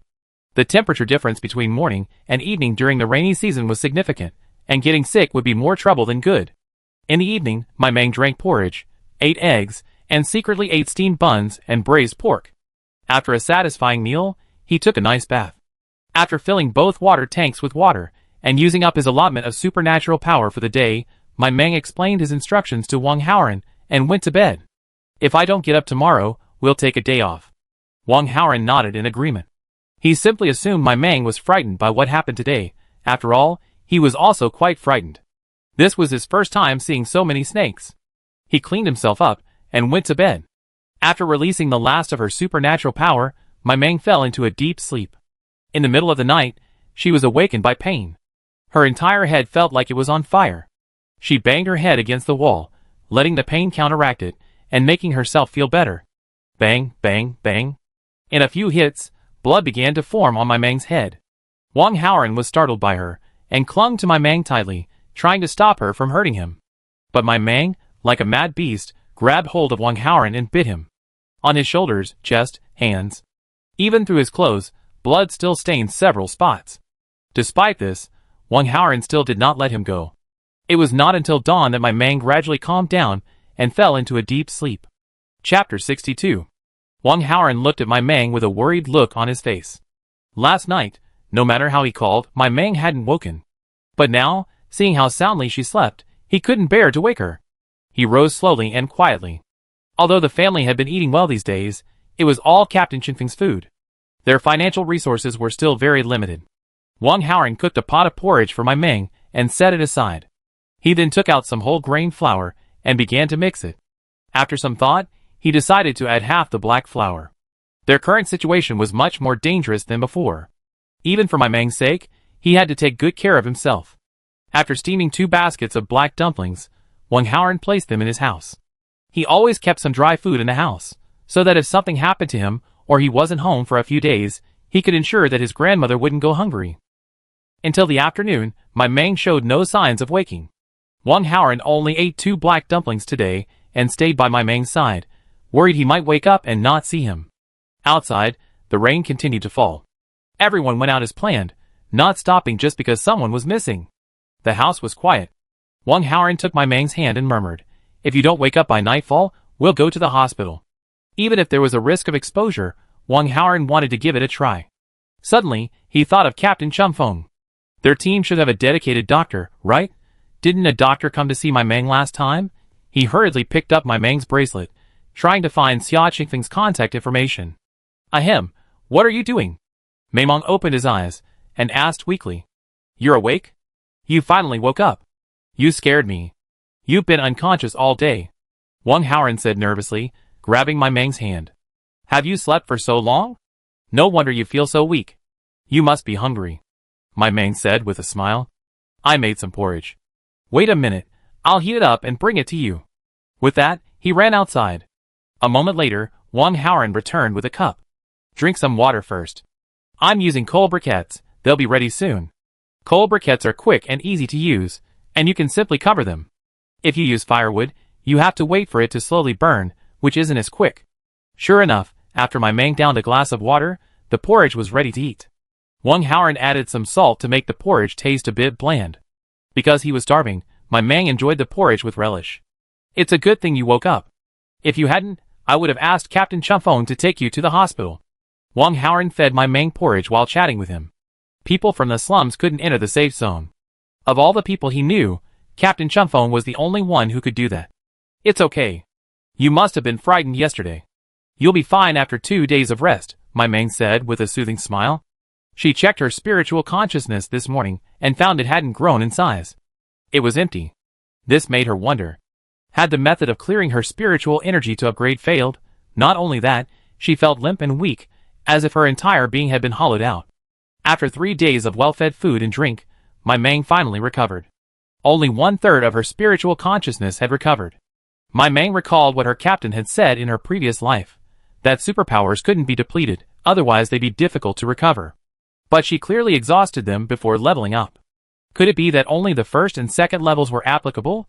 She couldn't figure it out, no matter how hard she tried, so she simply gave up. Let everything take its course. With more practice, her superpowers would eventually grow stronger. She knew that mastery of superpowers was as important as her level. She also had a hypothesis. Wang Haoran had been cooking for the past 3 days, so they'd been eating food with moderate radiation. Although some non-radioactive ingredients were mixed in, it still wasn't pure. If she switched to non-radioactive food, would her superpowers recover faster? So, while Wang Haoran was out, my Mang prepared a feast for lunch. Green vegetable and mincemeat porridge. It had vegetables, meat, and staple foods, a nutritionally balanced combination. After finishing a large bowl of green vegetable and mincemeat porridge, my Mang felt warm all over. In the afternoon, Maimong took out some barley and red beans. I heard they can dispel dampness. After over 2 months of rainy season, it was definitely time to dehumidify the body. Maimong also added a little ginger. While it was good, the smell was unpleasant. Despite its unpleasant smell, ginger is hard to come by. Ginger fetches a high price on the exchange, but few people are willing to trade it. Whether it's winter or rainy, a bowl of ginger water can dispel some of the cold. No matter how many star coins you have to live to use them. After cooking, add a little brown sugar, and a once-in-a-lifetime dessert is ready. Not only had my Mang never tasted it, but neither had Wang Haoran. Grandma Wong didn't even know what dessert was. Whether it was dessert dumplings, or the fine grains they'd been eating recently, it was all thanks to my Mang that they were able to eat them. Grandma Wong was incredibly pleased with her granddaughter-in-law. Even if she knew these things were given by someone else, what difference would it make? It was all because of my Mang's ability. When she was young, she also had 2 husbands, and they lived together in harmony. It was just that she wasn't very ambitious and only gave birth to 1 child, Haoran's father. If she had had more children, perhaps their lives wouldn't have been so difficult. These days, children can go out to work from the age of 6 or 7, and as they grow up, they become laborers. The more people there are, the more prosperous the family. When they go out, others won't dare to mess with them. As for being single or having no one to support them in their old age, those aren't issues. How many people actually live to old age? As for being single, how many aren't? Besides, who says you can only start a family with a woman? Wouldn't it be better for 2 men to live together? It's more practical than a weak woman, right? The next day, my Mang's suspicions were confirmed. Her depleted superpowers indeed needed non-radioactive food to recover quickly. The 2 continued their journey into the dense forest. They figured that as long as they didn't go to the illusionary realm, and the group of snakes had been eliminated a few days ago, that area should be safe for the time being. After all, a place only has so many resources. It's impossible for too many dangers to exist simultaneously. However, they didn't realize that the food chain is all about balance. When they eliminated one species, other species, without their natural enemies, would thrive. For example, Chapter 63. After resting themselves, the two continued on into the forest. For them, this path was becoming somewhat familiar. With the cave at its center, on one side was the illusion, on the other the path they had taken, and on the other was the spot where they had spotted the snakes yesterday. The two still had a lingering fear of the snakes, so they absolutely would not go back there today. Finally, they decided to take a road they had never been to before. That road also led deeper into the forest. They tried to walk as straight as possible, but after a while, finding nothing, they turned a corner. They discovered that while there wasn't much else in the forest, the wild vegetables were truly abundant. We've really made progress. If we've seen so many wild vegetables before, we have been so excited that we couldn't walk anymore. But now we despise them and want to find something better, my Mang said with a grin. We have to eat enough to enter the dense forest. If we only gather wild vegetables, we won't even earn enough to eat every day. We can still survive by just gathering wild vegetables outside. Wang Haoran also smiled. Thinking of her life, with 2 little black balls a day, my Mang shook her head. She knew things would only get better in the future. Let's go over there and take a look. My Mang saw a tree that looked like a chili pepper. Upon closer inspection, she realized it wasn't a chili pepper at all, but rather a cluster of large flowers with small, long, fruit clusters among them. My Mang shook her head, indicating she didn't recognize it. Neither did Wang Haoran. It's probably unripe fruit. What exactly it is, we'll have to wait until it's ripe to find out. Oh, high radiation food and edible. My Mang moved his bracelet closer and tried several flowers, all of which were high radiation plants. The 2 men secretly noted the location, planning to check back later. Did you hear any noises? My Mang paused and asked Wang Haoran. The 2 stood there in silence, not speaking. Soon, they heard a rustling sound approaching from a distance. Both men, weapons in hand, looked around cautiously. Soon, a rat the size of a cat came into view. If it weren't for its obvious rat-like appearance, my Mang would have wanted to pet it.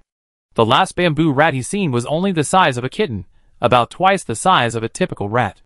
But this rat was at least 4 or 5 times larger, and without getting too close, one could see its red eyes. The rat wasn't afraid of the approaching person and scurried directly towards my Mang. My Mang was startled by its speed. Fortunately, she had a special ability, and before Wang Haoran could react, she shoveled down. The expected pounding into a pulp didn't occur, the rat simply stood there dazed. Wang Haoran didn't wait for it to react, and sent it reeling with his machete. He chopped the rat's head in half, revealing a white energy stone. Luckily, it was a rat with an energy stone. They dug a hole to bury the rat and continued down. The further they went, the taller the trees grew, and the denser the weeds and wild plants grew. Wang Haoran led the way, swatting the weeds in front of them, and then stomping them aside. Luckily, the 2 found a sweet potato field, but the sun was already high, so it was time for a break. There's no cave nearby, so how about this? You stand and help me hold up the protective shelter while I shovel out the sweet potatoes. I'll be able to sit down and inspect them later, Wang Haoran suggested. Since he couldn't hide in the cave anymore, he didn't want to waste time sitting around. So my Mang stood by, holding up his protective suit, while Wang Haoran first harvested the sweet potato vines and set them aside, then slowly used a shovel to dig out the potatoes from the field. It was a little slow, but he still managed to dig up quite a few. A single vine could produce 5 or 6 sweet potatoes, each weighing what looked like 3 or 4 pounds. As long as there were a few edible ones, the trip would be worthwhile. Sweet potatoes are a staple food, far more popular than wild vegetables. These sweet potatoes can still grow. Let's dig up a small portion first. We can't take the rest away anyway. We'll dig up the rest slowly. This sweet potato field is at least 3 or 4 acres, enough for us to eat for a long time. Wang Haoran said as he turned the soil. Every movement was cautious, afraid to break the sweet potatoes. After a while, when my Mang no longer needed to help hold up her protective suit, she squatted nearby to inspect the sweet potatoes. The ones with high radiation levels were thrown aside, and the edible ones were bagged. Only 1 in 10 survives. Usually, it takes 20 or 30 sweet potatoes to find a moderately radioactive one. But there were so many, and just these few we dug up, there were hundreds of sweet potatoes. If you take 4 out of 100, and each one weighs 3 pounds, that would weigh dozens of pounds. Add in the sweet potato vines, And today's harvest is another bumper harvest. The sweet potato vines are edible, but it takes too much time to inspect them leaf by leaf. So they plan to take them back and slowly kill time for Grandma Wong. Even if they rotted a bit, they didn't mind. They had plenty of vegetables to eat now. Since squatting there to examine them was too tiring, my Mang found a clean leaf to cushion his posture and sat there to examine them. Wang Haoran also piled the sweet potatoes together for my Mang to examine slowly. Suddenly 3 large, fat rats jumped out of the sweet potato vines and pounced directly at my Mang. Wang Haoran had the shovel and hatchet, leaving my Mang armed only with a dagger and a hidden crossbow. My Mang rolled on the ground, dodging the rats' attack. The rats landed and leaped back at my Mang, as if they decided she was easy pickings. My Mang, holding the dagger in a defensive stance, aimed a blow at one rat. With his other hand, he aimed at another rat and unleashed a crossbow bolt from his wrist, sending both rats crashing to the ground. Seeing their companions fall, the other rat tried to flee, but Wang Haoran, who had rushed over, flattened it with a shovel. Fearing the rat was feigning death, Wang Haoran cut the large rat in half. "Are you okay?" Wang Haoran pulled my Mang up and asked nervously. "It's okay. Let's quickly test the sweet potatoes we dug out and go back." My Mang shook her head. She was just covered in dirt. The rats hadn't come near her. Unfortunately, the 3 rats this time were highly radioactive and lacked energy stones. The 2 men hurried their hands, packing the cut sweet potato vines into sacks. They tested the remaining sweet potatoes and quickly left. Not long after they left, dozens of rats appeared and devoured the highly radioactive sweet potatoes that my Mang and his companions had abandoned. Eventually, the remaining sweet potatoes were also carried away. My Mang and his companions, unaware of this, were still discussing coming early tomorrow to collect all the sweet potatoes. In fact, now wasn't the right time to harvest sweet potatoes. Sweet potatoes harvested in rainy weather don't keep well and rot easily. If they grow another month or 2, the sweet potatoes could double in size. But they're all ownerless. If you find them today and don't take them, who knows if they'll still be yours tomorrow? This isn't a wild vegetable. It's a sweet potato rich in starch. Chapter 64. Have you noticed that those mutant rats we encountered today seem particularly clever? My Mang asked Wang Haoran. Really? Well, rats have always been very clever. Look at the bamboo rat we encountered last time. Weren't they just as clever? Wang Haoran replied.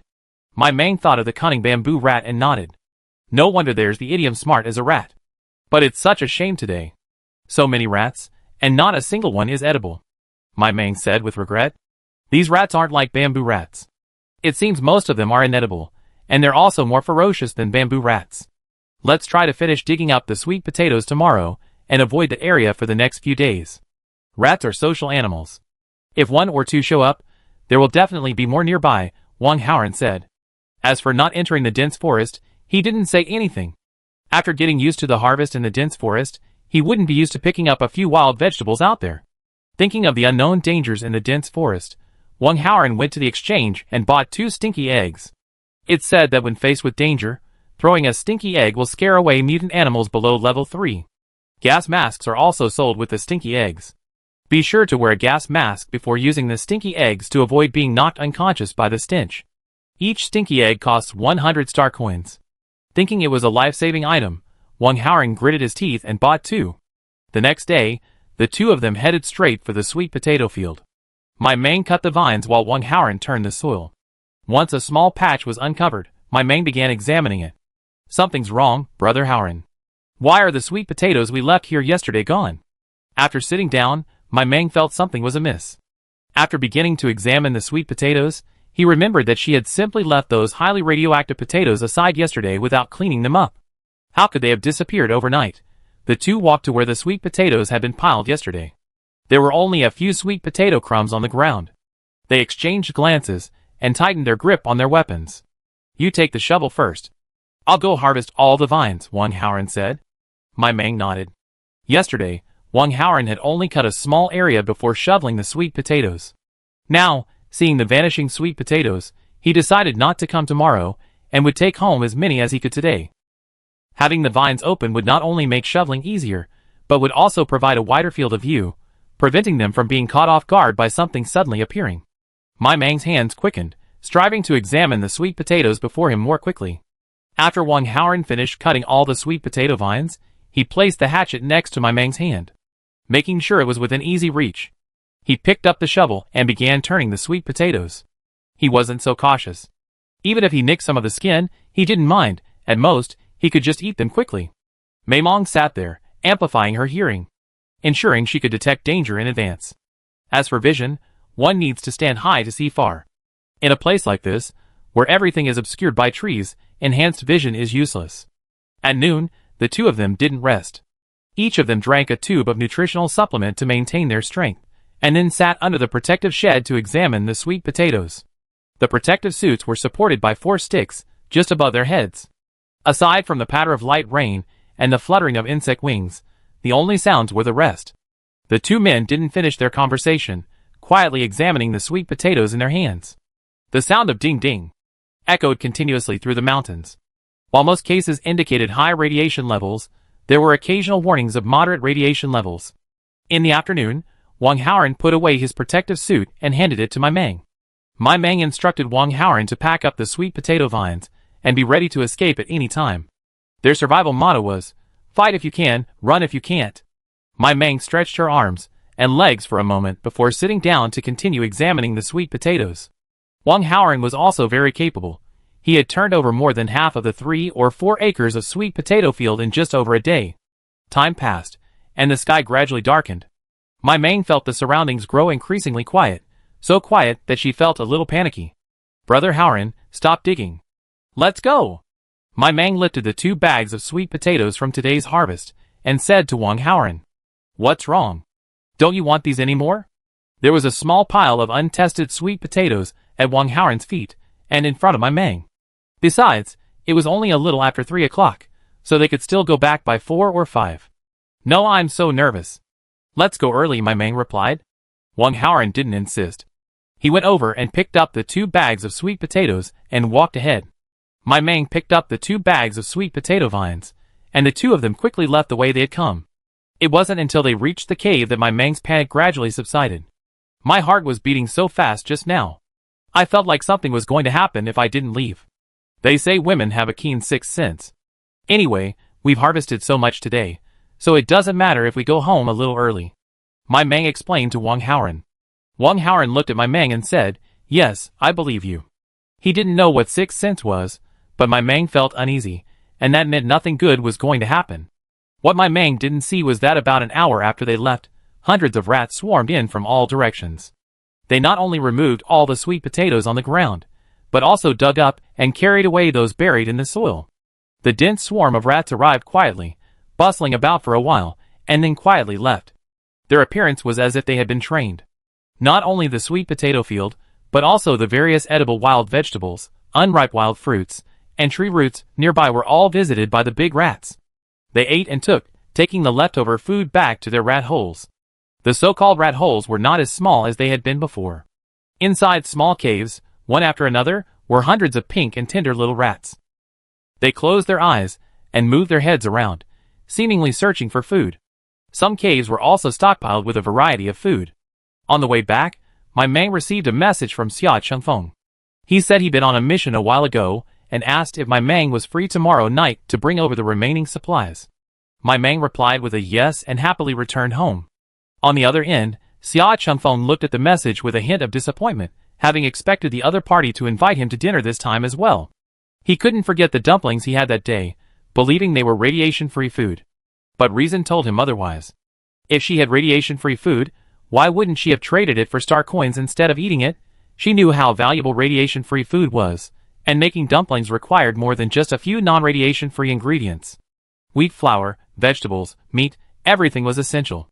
Since the other party had only bought moderately radioactive food, it must have been simply his cooking skills. And just like that, Xia Chengfeng had convinced himself. Chapter 65.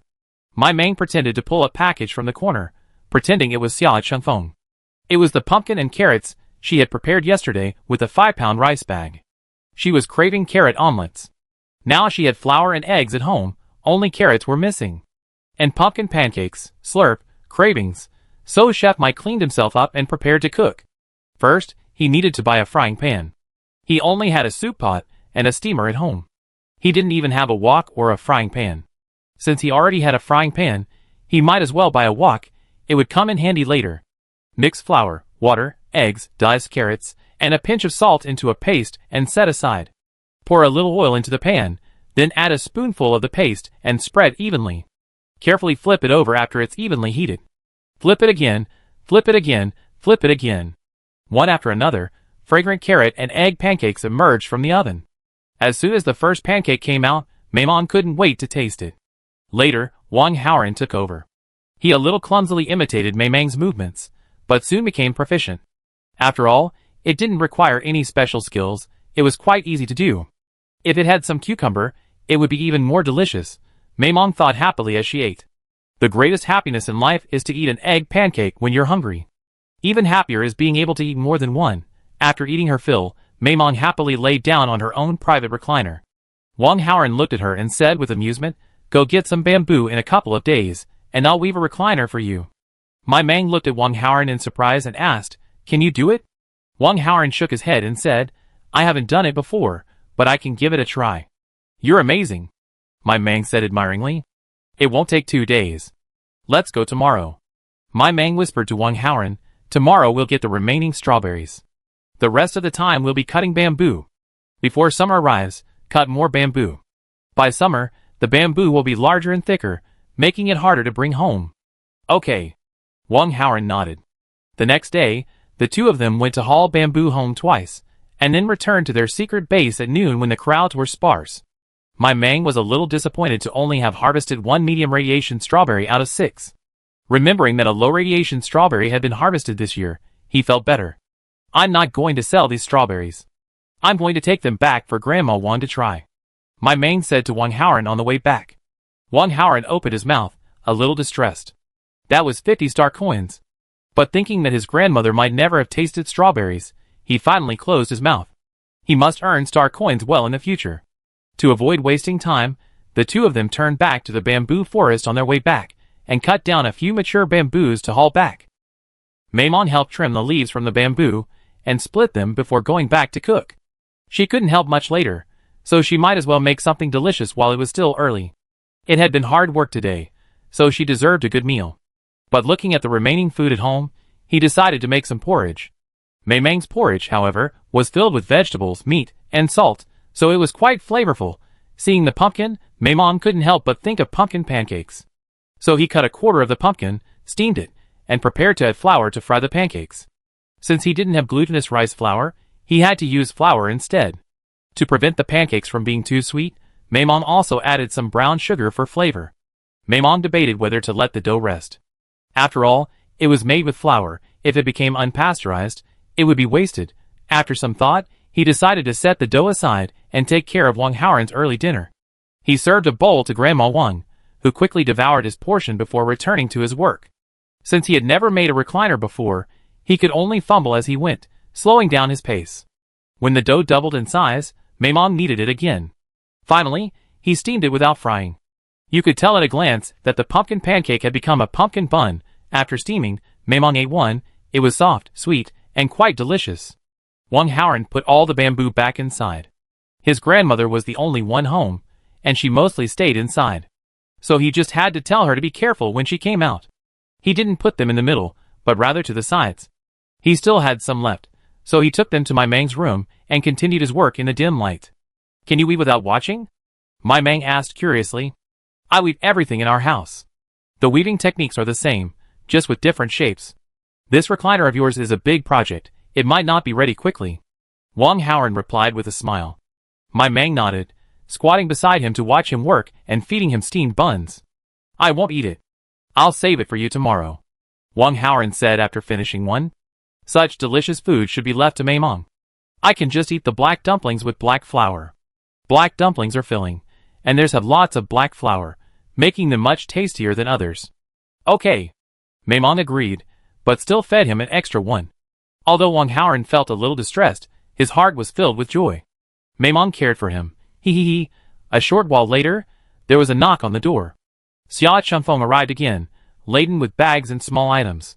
Ding! Mission target appears. Have them call you Her Royal Highness. Complete, and you'll be rewarded with a solar-powered multi-purpose cart. Maimon? What kind of weird name is that? Her Royal Highness? Why not just call her Her Majesty the Queen? Maimon was puzzled. deeply puzzled. But that didn't stop him from wanting his reward. A multi-purpose cart. Sounds so tempting. I won't have to carry so much stuff when I come back. Put it on the cart, and I can double the amount I bring back each day. Seeing Sia Chengfeng arrive, Wang Haoran washed his hands and decided to go out for a while, giving the two of them some space to themselves. Seeing the pumpkin buns in the steamer, he took two and gave them to him. In Wang Haoran's opinion, these were Sia Chengfeng's gifts, so it was only right that he should eat them. They had just steamed pumpkin buns today, and even if he didn't take any, my Mang would soon. Taking them first would save my Mang the trouble. Then he went back to his room. He hadn't spoken to Grandma yet. Sia Chengfeng looked at the orange-yellow bun with a hint of surprise. He thought he didn't think he ever eaten anything that color before. He took a bite out of curiosity and was instantly amazed. But he had to maintain his cool persona. He just ate 2 steamed buns one bite after another and finished them in no time. Chapter 66. Originally, after delivering the gifts, Sia Chengfeng should have left. But after eating such delicious steamed buns, he wanted to buy some and was debating how to approach the matter. My Mang, meanwhile, was also trying to figure out how to get the other person to call him Princess Highness. After all, the sooner it was finished, the sooner it could be used. So the two of them sat there, lost in thought for a moment. Excuse me. They both spoke at the same time, paused for a moment, then said, "You go first." "You go first." My Mang was amused. Sia Chengfeng felt a little embarrassed. He cleared his throat and asked, "You go first." What's the matter? After all, he was asking for help, and if the other person also had something to ask him, it would be easier to approach him later. "Do you know Princess Highness?" My Mang looked at Sia Chengfeng and asked. "What? Princess Highness? I haven't heard of her. What's the problem?" Sia Chengfeng looked at my Mang with a puzzled expression. "What is Her Royal Highness?"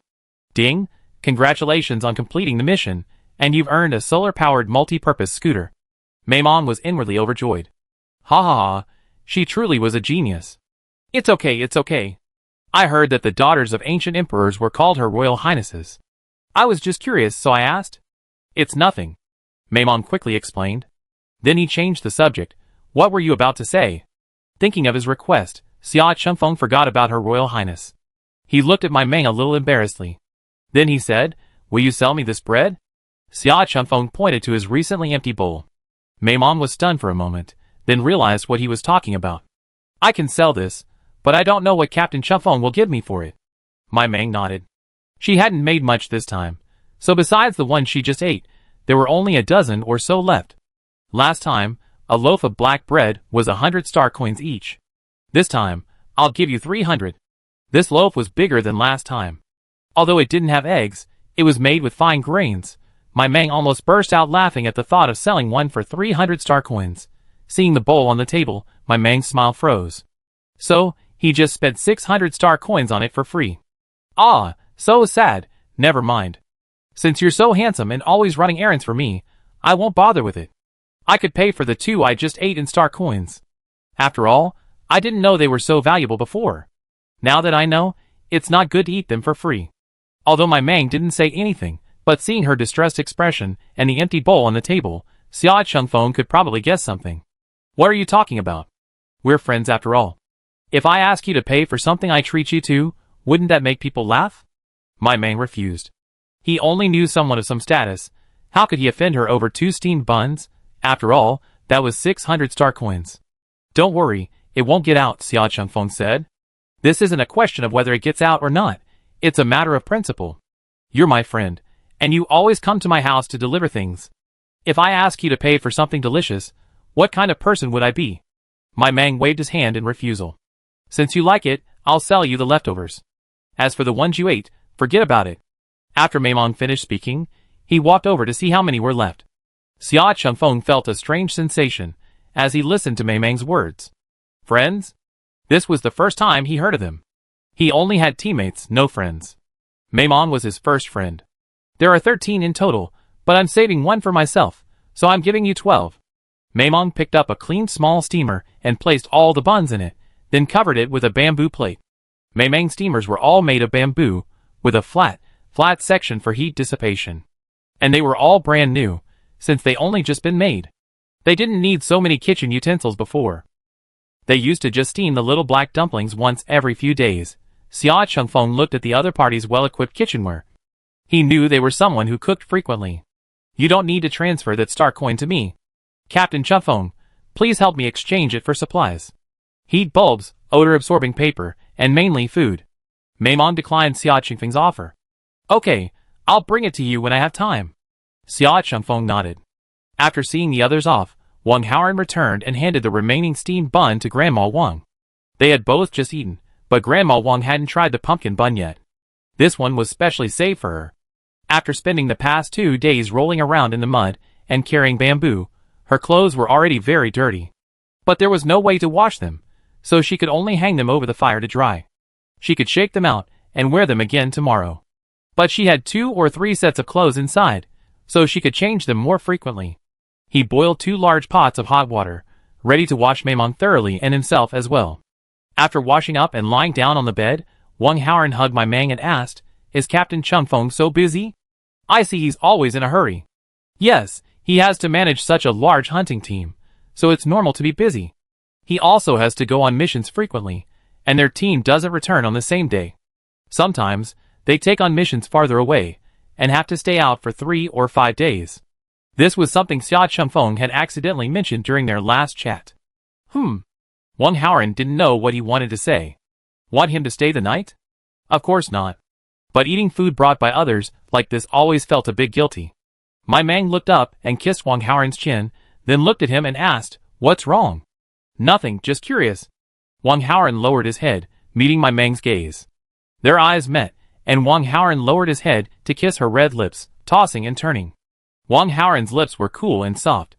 My Mang took a gentle bite, and found them incredibly chewy and delicious.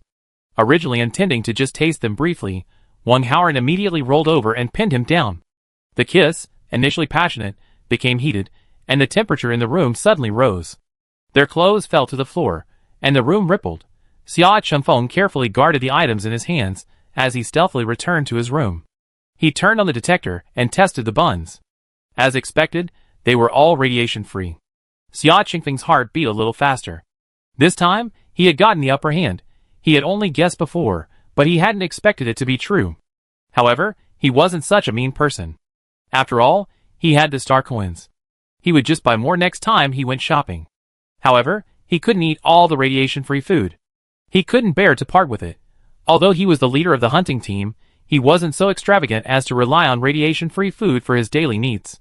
Looking at the radiation-free bread, Sia Changfeng searched his mind for people he knew. He could double the price and sell some, maybe even make a profit this time. Then he thought about the team's recent missions. The casualties seemed unusual. Chapter 67.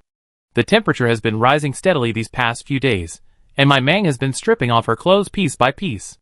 In just 1 week, the temperature went from a few degrees Celsius with continuous rain to a blazing sun over 40 degrees Celsius. The faint smell of medicinal herbs wafted through the slums, and many people fell ill or even died during this rapid rise in temperature. However, this happens every year, and everyone is used to it. Everyone has a collection of various herbal remedies at home. For this sudden rise in temperature, the only option is to stay indoors, and drink a bowl of summer-cooling herbal soup every morning and evening. If all else fails, drinking 2 bowls of bitter herb soup morning and evening will also work. Bitter herb also has the effect of clearing away heat and relieving summer heat. However, how many people, already struggling to survive, can completely avoid the risks? Some people can't even afford to drink bitter herb soup twice a day. The long-awaited sun rises, and all the moisture on the ground slowly evaporates. The rising vapors are harmful gases, and if inhaled in large quantities, they can gradually impair bodily functions. In severe cases, death can occur on the spot. My Mang and his wife had stayed home for the past few days, and Grandma Wong wasn't feeling well. Wang Haoran made bitter vegetable soup for Grandma Wong morning and night. They had some patchouli dried last year, so they cooked a pot every day, and each of the 3 of them drank a bowl. "Tell me, is Grandma Wong too miserable to get out of bed?" My Mang asked Wang Haoran, sipping the patchouli water. Wang Haoran paused, reflecting on how Grandma hadn't eaten much besides the bitter vegetable soup and patchouli water these past 2 days. "Instead of the bitter vegetable soup tomorrow morning, make some rice porridge instead," my Mang suggested. She had plenty to eat and drink, and after all, Wang Haoran suffered, so no one would suffer. Okay. Wang Haoran was known for being obedient. The 2 of them snuggled in the recliner. After over a week of knitting, Wong Haoran had finally finished the recliner. The edges had been carefully polished to remove any burrs. Maimong spread an old quilt on top, and the two of them squeezed together, making it just enough to lie down. Looking at the progress, they were now rushing to make the second recliner for Grandma Wong. In 2 days, I think I can go out. Maimong counted the days on his fingers. No one knew exactly how many days it would take to go out. A week was best, but if possible, a couple of days would be fine. Or, let's wash and dry the quilts and cotton-padded jackets at home these few days. It's a good time to stay home and watch over them. Every year, on the day the quilts were dried, someone had to be at home, otherwise they would steal everything.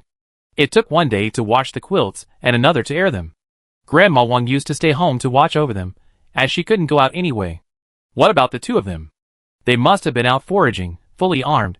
How could they have stayed home? Wong Haoran's quilts and jackets were both stuffed with dragon beard grass. After a winter of use, they had to take out all the stuffing and throw it away before washing, then wash the quilt cover. This year, they air-dried new dragon beard grass and stuffed it in. Only one quilt was made of synthetic cotton, just like the one at Maimang's house. It had been used for years, and was no longer warm. But the thought of throwing it away was hard to bear. The advantage of synthetic cotton is that it regains its fluff after washing and airing. However, washed synthetic cotton is not only less warm, but it also clumps after a winter of sleeping. Of course, even if you don't wash it, synthetic cotton will still clump after sleeping on it for a few years. To wash synthetic cotton yourself, stuff it into a sack, then place the sack in water, add detergent, scrub it, air it, and finally pound it vigorously. It will become fluffy. Finally, open it, and find any synthetic cotton that wasn't cleaned thoroughly and wash it again. Once all the cotton is clean, stuff it back into a clean sack and store it for the next winter. In addition to exchanging fabrics and clothes, processing plants can also help clean synthetic cotton, quilt covers, and more. They offer a one-stop service for cleaning, drying, and disinfecting, though the price is slightly higher than washing it yourself. Washing it yourself takes time and effort, as well as the cost of water and detergent. Going to a processing plant only costs a few star coins. Even so, few people have their quilts washed there. Now that I have a man at home, Maimong won't have to go through the hassle of washing her quilt covers this year. You know, a quilt cover is quite heavy once it's soaked, and after washing, you have to wring it out before changing the water. This year, Maimong was just there, stepping on the quilt cover in the basin. She didn't have to do anything like wringing it out or changing the water. As basin after basin of black water flowed from the drain, Maimong realized that her quilt was actually this color. Of course, the clean quilt was still a dull gray. There weren't bright colors in the slums. It was the first time Maimong had seen the street so bustling. Over the past 2 days, everyone had washed and dried their quilts and cotton-padded jackets. Since people were home, the children were jumping around outside for the first time in a long time. After being here for so long, Maimong finally heard the sounds of children playing and neighbors talking. She pulled a stool over to the doorway, hid behind the blanket, and began to crack sunflower seeds. This bag of sunflower seeds was brought by Sia Chengfeng, and it must have weighed about a pound or two. She was stunned when she saw it. There were no sunflower seeds listed on the supply list. Every time Sia Chengfeng brought something, he would always include a list with the price. Everything was clearly priced, so no one took advantage. She belatedly realized that these sunflower seeds were a gift from Sia Chengfeng. Since she was here, she might as well eat them. So, there was the story of Maimong leisurely cracking sunflower seeds. Then, she noticed someone watching her. She lay on a recliner, leisurely munching on a handful of sunflower seeds. Next to her was a small stool, on which sat a plate of sunflower seeds and another plate of shells she had cracked. Maimong finished the melon seeds in her hand and picked them up again. Then, she noticed someone's gaze on her. She would have been unaware of it before, but now that her psychic abilities had reached level 2, she was more sensitive to people's gazes. Finally, Maimong locked onto a location and suddenly sat up to look over. She saw a child, hiding behind her own blanket, furtively looking at Maimong. She seemed not to expect Maimong to see her. The moment their eyes met, she hurriedly dropped the blanket and ran home. Maimong didn't recognize this child. She hadn't really interacted with anyone here except Wong Haoran. Maimong stared at the person's door. After a moment, a small head peeked out. Unexpectedly, Maimong was still looking at him, and he ran back home in shock. They lived next door to Maimong, and Maimong had no idea what was going on with their family. But Maimong glanced at the melon seeds in her hand. She probably had been drawn in by something. TSK, she wants food but doesn't dare to come forward and ask for it. If she dared, my Mang would have hailed her as a man. And then he flatly refused. Now she's stuck in this dilemma. What a hassle. She put the sunflower seeds back on the plate, picked up the stool, and went back to her room. After a while, Wang Haoran came over to help her move the recliner inside. Having sunbathed for so long, she decided to move to a different spot and continued to eat sunflower seeds in the room.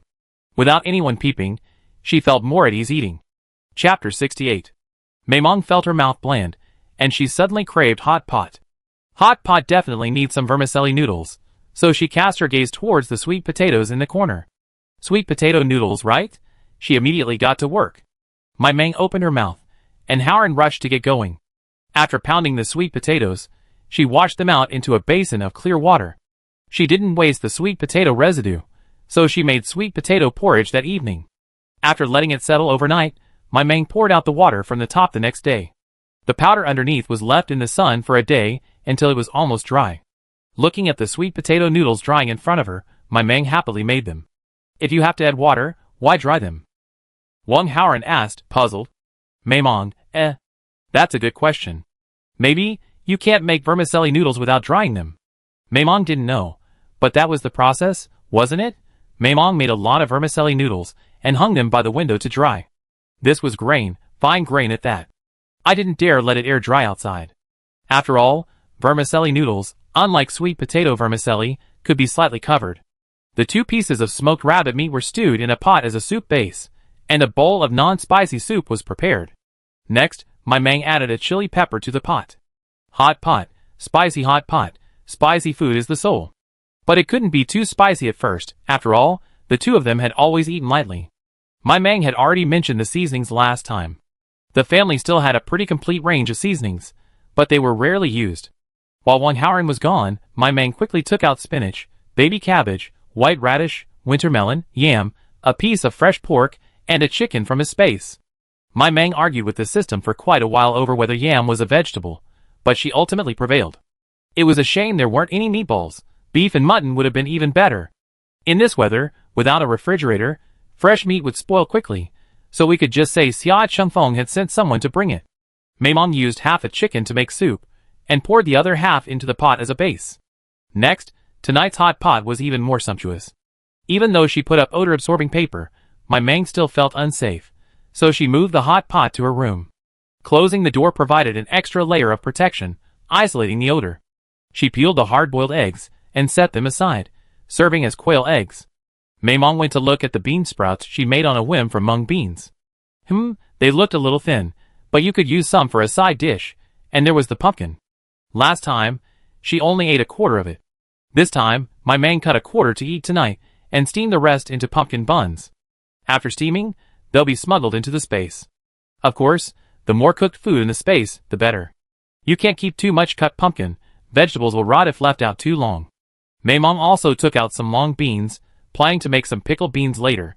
Thinking of the spicy and sour beans with minced meat, Maimong feels like he could eat 3 bowls of rice. No, just thinking about it makes my mouth water. There's also pickled cabbage, but I don't have any jars or vats at home. I'll have Wang Haoran find one tomorrow. A couple of pickled vegetables would be nice. Sauerkraut fish, slurp.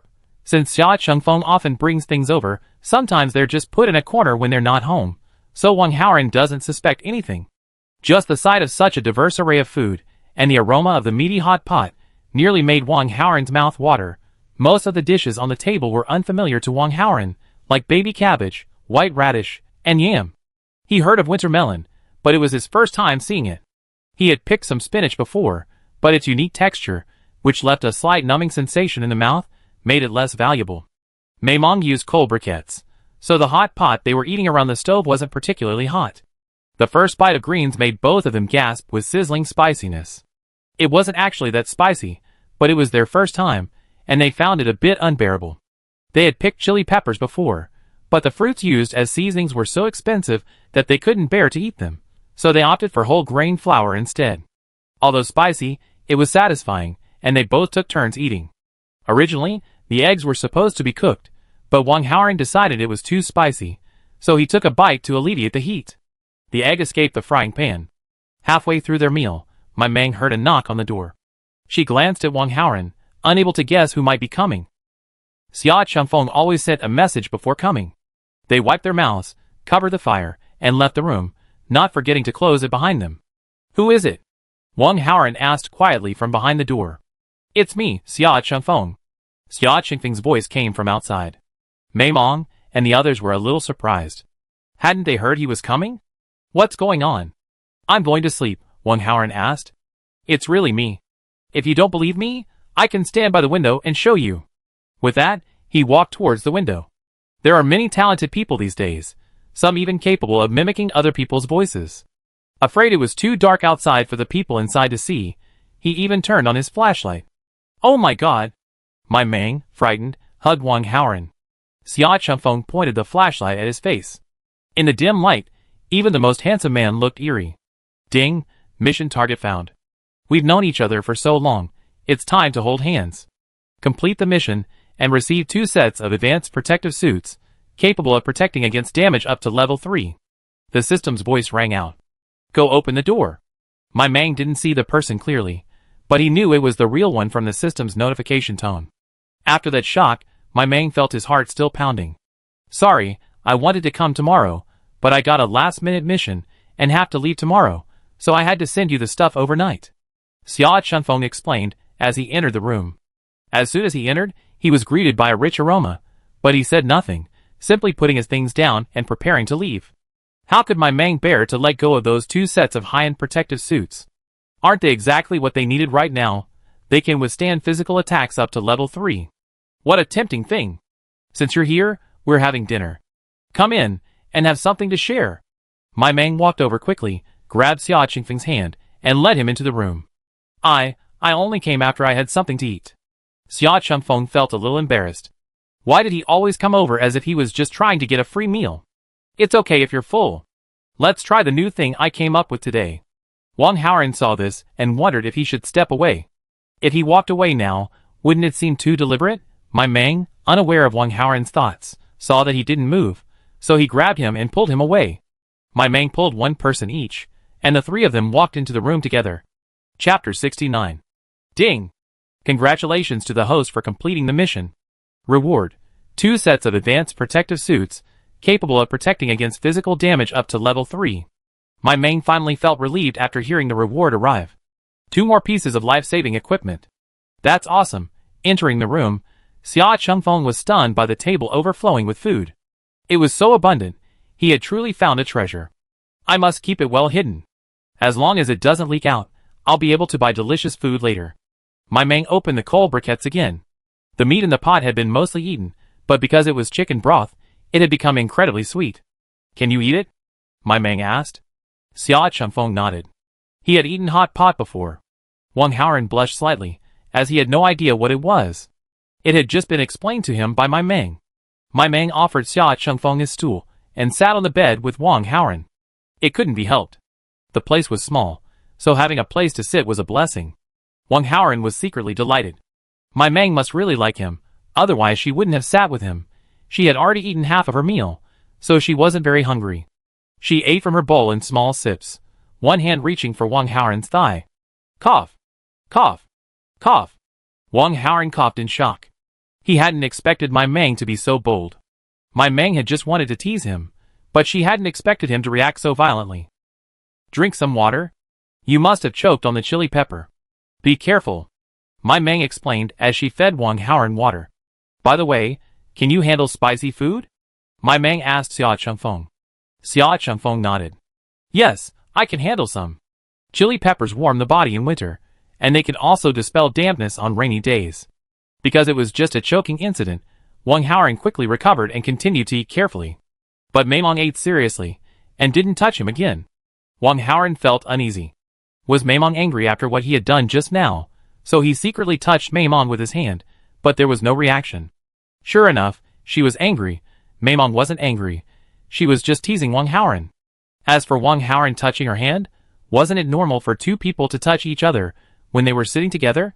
Naturally, she didn't care. So, Wang Haoran gritted his teeth, secretly reached under the table, and moved towards Mei Mong. Mei Mong was stunned. She hadn't expected the seemingly shy Wang Haoran to enjoy this. As expected, Do men all like excitement? Wang Haoran placed his hand on Mai Mang's leg. No matter how much he touched, he couldn't. It wasn't convenient. Mai Mang conveniently slipped his hand under the table again. This time, Wang Haoran was prepared and not frightened by the extra hand. It was just the soft little hand groping back and forth on his thigh that distracted him from his food. Then, Wang Haoran's face flushed. How dare she? Why is your face so red? Is it spicy? Sia Chengfeng asked curiously. He didn't feel spicy? It was just that the food was so delicious that he couldn't stop eating. It's my first time, I'm not used to it. It'll get better after a few times. Mai Mang explained with a smile. Then the little hands began to move gently and rhythmically, sometimes lightly, sometimes hard, sometimes fast, sometimes slow. He seemed to be playing with something interesting. Wang Haoran wanted to escape, but he couldn't bear to, so he could only passively endure. The few things they had were quickly devoured by the three of them. Not even wasting the soup base, they drank it all. After eating and drinking their fill, Sia Chengfeng said his last goodbye.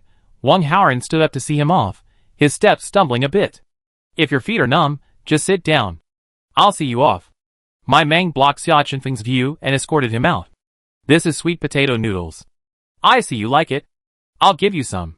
Mai Mang took some and gave it to Sia Chengfeng. She was always very generous to her own people. I'm so embarrassed.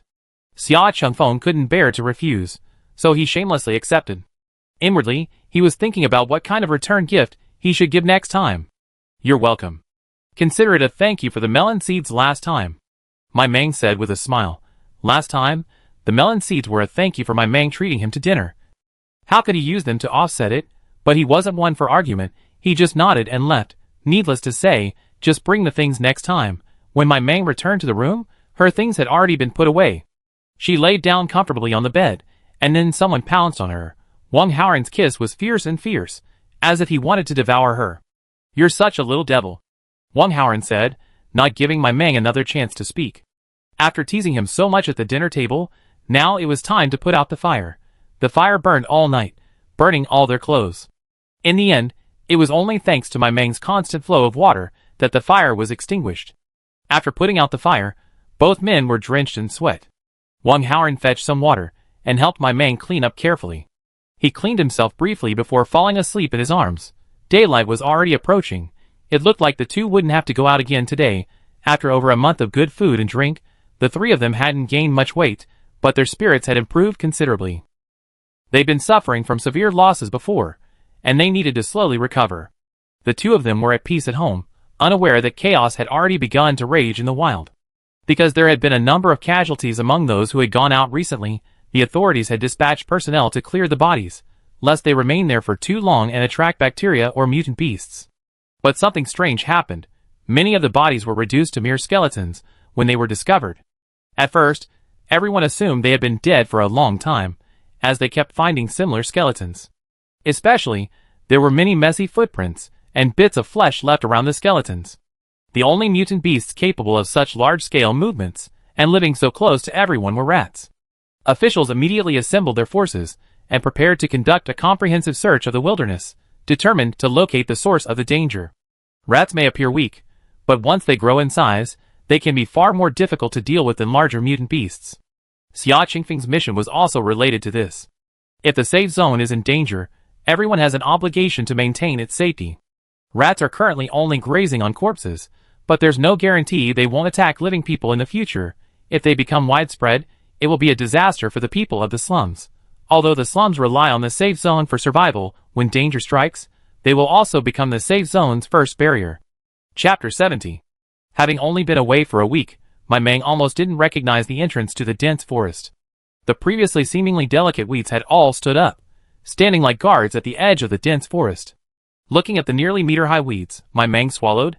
From the entrance, he could get a general idea of what was inside the dense forest. Go in? Of course we had to. Wang Haoran led the way, while Mai Mang was on guard. The journey into the dense forest was peaceful, but it was precisely because it was so peaceful that something felt off. Although there had been no small prey in the past, various small insects were still common.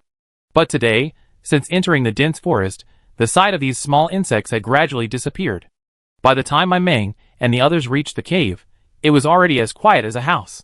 They walked towards the cave. They had previously placed many branches inside, But now, with the sun shining brightly outside, they were useless inside the cave. Who knew that as soon as they reached the cave entrance, 2 large rats would scurry out. The 2 were no longer the powerless weaklings they once were. With a quick detour, they slashed with their swords, decapitating the 2 rats. Wong Haoran stepped forward to inspect the area.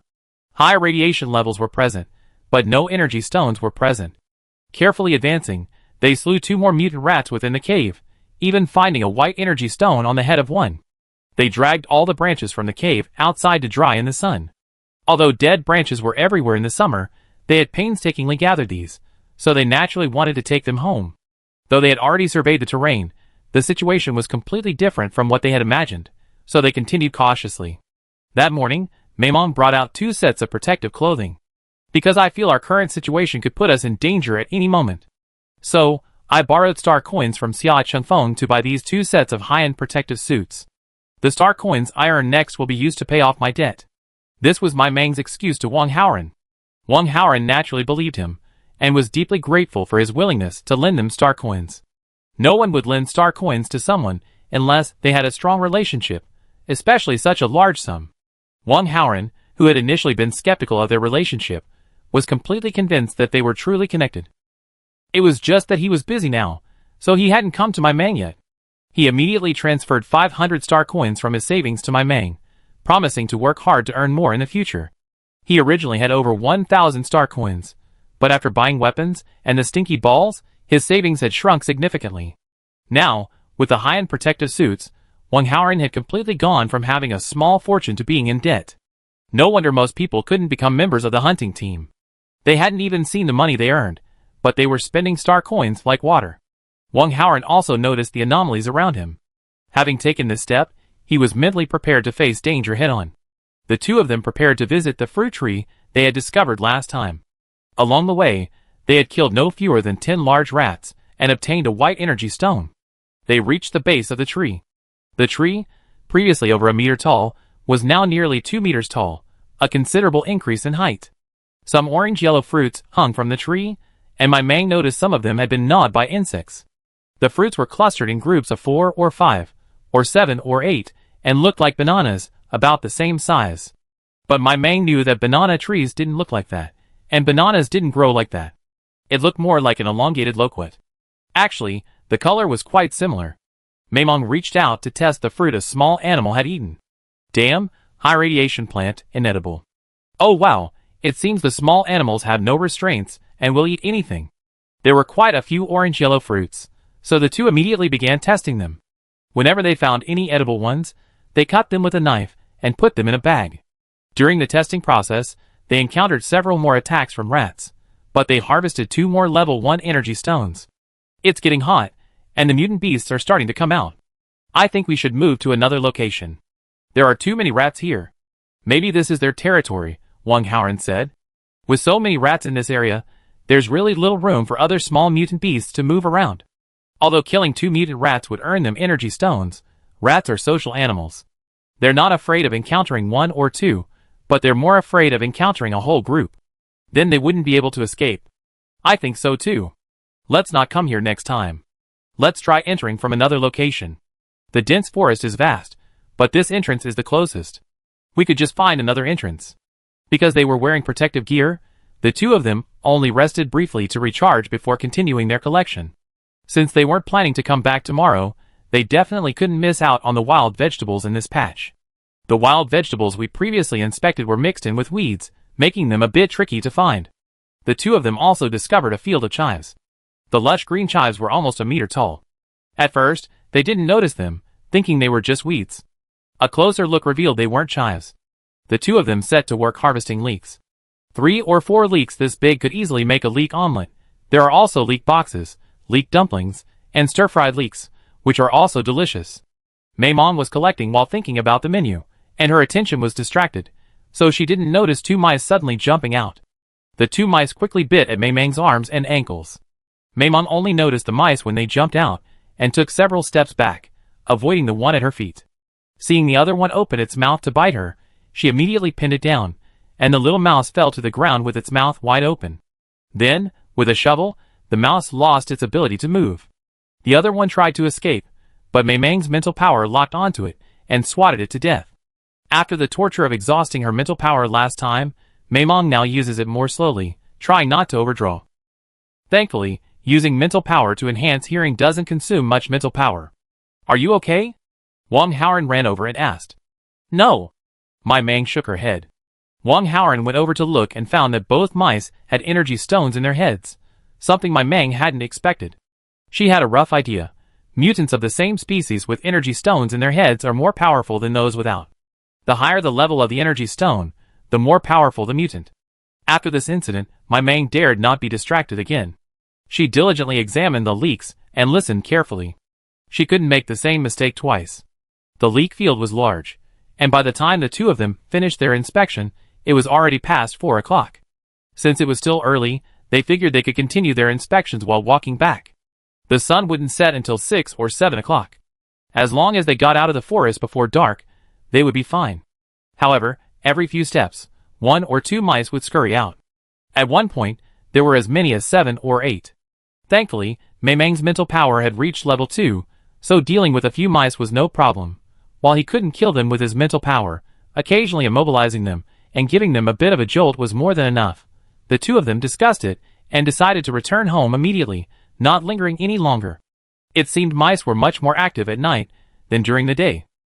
Chapter 71. On the way home, the two men killed dozens more large rats. When they got home and counted them, they discovered they had harvested over a dozen white energy stones. Luckily, the rats were scattered. If they had been in groups, the two men exchanged glances, realizing their escape might not have been so easy. Because this was their first time in the dense forest, they thought they had stumbled into rat territory. They wondered if the rat's appearance this year was an anomaly. The two men were still debating which entrance to use next. One too far away wouldn't work, the round trip would be too time-consuming. One too close to a crowd wouldn't work either. Entering and leaving would easily be discovered. Finally, the two men settled on another entrance, about a 2-hour walk from their residence. That place was remote, having been stumbled upon by chance while expanding their map. However, there was nothing edible nearby, and since it was so close to the dense forest, they had never been back. Sia Chunfeng and the others took on the task of clearing out the rats. Because they had to spend the night outside, the 3 small and medium-sized hunting teams moved together. The large hunting teams could act independently. They were numerous and well-equipped. Sia Chunfeng's face was grim.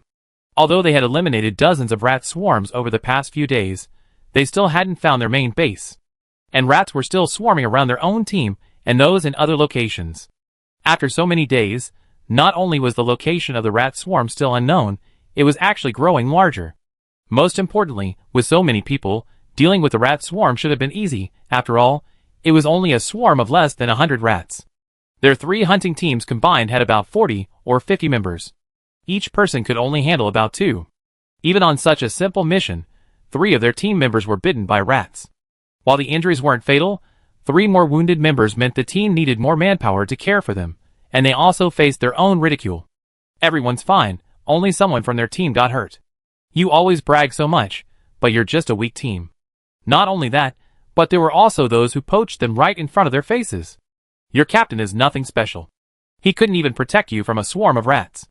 You better quit the team as soon as possible. That's right, with your skills and equipment, any team you join would be much more promising than your current one. Come join our team. Look at our little medic. We can protect her so well even though she's powerless, let alone you, who are capable fighters. All sorts of negative comments and backstabbing surrounded them, and the atmosphere in the team had been eerily quiet for the past few days. Sia Chunfeng questioned several injured team members. They were all working together to kill rats, and they clearly saw many people behind them. But the rats were coming straight for them, and their injuries were all from bites on the back. Others claimed that their team members had separated from the group during the fight, but they hadn't moved much during the fight. It was clearly the people around them, who gradually isolated them. Sia Chunfeng understood that this was a bit targeted, but why? He didn't have any particular conflict with them. Sia Chunfeng ordered the team members to form a circle, protecting only the injured behind them, and killing the rats that rushed towards them. They no longer actively pursued the rats, as they had done the previous 2 days. So there were no more casualties, but the ridicule from the other teams became even more excessive. Sia Chunfeng turned a deaf ear to them, focusing solely on protecting his own wounded and preparing to return to the safe zone when the time came. In the face of life, face is worthless. Captain! The deputy captain approached Sia Chumfeng with a serious face. Well, let's talk about it when we get back. This trip would last a week, and they would return to the safe zone regardless of the outcome. After all, they were just a small to medium-sized hunting team, and the larger hunting team was always there to support them. Even though their members were injured, no one could say they didn't try their best. That day, my Mang and the other two returned home safely. Because today's battle was against mutant rats, which were known to carry the most bacteria, they showered before cooking. They counted their gains. 15 white energy stones, half a bag of unknown wild fruit, 2 sacks of leeks, and 1 sack of other wild vegetables. Originally, my Mang wanted to show off her multi-purpose cart, but since they were fighting and retreating today, she was afraid that showing the cart would be even more of a burden. What do you think this is? My Mang asked, looking at the unknown wild fruit on the table. I don't know. I don't recognize it. Wang Haoran shook his head. I see a lot of fruits have been eaten by small animals. Does that mean they're edible? Maimon was itching to try it. Wang Haoran picked one up and said to my Mang, let me try it first. I've never eaten a fruit this big before. Maybe it's not a fruit, but a grain. My Mang laughed nearby. Then he watched as Wang Haoran picked up the fruit and peeled it. The skin was so thin, Wang Haoran simply skipped it and bit into it, having just washed it. Is it sweet? My Mang saw he didn't look surprised, so he guessed it wasn't anything strange. So he picked one up and took a bite. At first, it felt a bit like eating a banana with the skin on. Odd. Of course, the flesh inside was completely different from a banana. How should I put it? It was slightly sweet and soft. At first, it tasted a bit like papaya, but upon closer inspection, it wasn't. There were seeds in the middle. Each of them ate one, but didn't notice anything. Take 2 medium radiation ones and 1 low radiation one to the exchange to inquire about the price, my Mang said to Wang Haoran. By the way, how much a better detector costs in star coins? A more advanced detector can also tell if food is poisonous. They harvested over 40 medium radiation fruits today, and 10 low radiation ones. Let's ask the price first, and then sell them all if we're satisfied. I missed the first day Sia Chumfeng was here. If Sia Chumfeng were here, I'd sell them to him straight away. In the end, they traded them at the exchange for 30 star coins per medium radiation fruit, and 100 star coins for the low radiation fruit. How come such a big fruit isn't worth as much as a strawberry? My Mang was a little dissatisfied. He said it's called Sancho. Although it's a fruit, it's not as popular as strawberries, and the taste isn't as good as other fruits. Wang Haoran thought it was mainly because of the large quantity. When they saw it, they immediately asked if they had any more at home. If so, they could take them all. Finally, Wang Haoran took another 30 medium radiation fruits, 2 low radiation fruits, and 4 level 1 energy stones to exchange for star coins. Energy stones, in a sense, represent strength. Chapter 72. They've acquired so much fruit this time. Without a certain level of skill, they'd be indied. Thinking of the weapons and life-saving equipment Wang Haoran had previously bought, the manager suspected they'd gone even further, otherwise they wouldn't have amassed such a large harvest. Of course, he welcomed this situation. He wished everyone would stay away. The rarer the items they sold him, the more money he make. As for the danger, that was their life. The most important thing was to get them to sell more while they were still alive. My Mang was thrilled to receive nearly 1,000 star coins tonight. This was her first time receiving such a large sum. Previous transactions with Sia Chumfeng had all been in the form of supplies, so she hadn't felt it so directly. Adding the 500 star coins Wang Haoran gave her and her own savings, my Mang was overjoyed to see her balance approaching 3,000 star coins. She still had energy stones and fruit at home. If she converted all of them into star coins, she'd have over 4,000, not to mention all the radiation-free food she had. When you do the math, wow, she's a bit of a wealthy woman. The biggest expenses during this period are water and whole grain flour. Wang Haoran's staple food is still black dumplings made by steaming whole grain flour and black flour. The fine grains should be saved for Maimon. Now, he finally has the freedom to eat his own black dumplings, something he never dared to dream of before. Although it's just the cheapest whole grain flour, it costs almost 200 or 300 star coins every month to eat enough. How many people can afford that? Not to mention the black dumplings with black flour. Even my grandmother can eat them without getting a sore throat. The feeling of eating a full meal every day is truly wonderful. By summer, Grandma was able to work in the fields, and someone else was available to do the chores around the house. Originally, Grandma had wanted to join them on the foraging trip, but Wang Haoran dissuaded her. Wang Haoran told Grandma that they were now traveling quite far, and it would be inconvenient to take her along. So, Grandma took care of the logistics at home. The fine grains were at Mei Mang's house, so Grandma didn't have to cook them.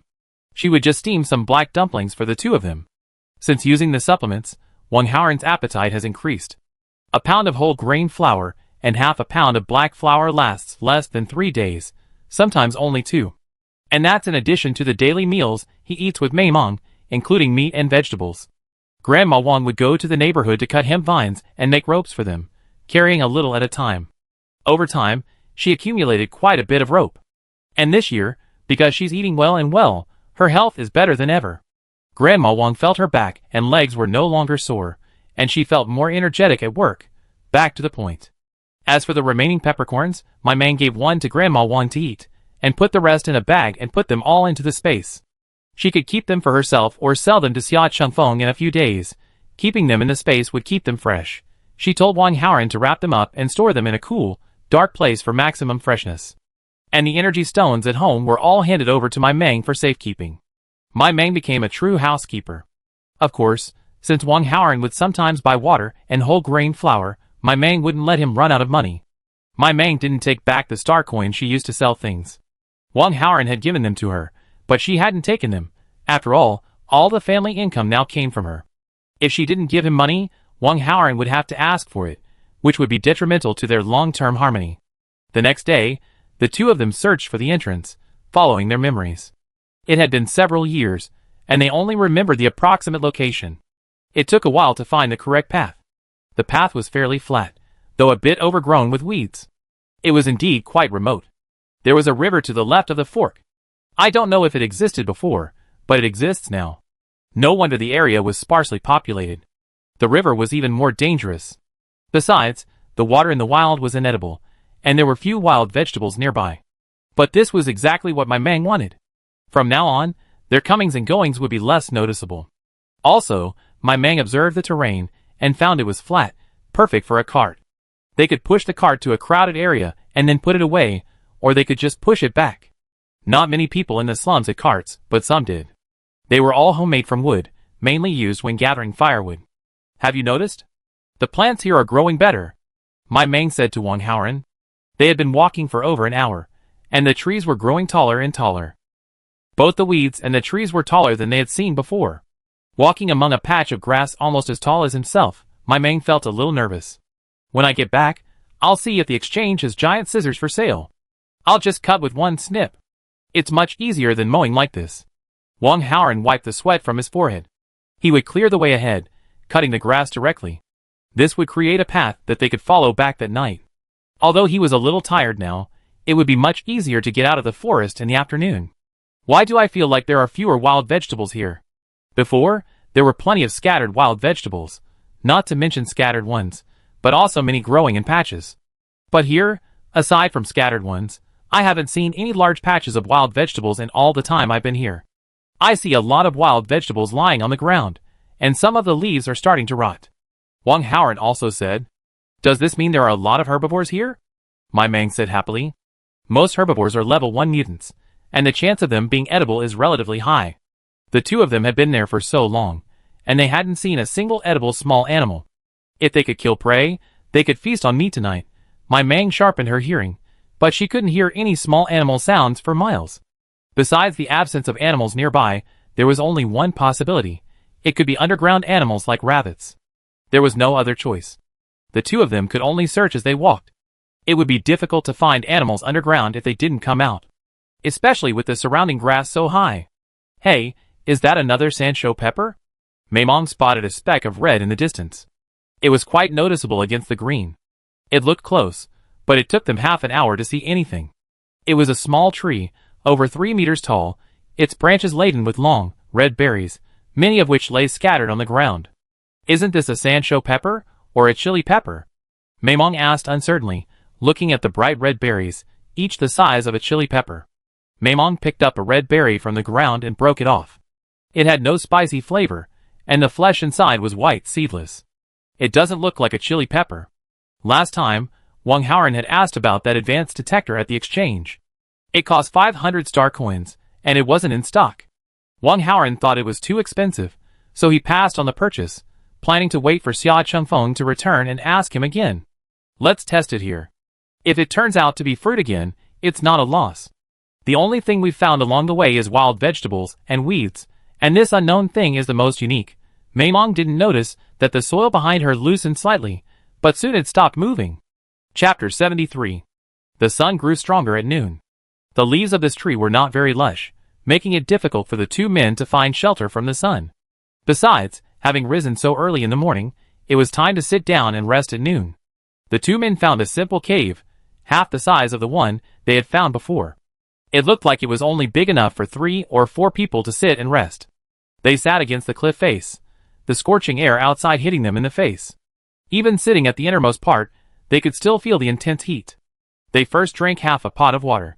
They had been busy all morning, traveling and observing the terrain, so busy that they hadn't even had time to drink a sip of water. They wiped the sweat off their bodies again and again, feeling that their clothes were soaked with sweat. In such a hot day, they not only wore long sleeves and long pants, but also a set of protective suits underneath, which made the heat even worse. But these were life-saving items. They couldn't take off the protective suits even if they were not wearing clothes. Then Wang Haoran took out a bag of steamed buns and a bag of black dumplings. The two of them each received half a tube of nutrient solution. While the steamed buns alone would fill them up, they weren't nutritious enough. If anything happened, they might run out of energy. After eating and drinking, Wang Haoran leaned against the cliff face, letting my Mang rest against him for a while. He held 2 large leaves, folded in half, and gently waved them towards the two of them. Although the breeze was warm, it was better than nothing. My Mang leaned against Wang Haoran's shoulder, feeling drowsy. They had woken up before 3 in the morning, having no idea where to go. Because it was getting light early, it was already dawn at 5, and it wouldn't get dark until after 6 in the evening. It would be dark again after 7, a little while later. Everyone woke up earlier. Because there was a 3-hour lunch break, if they didn't get up early and come home late, their daily collection time would be even shorter. Half asleep, my Mang was awakened by Wang Haoran. What's wrong? My Mang opened his eyes and asked Wang Haoran. It's 2 o'clock. Wake up. We need to continue collecting, Wang Haoran whispered. Oh! My Mang stood up and stretched. Even with Wang Haoran fanning him, he still worked up a sweat. Outside, the breeze felt a bit chilly. The two put on their hats and headed towards the tree. The hat came with a protective suit, protecting the neck as well. It was made of the same material as the suit, except the front was transparent, so it didn't obstruct vision even when worn. Even more amazingly, there was no water vapor from breathing, and it didn't fog up the transparent material. Because the sun is still intense between 2 and 3 a.m., without any protective gear, it's best to avoid direct sunlight. Not to mention the radiation, the temperature would be at least close to 50 degrees Celsius. The two of them reached the base of the tree and tried to inspect the fruit underneath. Although the tree wasn't particularly lush, it could at least block some of the sunlight. Soon, all the fruit on the tree was picked, except for the green ones. The inedible ones were simply discarded nearby. Just in case they still bore fruit, there would be more fruit to pick next year. Let's look elsewhere. After picking the fruit, my Mang headed to the next location. Tell me, are these leaves edible? Wang Haoran looked at the palm-sized leaves before him, their blades quite thick. Are you crazy? Our family isn't so poor we eat leaves, are we? My Mang said in disbelief. But their hands simultaneously reached for the leaves. Ding, high radiation plants, inedible. Ding, medium radiation plants, edible in moderation. The two glanced at each other, convinced they had a chance. So my Mang didn't leave. They stood back to back under the tree, each responsible for a branch, and began testing. Until the alarm went off, they paused, still unsatisfied. 2 sacks of medium radiation leaves, half a sack of low radiation leaves, a sack of medium radiation fruit, and half a sack of low radiation fruit. There are quite a lot of low radiation plants here. Looking at the tree that they had nearly plucked bare, my Mang sighed. Let's go back. We still don't know what this is, and whether it's worth anything. My Mang rummaged through his bag and pulled out a small box. What's this? Wang Haoran asked from the side. A multifunctional cart. He pressed a button, and the box in his hand immediately began to change shape. Mei Mong immediately threw the box to the ground, but it nearly hit her with its sweeping motion. 3 seconds later, a simple wheelbarrow appeared before them. It had a wheel at the bottom, and a wooden board on top. 2 sticks extended from the board, probably handles. Mei Mong was speechless. It was so rudimentary, Then he reached over and pressed it again. This time, it had 2 wheels, the same handles, and 2 sticks in the front for support. It was only twice as large, with guardrails on 3 sides. Even stranger, there were cracks all around the cart, making it look like it was about to fall apart. Maimong touched it, and oh wow, those cracks were painted on. And the cart, which looked so rough, felt surprisingly smooth to the touch, clearly not made of wood. Maimong wanted to see what other shapes the cart could take, so he transformed it again. This time, the cart was lower, a bit like the 4-wheel carts people used to haul goods. But the front bar had become a handle, like an electric bike. The last shape was also a cart, again twice as large, with guardrails on both sides.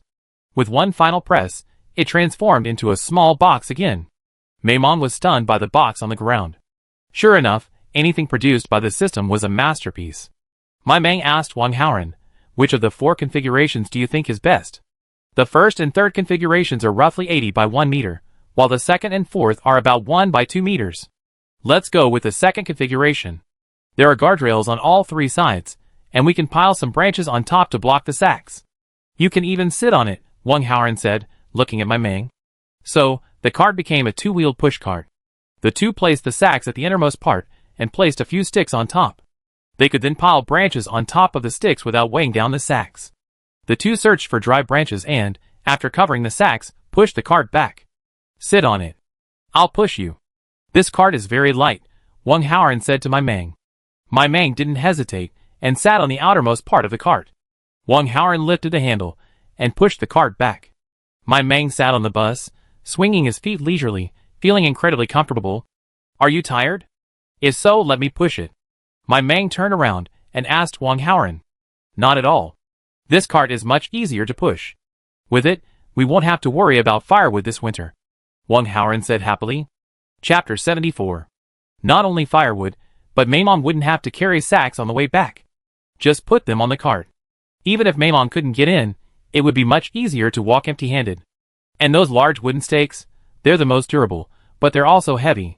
If we find any with stakes or dead trees later, we can push them back. Everyone starts saving firewood for the winter in the summer. We pick up thin branches and use them for cooking, while thicker ones are stored. Thicker branches burn longer. Especially at night, if we can find thick branches or stout tree roots, we can burn all night if we're lucky. Even if we can't burn all night, we can still burn most of the night. Getting up in the middle of winter to stock up on firewood is a real pain. The sky gradually darkened, until it was pitch black. Then a brightly colored pheasant slowly emerged, looking for food. This was exactly where Maimong had been picking some unknown fruit. The pheasant devoured the highly radioactive wild fruits, discarded by my Mang with relish, one fruit at a time. Suddenly, an unknown creature shot out from the soil and, in a matter of seconds, burrowed into the pheasant's body. From the moment the unknown creature latched onto it, the pheasant thrashed about. But it was in vain. One after another, the unknown creatures attacked the pheasant. Within 5 minutes, the pheasant was lifeless and collapsed to the ground. Over half an hour, the pheasant slowly dried up, becoming a shriveled, skinny pheasant, the effect comparable to dried meat.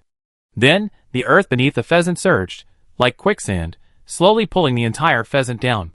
Everything returned to calm, as if nothing had happened. That night, the rabbits, pheasants, and even a flock of mice that had been attracted by the fruit on the ground were not spared either. All returned to the soil. Maimong and his companions had no idea they were in danger again today. They were excited about their bountiful harvest.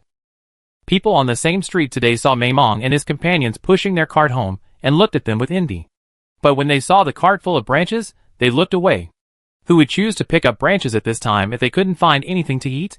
As expected, even the cart was so rudimentary, as if it could fall apart at any moment. Maimong didn't know what others were thinking, and even if she did, she wouldn't care. She was counting the supplies. Taking all this stuff to the exchange was impossible. A sack of fruit weighed at least 10 pounds.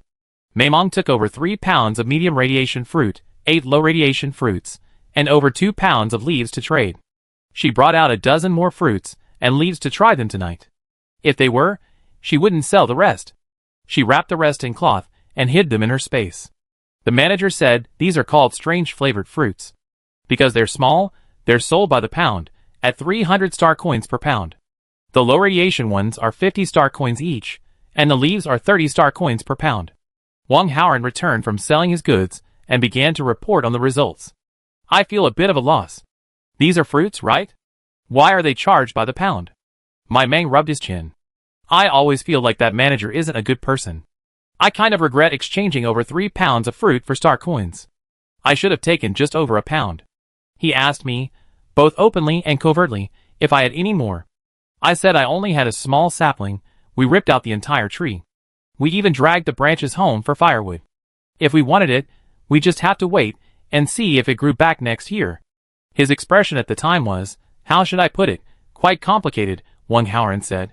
Well, it seems this fruit might still be quite popular. My Mang nodded. But seeing he earned over 1,000 star coins, he was still very happy. Ha ha ha. He truly was the chosen one. He sold so many star coins just from a random tree. My Mang picked up a clean strange fruit and popped it into his mouth. It had only a faint fruity flavor, neither sweet nor sour. There's a reason it's cheap, my Mang said after he finished eating. That evening, when he was cooking porridge, he threw in 2 more leaves to test the flavor. The porridge had a faint fragrance as it cooked, which he found incredibly pleasant. When the porridge was ready, my Mang couldn't wait to take a bite. Oh my god, this is so delicious. It was just ordinary white rice porridge, but it tasted incredibly fragrant and even had a hint of sweetness. My Mang exclaimed in delight. Rice porridge is always this delicious. But today's porridge definitely has a more fragrant aroma. Wang Haoran said, sniffing the light fragrance in the air. Rice is a fine grain, and we only cook rice porridge occasionally at home. My Mang ate 3 bowls of rice porridge today and still felt unsatisfied. Wang Haoran wanted to give my Mang his bowl, but she refused. Does she need that bowl of rice porridge? She's a major grain consumer now. My Mang went to grab 2 more white flour buns and nibbled on them, and was pleasantly surprised to find that today's buns were also delicious. A lingering fragrance in the mouth, that must be exactly what's happening now. Wang Haoran asked my Mang to put away the remaining fruit and leaves. Since my Mang liked them, he could just add 1 or 2 to his next cooking. The cooked leaves were a bit woody, not as soft as the wild vegetables, so my Mang figured they might just be a seasoning. Mei Mong didn't eat them, but Wang Haoran didn't mind. He chewed and swallowed them. They were still quite delicious. He'd eaten many weeds that tasted worse than this before. After a satisfying meal and a good night's sleep, tomorrow was a new day. The houses in the East District were built first, so both materials and sewage were readily available. While the houses didn't have private bathrooms, there were public toilets along the street. But since people ate less anyway, going to the bathroom became even more rare. Plus, every room had a sewage outlet, so many people simply dumped their waste directly into the outlet, which meant they didn't have to leave the house much more often. After all, everyone lives like this in the winter. With the wind howling outside, no one would venture far to use the restroom. The South and North Districts were built later, using the same materials as the East District, but their areas are smaller. Also, a 1-bedroom apartment in the East District is over 30 square meters, while in the South and North Districts it's less than 30 square meters. As for the West District, because it's close to the dense forest, the safe zone doesn't approve of building a slum there. No matter how sturdy the materials, they can't withstand the attacks of mutant beasts. So, the ground there is simply paved, and most of the houses are wooden, with a few stone ones, which are reinforced by the residents themselves. There are no sewage outlets, only rows of public restrooms. If someone can't wait, they can simply go into the dense forest to get out. Sanitation and safety in the West District are very unreliable, and the rent is quite cheap. The West District's poorest residents' biggest wish is to save up star coins and move to the North, South, or East Districts. A family of 4 happily ate dark porridge. Because it was nighttime, the 4 of them only had to cook 2 black dumplings into a paste. The 3 men had only small bowls of paste in front of them, while the only woman had an extra bowl of wild vegetable soup in front of her. We killed a large rat while gathering today, but unfortunately, we don't have any energy stones, so the meat can't be eaten. One of the men said to the woman, with a look of regret on his face. Yeah, my second brother was almost bitten by the rat. Luckily, I was quick-witted and swatted the rat away with my shoe, giving my eldest brother a chance to kill it. Another baby-faced man spoke up, as if he was trying to take credit for it. The woman sat quietly by the side, watching them recount the various anecdotes from their daily outings. Chapter 75. They were a happy little family. The 3 men were brothers, and the woman was their childhood sweetheart. The brothers' parents had passed away early, and as the eldest, the man began to shoulder the responsibilities of the family. He was only 15 at the time, and his 2 younger brothers were 12-year-old twins. Although they had the same mother but different fathers, they had a good family atmosphere and a close relationship. The three of them squeezed into a single room, barely getting by. By saving a little each year, they could still save a few star coins. The woman lived diagonally across from them. The houses in the West District were not always neatly arranged, as people always added things to the corners. Also, houses destroyed by mutant beasts were sometimes taken over by neighboring residents if the authorities didn't rebuild them in time. The authorities didn't care, whoever took over the house would just pay a little more rent, and it saved them the trouble of rebuilding. Over time, the structure of the house became somewhat untidy. The woman's house had a 2-bedroom, 1 living room addition at the back, and a stone wall was built around it for reinforcement. The woman had 3 fathers and 1 mother, and she was her only child. Although she was born and raised in the West District, her family still tried their best to give her a good life. For example, they could only eat compressed biscuit paste once a week. Every Lunar New Year, they would buy a small piece of meat to cook for her and her daughter. The rest of the family's food consisted of small black dumplings, tree roots, and wild grasses, and any delicious wild vegetables were left for her and her daughter. The family was also working hard to save money, hoping to have the opportunity to move out of the West District and find better living conditions. The 3 brothers had been raised by them since they were young. Seeing that their family had suffered a setback and couldn't provide much food, they felt it was okay to take them with them when they went out to look for food. Following the adults, the 3 of them were able to gather more food, and the 2 families gradually became closer. However, life is unpredictable. 3 years ago, after an outing, the 3 never returned. The girl's mother passed away soon after hearing the news. A wonderful family, in a short time, was left alone. That year, the girl turned 18. Although everyone doted on her, her circumstances were limited, and even with all her doting, she had to go along with everyone else to gather. In the slums, overprotection wasn't always a good thing. At least, after both her parents passed away, she was able to survive on her own. But on the night of her mother's death, someone broke into her home and tried to do something to her. Originally, everyone was wary, fearing the 3 men would suddenly return, so they waited and watched. Now that the other woman in the family was gone, it seemed certain that the 3 men would never return. Thankfully, the 3 brothers across the street heard the noise and ran over to rescue them. But they all knew that such incidents could not be prevented. Unless, afterwards, the 2 families naturally merged into one. The 3 brothers moved into the woman's home. That year, one of them was 23, and the other 2 were 20. At first, they each had their own room and didn't bother each other. During the day, the 3 men and the woman would gather around. With 3 adult men protecting them, there was naturally less trouble. The woman could also go further, just as her father had helped them in the past. At night, each of them had their own room and didn't interfere with each other. The 4 of them lived together in harmony. It wasn't until that winter that they truly lived together. This year, the woman was pregnant. The 3 men, reluctant to let her go out and tire themselves out again, left her at home doing chores and rubbing hemp vines in preparation for the birth of the newborn. Without the woman, the 3 of them could travel further, hoping to bring back more food and, more importantly, to move to another district before winter. Since the woman couldn't go out, the men would pick out interesting things to tell her when they returned, to keep her from getting bored. However, upon hearing that the second brother had nearly been bitten, the woman looked over worriedly. "Are you okay? Are you really not bitten?" "It's okay, it's okay. The 3rd brother photographed it before it even got close to me," the man quickly explained, fearing to worry the woman. "But be careful when you go out lately. I heard there are a lot of rats these days, and many people out collecting have encountered them," the eldest brother said to the woman. "Yes, otherwise, you shouldn't go out at all," the 3rd brother said worriedly.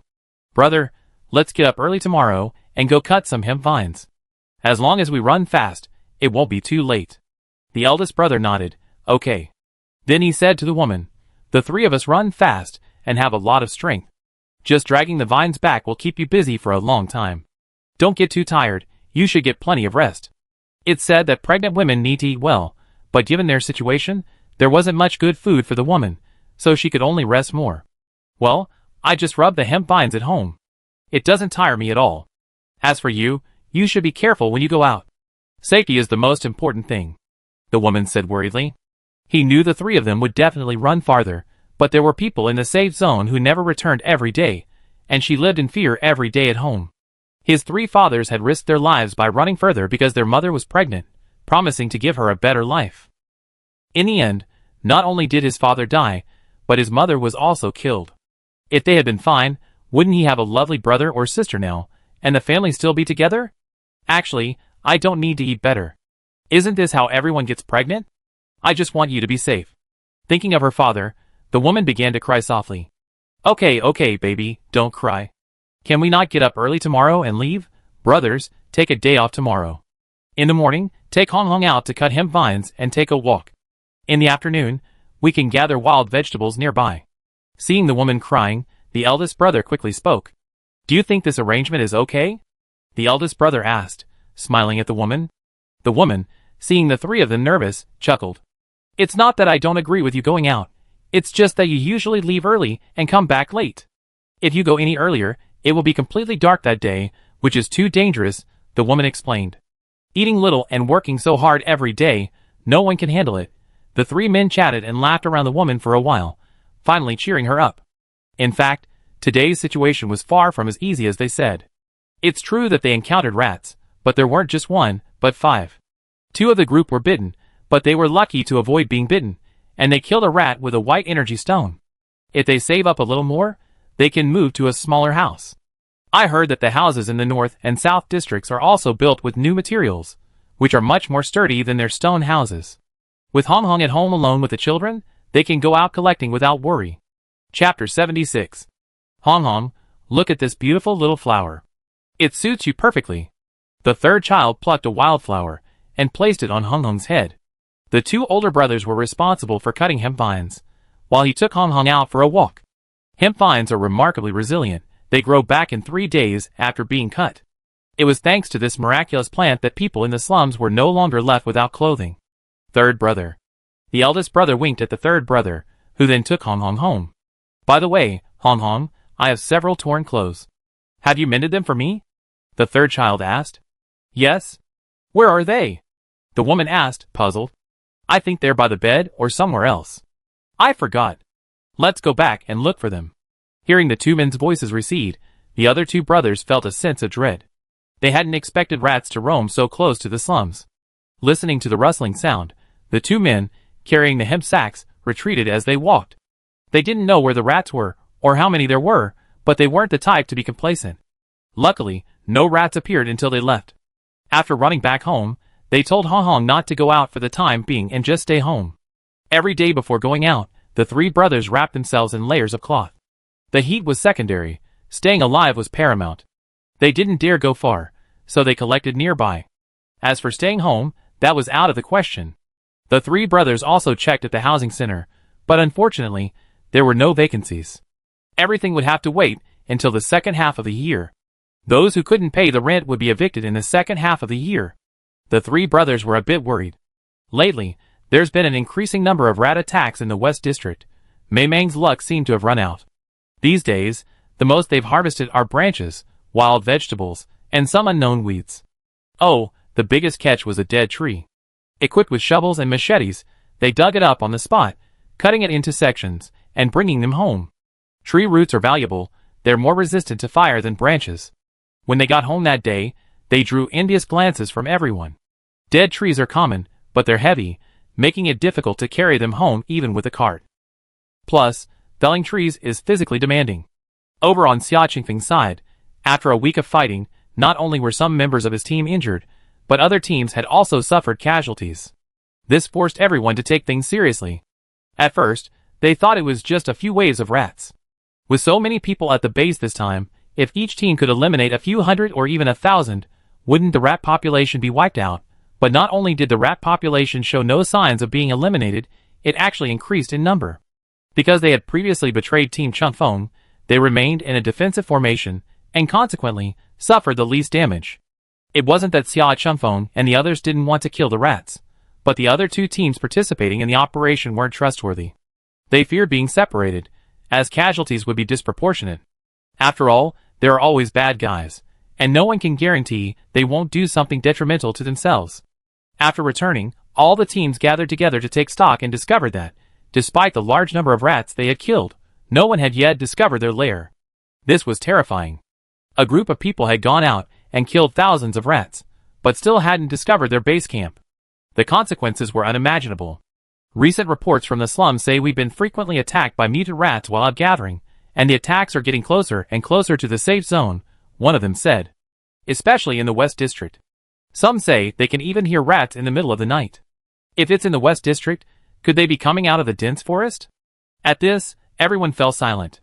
Everyone knew the dense forest was rich in resources, but it was also full of dangers. If the mutant rats were hiding there, they'd be incredibly difficult to find. Furthermore, fighting in the dense forest would impose many restrictions. For a moment, everyone couldn't come up with a good plan, so they had to disband. We just got back today, so we'll go back and rest for now, and continue the meeting tomorrow. Sia Chunfeng texted my Meng, saying he sent her some food that evening and asked if she still had the steamed buns they eaten last time. He'd like to buy some. This time, he used his special abilities to protect the wounded. In the past, every time he used his superpowers, it took time for them to recover, but this time, he noticed they were recovering a bit faster. It was only a slight change, but he was still keenly aware of it. The only difference was that this time, he ate the 2 steamed buns he received from Mei Mong. Looking back, it seemed that eating radiation-free food did improve his health. But everyone just thought it was delicious. No one considered it as a way to restore his superpowers. Besides, he didn't eat radiation-free food often enough each year, and after using his superpowers, the chance to eat it was even less. So, he hadn't noticed it all these years. Perhaps someone else had noticed, but simply kept it to themselves.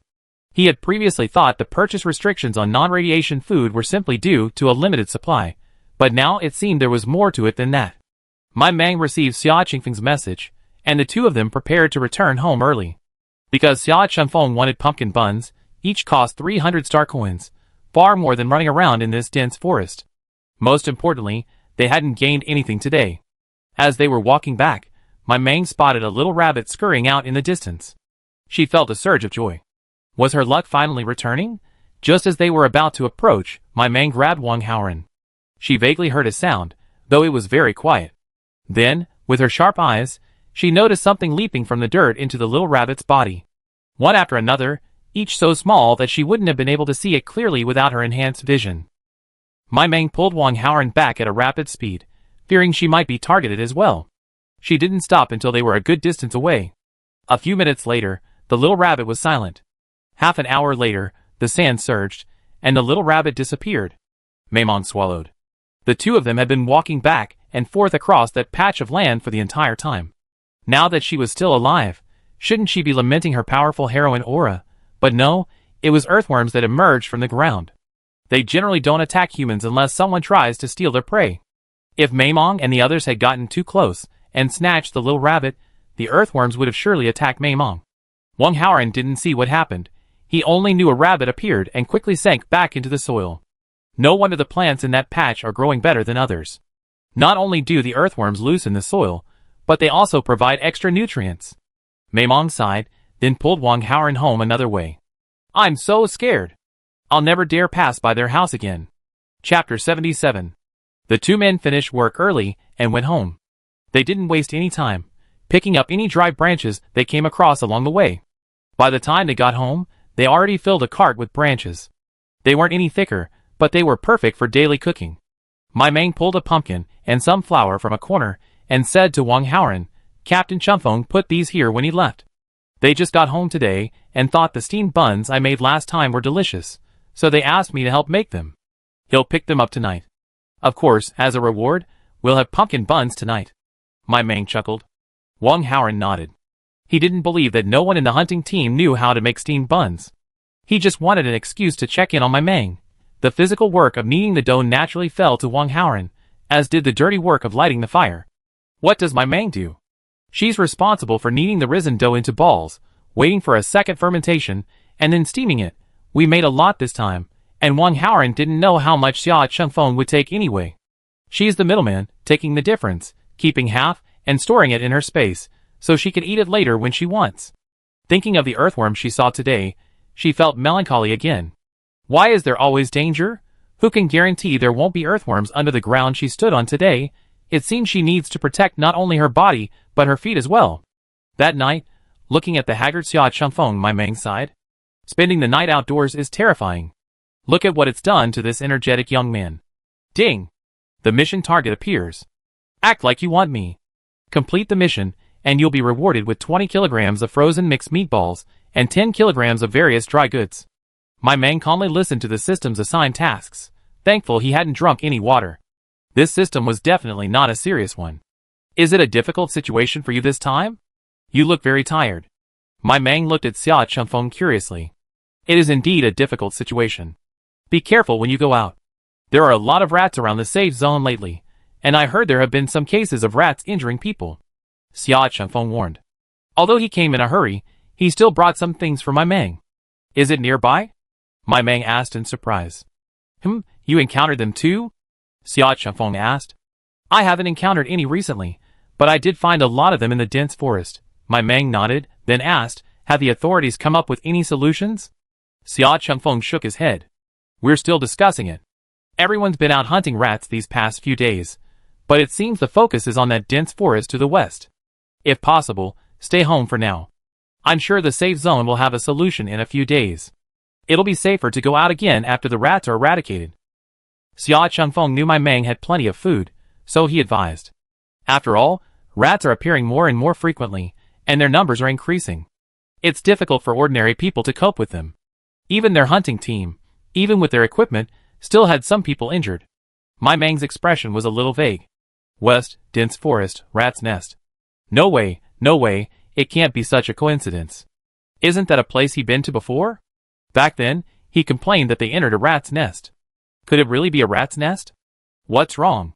Sia Chunfeng saw my Mang lost in thought, and thought he scared him. It's okay. You live to the east, so close to the safe zone, it's unlikely to spread here. And the base won't let the rats spread. Action will be taken soon, Sia Chunfeng consoled. My Mang didn't dare claim to know about the rat's nest. After all, it was just her guess. What if it wasn't true, and the higher-ups held her accountable? She sent them away with a heavy heart. She still didn't ask for star coins. She wanted supplies. Okay, but I might be a bit busy lately. I'll send you something later, Sia Chunfeng said to my Mang. After all, this was a large sum of star coins. If he didn't explain clearly, my Mang might think he ran away. Okay, by the way, I want to buy an advanced detector. How many star coins would it cost? Like the same one you have? My Mang asked. New, 300 star coins. But I have a used one in my team. I can give it to you for a discount, 100 star coins each. Aside from being a bit worn, it's still in good working order, Sia Chunfeng said. Sure, it doesn't matter if it's second-hand. As long as it works, it won't break down after a while, right? My Mang asked happily. No, except for vandalism, these little gadgets don't break down that easily. If anything breaks, you can bring it to me, and I'll fix it for you, Sia Chunfeng said. Okay, next time you come, please bring me two. Also, do you know the strange flavored fruit? My Mang asked curiously. The next day, she cooked porridge again with a leaf and found that it wasn't as delicious at all, just had a fainter fragrance. So, the problem lay with the fruit. She tried eating a fruit and then the black dumpling, and found that the unpalatable black dumpling had become delicious. Aside from still being a little hard to swallow, she almost thought she misunderstood it before. So, is this strange-tasting fruit a mutated miracle fruit? The kind that makes anything sour taste sweet after eating it. And the strange-tasting fruit is even more powerful, it makes everything taste better.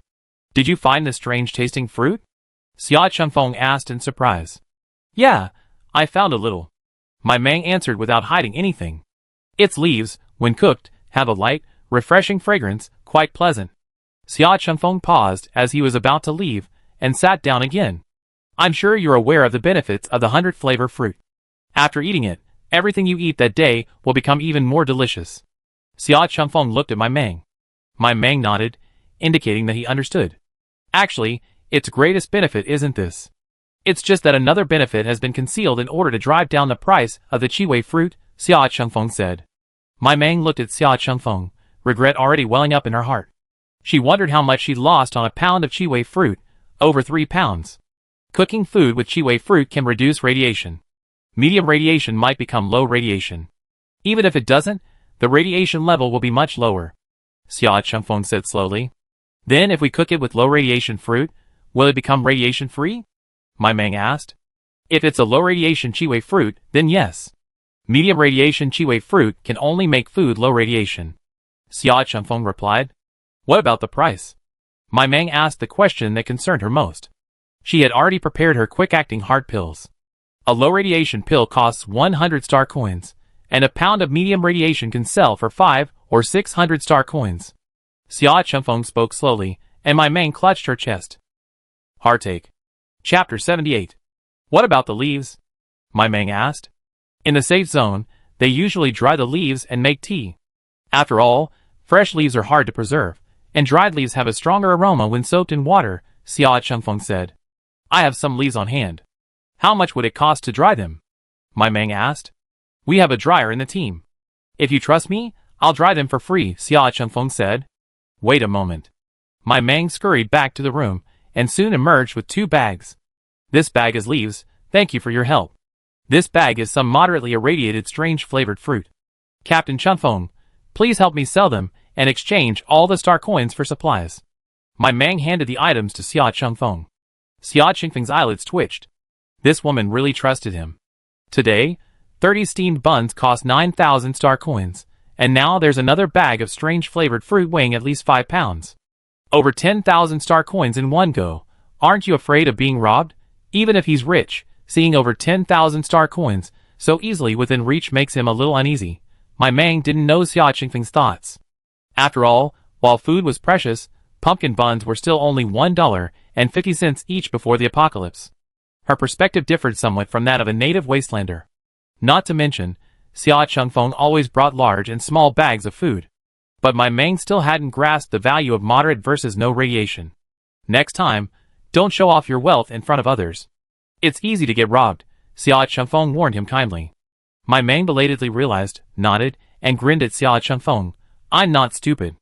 That's why I trust you so much. Others can't even get into my house, let alone see me flaunt my wealth. Sia Chunfeng was deeply moved by these light words, perhaps because he was the only one. Or perhaps it was her trust in him.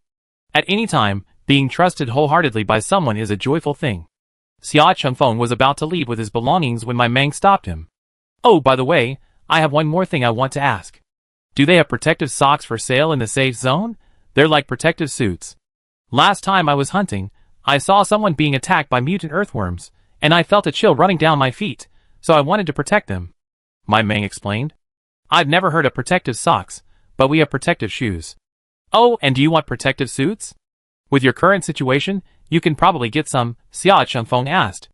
The protective suits are okay, but can you get me 2 pairs of protective shoes? If you have protective socks, I also like to get a few pairs, both men's and women's, my Meng instructed. Okay, I'll ask for you when I get back. This time, Sia Chunfeng not only took the 30 steamed buns he ordered, but also a bag of leaves and a bag of fruit. This was his first time leaving this place with so many bags, and it felt quite strange. Oh right, I almost forgot. My Meng slapped her forehead.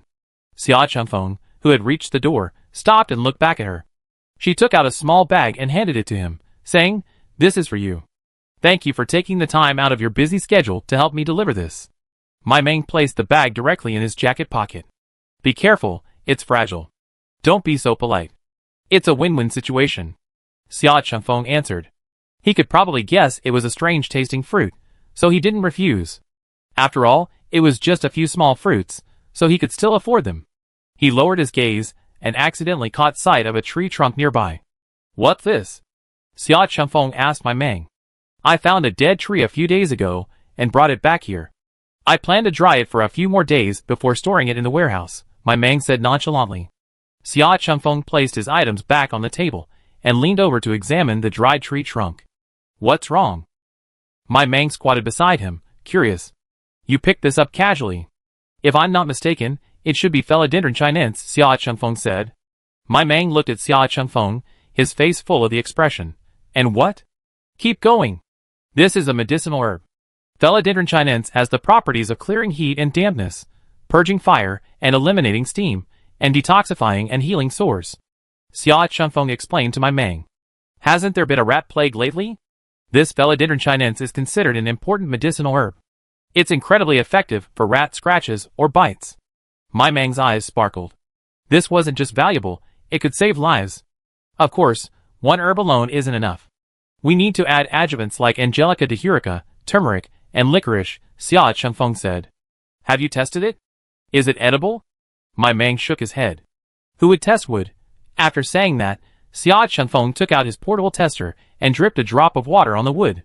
Yellow, medium radiation plant, non-toxic. Sia Chunfeng was also a little surprised. After all, this section was medium radiation, which meant the entire tree could be used.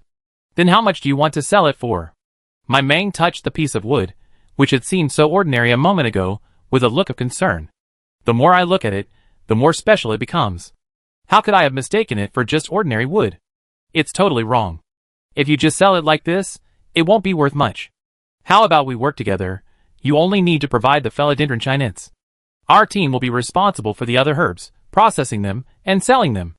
How about we split the profits 50-50? Sia Chunfeng said. However, this year's timing is a bit special. In previous years, we would have definitely made a killing. This medicinal herb has a wide range of uses, but rats are rampant right now, so our team doesn't recommend such underhanded profiteering.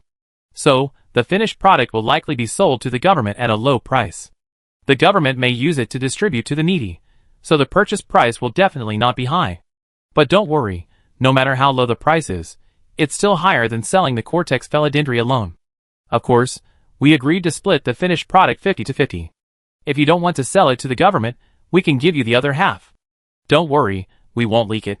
My Mang thought for a moment. If Sia Chunfeng hadn't pointed it out, this would have been just a firewood stick to her. So, after a brief consideration, she agreed. I can't sell the other half even if you give it to me. It's better to let it save more people. I agree with your plan, but I have a small request. Leave some for me after the finished product is finished. I want to keep it at home as a backup. After all, no one can guarantee they won't get hurt. My Mang said with a smile. I would have saved this for you even if you hadn't asked. I can't take the herbs with me tonight. How about this? Put all the cork trees together and, if possible, peel off their bark. The trunks can still be used for firewood. I'll have someone come and get them tomorrow. If you're not available, wait for my people to arrive and have them do the bark removal. Sia Chunfeng said. He probably couldn't come in person. Regardless of the decision made by the safe zone tomorrow, the rat extermination operation would gradually begin. Chapter 79. The next day, the two of them stayed home, peeling the bark from the trees. Since Sia Chunfeng hadn't explained the details yesterday, they didn't know if the bark would be affected if it broke. So they carefully peeled it slowly, trying to keep it intact. After a busy morning, they finally peeled the entire tree. Looking at the bag full of bark, it was hard to imagine it was a medicinal herb. But my Mang felt relieved when he thought of cinnamon bark. People also eat tree bark. The two of them were a little unaccustomed to the temporary free time, and suddenly didn't know what to do. They wanted to clean up, but they also had to consider the expensive water bill. In the end, they decided to cut some hemp vines nearby. It was best to rub them at home when they had nothing to do. It kept their hands busy and allowed them to rest their minds. However, when they went outside, they realized that all the hemp vines in the area had been cut, so they had no choice but to keep going. Then, they saw a group of people in uniform spraying insect repellent around the safe zone. Today's discussions are bound to yield nothing.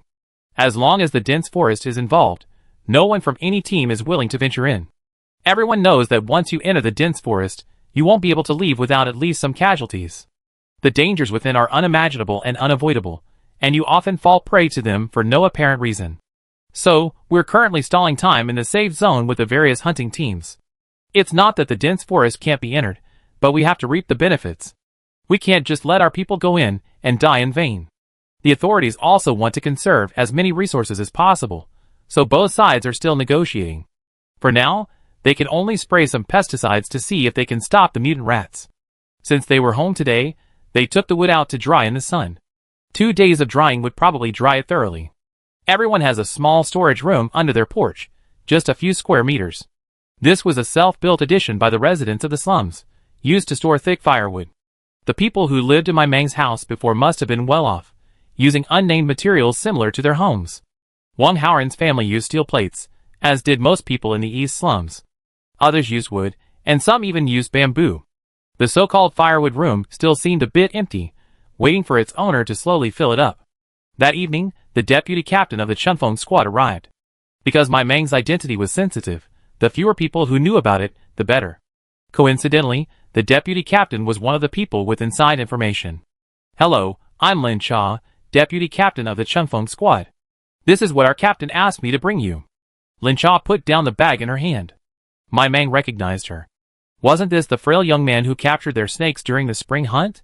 Unlike Xia Qingfeng's aloof demeanor, Lin Cha wore a faint smile. With his fragile appearance, my Mang felt he fit the profile of a military advisor. While my Mang was secretly observing Lin Cha was also secretly observing my Mang. What kind of woman could bring their otherworldly captain to this place so often? Though my Mang had covered her face, her features were unclear. All she could see was her bright eyes. Have some water. That's the Huanbai you requested. Wang Haoran placed a glass of water in front of Lin Cha and pointed to a bag nearby. Okay, I'll be leaving now. Feel free to contact our captain if you have any questions. Lin Cha politely finished the glass of water. Then he smacked his lips. Why is there so much better, even though they're both low radiation water? Or maybe he was just thirsty from all the traveling. Lin Cha brushed off his unrealistic thoughts, picked up the large bag, and left. This is life-saving medicine. Once the battle begins, not only will the people in the slums need it, but the demand for medicine from all the teams will also increase significantly. This man is truly their team's lucky star. If it weren't for this man, and this incident as a warning, they wouldn't have thought much about the injuries they suffered last time out. After all, getting injured is normal on any mission. But now that there are some warning signs, looking back, everything seems a little out of place. This man was so worth saving. As soon as the others left, Maimong couldn't wait to open the bag to see what Xia Chengfeng had prepared for them. On top were leaves that Maimong had asked Xia Chengfeng to help dry. She hadn't expected them to be ready so quickly. She thought they'd take a while to arrive. Below was. Maimong pulled out 2 long iron buckets and opened them. They were actually thermoses. They were probably thermoses, right? They were made of metal inside and out, with a handle and a lid. Surprisingly, they weren't as heavy as she imagined. Each bucket held about 2,000 milliliters. Of course, that was Mei Meng's guess, as she used a 1,000 milliliter thermos before, and it looked half the size of this one. This should be a thermos, right? We'll always have hot water from now on. Maimong happily showed them to Wang Haoran. Give one to Grandma Wong later. Remember to fill it halfway with water at a time. It's too heavy and dangerous. Although the 2 families lived next door, Grandma Wong didn't come over. She felt like she married Wang Haoran off. Even though they lived next door, they were still 2 families. Grandma Wong didn't need to cook, she'd bring it to her once it was ready. When they weren't home at noon, Grandma Wong didn't cook either, she'd just eat a black dumpling. To her, life now was like heaven. Whose black dumplings could be as delicious as theirs? Not to mention the evening snacks. Fine grains, which used to be a rare treat once a year, were now available every day. At the bottom were 2 pairs of shoes. My Mang hadn't expected Xia Chengfeng to be so efficient. She had just asked for them yesterday, and they delivered them today. Look, these are our future combat boots. If they fit, we can buy another pair to rotate. My Mang handed Wang Haoran's shoes to him. It felt hard and metallic, giving off a sense of security. The color wasn't particularly striking, a dull gray that wouldn't be noticeable unless you looked closely. After taking the shoes out, there were 2 small items next to them. My Mang pulled out 2 semi-new detectors. He handed one to Wang Haoran as usual. This is secondhand. They had extras from their team, and now they belong to us. In the future, we can detect not only radiation, but also toxins. We can even test edible wild fruits right on the spot. My Mang happily put the items away. He made a good friend. There's even a sock inside the shoe, Wang Haoran said to my Mang. Of all the things he had, these shoes were his favorite. Wang Haoran examined the shoes carefully, examining them intently, as if they were a rare treasure. He soon discovered the sock stuffed inside. Chapter 80. My Mang also pulled 2 pairs of socks from her shoes. They weren't very thick, and it was unclear what material they were made of. Are these so-called protective socks? My Mang didn't know. Xia Chengfeng hadn't sent a message about today's items, so he must be busy. They could also be deodorizing socks, Wang Haoran said. After all, those combat boots looked very airtight, but their breathability was unclear. My Mang looked at the socks. It wasn't impossible, they'd been worn all day. The next day, the 2 of them donned their new gear and continued into the dense forest. After all, they'd been wandering around there for so long, and hadn't encountered many rats. Perhaps this proves that animals are territorial, so there was no need for them to hide at home. As long as they didn't encounter a swarm of mutant rats, they were both capable of fighting. Even if they did, they should still be able to run. Young people should be brave enough to face death, No, rather, to face life. As they made their way out, they noticed there were still quite a few people outside, though they were mostly gathered near the safe zone. My Mang wondered if the grass nearby had been plucked bare. How could they find anything to eat? After walking a distance, they could barely see anyone. Back at their old spot, my Mang and the others took a different route into the dense forest, avoiding the overgrown areas as much as possible. Do you think the authorities can eradicate the rats? My Mang asked Wang Haoran. Of course they can. The safe zone has been around for so long, it's weathered countless storms and disasters, and it's managed them all, hasn't it? Wang Haoran said. It's just a permanent safe zone, but the poor are constantly changing. At this moment, Wang Haoran suddenly had an idea he never dared to think about before. He wanted to move into the safe zone with my Mang. The safe zone was protected by a high wall, so no matter how chaotic things were outside, they wouldn't affect the inside. But what should he do? Wang Haoran shook his head, putting the unrealistic idea behind him. For now, he focused on keeping a vigilant eye on his surroundings. The two of them slowly moved in the opposite direction of the earthworm field. The advantage of a dense forest is that you can find new places in any direction. Why are there so few wild vegetables in this patch? My Mang asked, puzzled. On their way, they only found a dozen or so wild vegetables, each with a dozen or so leaves, all highly radioactive. Is it possible that we don't recognize these weeds? The two of them exchanged glances. From then on, they didn't care what weeds they were. They would poke at any weed they liked. Anything with moderate radioactivity was put in their bags. I'll ask later if there's any herbal encyclopedias or similar in the safe zone. You know, we're in and out of the jungle every day. If we miss any valuable herbs, it'd be a disaster. My Mang said to Wang Haoran as she inspected an unknown weed. Ding! Highly radioactive plant, also carries trace amounts of toxins. Please stay away. Hearing the unusual beep, my Mang looked at it curiously. This weed is actually poisonous. Unbelievable. This is the first time I've encountered poisonous weed. My Mang stared at the weed several times. After all, it was her first time, so she was curious. She seemed to have forgotten that this was her first day using the advanced detector. Even if it was poisonous before, would you know? By the time they returned that evening, their bags were overflowing with all sorts of weeds. Maimong felt a little anxious looking at the sheer volume of weeds, feeling like she didn't know whether to eat them or not. She was afraid she might accidentally eat a ginseng coin. Finally, they sorted the weeds, took photos, and sent them to Xia Chengfeng. As for selling them to the exchange? No way. She'd been ripped off last time with the strange-tasting fruit, so she wouldn't sell them anything valuable from now on. The energy stones were price-fixed. Maimong had originally thought that energy stones were the same as crystal cores, after all, stored in animals' brains. Maybe they were just called differently. Unfortunately, when she tried, the effects were different. She couldn't absorb them at all. So, she could only diligently practice her supernatural powers, hoping that practice would make perfect. Alas, her supernatural power level was too low, only level 2, nothing special. Not only could she not project her mental energy, but she had also tried to control small animals, but it didn't work. Aside from immobilizing them for a longer period of time, they couldn't be harmed.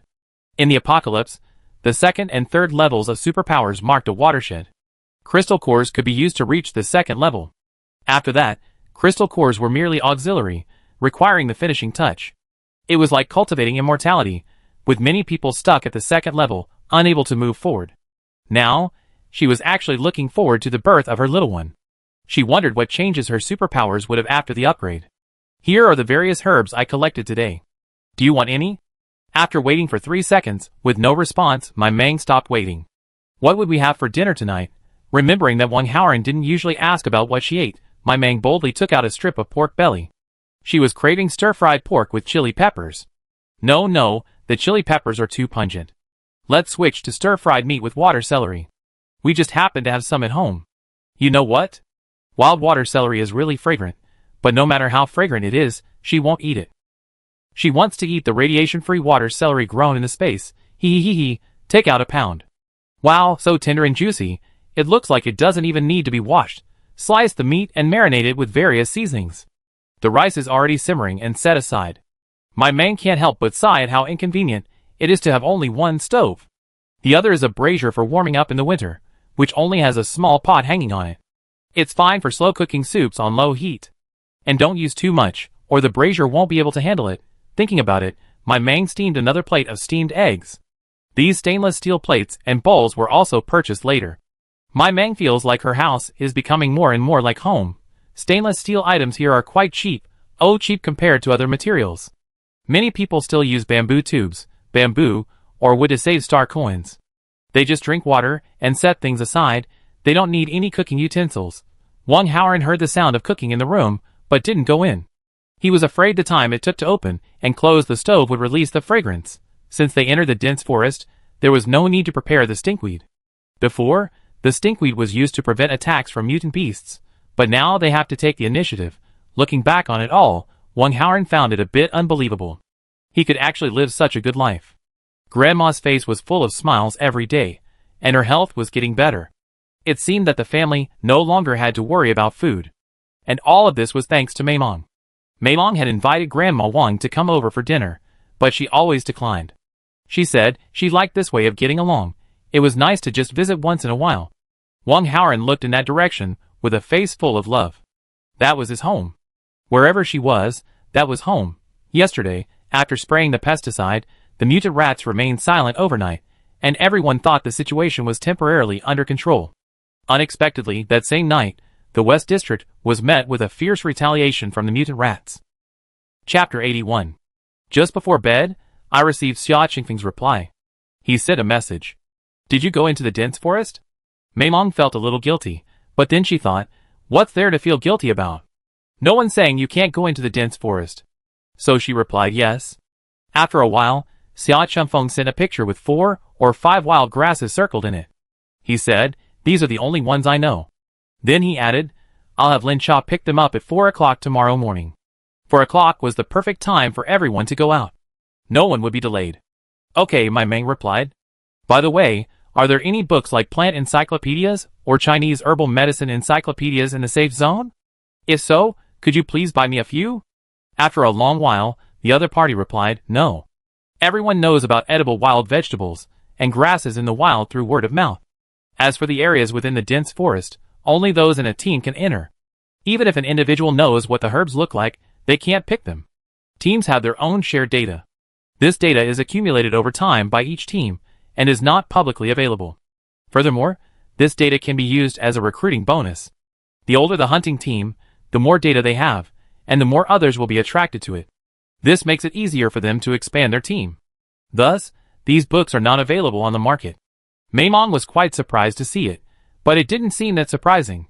The next day, after waking up, my Mang found an unread message. He clicked it, and saw it was from Xia Qingfeng. No, don't wait. Checking the time, it was past midnight. Did something happen in the safe zone? His tone sounded anxious. My Mang looked at Wang Haoran and asked. Maybe something urgent has happened, or maybe there's been some progress in eradicating the rats. The two chatted for a few moments, then, knowing it was unpredictable, let it go. Getting up, washing, and living a good life was the most important thing. As soon as he left the house, he noticed something was amiss. Why are there so few people on the streets today? There were hardly any women or children, and the few he encountered were young men. The facts proved that something serious had indeed happened. The authorities would never release news of an attack on the slums, which would disrupt public morale. But the slums also had their own small groups, and after everyone informed each other, most people knew. My Mang and the other two had been excluded from the group, so naturally, they didn't receive any news. Last night, everyone went to bed early, as usual. But around 10 o'clock that evening, while everyone was sound asleep, a large group of rats quietly arrived outside the slums. They sneaked in with organized and disciplined steps. They walked quickly past areas with drugs, as if the drugs on the ground had no effect on them. But a closer look revealed that many had fallen. Despite the fall of some rats, the following rats didn't stop. Instead, they trampled over their corpses. Using the fallen bodies as stepping stones reduced their exposure to drugs. The rats immediately dispersed after entering the slum, and soon screams were heard. The screams were like a clarion call. The rats abandoned their hiding places and attacked the person in the bed with all their might, biting and tearing at him with the same reckless abandon as if they were facing the murderer of their father.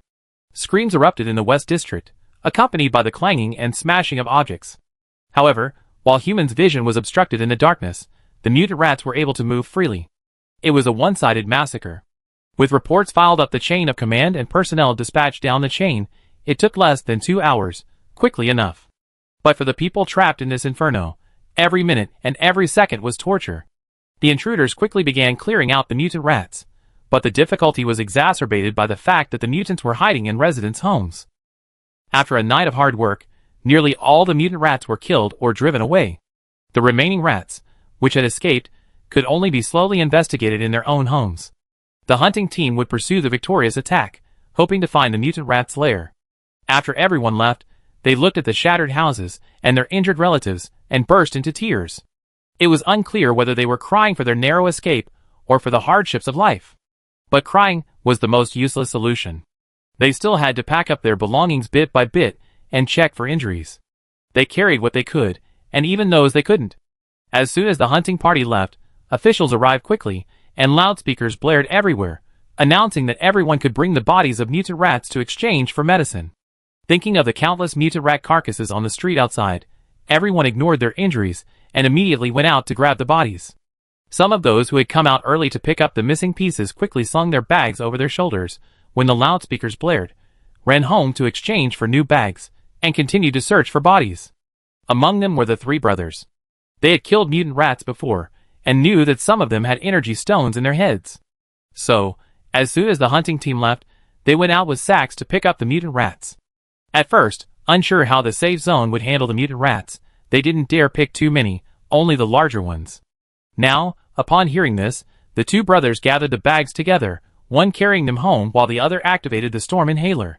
The streets were covered with rats, and even someone with trypophobia would have run for their mother. The youngest child wanted to join in the collection, but when she saw Hong Hong beside her, she held back. Hong Hong had been feeling unwell to begin with, and when she opened her eyes, she saw a pair of glittering eyes gazing towards her bed. She screamed in fright, waking the three brothers. Luckily, the three of them avoided being bitten by the rats. They formed a semicircle, surrounding Hong Hong for protection. However, there were so many rats that they were all scratched. Now, a frightened Hong Hong lay in bed, feeling a slight stomachache but afraid to voice it. The three brothers were already busy enough, and she didn't want to add to the chaos at this critical moment. Little Sanzi was seriously injured, so he was responsible for keeping watch over Hong Hong, preventing any accidents or any escaping rats from biting her. Thanks to the medicine reward, the subsequent cleaning went smoothly. Everyone knew that mutant beasts had energy stones in their heads, so everyone immediately took the rats home, making sure they had no more energy stones before taking them to the exchange for medicine. The three brothers picked up hundreds of rats. They sorted out dozens of them for the exchange, then left 2 people to sort them out. When they returned, someone else would go and exchange them. However, 50 rat carcasses were needed to exchange for a small box of ointment, about 2 grams in weight, which was far from enough for someone with an injury. However, if the amount was insufficient, they could buy more with energy stones. 2 energy stones for 1 small box of ointment. Chapter 82. If it were any other day, they would definitely be without energy stones, but today was different. Everyone could pick up a few, but whether or not to exchange them for ointment depended on how much they valued their lives. The brief harvest softened their sorrow, and everyone lined up, dragging their bags, to exchange for ointment.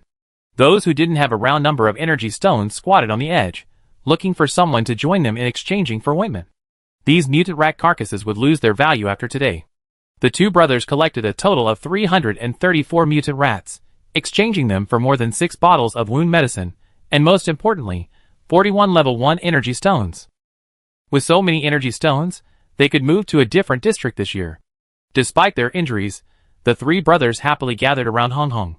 With the energy stone, the eldest brother immediately bought a soothing potion. This was a soothing potion specifically for pregnant women. They didn't have star coins to go to the hospital, so they could only buy the potion and drink it at home. It was said to be good for both adults and children. Sure enough, after drinking the potion, Hong Hong's complexion improved considerably, and the dull stomachache subsided. Seeing Hong Hong fall asleep, the 3 brothers quickly tidied the house, washed their hands, and began applying the medicine. Despite their heartache, the 3 brothers still splurged on a bottle of disinfectant. Cleansing the wound with disinfectant before applying the medicine would be more effective. Because the 3 of them had to protect the people behind them, they often couldn't even dodge, resulting in numerous scratches on their hands and bodies. A single application of the medicine by the 3 of them would use up a small can of wound medicine. Despite their heartache, they still applied the medicine with tears in their eyes. It's also best to avoid water during this time, as it contains radiation that can enter wounds and hinder their healing. Similarly, take precautions when sunbathing. The hunting team followed the fleeing rats all the way to the entrance of the dense forest, but none of them planned to enter. They simply strangled the mutant rats along the perimeter.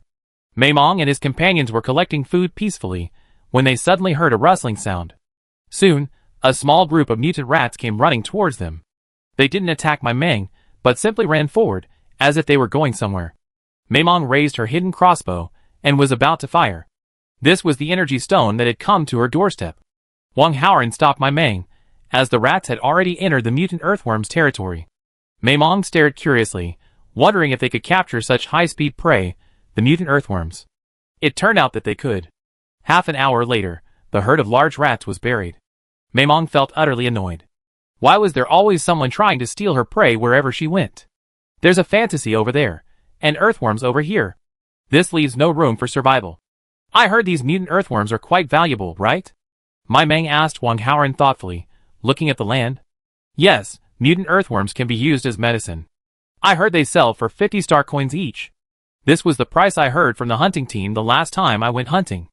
Look, there are dozens of mutant earthworms underground. If we catch a few, they shouldn't even notice, Maimong said excitedly. How do we catch them? Dig the soil? These mutant earthworms can live at least 10 meters underground. And they're as agile in the soil as fish in water. Meaning, you can't catch them even if you dig deep. How did the hunting team catch them last time? Maimong asked. I don't know. The area where the mutant earthworms were caught last time was far away, so he didn't see them. Okay, we'll catch them later when we figure out a way. For now, let them reproduce here slowly. I'll keep them as my little backup treasury. Maimong said proudly. Whenever I'm short on star coins, I'll catch a few and sell them, ha ha ha. Wang Haoran smiled at her, reluctant to shatter her fantasy, but he had to say, mutated earthworms don't live in the same place forever. Sometimes they change once a year, sometimes more than once. And they seek out a suitable place to hibernate in the winter, then move on to another location the following year. What kind of living habits are these? Aren't they afraid of not finding a suitable place? Maimong muttered, seeing his backup vault transform into a mobile one. Mutant earthworm, actually, we just can't find our way back, so we're just staying wherever we go. That evening, Maimong and the others were getting ready for bed when Lin Cha arrived. Why are you so late? Maimong asked in surprise. Mutant rats attacked the West District last night.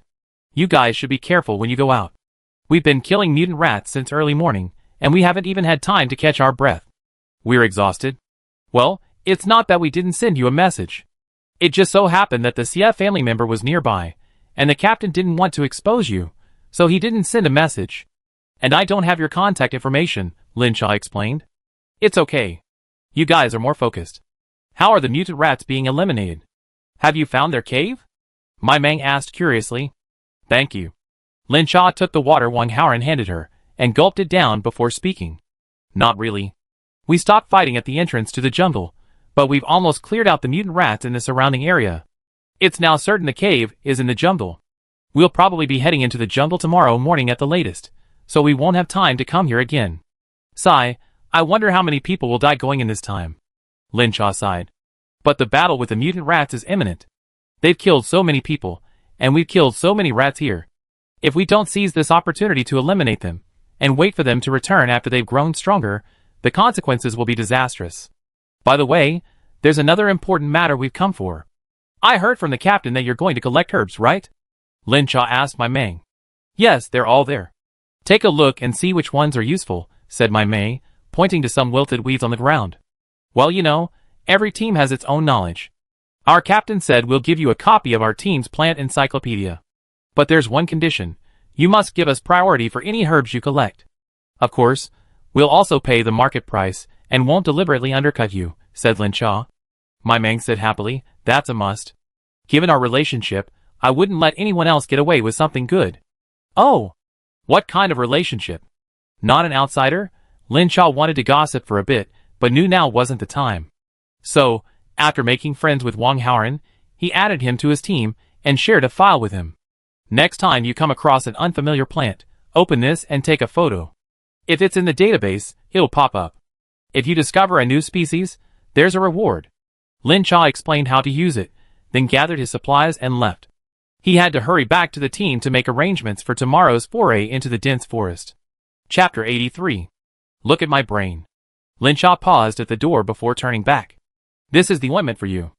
It should last for a long time. Since we're partners, if you need any medicine in the future, just message me, and I'll give you an internal price. With that, he left. Wang Haoran held a large jar of ointment, which looked to be at least a pound. Do you think they'll stray into a fantasy this time? My Meng looked at Wang Haoran, a little worried. She wasn't being a saint. After all, she knew the danger was there, but she didn't warn them. That's a bit unreasonable. After all, they were friends, right? Even if they weren't, they were warriors out to exterminate the rats. If they entered the fantasy, there would be heavy casualties. With the rats running rampant, no one would be able to live a peaceful life. If you're worried, you can send a message to Captain Chanfeng, Wang Haoran said from the side. He didn't want anything to happen to the other party, not to mention that their team had saved his life before. You think you should tell him too, right? My Meng asked Wang Haoran. Wang Haoran nodded, of course. Then I'll give him a heads up. My Meng picked up the bracelet and sent a message to Sia Chanfeng. I heard you might be entering the dense forest tomorrow. There's an illusion there, so be careful. If you feel anything's amiss, light your lighter. After sending the message, my Meng felt instantly relieved. After all, that was all she knew. There was nothing more she could do. Unexpectedly, less than a minute later, Sia Chanfeng replied, Have you been in that illusion before? Have you ever come out safely? My Meng took one look and puffed out her chest proudly. Yes. Can you tell me more? About the jungle, about the illusion. Sia Chanfeng was a little shocked when he saw the message. He had heard of illusions in the jungle, but he hadn't expected them to be so close to the safe zone. He knew the rumors about the lighter, of course, but he hadn't expected my Meng to be so lucky, entering the illusion and coming out safely. What are you talking about? I just found a random path and walked in, and there was a cave inside. Behind the cave was the illusion. If you're facing the cave, going to the right might lead to a rat's nest. After sending the message, my Meng felt like she had said something completely garbled, but she hadn't bothered to distinguish east from west, north from south, and she hadn't thought about sharing this with anyone else. Can you give me a little more details about the way in? The jungle entrance is quite large. After a while, another message arrived. How did you know the rat nest was on the right? I don't know. I just guessed. At the time, I thought that was the direction with the most rats. It's not necessarily accurate. Just take a look. I mainly wanted to remind you to be careful of illusions. As for the way in, it's surrounded by trees, so it's hard to tell. How about I secretly follow you tomorrow, and show you the way? Anyway, as long as she knew the entrance, she would walk in a straight line, without turning, and she would see the cave once she entered. She waited for a long time, but there was no response from the other side. Maimong thought about it, and realized that this was a collaboration with the official authorities, so there would surely be many talented people. She certainly wouldn't need a half-baked person like her.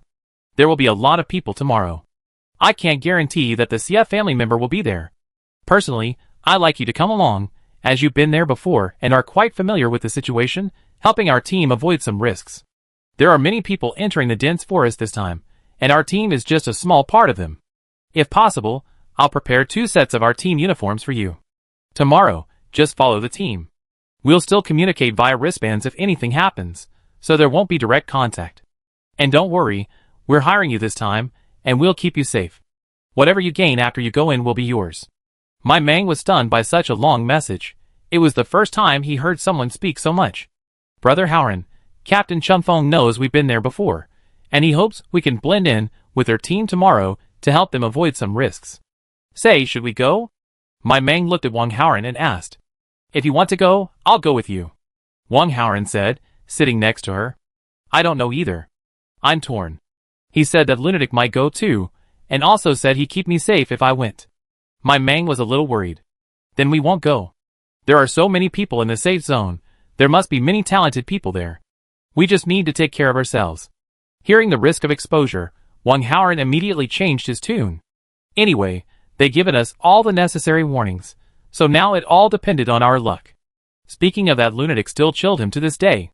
He wished he never see him again, let alone let him find out that my Meng was still alive. Hee, that was just a guess. He didn't say he'd definitely go. Besides, there are so many people in the Chanfeng team, and we're just one of them.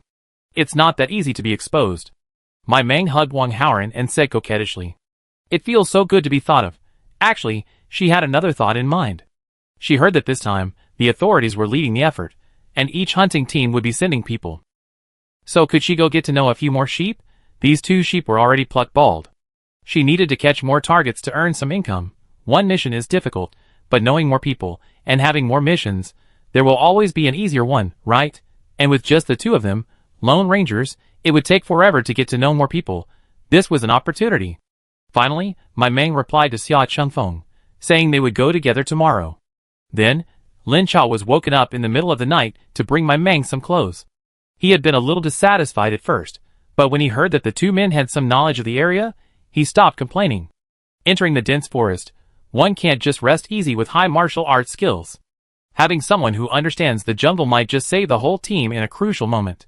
Who would be bothered by having too many life-saving charms? Knowing the 2 had shoes, he only sent them 2 sets of combat uniforms. Their team's combat uniforms were radiation-resistant, costing over 1,000 star coins each, but they were essential for safety when going out, so they couldn't skimp. The uniforms were similar in color to camouflage, and I heard they even had a color adjustment function for hiding, making them even harder to detect. There was also a helmet. It seemed soft when I picked it up, but even though my Mang folded and swung it, it felt firm and secure once I put it on. Once the helmet was on, it fit perfectly with the combat uniform, leaving no room for mutant beasts to slip through. My Mang couldn't help but sigh, how narrow-minded I am. Chapter 84. The 2 agreed to meet at their designated route, so that Mei Mong and the others could blend in naturally, and no one would notice they were 2 extra people. Not only were the teams unfamiliar with each other, but even within the same team, with everyone wearing the same uniforms and helmets, it was difficult to tell who was who. The 2 successfully reunited. Because the team was quite long this time, the captains walked ahead, while Mei Mong and the others followed behind. So, they activated location sharing and each put a mini earphone in their ear. Flipping it on, Mei Mong could hear whenever he spoke, eliminating the need to constantly check his wristband. Mei Mong would occasionally check to see if he had strayed from the route and alert him if he entered a dangerous area. Also, if Mei Mong encountered danger, she could call for help. He had promised to ensure her safety, and he would do his utmost to protect her. The casualty figures for the slums were released that day, with over 1,000 dead and seriously injured. The number of minor injuries was countless. The most important thing is, if the other side could easily send out thousands of rats, how massive would that total be? We absolutely cannot allow the mutant rats to continue to thrive. The safe zone is everyone's sanctuary. The hunting team simply wanted to extract a few more benefits, so both sides backed off, reached a hasty consensus, and headed for the jungle together. Why are you running so far ahead? I've always entered from here.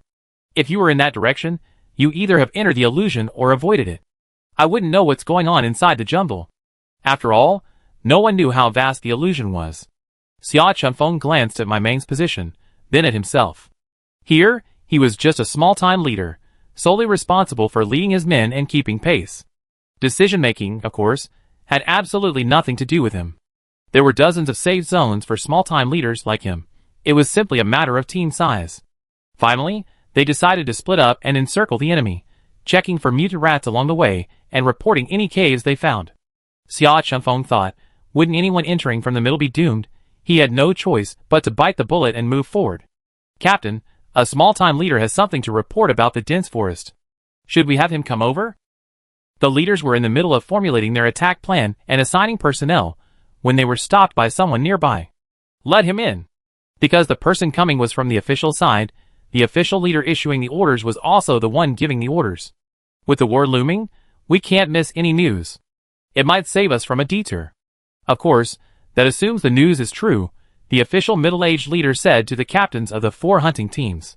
They were somewhat dismissive of the news coming from just a small or medium-sized hunting team. Someone from our team once entered the dense forest here, entering from the direction ahead.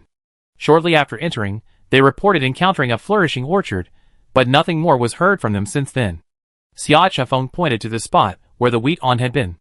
Later, we also sent members of our team to search for them.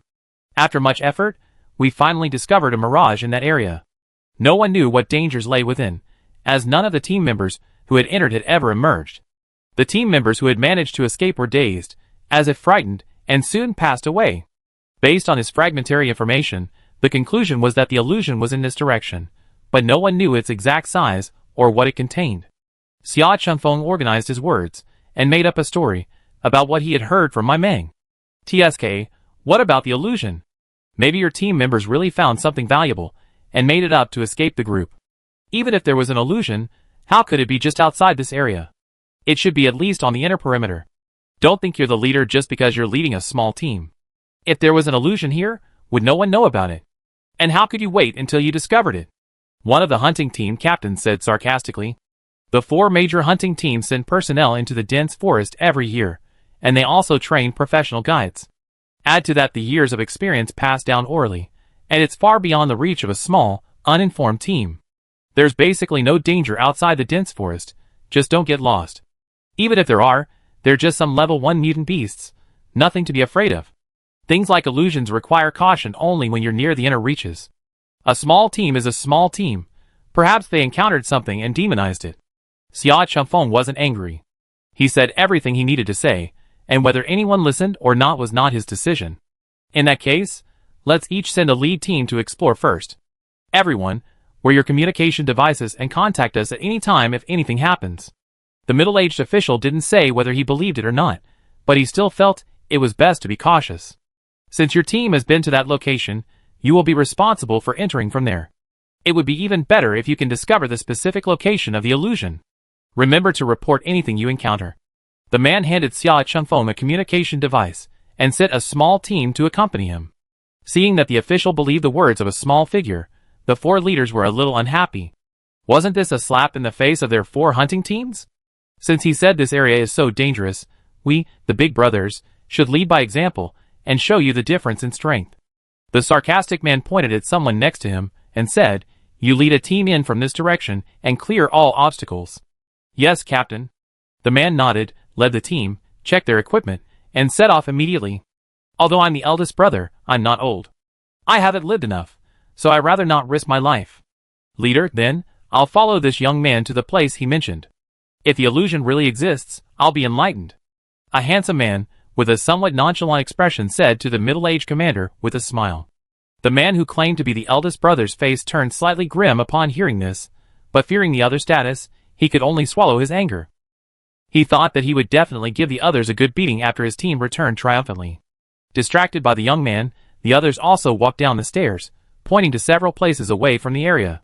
Before setting off, the team was warned to report anything they saw or encountered, and to light their lighters if they received no response. So, the people who entered were in a state of panic, weapons in one hand, lighters in the other, and occasionally shouting, "Hey, hey, hey!" Chapter 85.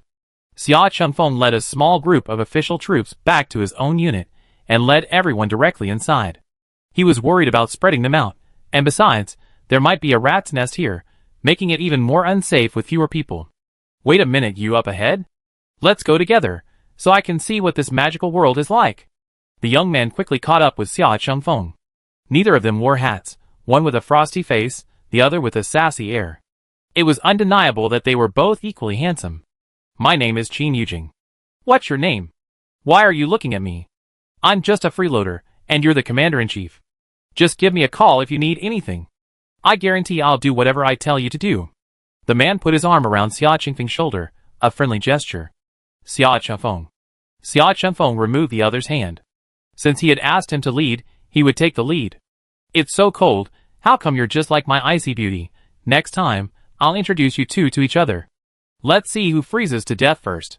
The group instantly became noisy with the addition of this person.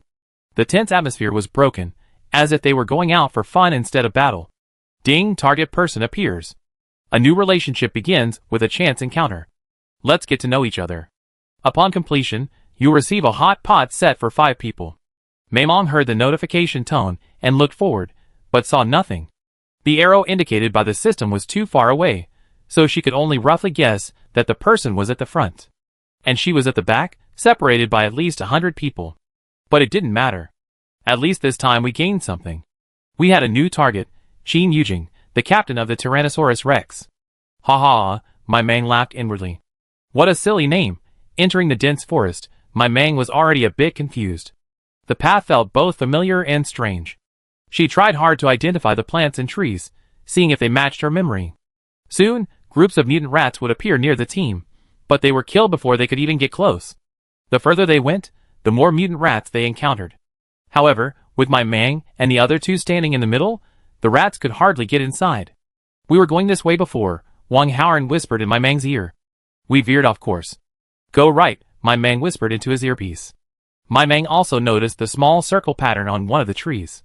Previously, they walked to the right of the circle tree, but this time, they were on the left. It's veered quite a bit. We can turn significantly to the right, my Mang added. About 30 degrees. Soon, the team slowly moved to the right, stopping occasionally to eliminate the mutant rats that appeared. The commander, on his side, anxiously awaited news from each team. The first to report was from Big Brother's team, the team that had set out first. Nothing unusual. No rats or other mutant beasts found. Oh, I was saying it. This illusion is just some young man's alarmist talk, Big Brother said smugly. Team 1 spotted mutant rats and has killed them. There aren't many. Team 2 spotted mutant rats and has killed them. There aren't many. Team 4 has discovered a swarm of mutant rats. They're quite numerous, but we can still hold our own. We've already killed them, requesting support. If the illusion is the center, Team 4 is on the left side, while Xia Changfeng and the others are on the right. Find a large team to support Team 4, the middle-aged commander instructed the people behind him. Yes. The assistant behind him took the order and left. No, quickly call your team. Everyone else has encountered mutant rats, but they haven't. This means there's a more dangerous species out there. Tell them to retreat immediately.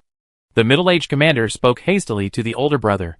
The older brother, his face flushed, said, We've lost contact. After hearing messages from other teams one after another, he knew something was amiss. But no matter how he called, there was no response. Encountered a large swarm of rats, requesting support, Qin Yujing's distinctive voice rang out. It was no longer his usual nonchalance, but rather a hint of seriousness. Xiao Jiang, call 3 elite battalions to support Team 5. Remember to bring the big guns. The middle-aged commander called to his assistant behind him. Yes. Upon receiving the message, the other party immediately went down to call for help. The vanguard sprinted forward, with the big guns following behind. After Xia Changfeng and his team changed their route, they soon came upon the cave my Mang had mentioned, though now it was surrounded by weeds. The number of mutant rats around them increased, from small groups to smaller groups. At first, they could stop and check for energy stones, but later they could only keep a vigilant eye on the surroundings and kill the rats. There was even one wave of rats so numerous that even my Mang could kill 1 or 2 that had escaped. However, this didn't guarantee that this was a mutant rat nest, it was only certain that it was one of their strongholds. Xia Changfeng looked to the right of the cave. My Mang had said that it was likely the mutant rat's lair. But the endless stream of rats coming from all directions blocked their progress. Soon, the rescue team arrived. With the addition of 2 battalions, the rats were quickly wiped out. Xia Changfeng was about to lead his men to the right front when a sudden voice rang out. Oh my! It's so lively today. Everyone's out. How can I be missing? Isn't that right, Captain Changfeng? As soon as he finished speaking, a flamboyant figure emerged from the back of the crowd, followed by a dozen bodyguards. Their aura revealed a group of elite fighters, perhaps even a few with special abilities. What are you doing here? Xia Changfeng didn't respond. Qin Yujing, who was standing beside him, asked, Since when do I have to report to you wherever I go? The Sia family's young master said to Qin Yujing. It would be best if you could report to me. That way I can avoid you in time. You're just like that. Qin Yujing looked him up and down, then glanced at the bodyguards behind him, before slowly saying, A baby like you who's still nursing needs a group of wet nurses to look after you every time you go out. This place isn't for you. You're just causing trouble for others. What if you get hurt here? You'll cry and ask your father to support you again. Ha ha ha. Qin Yujing laughed heartily. You? The Sia family's young master's face turned pale with anger, but he didn't dare to do anything to him. Hurry, hurry, help your young lady. Look how pale she is. She looks like she's about to faint. After saying this, he quickly pulled Xia Changfeng back 5 or 6 steps, whispering to him, I'm telling you, we better stay away from him. If we get too close, he'll be blamed. What's commonly known as a bumping into a car. Without looking at the Sia family's young master, he took Xia Changfeng's shoulder and walked to the right front. Chapter 86. The young master of the Sia family glared at the figure ahead, particularly at that hand. He mustn't let him get a chance, or he'd chop it into pieces. Qin Yujing didn't care at all about the venomous glare from behind him. After all, the two of them had always disliked each other. But neither could do anything to the other. Of course, he simply disliked the other, not his murderous intent. So, he particularly enjoyed the look of dislike for him, yet unable to kill him. With the elite team leading the way, the pressure on Sia Chunfeng and his group was much less. Once out of the young master's sight, Sia Chunfeng shook the hand off his shoulder. He didn't want to interact with the young master, but given his status, he couldn't afford to offend him over such a trivial matter, so he left. Although he didn't know the identities of the people around him, judging by the young master Sia's forbearing demeanor, he knew they were certainly powerful figures. However, he had never tried to build relationships. No matter who the other person was, he wasn't used to such close contact. How did you get involved with that lunatic? Qin Yujing asked curiously, unfazed by Sia Chunfeng's indifference. Sia Chunfeng looked at Qin Yujing, bewildered. Didn't you understand the look in his eyes when he looked at you? It was overflowing with love. Qin Yujing looked at Sia Chunfeng in surprise. Sia Chunfeng was even more bewildered. How could it be full of love? Isn't that just a normal look? You're the only one who can understand. Sia Chunfeng didn't want to argue, because he thought it was just nonsense. After killing the giant rat at his feet, Sia Chunfeng asked Qin Yujing, what do you think the probability is that this is a mutant rat den? Seeing the other party getting down to business, Qin Yujing swallowed his sarcasm, and said seriously, about 70 to 80%. This group of rats was incredibly cunning. They initially sent a large group blocking the way. A smaller group, or one with lesser combat power, would have been wiped out immediately. However, after the initial wave of rats was eliminated, the remaining rats were few and far between in the remaining section of the road, giving the illusion that the rat den wasn't there. If things went as expected, a tough battle was about to begin. Rest here for an hour, everyone to rest up. We're likely to have a tough battle ahead, Sia Chunfeng ordered. It was already 12 p.m., and since everyone was wearing protective gear, radiation wasn't a problem. But besides radiation, there was also the temperature. With temperatures over 40 degrees Celsius, and even wearing long sleeves, long pants, and a hat, my Mang felt his inner clothes were soaking wet. Luckily, the road was lined with towering trees, and everyone was walking under their shade, somewhat shielding them from the heat. The team's logistics staff immediately opened several protective tents, and everyone found a nearby tent to rest. Eat something and drink some water, we won't have time to recharge when the fight starts. Wang Haoren looked worriedly at the lunatic from the Sia family standing in the distance. He seemed to have been keeping an eye on this place. Let's go rest there. Several people came over. They surrounded my Mang, and went under a tent. My Mang recognized the voice as Sister Ping, and followed her into the rest area. Everyone took off their hoods, and prepared to eat, and get some fresh air. Besides Sister Ping, there were two other girls besides her, huddled together, whispering quietly. Maimon also took off her hood. She had a scar on her face, and wearing a veil at this moment would have drawn attention. So, as soon as she was about to leave, Maimon began tinkering with her face. She first mashed the green leafy vegetables in her space, and squeezed out the juice, then applied it layer by layer to her face, continuing to apply after it dried. By the time all the juice was applied, Maimang's face was almost green. She then smeared her face with ash, darkening it even further. Although it was dirty, it effectively concealed the scar, making it completely invisible from a distance. Not yet sure, Maimon boiled a few grains of rice, and ground them into a paste. She added a little fine wood ash, and applied a thin layer to one side of her face, near the scar. After drying, it became a little rough, but it perfectly concealed the scar, reducing it to a small area. As expected, as soon as Maimon took off her hood, everyone looked at her right cheek, and asked what was wrong. It's nothing. I was just playing around when I was little, and I got scalded by boiling water. Even now, I'm still left with this unsightly scar, my Mang said with a wry smile. The two girls could only offer gentle comfort upon hearing this, and the people around them stopped staring at her face. My Mang didn't rush to put on her helmet after finishing her meal. Instead, she drank the nutrient solution and some water like everyone else. When it was almost time to leave, she joined the others in putting on her helmet. Because she had observed the madman's position beforehand, she now turned her left face towards him, half her back and half her face. He couldn't see her face, nor could he see it clearly, but he could still see her smooth face, though a little darker. If he was peeking. As for Wang Haoren, since the Sia family's young master had seen his appearance, his face couldn't be retouched like my Mang's. In the end, he could only trim his eyebrows, darken his skin, and get a mole painted on his face. During his breaks, he didn't sit with my Mang, but blended in with the crowd, his back facing the Sia family's lunatic. He created the illusion that he was chatting with someone. There were so many people here, he couldn't have recognized him just by his back. Everyone drank a bottle of nutrient solution. My Mang, seeing that no one was eating anything else, didn't take the black balls out of his bag. After drinking some water and resting for a while, they set off towards the mutant rat base. The exploration team ahead had already used instruments to detect a large swarm of rats ahead, and there were also several rat burrows underground. The densely packed dots on the display screen were probably newly born mutant rats. The subsequent reinforcements were arriving soon, and the battle was imminent. My Mang was a little excited. Today was a legendary scene, something she might never see again. Most importantly, she felt her shoulder bag, revealing two 50-kilogram rice sacks. She had added a waterproof layer to the inside, and after today, they would be used exclusively for carrying animals.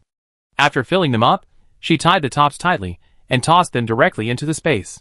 Wow, she practically picked up some free energy stones today. Soon, my Mang heard the battle begin up ahead, followed by a sudden surge of mutant rats from all directions. The group was startled by the sudden appearance of the mutant rats, primarily because of the sheer scale of the scene. A whole swarm of rats, as big as cats, stretched to the horizon, some as large as small dogs. The crowd immediately dispersed, lest they be hamstrung when the action began. Chapter 87. Everyone around him wielded a long sword and a dagger, and one even pulled out two axes. My Mang couldn't help but take a second look.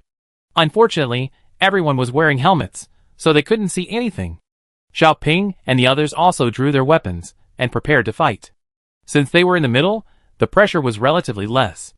At least for the first few minutes, they had no chance to strike. Until the crowds of people started fighting, and the swarm of rats grew larger and larger. Then, my Mang witnessed a miraculous scene. Several people placed something on their long swords and, with a powerful swing, the swarm of rats fell. Wow, a group attack skill. My Mang's eyes lit up. In 3 minutes, she had all the information on that long sword. This was much more efficient than killing them one by one. After these people's powerful moves, the pressure on everyone suddenly eased, and they continued to fight. Looking at the corpses scattered on the ground, my Mang seemed to see many shining energy stones, but now was not the time. The swarm of rats seemed endless, one group after another. The moment the people around her fell, my Mang was stunned. This was her first time facing death. Although she didn't know who the fallen people were, they had been alive just a moment ago. My Mang looked around. The ground was covered not only with the corpses of rats, but also human bodies. She had been with a team fighting zombies before, and there had been casualties, but never like this before her. The team had never encountered a large number of zombies before, and had never been surrounded and beaten like this. So, this was the first scene she had ever witnessed in 2 lifetimes. This was true wasteland survival, the true apocalypse. It wasn't like before, where you could just scrape by every day to survive. In fact, if you encountered any powerful mutant animals or plants, you could be knocked down and never get up again. And the surrounding vegetation, completely devoured by these mutant rats, looked strangely desolate. What's wrong with you? Wong Haoran chopped down a rat that charged towards my Mang. Ever since the crowd dispersed, he'd been following my Mang closely, fearing they get separated. I'm fine, be careful. My Mang was stunned for a moment. Now wasn't the time for lamentations. Killing the rats around him was paramount. Those group attacks might be limited, and only used when the situation was dire, and the rat swarm was spreading. The rest of the time, everyone had to kill on their own. Even so, the pressure was greatly reduced. There were even more rats on Xia Qinfeng's side. They seemed to be approaching a rat den, and rats, the size of puppies, appeared in swarms. Here, more people were using the group attack broadswords. Qin Yujing, in particular, had a group attack gun. It looked like an ordinary pistol, but with one shot, it created a small mushroom cloud with a damage radius of over 1 meter. Isn't that cool? Qin Yujing raised an eyebrow at Xia Qinfeng. Let me show you something even cooler. Then he stuffed something into the gun, and fired at the distant rat swarm. A massive mushroom cloud appeared, more than twice as large as the previous one. It's good, but it uses a bit of energy stones. Qin Yujing sighed, then continued firing his rifle into the distance. This was what's called an energy weapon, just like those broadswords, except each use required an energy stone, while this gun could hold 7. Level 1 energy stones couldn't be used, so they started at level 2. The higher the level of the energy stone, the greater the damage. Xia Qinfeng was indeed a little envious. He wasn't worthy of owning such a gun. Found it. A cry of surprise came from the crowd. It was a few staff members gathered around a machine, which they had just been using to search everywhere, searching for the mutant rat burrows. Wow, there are over a dozen burrows. No wonder there are so many rats. Several leaders gathered around the machine muttering, "What are you hesitating about? Get your weapons."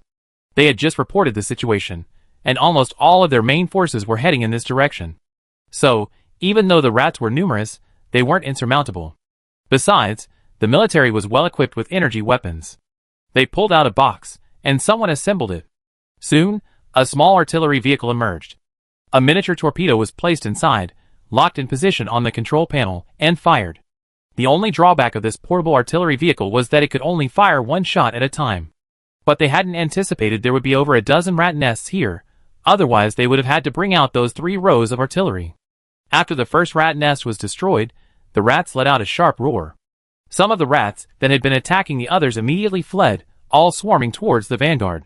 Then came the second, the third, the fourth. Damn! Why are there still so many rats? Qin Yujing cursed. After the dozen or so rat nests were blown up, the rats in other areas had already retreated, all surrounding the people in front. They were so densely packed, one rat on top of another, as if they were determined to fight them to the death. And it seemed they were indeed fighting them to the death. As soon as Qin Yujing's energy gun opened a gap, it was immediately filled by new rats in less than 2 seconds. The pressure on the front line suddenly intensified.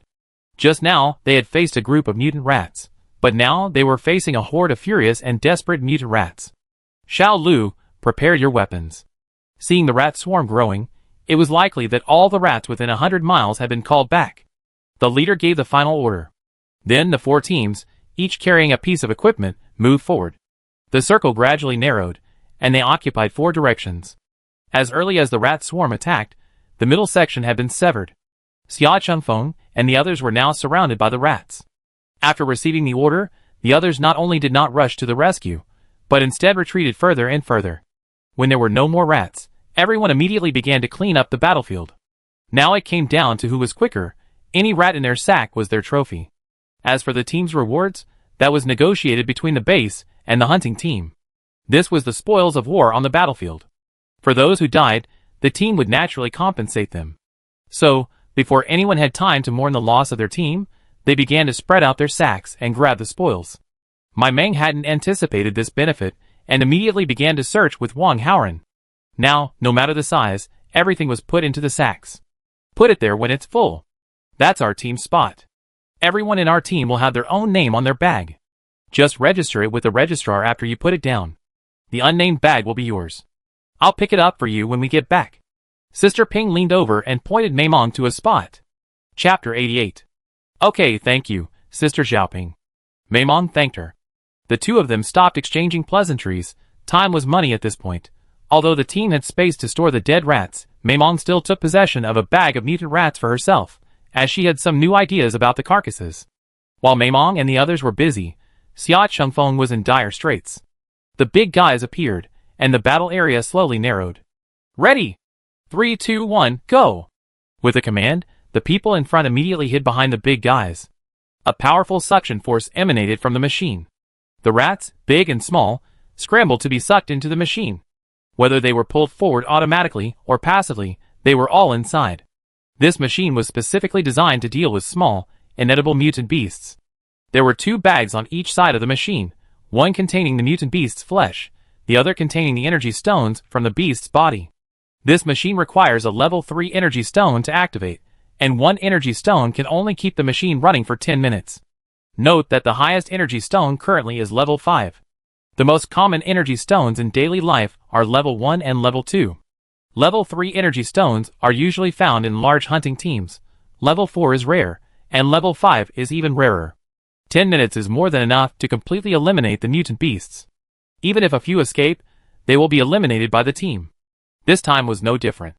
The speed of clearing the battlefield here was even faster than that of the team behind, because most of the bodies on the ground would also be sucked into the machine.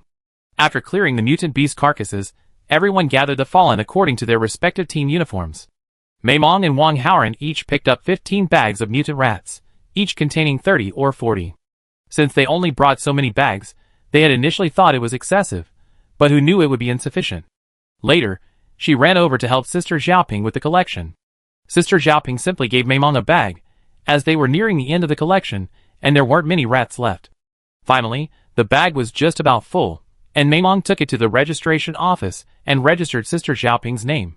This was just a token of gratitude for Sister Xiaoping's previous care. They weren't part of this team to begin with, so no matter how much they earned, it was all free money. One should be content. The sky gradually darkened, and the work was nearing its end. Many people had already sat down to rest, awaiting the order to return. My Mang wanted to see where Xia Chengfeng was, so she opened her bracelet and checked. She saw Xia Chengfeng coming their way. He must have finished up the front, and was coming back to tell everyone to break camp and go home. My Mang was delighted. After a tiring day, she planned to take a hot bath and have a good sleep. She wouldn't go out tomorrow. After making so much money today, she wanted to take a day off and sleep in. After the mutant rats had ravaged the area, there was nothing valuable left. The peppercorns they had picked earlier had been gnawed bare, leaving not a single leaf. She didn't know if they would grow anything this year. If so, this place could become their secret base. And that sweet potato patch was definitely barren now, but that didn't matter. As long as the place was still there, they could come back and harvest again next year. Maimong was daydreaming about the future, and then, curiously, wondered why Captain Chengfeng hadn't arrived yet. He looked at his bracelet. Why had he gotten ahead of him? And it looked a bit off course. If he kept going, he'd probably end up in a fantasy world. Got it, please reply. Got it, please reply. The fantasy world is ahead. Stay.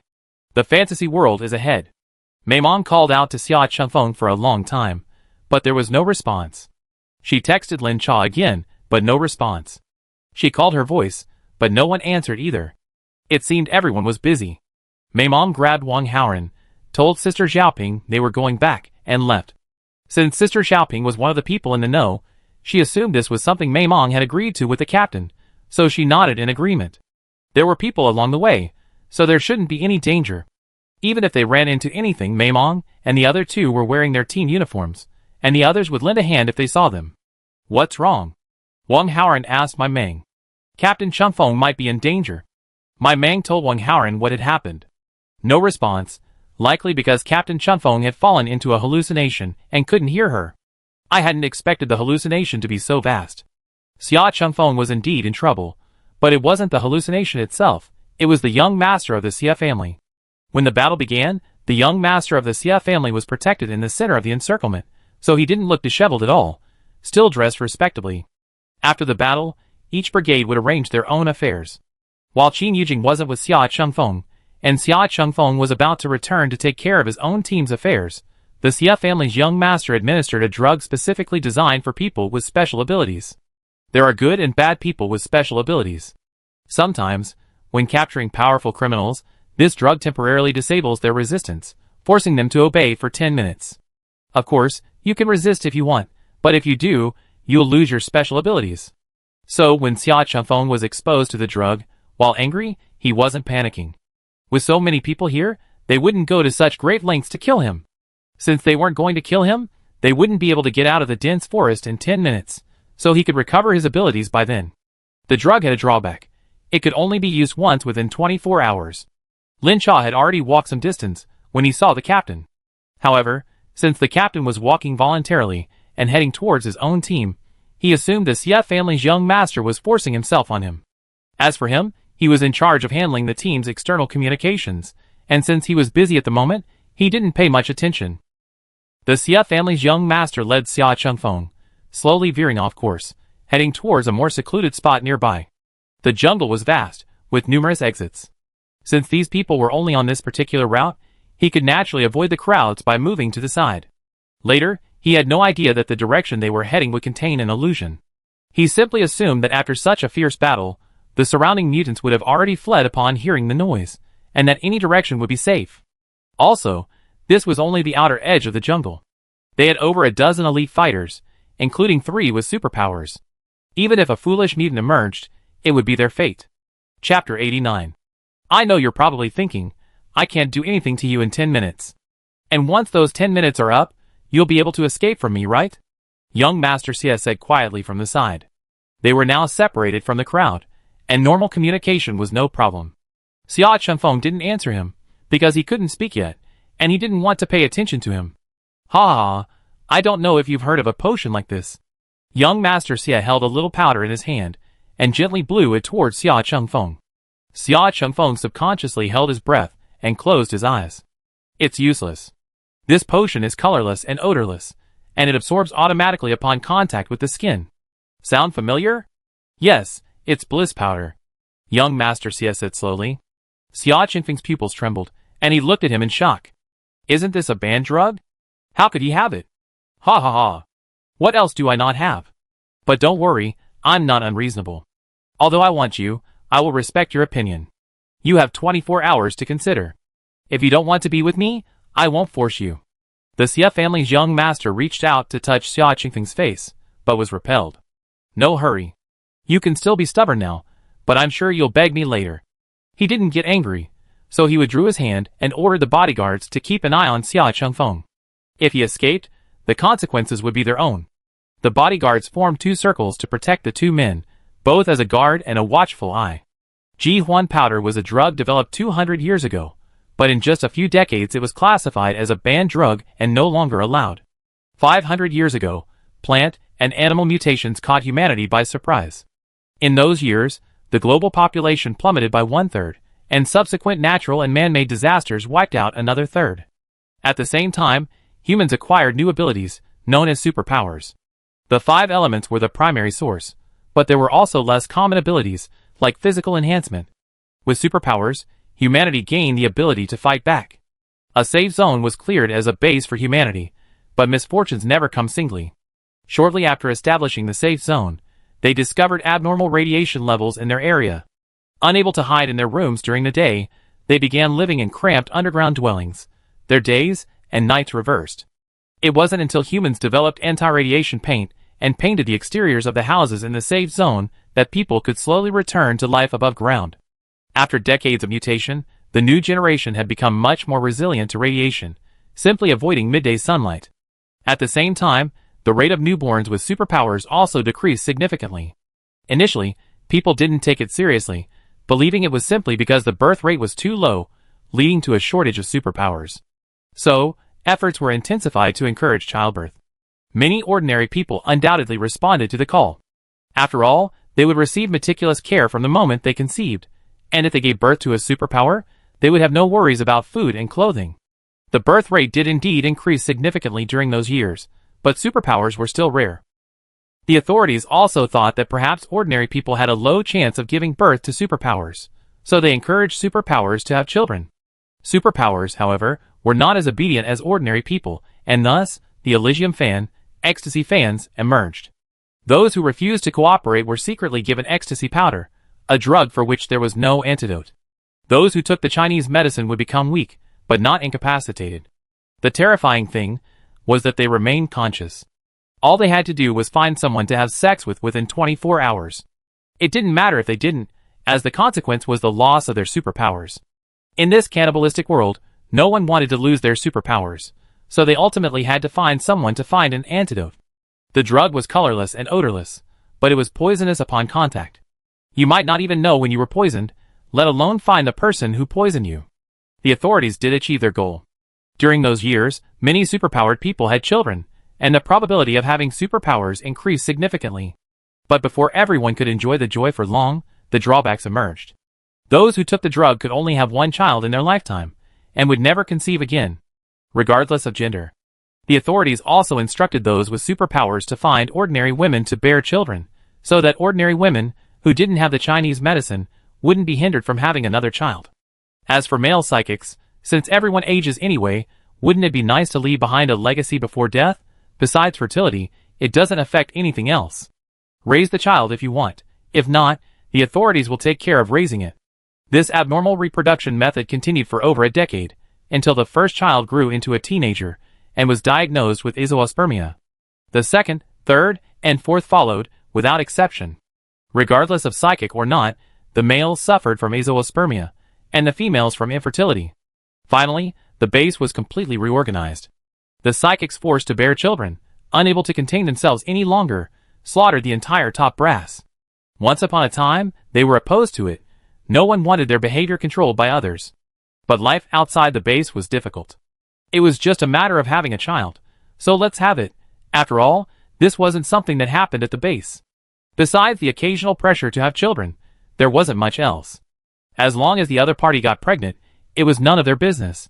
As for the difficulty conceiving, those people didn't care anyway. But now, it was revealed that their offspring had this defect. Add to that the grievances of previous years, which had fermented for so many years, and the final straw had arrived. Humanity's first large-scale civil war began. This powder was burned, banned, and never mentioned again. However, some people of some status still knew a little about it. After all, it was a tragic history. The decline in the number of people with special abilities could only be attributed to the laws of nature. In the past, when everyone was in danger, nature had given them power. Now that the danger had gradually subsided, nature's power could be withdrawn, and no one could resist it. Even now, sometimes there aren't even a single superpowered person born each year, and everyone's become accustomed to it. After losing their superpowers, they began focusing on the research and development of energy weapons, and all investment in superpower potions ceased. So, Sia Chunfeng was so shocked when he heard about the bliss powder. He hadn't imagined that the other party would possess such a banned drug, and even use it on him. He heard the news from my Mang, but he couldn't reply, fearing that Crazy Sia would notice something was wrong. So, when he realized he was going in the wrong direction, he didn't warn the other party. Neither committing himself to the other party, nor losing his superpowers was something he could accept. It would be better to just slowly die in this illusion. Chapter 90. My Mang and the others followed the red dot. Just as they were getting closer, they realized it had disappeared. But the tracking was clearly still on. It's possible he just entered the illusion and couldn't answer just now, Wang Haoran said. That's possible. Then, should we still go?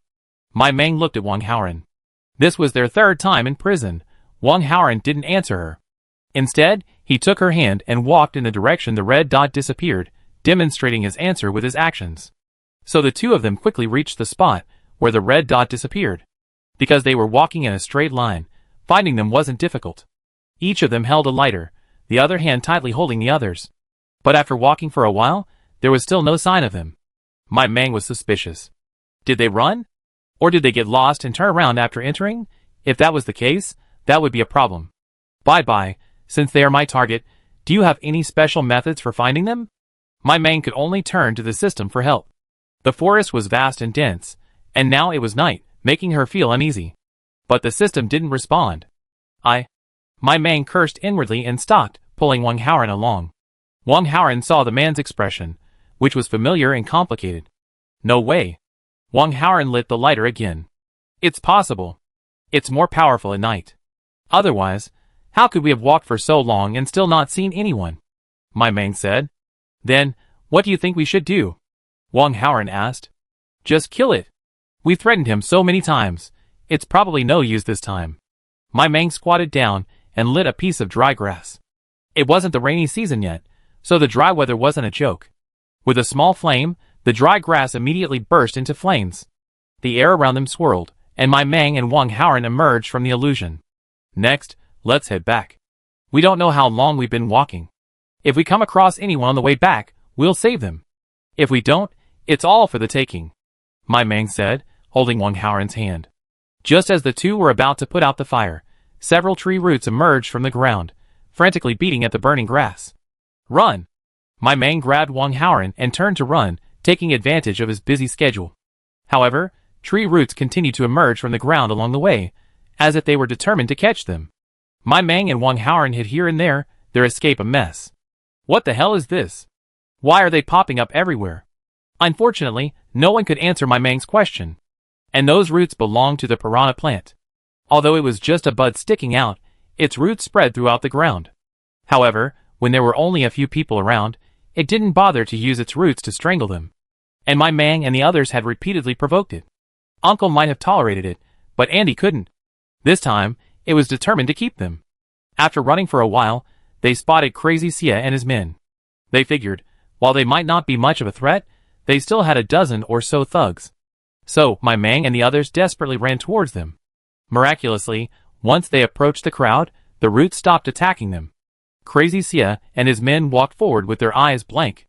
My Mang looked at the tree roots, glaring at her from a distance, and suddenly realized this was a case of being cautious. It seemed the illusion also knew this was a tough nut to crack. However, hiding wasn't an option.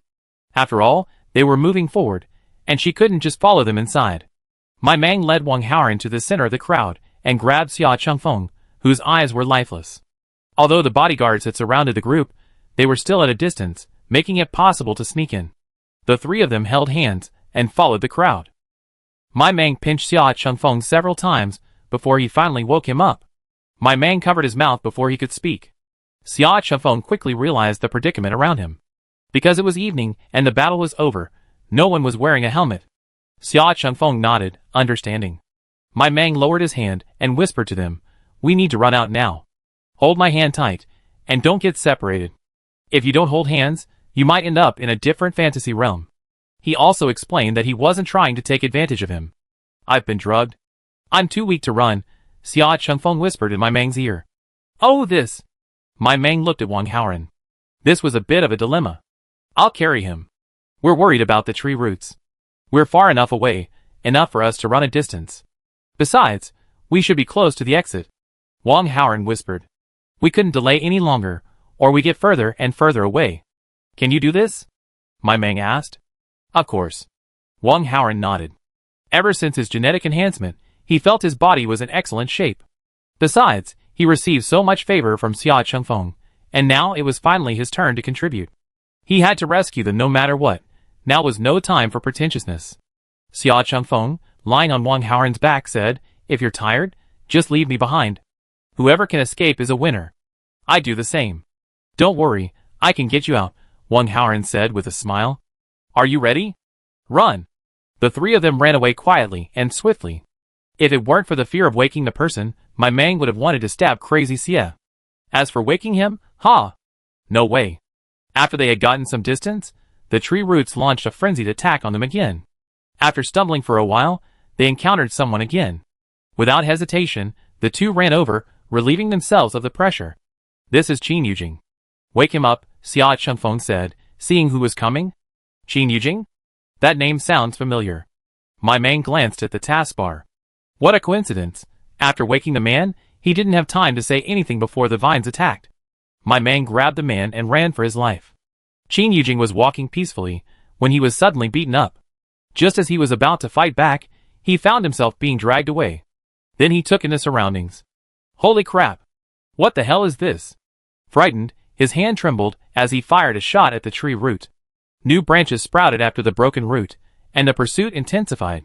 Now there were roots not only behind him, but also beside him, and in front of him, completely surrounding him. "What should we do?" Wang Haoran asked. "Keep running. It's up to me now."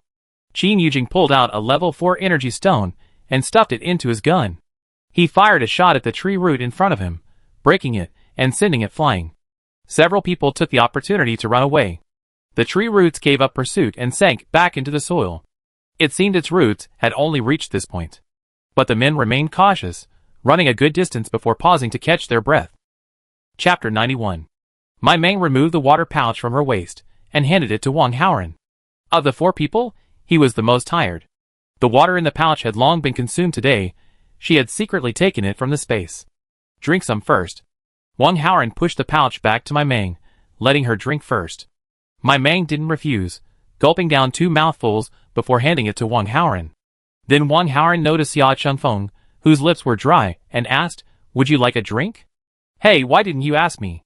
Qin Yujing said disapprovingly. "Don't you have a water pouch around your waist?" Wang Haoran said. "It's empty." Qin Yujing took his pouch, opened it, and poured it onto the floor. Then, before Wang Haoran could reply, Xia Chengfeng took the pouch, gulped down 2 mouthfuls, and handed it to Qin Yujing. Qin Yujing didn't hesitate, taking it and drinking it, and finally, Wang Haoran. A bottle of water, gone just like that. They say those who share a glass of water are brothers in life, so we're no different. Today, there are 3 more. No, 2 more brothers and a sister. Qin Yujing saw my Mang and quickly changed his tone. "You guys saved my life today. If you have any problems in the safe zone, come to me. I'll protect you." Qin Yujing patted his chest proudly and said, "Let me introduce myself first. I'm Qin Yujing, captain of the Tyrannosaurus Rex hunting team." Then Qin Yujing looked at my Mang. "Ladies first. My name is my Mang, an ordinary person. Ding, congratulations to the host for completing the mission. Your reward is a hot pot set for 5. Then Qin Yujing looked at Wang Haoran. As for Xia Chengfeng, he knew him, so no introduction was needed. My name is Wang Haoran, an ordinary person. Wang Haoran followed my Mang's answer. Ordinary people? Aren't you from Team Chengfeng? Qin Yujing looked at the two curiously. The three of them were clearly wearing the same clothes. Extraneous personnel. My Mang replied. Oh, I see. Qin Yujing glanced at the three of them, speaking with understanding. But these three have such a good relationship. This woman is truly good at controlling her husband. But as for her looks, forget it, she's just beautiful from the inside. By the way, why did you go to the illusion? Xia Chengfeng asked. After finishing my teamwork, I went to look for you. Then I heard from your teammates that they saw you back at the team to make arrangements, and I heard that the Sia family kid was also there. Thinking something was up, I went to check. Sure enough, your teammates said they hadn't seen you at all. Then your teammates said something might have happened to you. By the way, everyone should be looking for you now. Please return the call. Lin Sha, Qin Yujing continued. I saw the Sia family kid holding you hostage in front, and I chased after him, but I couldn't catch up. Then I saw you guys. Xia Chengfeng texted Lin Sha to let him know he was safe, and let him lead the team back. He would be responsible for all subsequent matters, and his information would remain confidential for the time being. By the way, where is the Sia family kid? He's not still in there, is he? Qin Yujing asked, and all three of them fell silent. No way, no way. This evil is finally going to be gone from the world. That's great. But you might be in trouble. That was the Sia family's only child.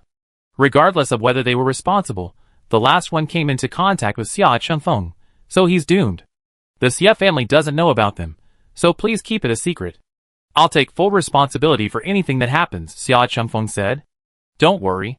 If you hadn't known me, you'd definitely be dead. Now that you have a brother like me, I'll definitely protect you. Don't return to the safe zone for a few days. Wait for news from me. Do you have a place to stay? Do you want me to help you get a house in the slums? Qin Yujing asked. Xia Chengfeng looked at Wang Haoran, who looked at my Mang, who looked at them in confusion. Why? Living with us? My Mang asked. No, entering the safe zone will be recorded. It's best to live in the slums, Qin Yujing said. I do live in the slums, my Mang replied. Ah! Qin Yujing was startled. This hadn't occurred to him, but then he changed the subject. That's great, isn't it? Then you can stay with Sister Mei Mong for a few days. I need to be back soon. Wait for my news. Qin Yujing's wristband vibrated several times. Someone from the team must be looking for him. After they left, the remaining three looked at each other, a bit awkward. I'll be in trouble for the next few days, Xia Chengfeng said. Let's go back first. It'll be dawn soon. The other teams had almost left. Only Team Chengfeng stayed behind to look for their captain, and Team Tyrannosaurus Rex stayed behind to wait for their unreliable captain. Now everyone had left. As long as the three of them followed the same route, they would be safe. Just as Wang Haoran was about to carry the man on his back, he noticed a tear in the clothing on his back. Are you injured? Wang Haoran asked. It's nothing serious. My protective suit is just torn. I'll have to trouble you to carry me for a while. Don't worry, I'll definitely reward you handsomely once I'm better. Xia Chengfeng said a little embarrassedly. If he had walked on his own, he might not have made it out of the dense forest before dawn. The tree roots had been flying wildly, nearly encircling him several times. Though he narrowly avoided them, Xia Chengfeng still received a lash on his back. Why thank you. You saved my life, and besides, I want to thank you for bringing me so many things these days. Wang Haoran said with a smile. Xia Chengfeng was about to say he paid, but he wasn't sure if Wang Haoran knew, so he just said, of course, it's no trouble. Yes, so I don't think it's a bother carrying you now. From now on, just stay home and recuperate. Wang Haoran was sincerely grateful to Xia Chengfeng. Although he wasn't happy that he stay and share Mei Mong with him, if it weren't for the rice, flour, and meat he sent these days, Mei Mang's injuries wouldn't have healed so quickly. Grandma's health wouldn't have improved, and he wouldn't have the good life he has now. Besides, Mei Mong wasn't his to begin with. Even if Xia Chengfeng hadn't been there, someone else might have. But he had truly benefited from what Xia Chengfeng had brought him. So, there was nothing to complain about. The three of them walked quickly, occasionally chatting quietly, and soon they reached home. Since they were all grimy, Wang Haoran immediately boiled water for washing upon entering. A pot of porridge was hanging from a small brazier. After washing their hands, each person grabbed a cold steamed bun to fill their stomachs. This one was freshly steamed yesterday. In this weather, other things spoil quickly, but steamed buns can keep for 2 or 3 days after cooling. So they steamed a few extra buns to fill their stomachs when they were hungry. While eating, Wang Haoran went home to check in with Grandma Wong. "Can I join you?" Suddenly Sia Chunfeng asked my Mang. Chapter 92. What? My Mang didn't hear clearly. To be more precise, she couldn't believe it. "I think you're fine. What do you think of me?" Now that the words were out of her mouth, the next step was much simpler. "This." My Mang glanced at the other person. "Okay, it must be fine. But?" "Okay, no buts." My Mang had decided she was going to sleep with him. "You're fine too," my Mang replied. And then? That was all. The two of them fell into silence, as if no one had spoken a moment before. It wasn't until Wang Haoran entered the room that the damn silence was broken. "The water's boiling. Do you want to take a shower first? You can have porridge afterward." Wang Haoran, still unaware, asked my Mang naturally.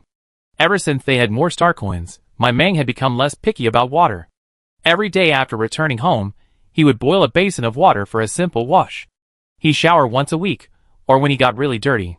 Clearly, today was the latter case. Originally, my Mang had been showering in the living room, but since someone was home today, Wang Haoran suggested they go to his house, which was right next door and close by. Grandma Wong was sleeping in her room, uninterrupted. My Mang, wanting to avoid the awkward atmosphere, followed Wang Haoran over. Wang Haoran refilled the pot with water. He could have showered in cold water, but since the other person was ill, he decided to give her a hot one. "Can I join you?" Sia Chunfeng asked Wang Haoran quietly. Although my Mang agreed, he still had to ask out of respect for the first husband. Wang Haoran paused, clearly having heard Sia Chunfeng's words.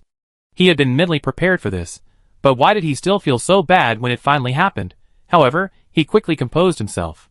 Turning back, he smiled at Sia Chunfeng and said, "Of course, you're welcome. We'll be family from now on." Although his smile was a little bitter, he still welcomed him with a smile. This reaction was beyond Sia Chunfeng's expectations. He had imagined many possibilities, but this one was not one of them. Few families, he knew, were so harmonious. He couldn't help but glance at the door. Was my Mang back? No. Then it was just the two of them, so there was no need to pretend. So, did she really accept him? He expected her to stand up and curse. After all, she just saved his life, but he turned around and stole her woman. Before Sia Chunfeng could think twice, my Mang was back. She had changed out of her combat uniform and washed the dirt off her face. However, it was too late, so she hadn't washed her hair yet, thinking she'd do it tomorrow. The porridge was already cooked. Wang Haoran added some vegetables and mincemeat, and the three of them each drank a bowl to fill their stomachs. It was too late now. It wasn't advisable to eat too much before bed. He would eat something good to replenish his nutrition tomorrow. After Wang Haoran finished eating, he left.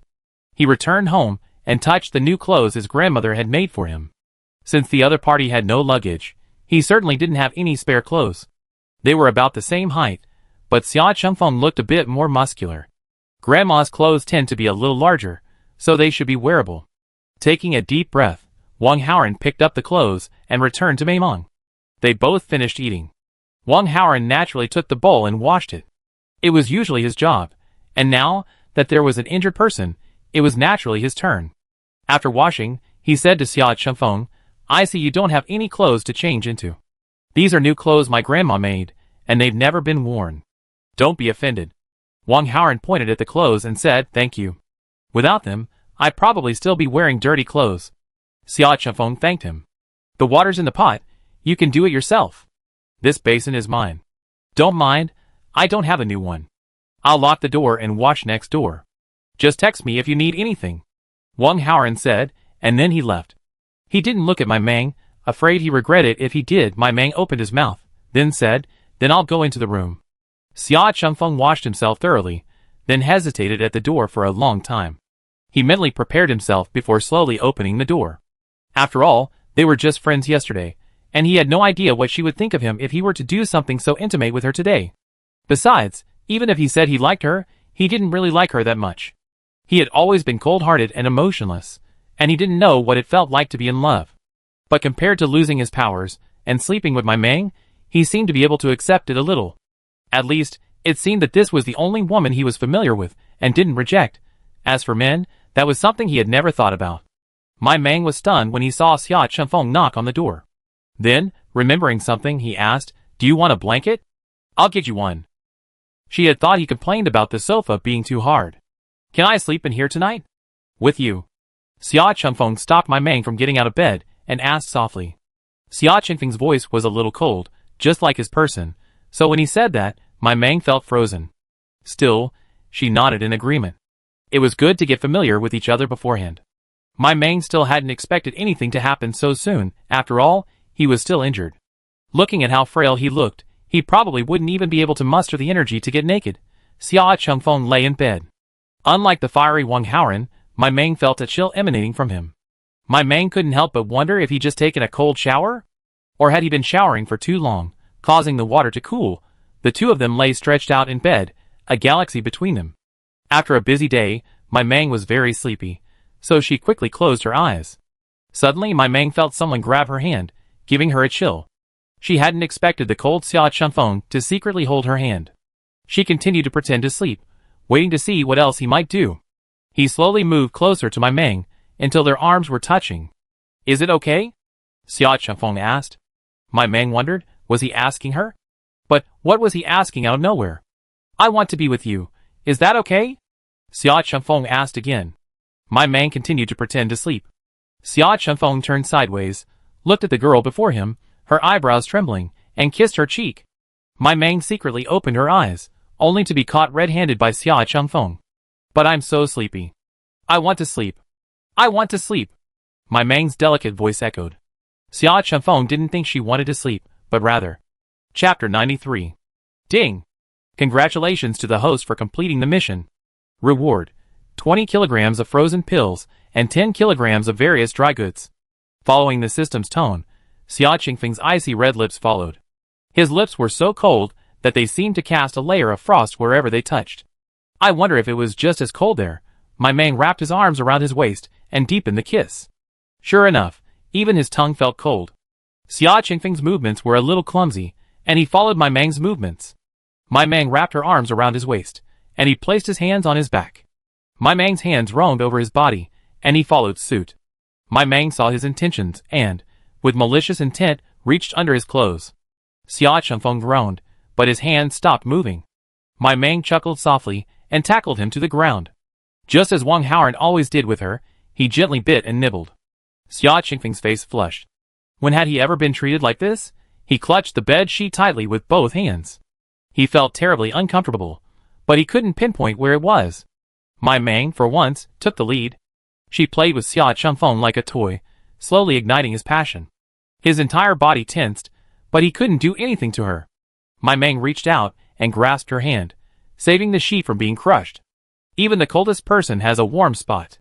At that moment, Xia Chengfeng felt as if his Ren and Du meridians had been opened, and his strength seemed to return. In just one night, Xia Chengfeng went from awkward to proficient. By dawn, he had mastered several positions without any instruction. By the time the final intercourse was over, My Mang had already fallen into a deep sleep. Looking at the woman sleeping soundly in his arms, Xia Chengfeng kissed her cheek and fell asleep, holding her. Because everyone slept late the previous day, Wang Haoran woke up early the next day, but didn't bother to wake them. Instead, he went out and spent the morning collecting branches. He needed to find something to do. Idle thoughts would inevitably run rampant. It wasn't until noon that he opened the door opposite, but there was no movement in the room. The two of them were still asleep. Wang Haoran quietly began to cook. Everyone had only eaten last night, so they would surely be hungry today. Thinking of yesterday's thrilling adventure and the wounded at home, Wang Haoran looked at the rice. He took a pot, placed the rice in it, and after the water boiled, simmered it for a few minutes. He then scooped out 2 bowls of rice and placed them in the pot to steam. He then added millet and continued to cook. Realizing that rice porridge alone wouldn't be enough to satisfy, Wang Haoran also took out flour and noodles.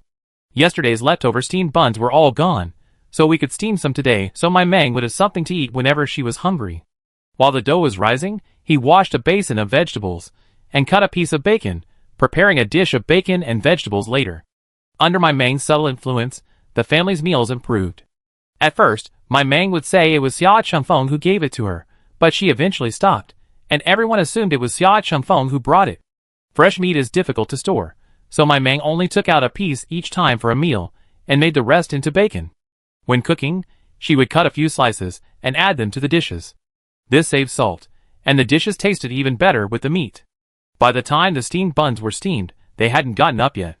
Wang Haoran poured a bowl of porridge and brought it to Grandma. He then shared a few black dumplings with her after lunch. "I'll get another bowl, we'll eat together." Seeing he was only eating the black dumplings, Grandma started to get a bowl.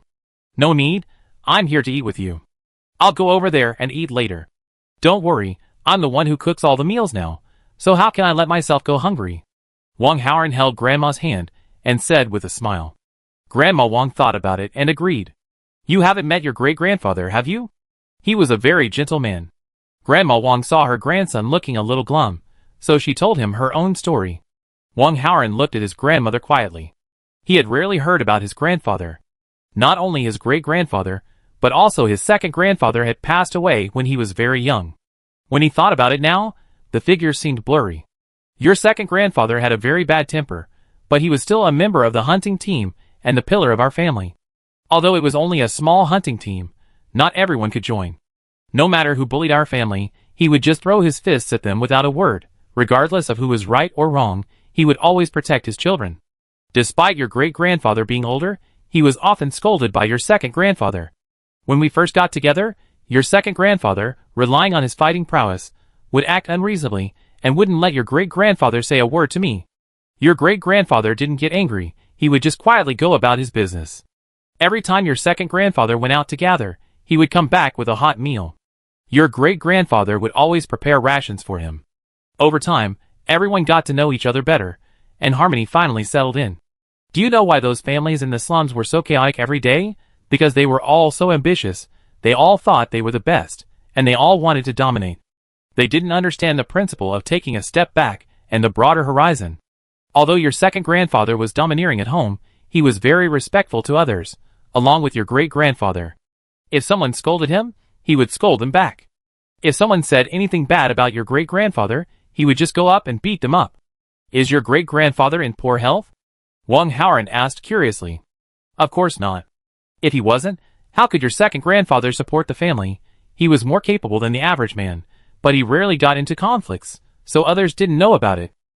Besides, your second grandfather took care of everything in our family back then, so your great-grandfather didn't have to do anything himself. Then why would your great-grandfather be willing to stay home and take care of your second grandfather? Wang Haoran didn't understand. What are you thinking? Your grandmother and I have to go out to work, so how could we possibly stay home and work? Your second grandfather had already gone out with the hunting team, and your great-grandfather stayed with me to collect for my safety. Occasionally, he could take me further, and we both gained more. Naturally, he come home earlier than your second grandfather. And besides, your second grandfather's cooking was truly terrible. At this point, Grandma Wong laughed cheerfully. Getting along with others is all about getting along. You have your strengths, and I have mine. Don't just focus on earning more. If we all make concessions, we'll gain more. And don't just focus on your own contributions, think about your own gains too. Why do you think a hunting team becomes stronger with more people? Because they have a clear division of labor. Everyone can maximize their strengths. Sometimes, it might seem like they're at a disadvantage, but it's actually much better than going it alone. Chapter 94. Wang Haoran understood why Grandma had said so much to him. Don't worry, Grandma. I'm not overthinking it. I'm just a little uncomfortable. After spending months together, he suddenly found himself alone again, which was a bit disappointing. Yesterday, he spent the entire night on the recliner, barely sleeping. Okay, Grandma, I'm going to wake them up. I'll bring you 2 steamed buns later. After finishing the black dumplings in his hand, Wang Haoran's mood brightened. Grandma, if you don't want to eat them, don't give them to me. You work hard outside every day, you should eat more. Don't let your mouth go dry either. If they tell you to, just eat.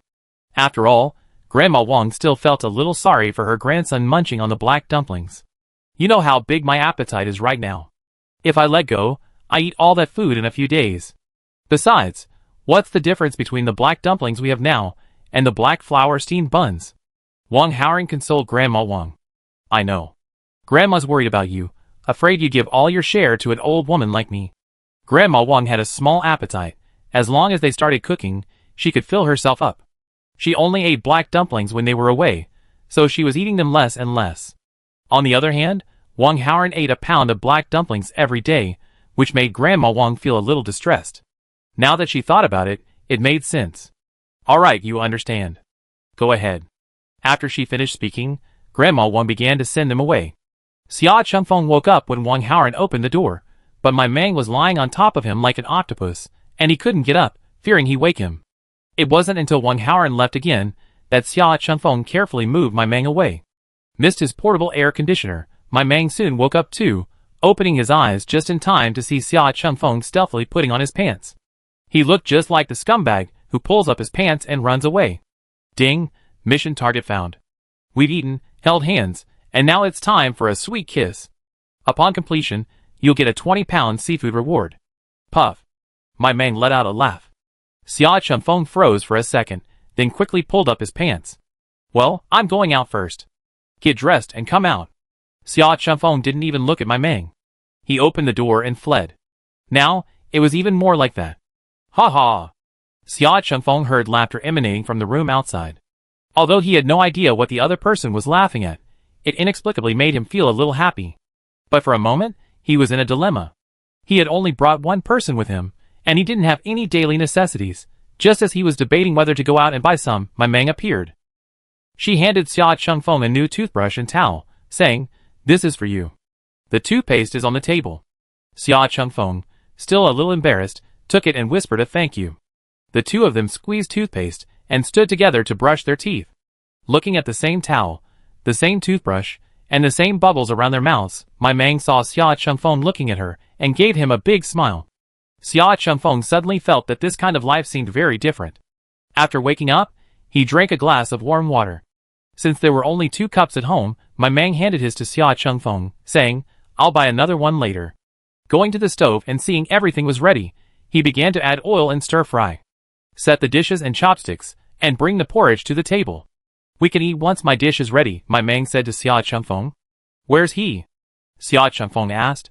"He must have gone to deliver food to Grandma Wong." "He'll be here soon," my Mang replied. So, Sia Chengfeng set out 3 bowls and 3 pairs of chopsticks. Looking at the fragrant rice before him and the busy figures at the stove, Sia Chengfeng didn't know what a peaceful life was, but he knew this might be simple happiness. In fact, starting a family wasn't as scary as he imagined. When Wong Haoran returned, my Mang was taking the dishes out of the wok, and Sia Chengfeng was filling bowls with rice. He paused for a moment, then quickly stepped over and took the plate from my Mang's hand. "You're back. I was just thinking of calling you. You've worked hard. Let's eat," my Mang said to Wong Haoran with a smile. "It's not hard at all." Wong Haoran brought the dishes to the table, and was stunned by the 3 bowls of rice. "I steamed this especially for you." Wong Haoran finished speaking, and was about to share the rice in his bowl with them. "Everyone worked hard yesterday. Besides rice, there's porridge, and if you're not full, there's steamed buns. A family doesn't eat 2 different meals, everyone eats." My Mang grabbed Wong Haoran's hand and pushed him into a seat. Each person had a small stool, gathered around a small table, yet they were enjoying an incredibly sumptuous meal. "Eat more. You've worked so hard, making so many delicious dishes for us." My Mang placed a chopstickful of food in Wong Haoran's bowl. Then he placed another chopstickful in Sia Chengfeng's bowl. "Eat more too. We're family now, so don't be polite. You eat too. You eat too." Both of them simultaneously placed a chopstickful of food in my Mang's bowl. They looked at each other, then at the food they were holding, feeling a bit awkward. "Put it all in here. This is a return gift. From now on, everyone eat more. No more fumbling around." My Mang lifted his bowl and placed it in the middle, motioning for them to place their food in. The 3 of them smiled at each other, and the atmosphere became harmonious. After a satisfying meal, it was time for another rare break. My Mang asked, bye-bye, can I exchange my reward for playing cards, mahjong, or other entertainment items? Support for the mind is just as important as physical nourishment. Once issued tasks cannot be changed, but I can change the reward for the next one. The system's voice came. "Thank you. Remember to prepare a few extra copies for me, as this thing wears out, after all. The main thing is, I exchanged my own food for this. If I only have 1 copy, I'd be at a loss." "Don't worry, I'll find a backdoor for you later," the system said confidently. His experience bar was valuable, but no system was willing to exchange it for rewards. He, on the other hand, didn't care. But the rewards hadn't arrived yet, and the three of them were still idle. Sia Chungfeng was chatting with Lin Cha on his wristband, handling team matters remotely. My Mang pulled Wang Haoran to sit on a recliner and chat, so he wouldn't feel left out. Sia Chungfeng also received some devastating news. The young master of the Sia family had survived and emerged alive, though no one knew the details at the moment. Qin Yujing told Sia Chungfeng to remain silent until he had the latest information. After thanking him, Sia Chungfeng fell into deep thought. This was a big trouble. Chapter 95. The matter of the Sia family's young master was deliberately kept secret. However, Qin Yujing had his own sources of information, and hiding it from him was impossible. What a pity! We couldn't kill him even with this, Qin Yujing said regretfully. Don't say anything, or someone might overhear and think it was you. Another person stopped him. Everyone knows we both want to kill each other. Even if I say nothing or do nothing, the blame will still be on me. Qin Yujing rolled her eyes. Pick me a tomato, Qin Yujing said, nudging his friend in front of him. The friend bent down helplessly, picked a large, red tomato, and handed it to him. Don't you want to wash it? Qin Yujing took it. Much cleaner than yours, the friend replied. Hee hee. The two of them fell silent, and the only sound around them was the sound of Qin Yujing chewing. Anyone else who dared to steal fruit from the Agricultural Science Institute would have had their legs broken by security. But these two men, one was the son of the institute's director, and the other was the young master of the Qin family. The people in the monitoring room could only watch helplessly as they devoured the tomatoes. After all, the young master always took a few bites whenever he came, so he gotten used to it. But I wanted to have one myself too. Not all, just one bite would do. Okay, I'm leaving. I'll see you tomorrow. I'm free these days, so I can spend more time with you. Qin Yujing hopped off the stage, brushing the dust off his butt. The other person looked at him coldly. Hey, don't be so reluctant. I'll be back tomorrow. It's not like I won't be coming. It's just one day. Why are you looking at me with such affectionate eyes?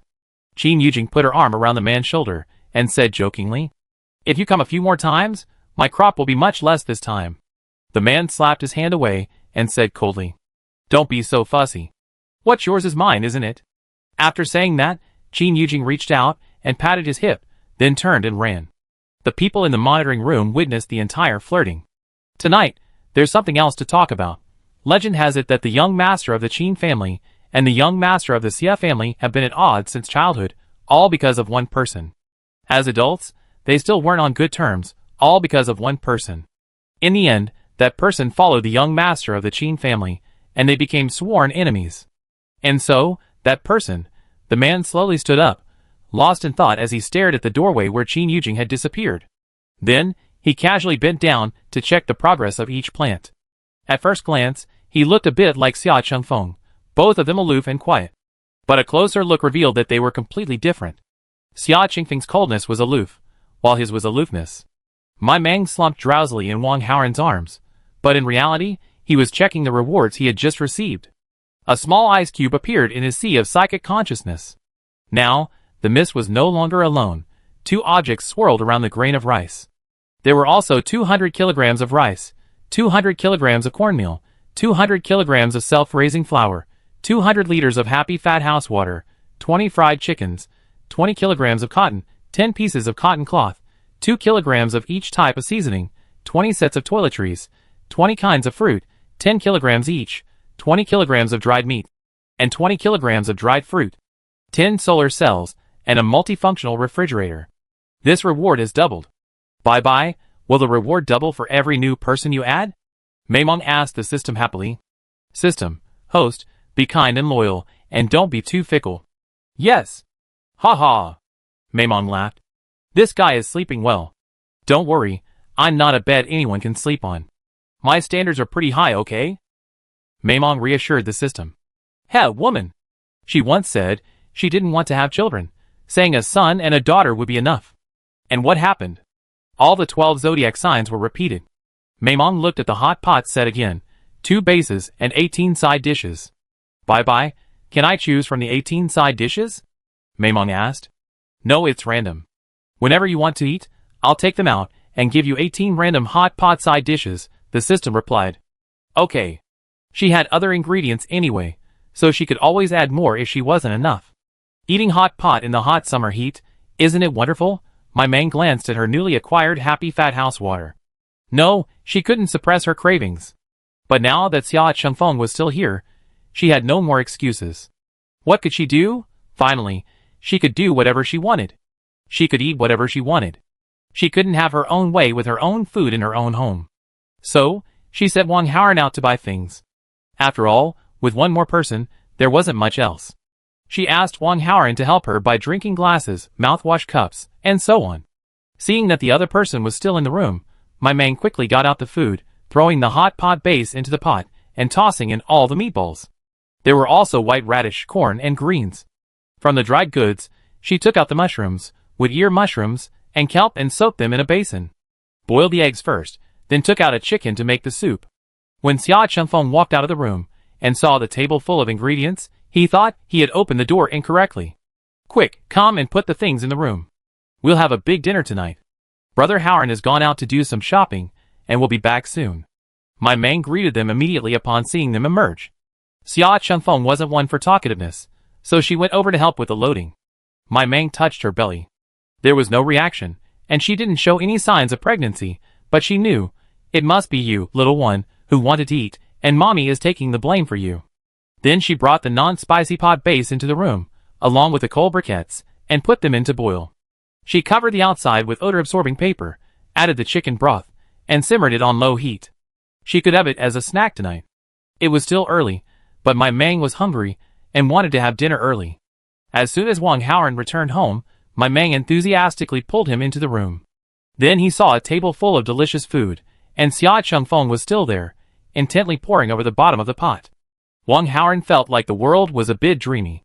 He had just been out for a while, and how could it be so different when he came back? Surprise! It's definitely not me being greedy, he's craving more, my Meng said to Wang Haoran with a grin. Wang Haoran looked at Xia Chengfeng, who stared back in bewilderment. I'll go wash the cups, Wang Haoran said. Okay, then come back soon. We'll be waiting for you to start eating. Although the broth wasn't spicy, my Meng still threw in a chili pepper. Hot pot without chili peppers is soulless.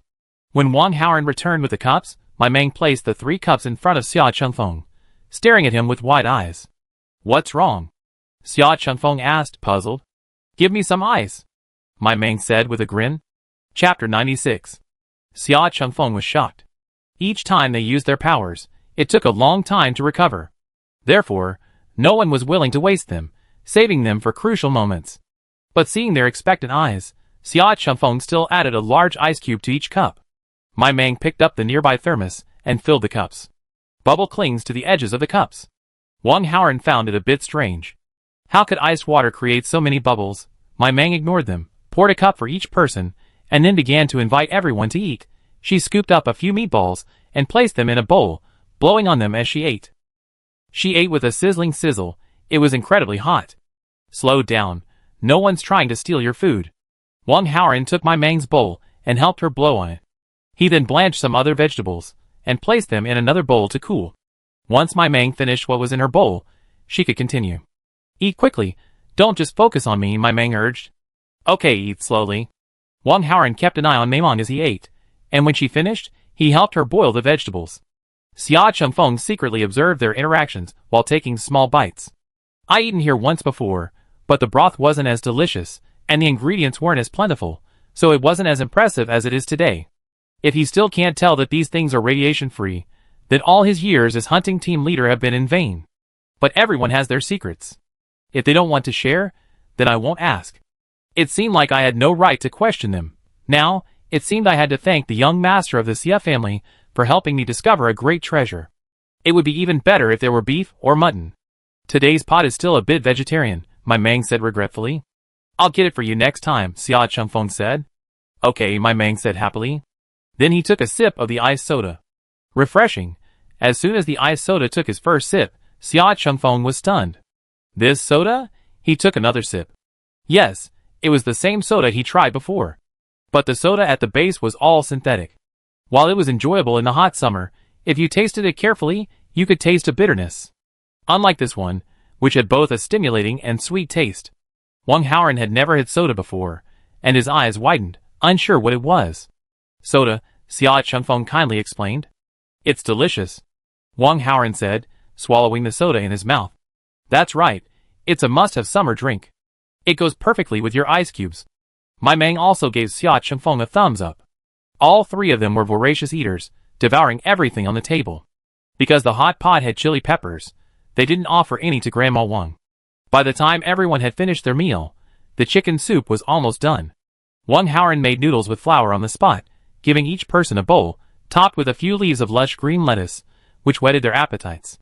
He served Grandma Wong a bowl, which also contained a generous portion of chicken.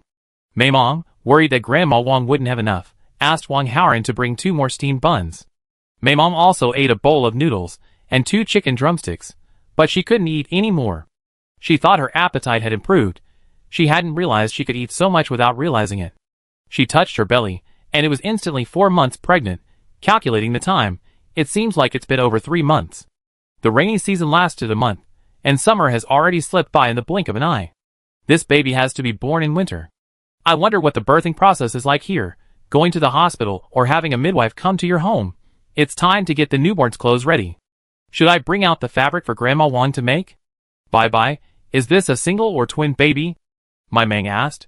Single, the system replied. Then a boy or a girl? My Mang asked again. A boy, the system continued. This, don't you have to keep it a secret? My Mang asked in surprise. What's there to keep secret? It can't be changed. The system said indifferently. My surprise gift package is gone in an instant, my Mang complained. But this also allows her to choose. The clothes don't have any patterns. They're all just a dull gray. So, it's the same for boys and girls. As for the Sia family, the young master was indeed rescued. Upon learning that all the teams had retreated and his son hadn't returned, the head of the Sia family immediately mobilized a search. He knew his son, no matter how unreliable he might be, would never take his own life lightly. In the end, they found a bloodied figure in the grass, but the bodyguards had long since vanished. He was brought in and underwent emergency treatment for 8 hours before the operating lights were turned off. His life was saved, but he was missing an arm. Of course, this wasn't much for the young master, who couldn't care for himself. His life was the most important thing. The young master remained in a coma for a day and a night. Upon waking, he learned he was missing an arm, and went into a frenzy in the hospital ward. Finally, he fainted again from excessive blood loss. The head of the Sia family, upon hearing the news, lashed out at the hospital staff. Knowing their son was missing a hand, why had they told him so quickly? They should have spoken to him properly, given him time to process it. Those who scolded the hospital were useless.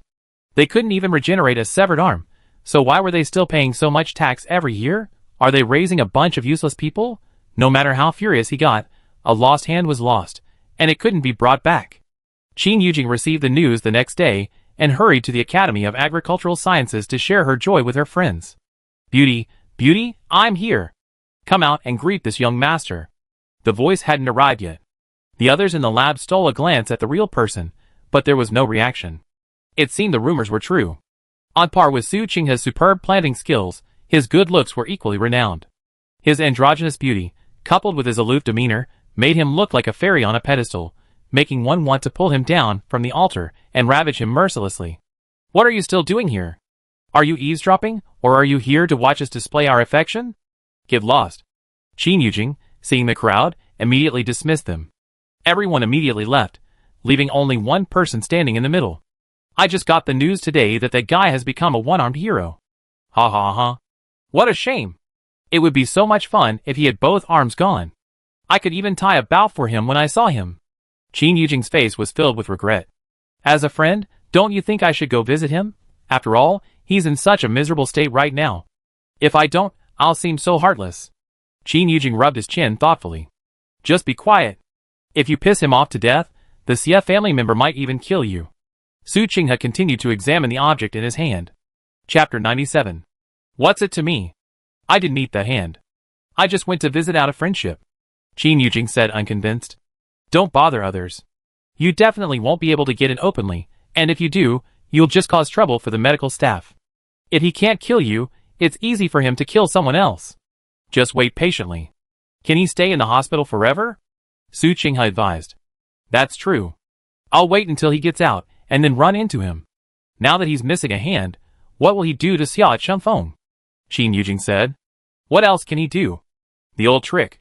destroy his team, beat him half to death, then snatch him back, and finally throw him into the wild. Su Qing has said, as he cut off the leaves in front of him one by one. Keeping these useless leaves is a waste of nutrients. When I'm no longer valuable, won't I be swept away like these leaves?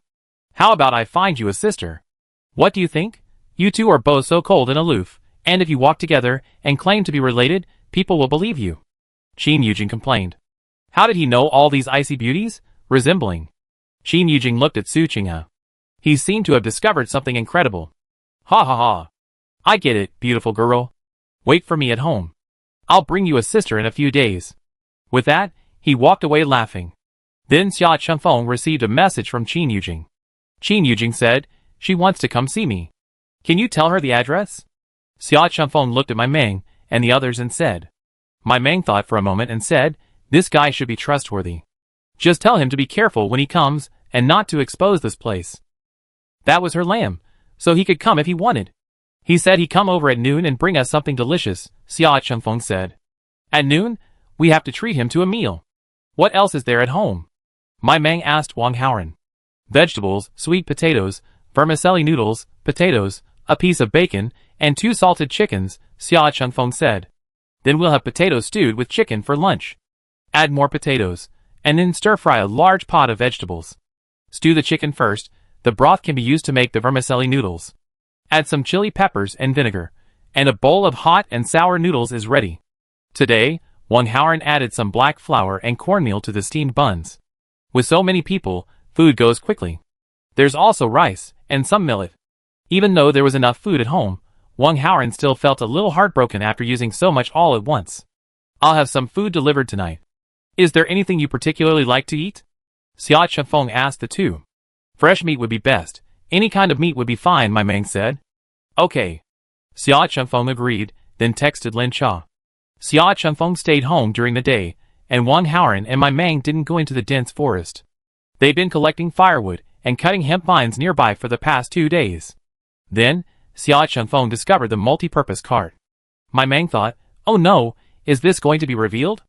I don't think I've revealed the cart's origins. My Meng frantically searched for a solution, but Xia Chengfeng remained silent. After studying the cart for a while, Xia Chengfeng pulled out a section of the right handle. My Meng was stunned. They'd been using it for so long, how hadn't they realized it was detachable? It wasn't really detachable, just a section. Then Xia Chengfeng gently turned the handle, and the cart slowly rolled forward. My Meng and Wang Haoran were stunned. It actually had power. My Meng ran over and turned the cart into a 4-wheel pushcart. He stood on it, turned the handle, and the cart slowly moved forward. Ouch. So I'm a car owner too, I just didn't know it before. Finally, I know where the so-called solar energy comes from. My Meng had been puzzled. She could understand the multi-functions, but how could it be powered entirely by solar energy? So that's it. This was the first time Xia Chengfeng had seen such an ingenious cart. Their team had carts, but none this compact and portable. I wonder what the top speed of this cart can reach. I really like to try it out if I get the chance. My Meng played with the car for a while at home, before putting it away. Going into the jungle would be much quicker now, after all, with a car. Be sure to use this car carefully when you're out there. Xia Chengfeng said nothing more, just a word of caution. Well, I only knew it was lightweight before, but I didn't expect it to have this function. It's truly a treasure, my Meng said happily. After that, no one else discussed the car much. My Meng said he was looking forward to it, and then changed the subject. Wang Haoran assumed Xia Chengfeng had brought it, so it was natural for him to be so familiar with it. Xia Chengfeng felt that since they weren't close enough, it seemed rude to keep discussing other people's things. Besides, there was no way to test the car's speed here, and as for the material, it was impossible to tell. Just as the three of them were busy preparing lunch, Qin Yujing arrived on time. He had wandered around outside, making sure no one was following him before heading this way. Besides, he was wearing protective gear, and the streets were deserted. If there was anyone following him, it would definitely be visible. Ding! Mission target found. The best way to strengthen your bond is to eat together. If one meal isn't enough, have 2. Complete the mission, and you'll be rewarded with 20 liters of cooking oil and 30 kilograms of black flour. How dare you come here in broad daylight? Aren't you afraid of being spotted? My Meng asked. What's there to be afraid of? That Sia family kid is trying to commit suicide right now. The Sia family doesn't have time to bother anyone right now. They're all comforting their lives. Qin Yujing said proudly. What's wrong with him? My Mang asked curiously. What's the big deal? He only lost a hand, while others lost their lives, and they're still crying. He was protected by over a dozen people, yet he made it out badly injured. TSK, that thing in the jungle is really powerful. Qin Yujing said apprehensively. I really have to thank you all. Otherwise, I don't know if I would have made it out alive. Without you, we probably wouldn't have made it out alive either, so it's a win-win situation, my Mang said. Indeed, without Qin Yujing's final blow, it's uncertain whether they would have made it out alive. Okay, no need to flatter each other. We're lucky to have made it out. Look what delicious treats I brought you. Qin Yujing opened the bag and took out the things he had brought. There were tomatoes, cucumbers, juicy cabbages, apples, a box of strawberries, and lastly, a watermelon at the bottom. Chapter 98. The tomatoes were over 3 times larger than before, huge and red, looking incredibly appetizing. One cucumber was even bigger than an eggplant, vibrant green. My Mang swallowed her saliva. Such a refreshing cucumber. I hadn't had one in ages. The cabbage was okay, each one looked only a few pounds, not that exaggerated.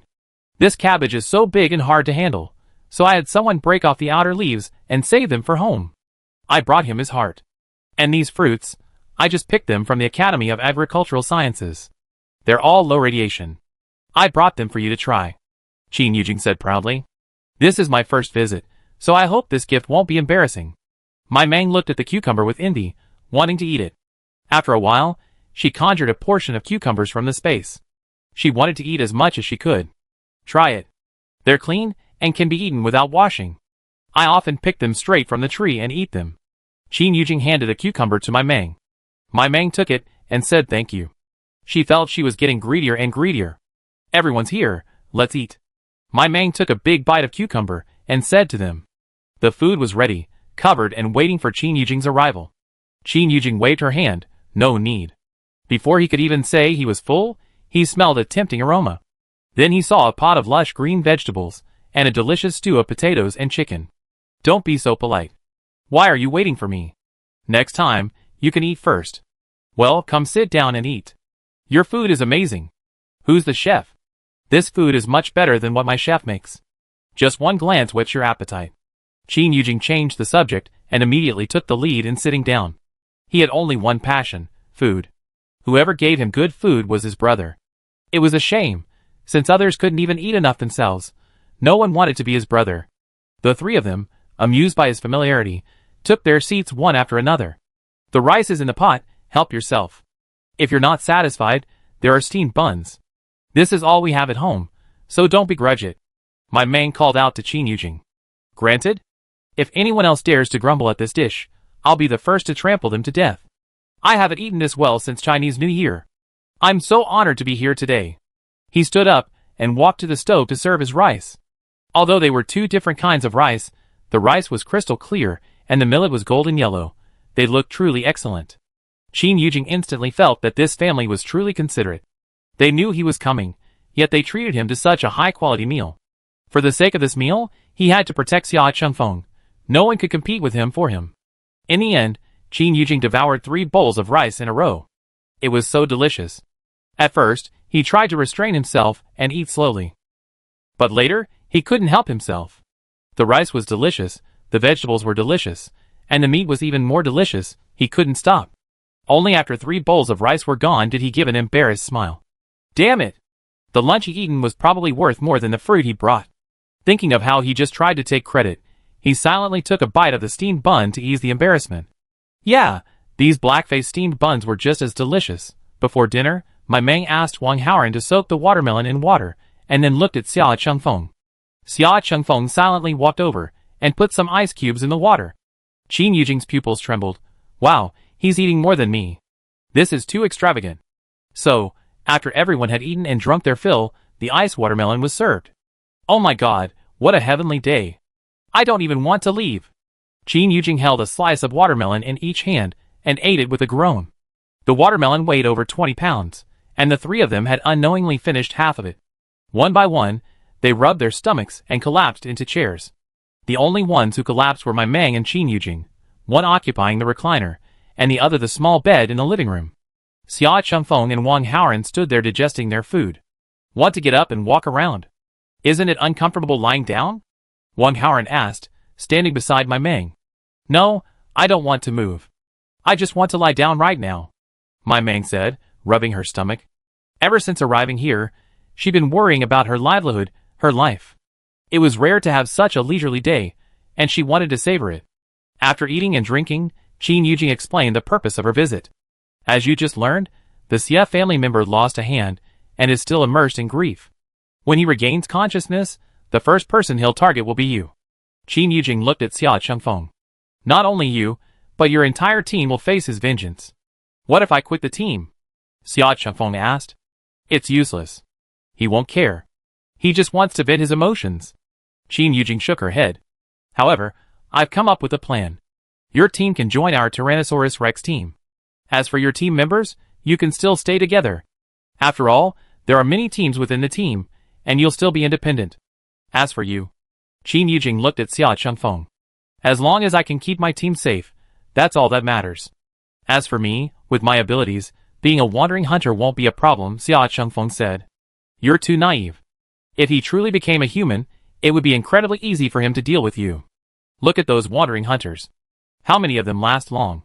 Facing the harsh environment and mutant beasts every day is hard enough, not to mention having to evade pursuit. Qin Yujing said.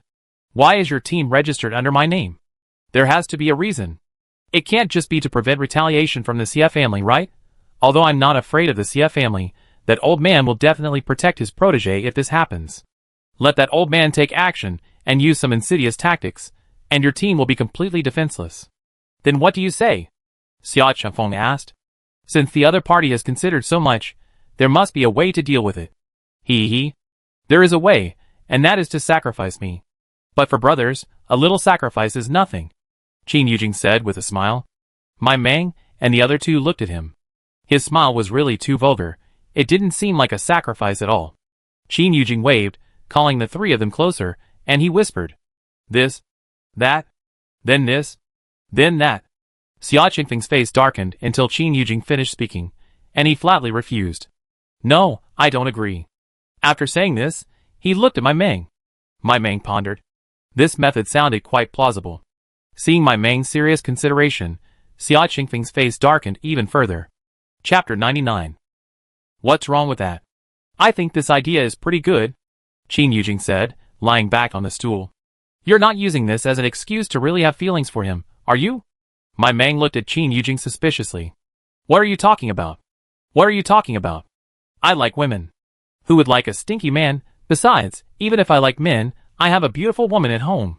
It's not his turn. Qin Yujing glanced at Sia Chengfeng.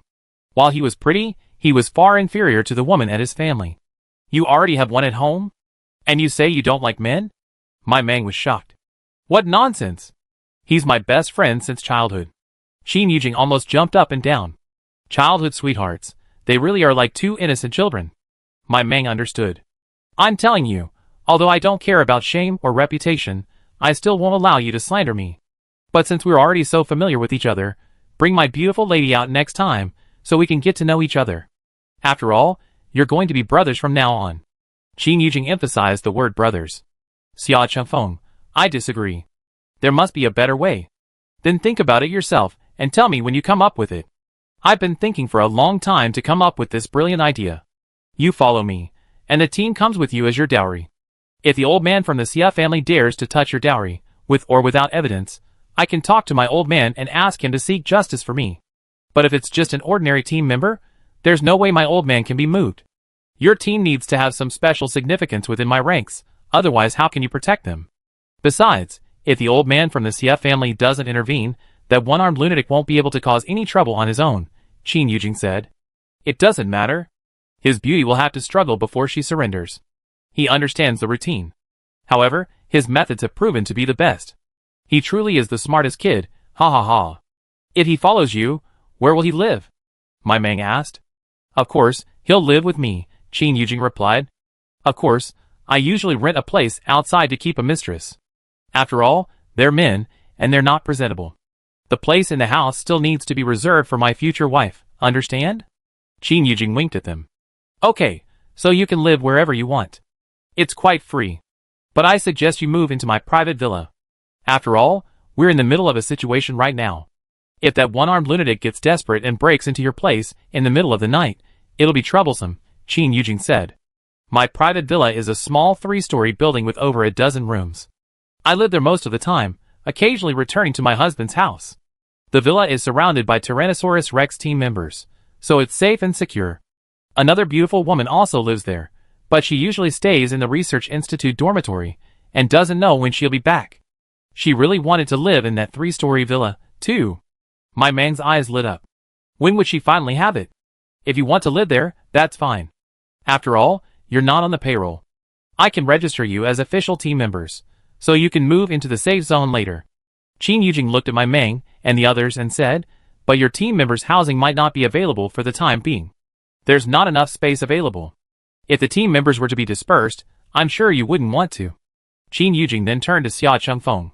Although the hunting team would have its own territory, it wouldn't leave over 100 people's housing empty. We don't normally recruit on such a large scale, so it would take some time to free up space. Let me discuss this with my team members and give you an answer later. Xia Chengfeng thought for a moment and said, after all, this wasn't just his business, it concerned the safety of the entire team, and it wasn't something he could decide on his own. It doesn't matter. We just have to be quick. We have to settle this before he reacts. If they strike first, we'll be on the defensive. Qin Yujing said seriously. I'll give you an answer tomorrow at the latest. Xia Chengfeng nodded. Okay.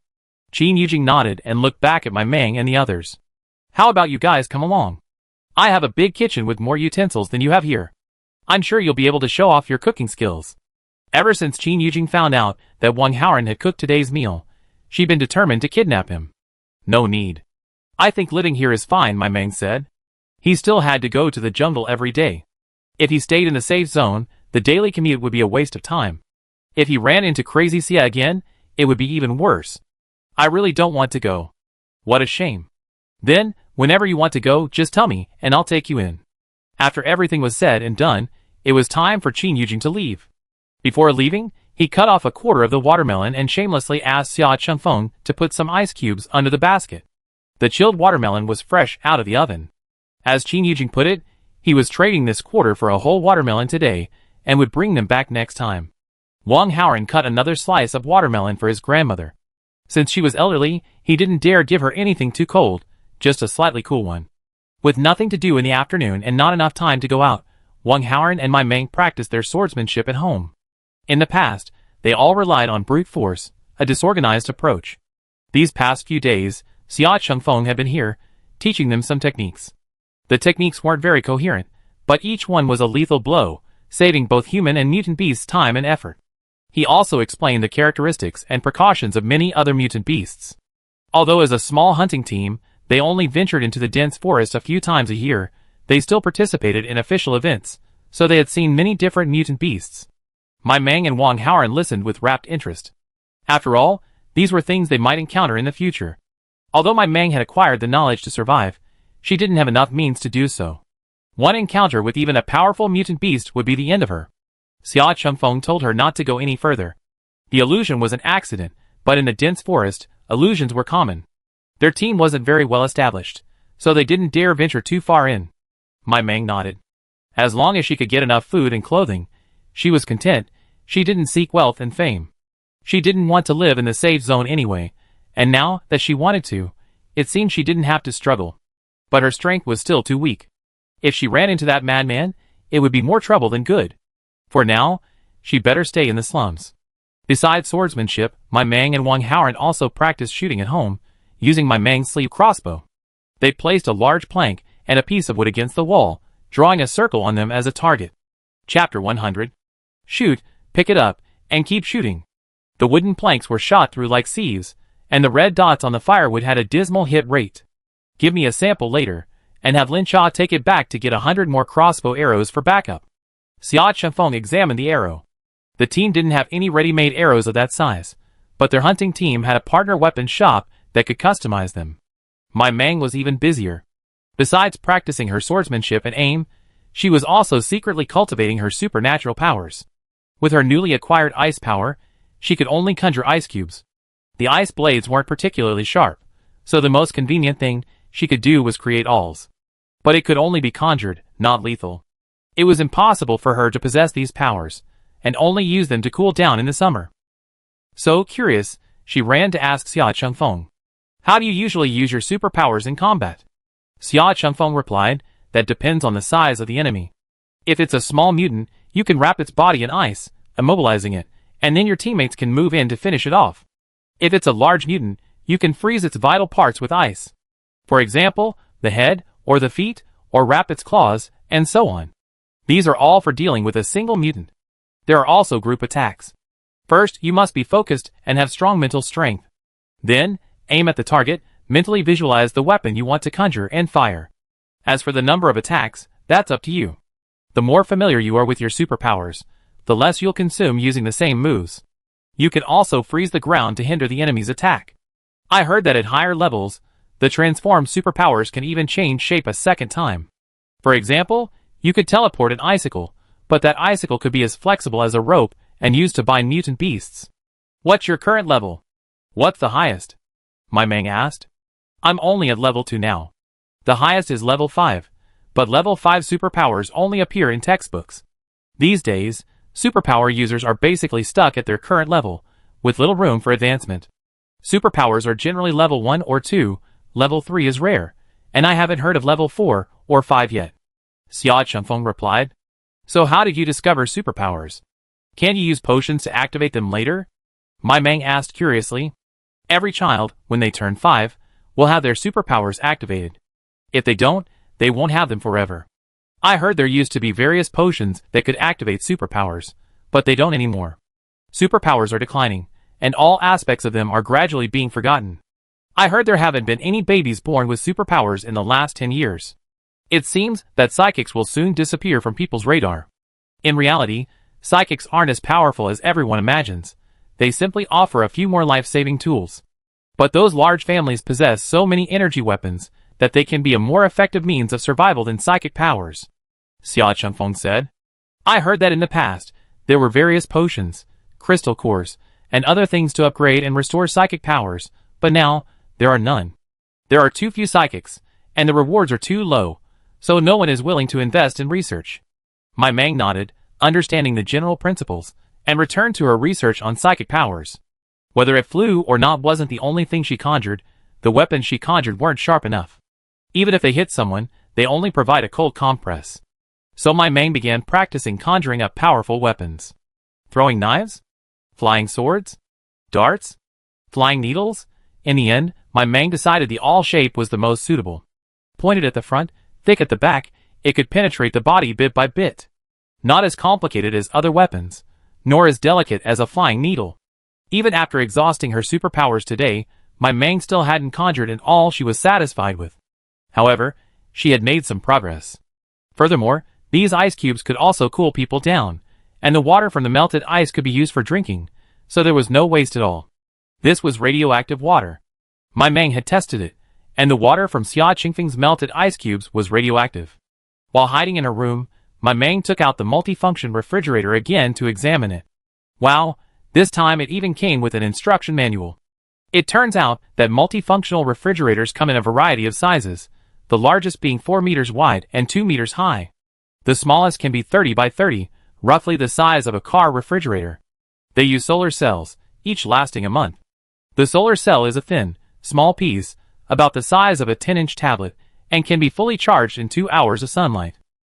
In winter, even without sunlight, it can be charged at any sunny spot, though the charging process will be slow. Maimong thought, I must find a way to use this refrigerator. That way, we can have fresh meat at home. In the evening, Lin Cha came to Maimong again, carrying a lot of bags. You're lucky. Someone in the safe zone hunted a cow today, so I bought some fresh beef, Lin Cha said happily. However, because meat doesn't store well, he didn't buy much, only 5 pounds. He also bought a lot of staple foods, worried his captain wouldn't have enough to eat here. He also bought a variety of greens, carrots, bamboo shoots, cucumbers, and so on. Since the captain said there was no shortage of leafy greens here, he chose some that were less common in the slums and easier to store. Most importantly, he brought 2 boxes of odor-absorbing paper for my Mang. They used them up so quickly, so they needed to stockpile more. We'll take the rest. Come into the room quickly. Your captain is waiting for you, my Mang said, taking the bag from him. Lin Cha wanted to say, that's all I have. There's nothing else.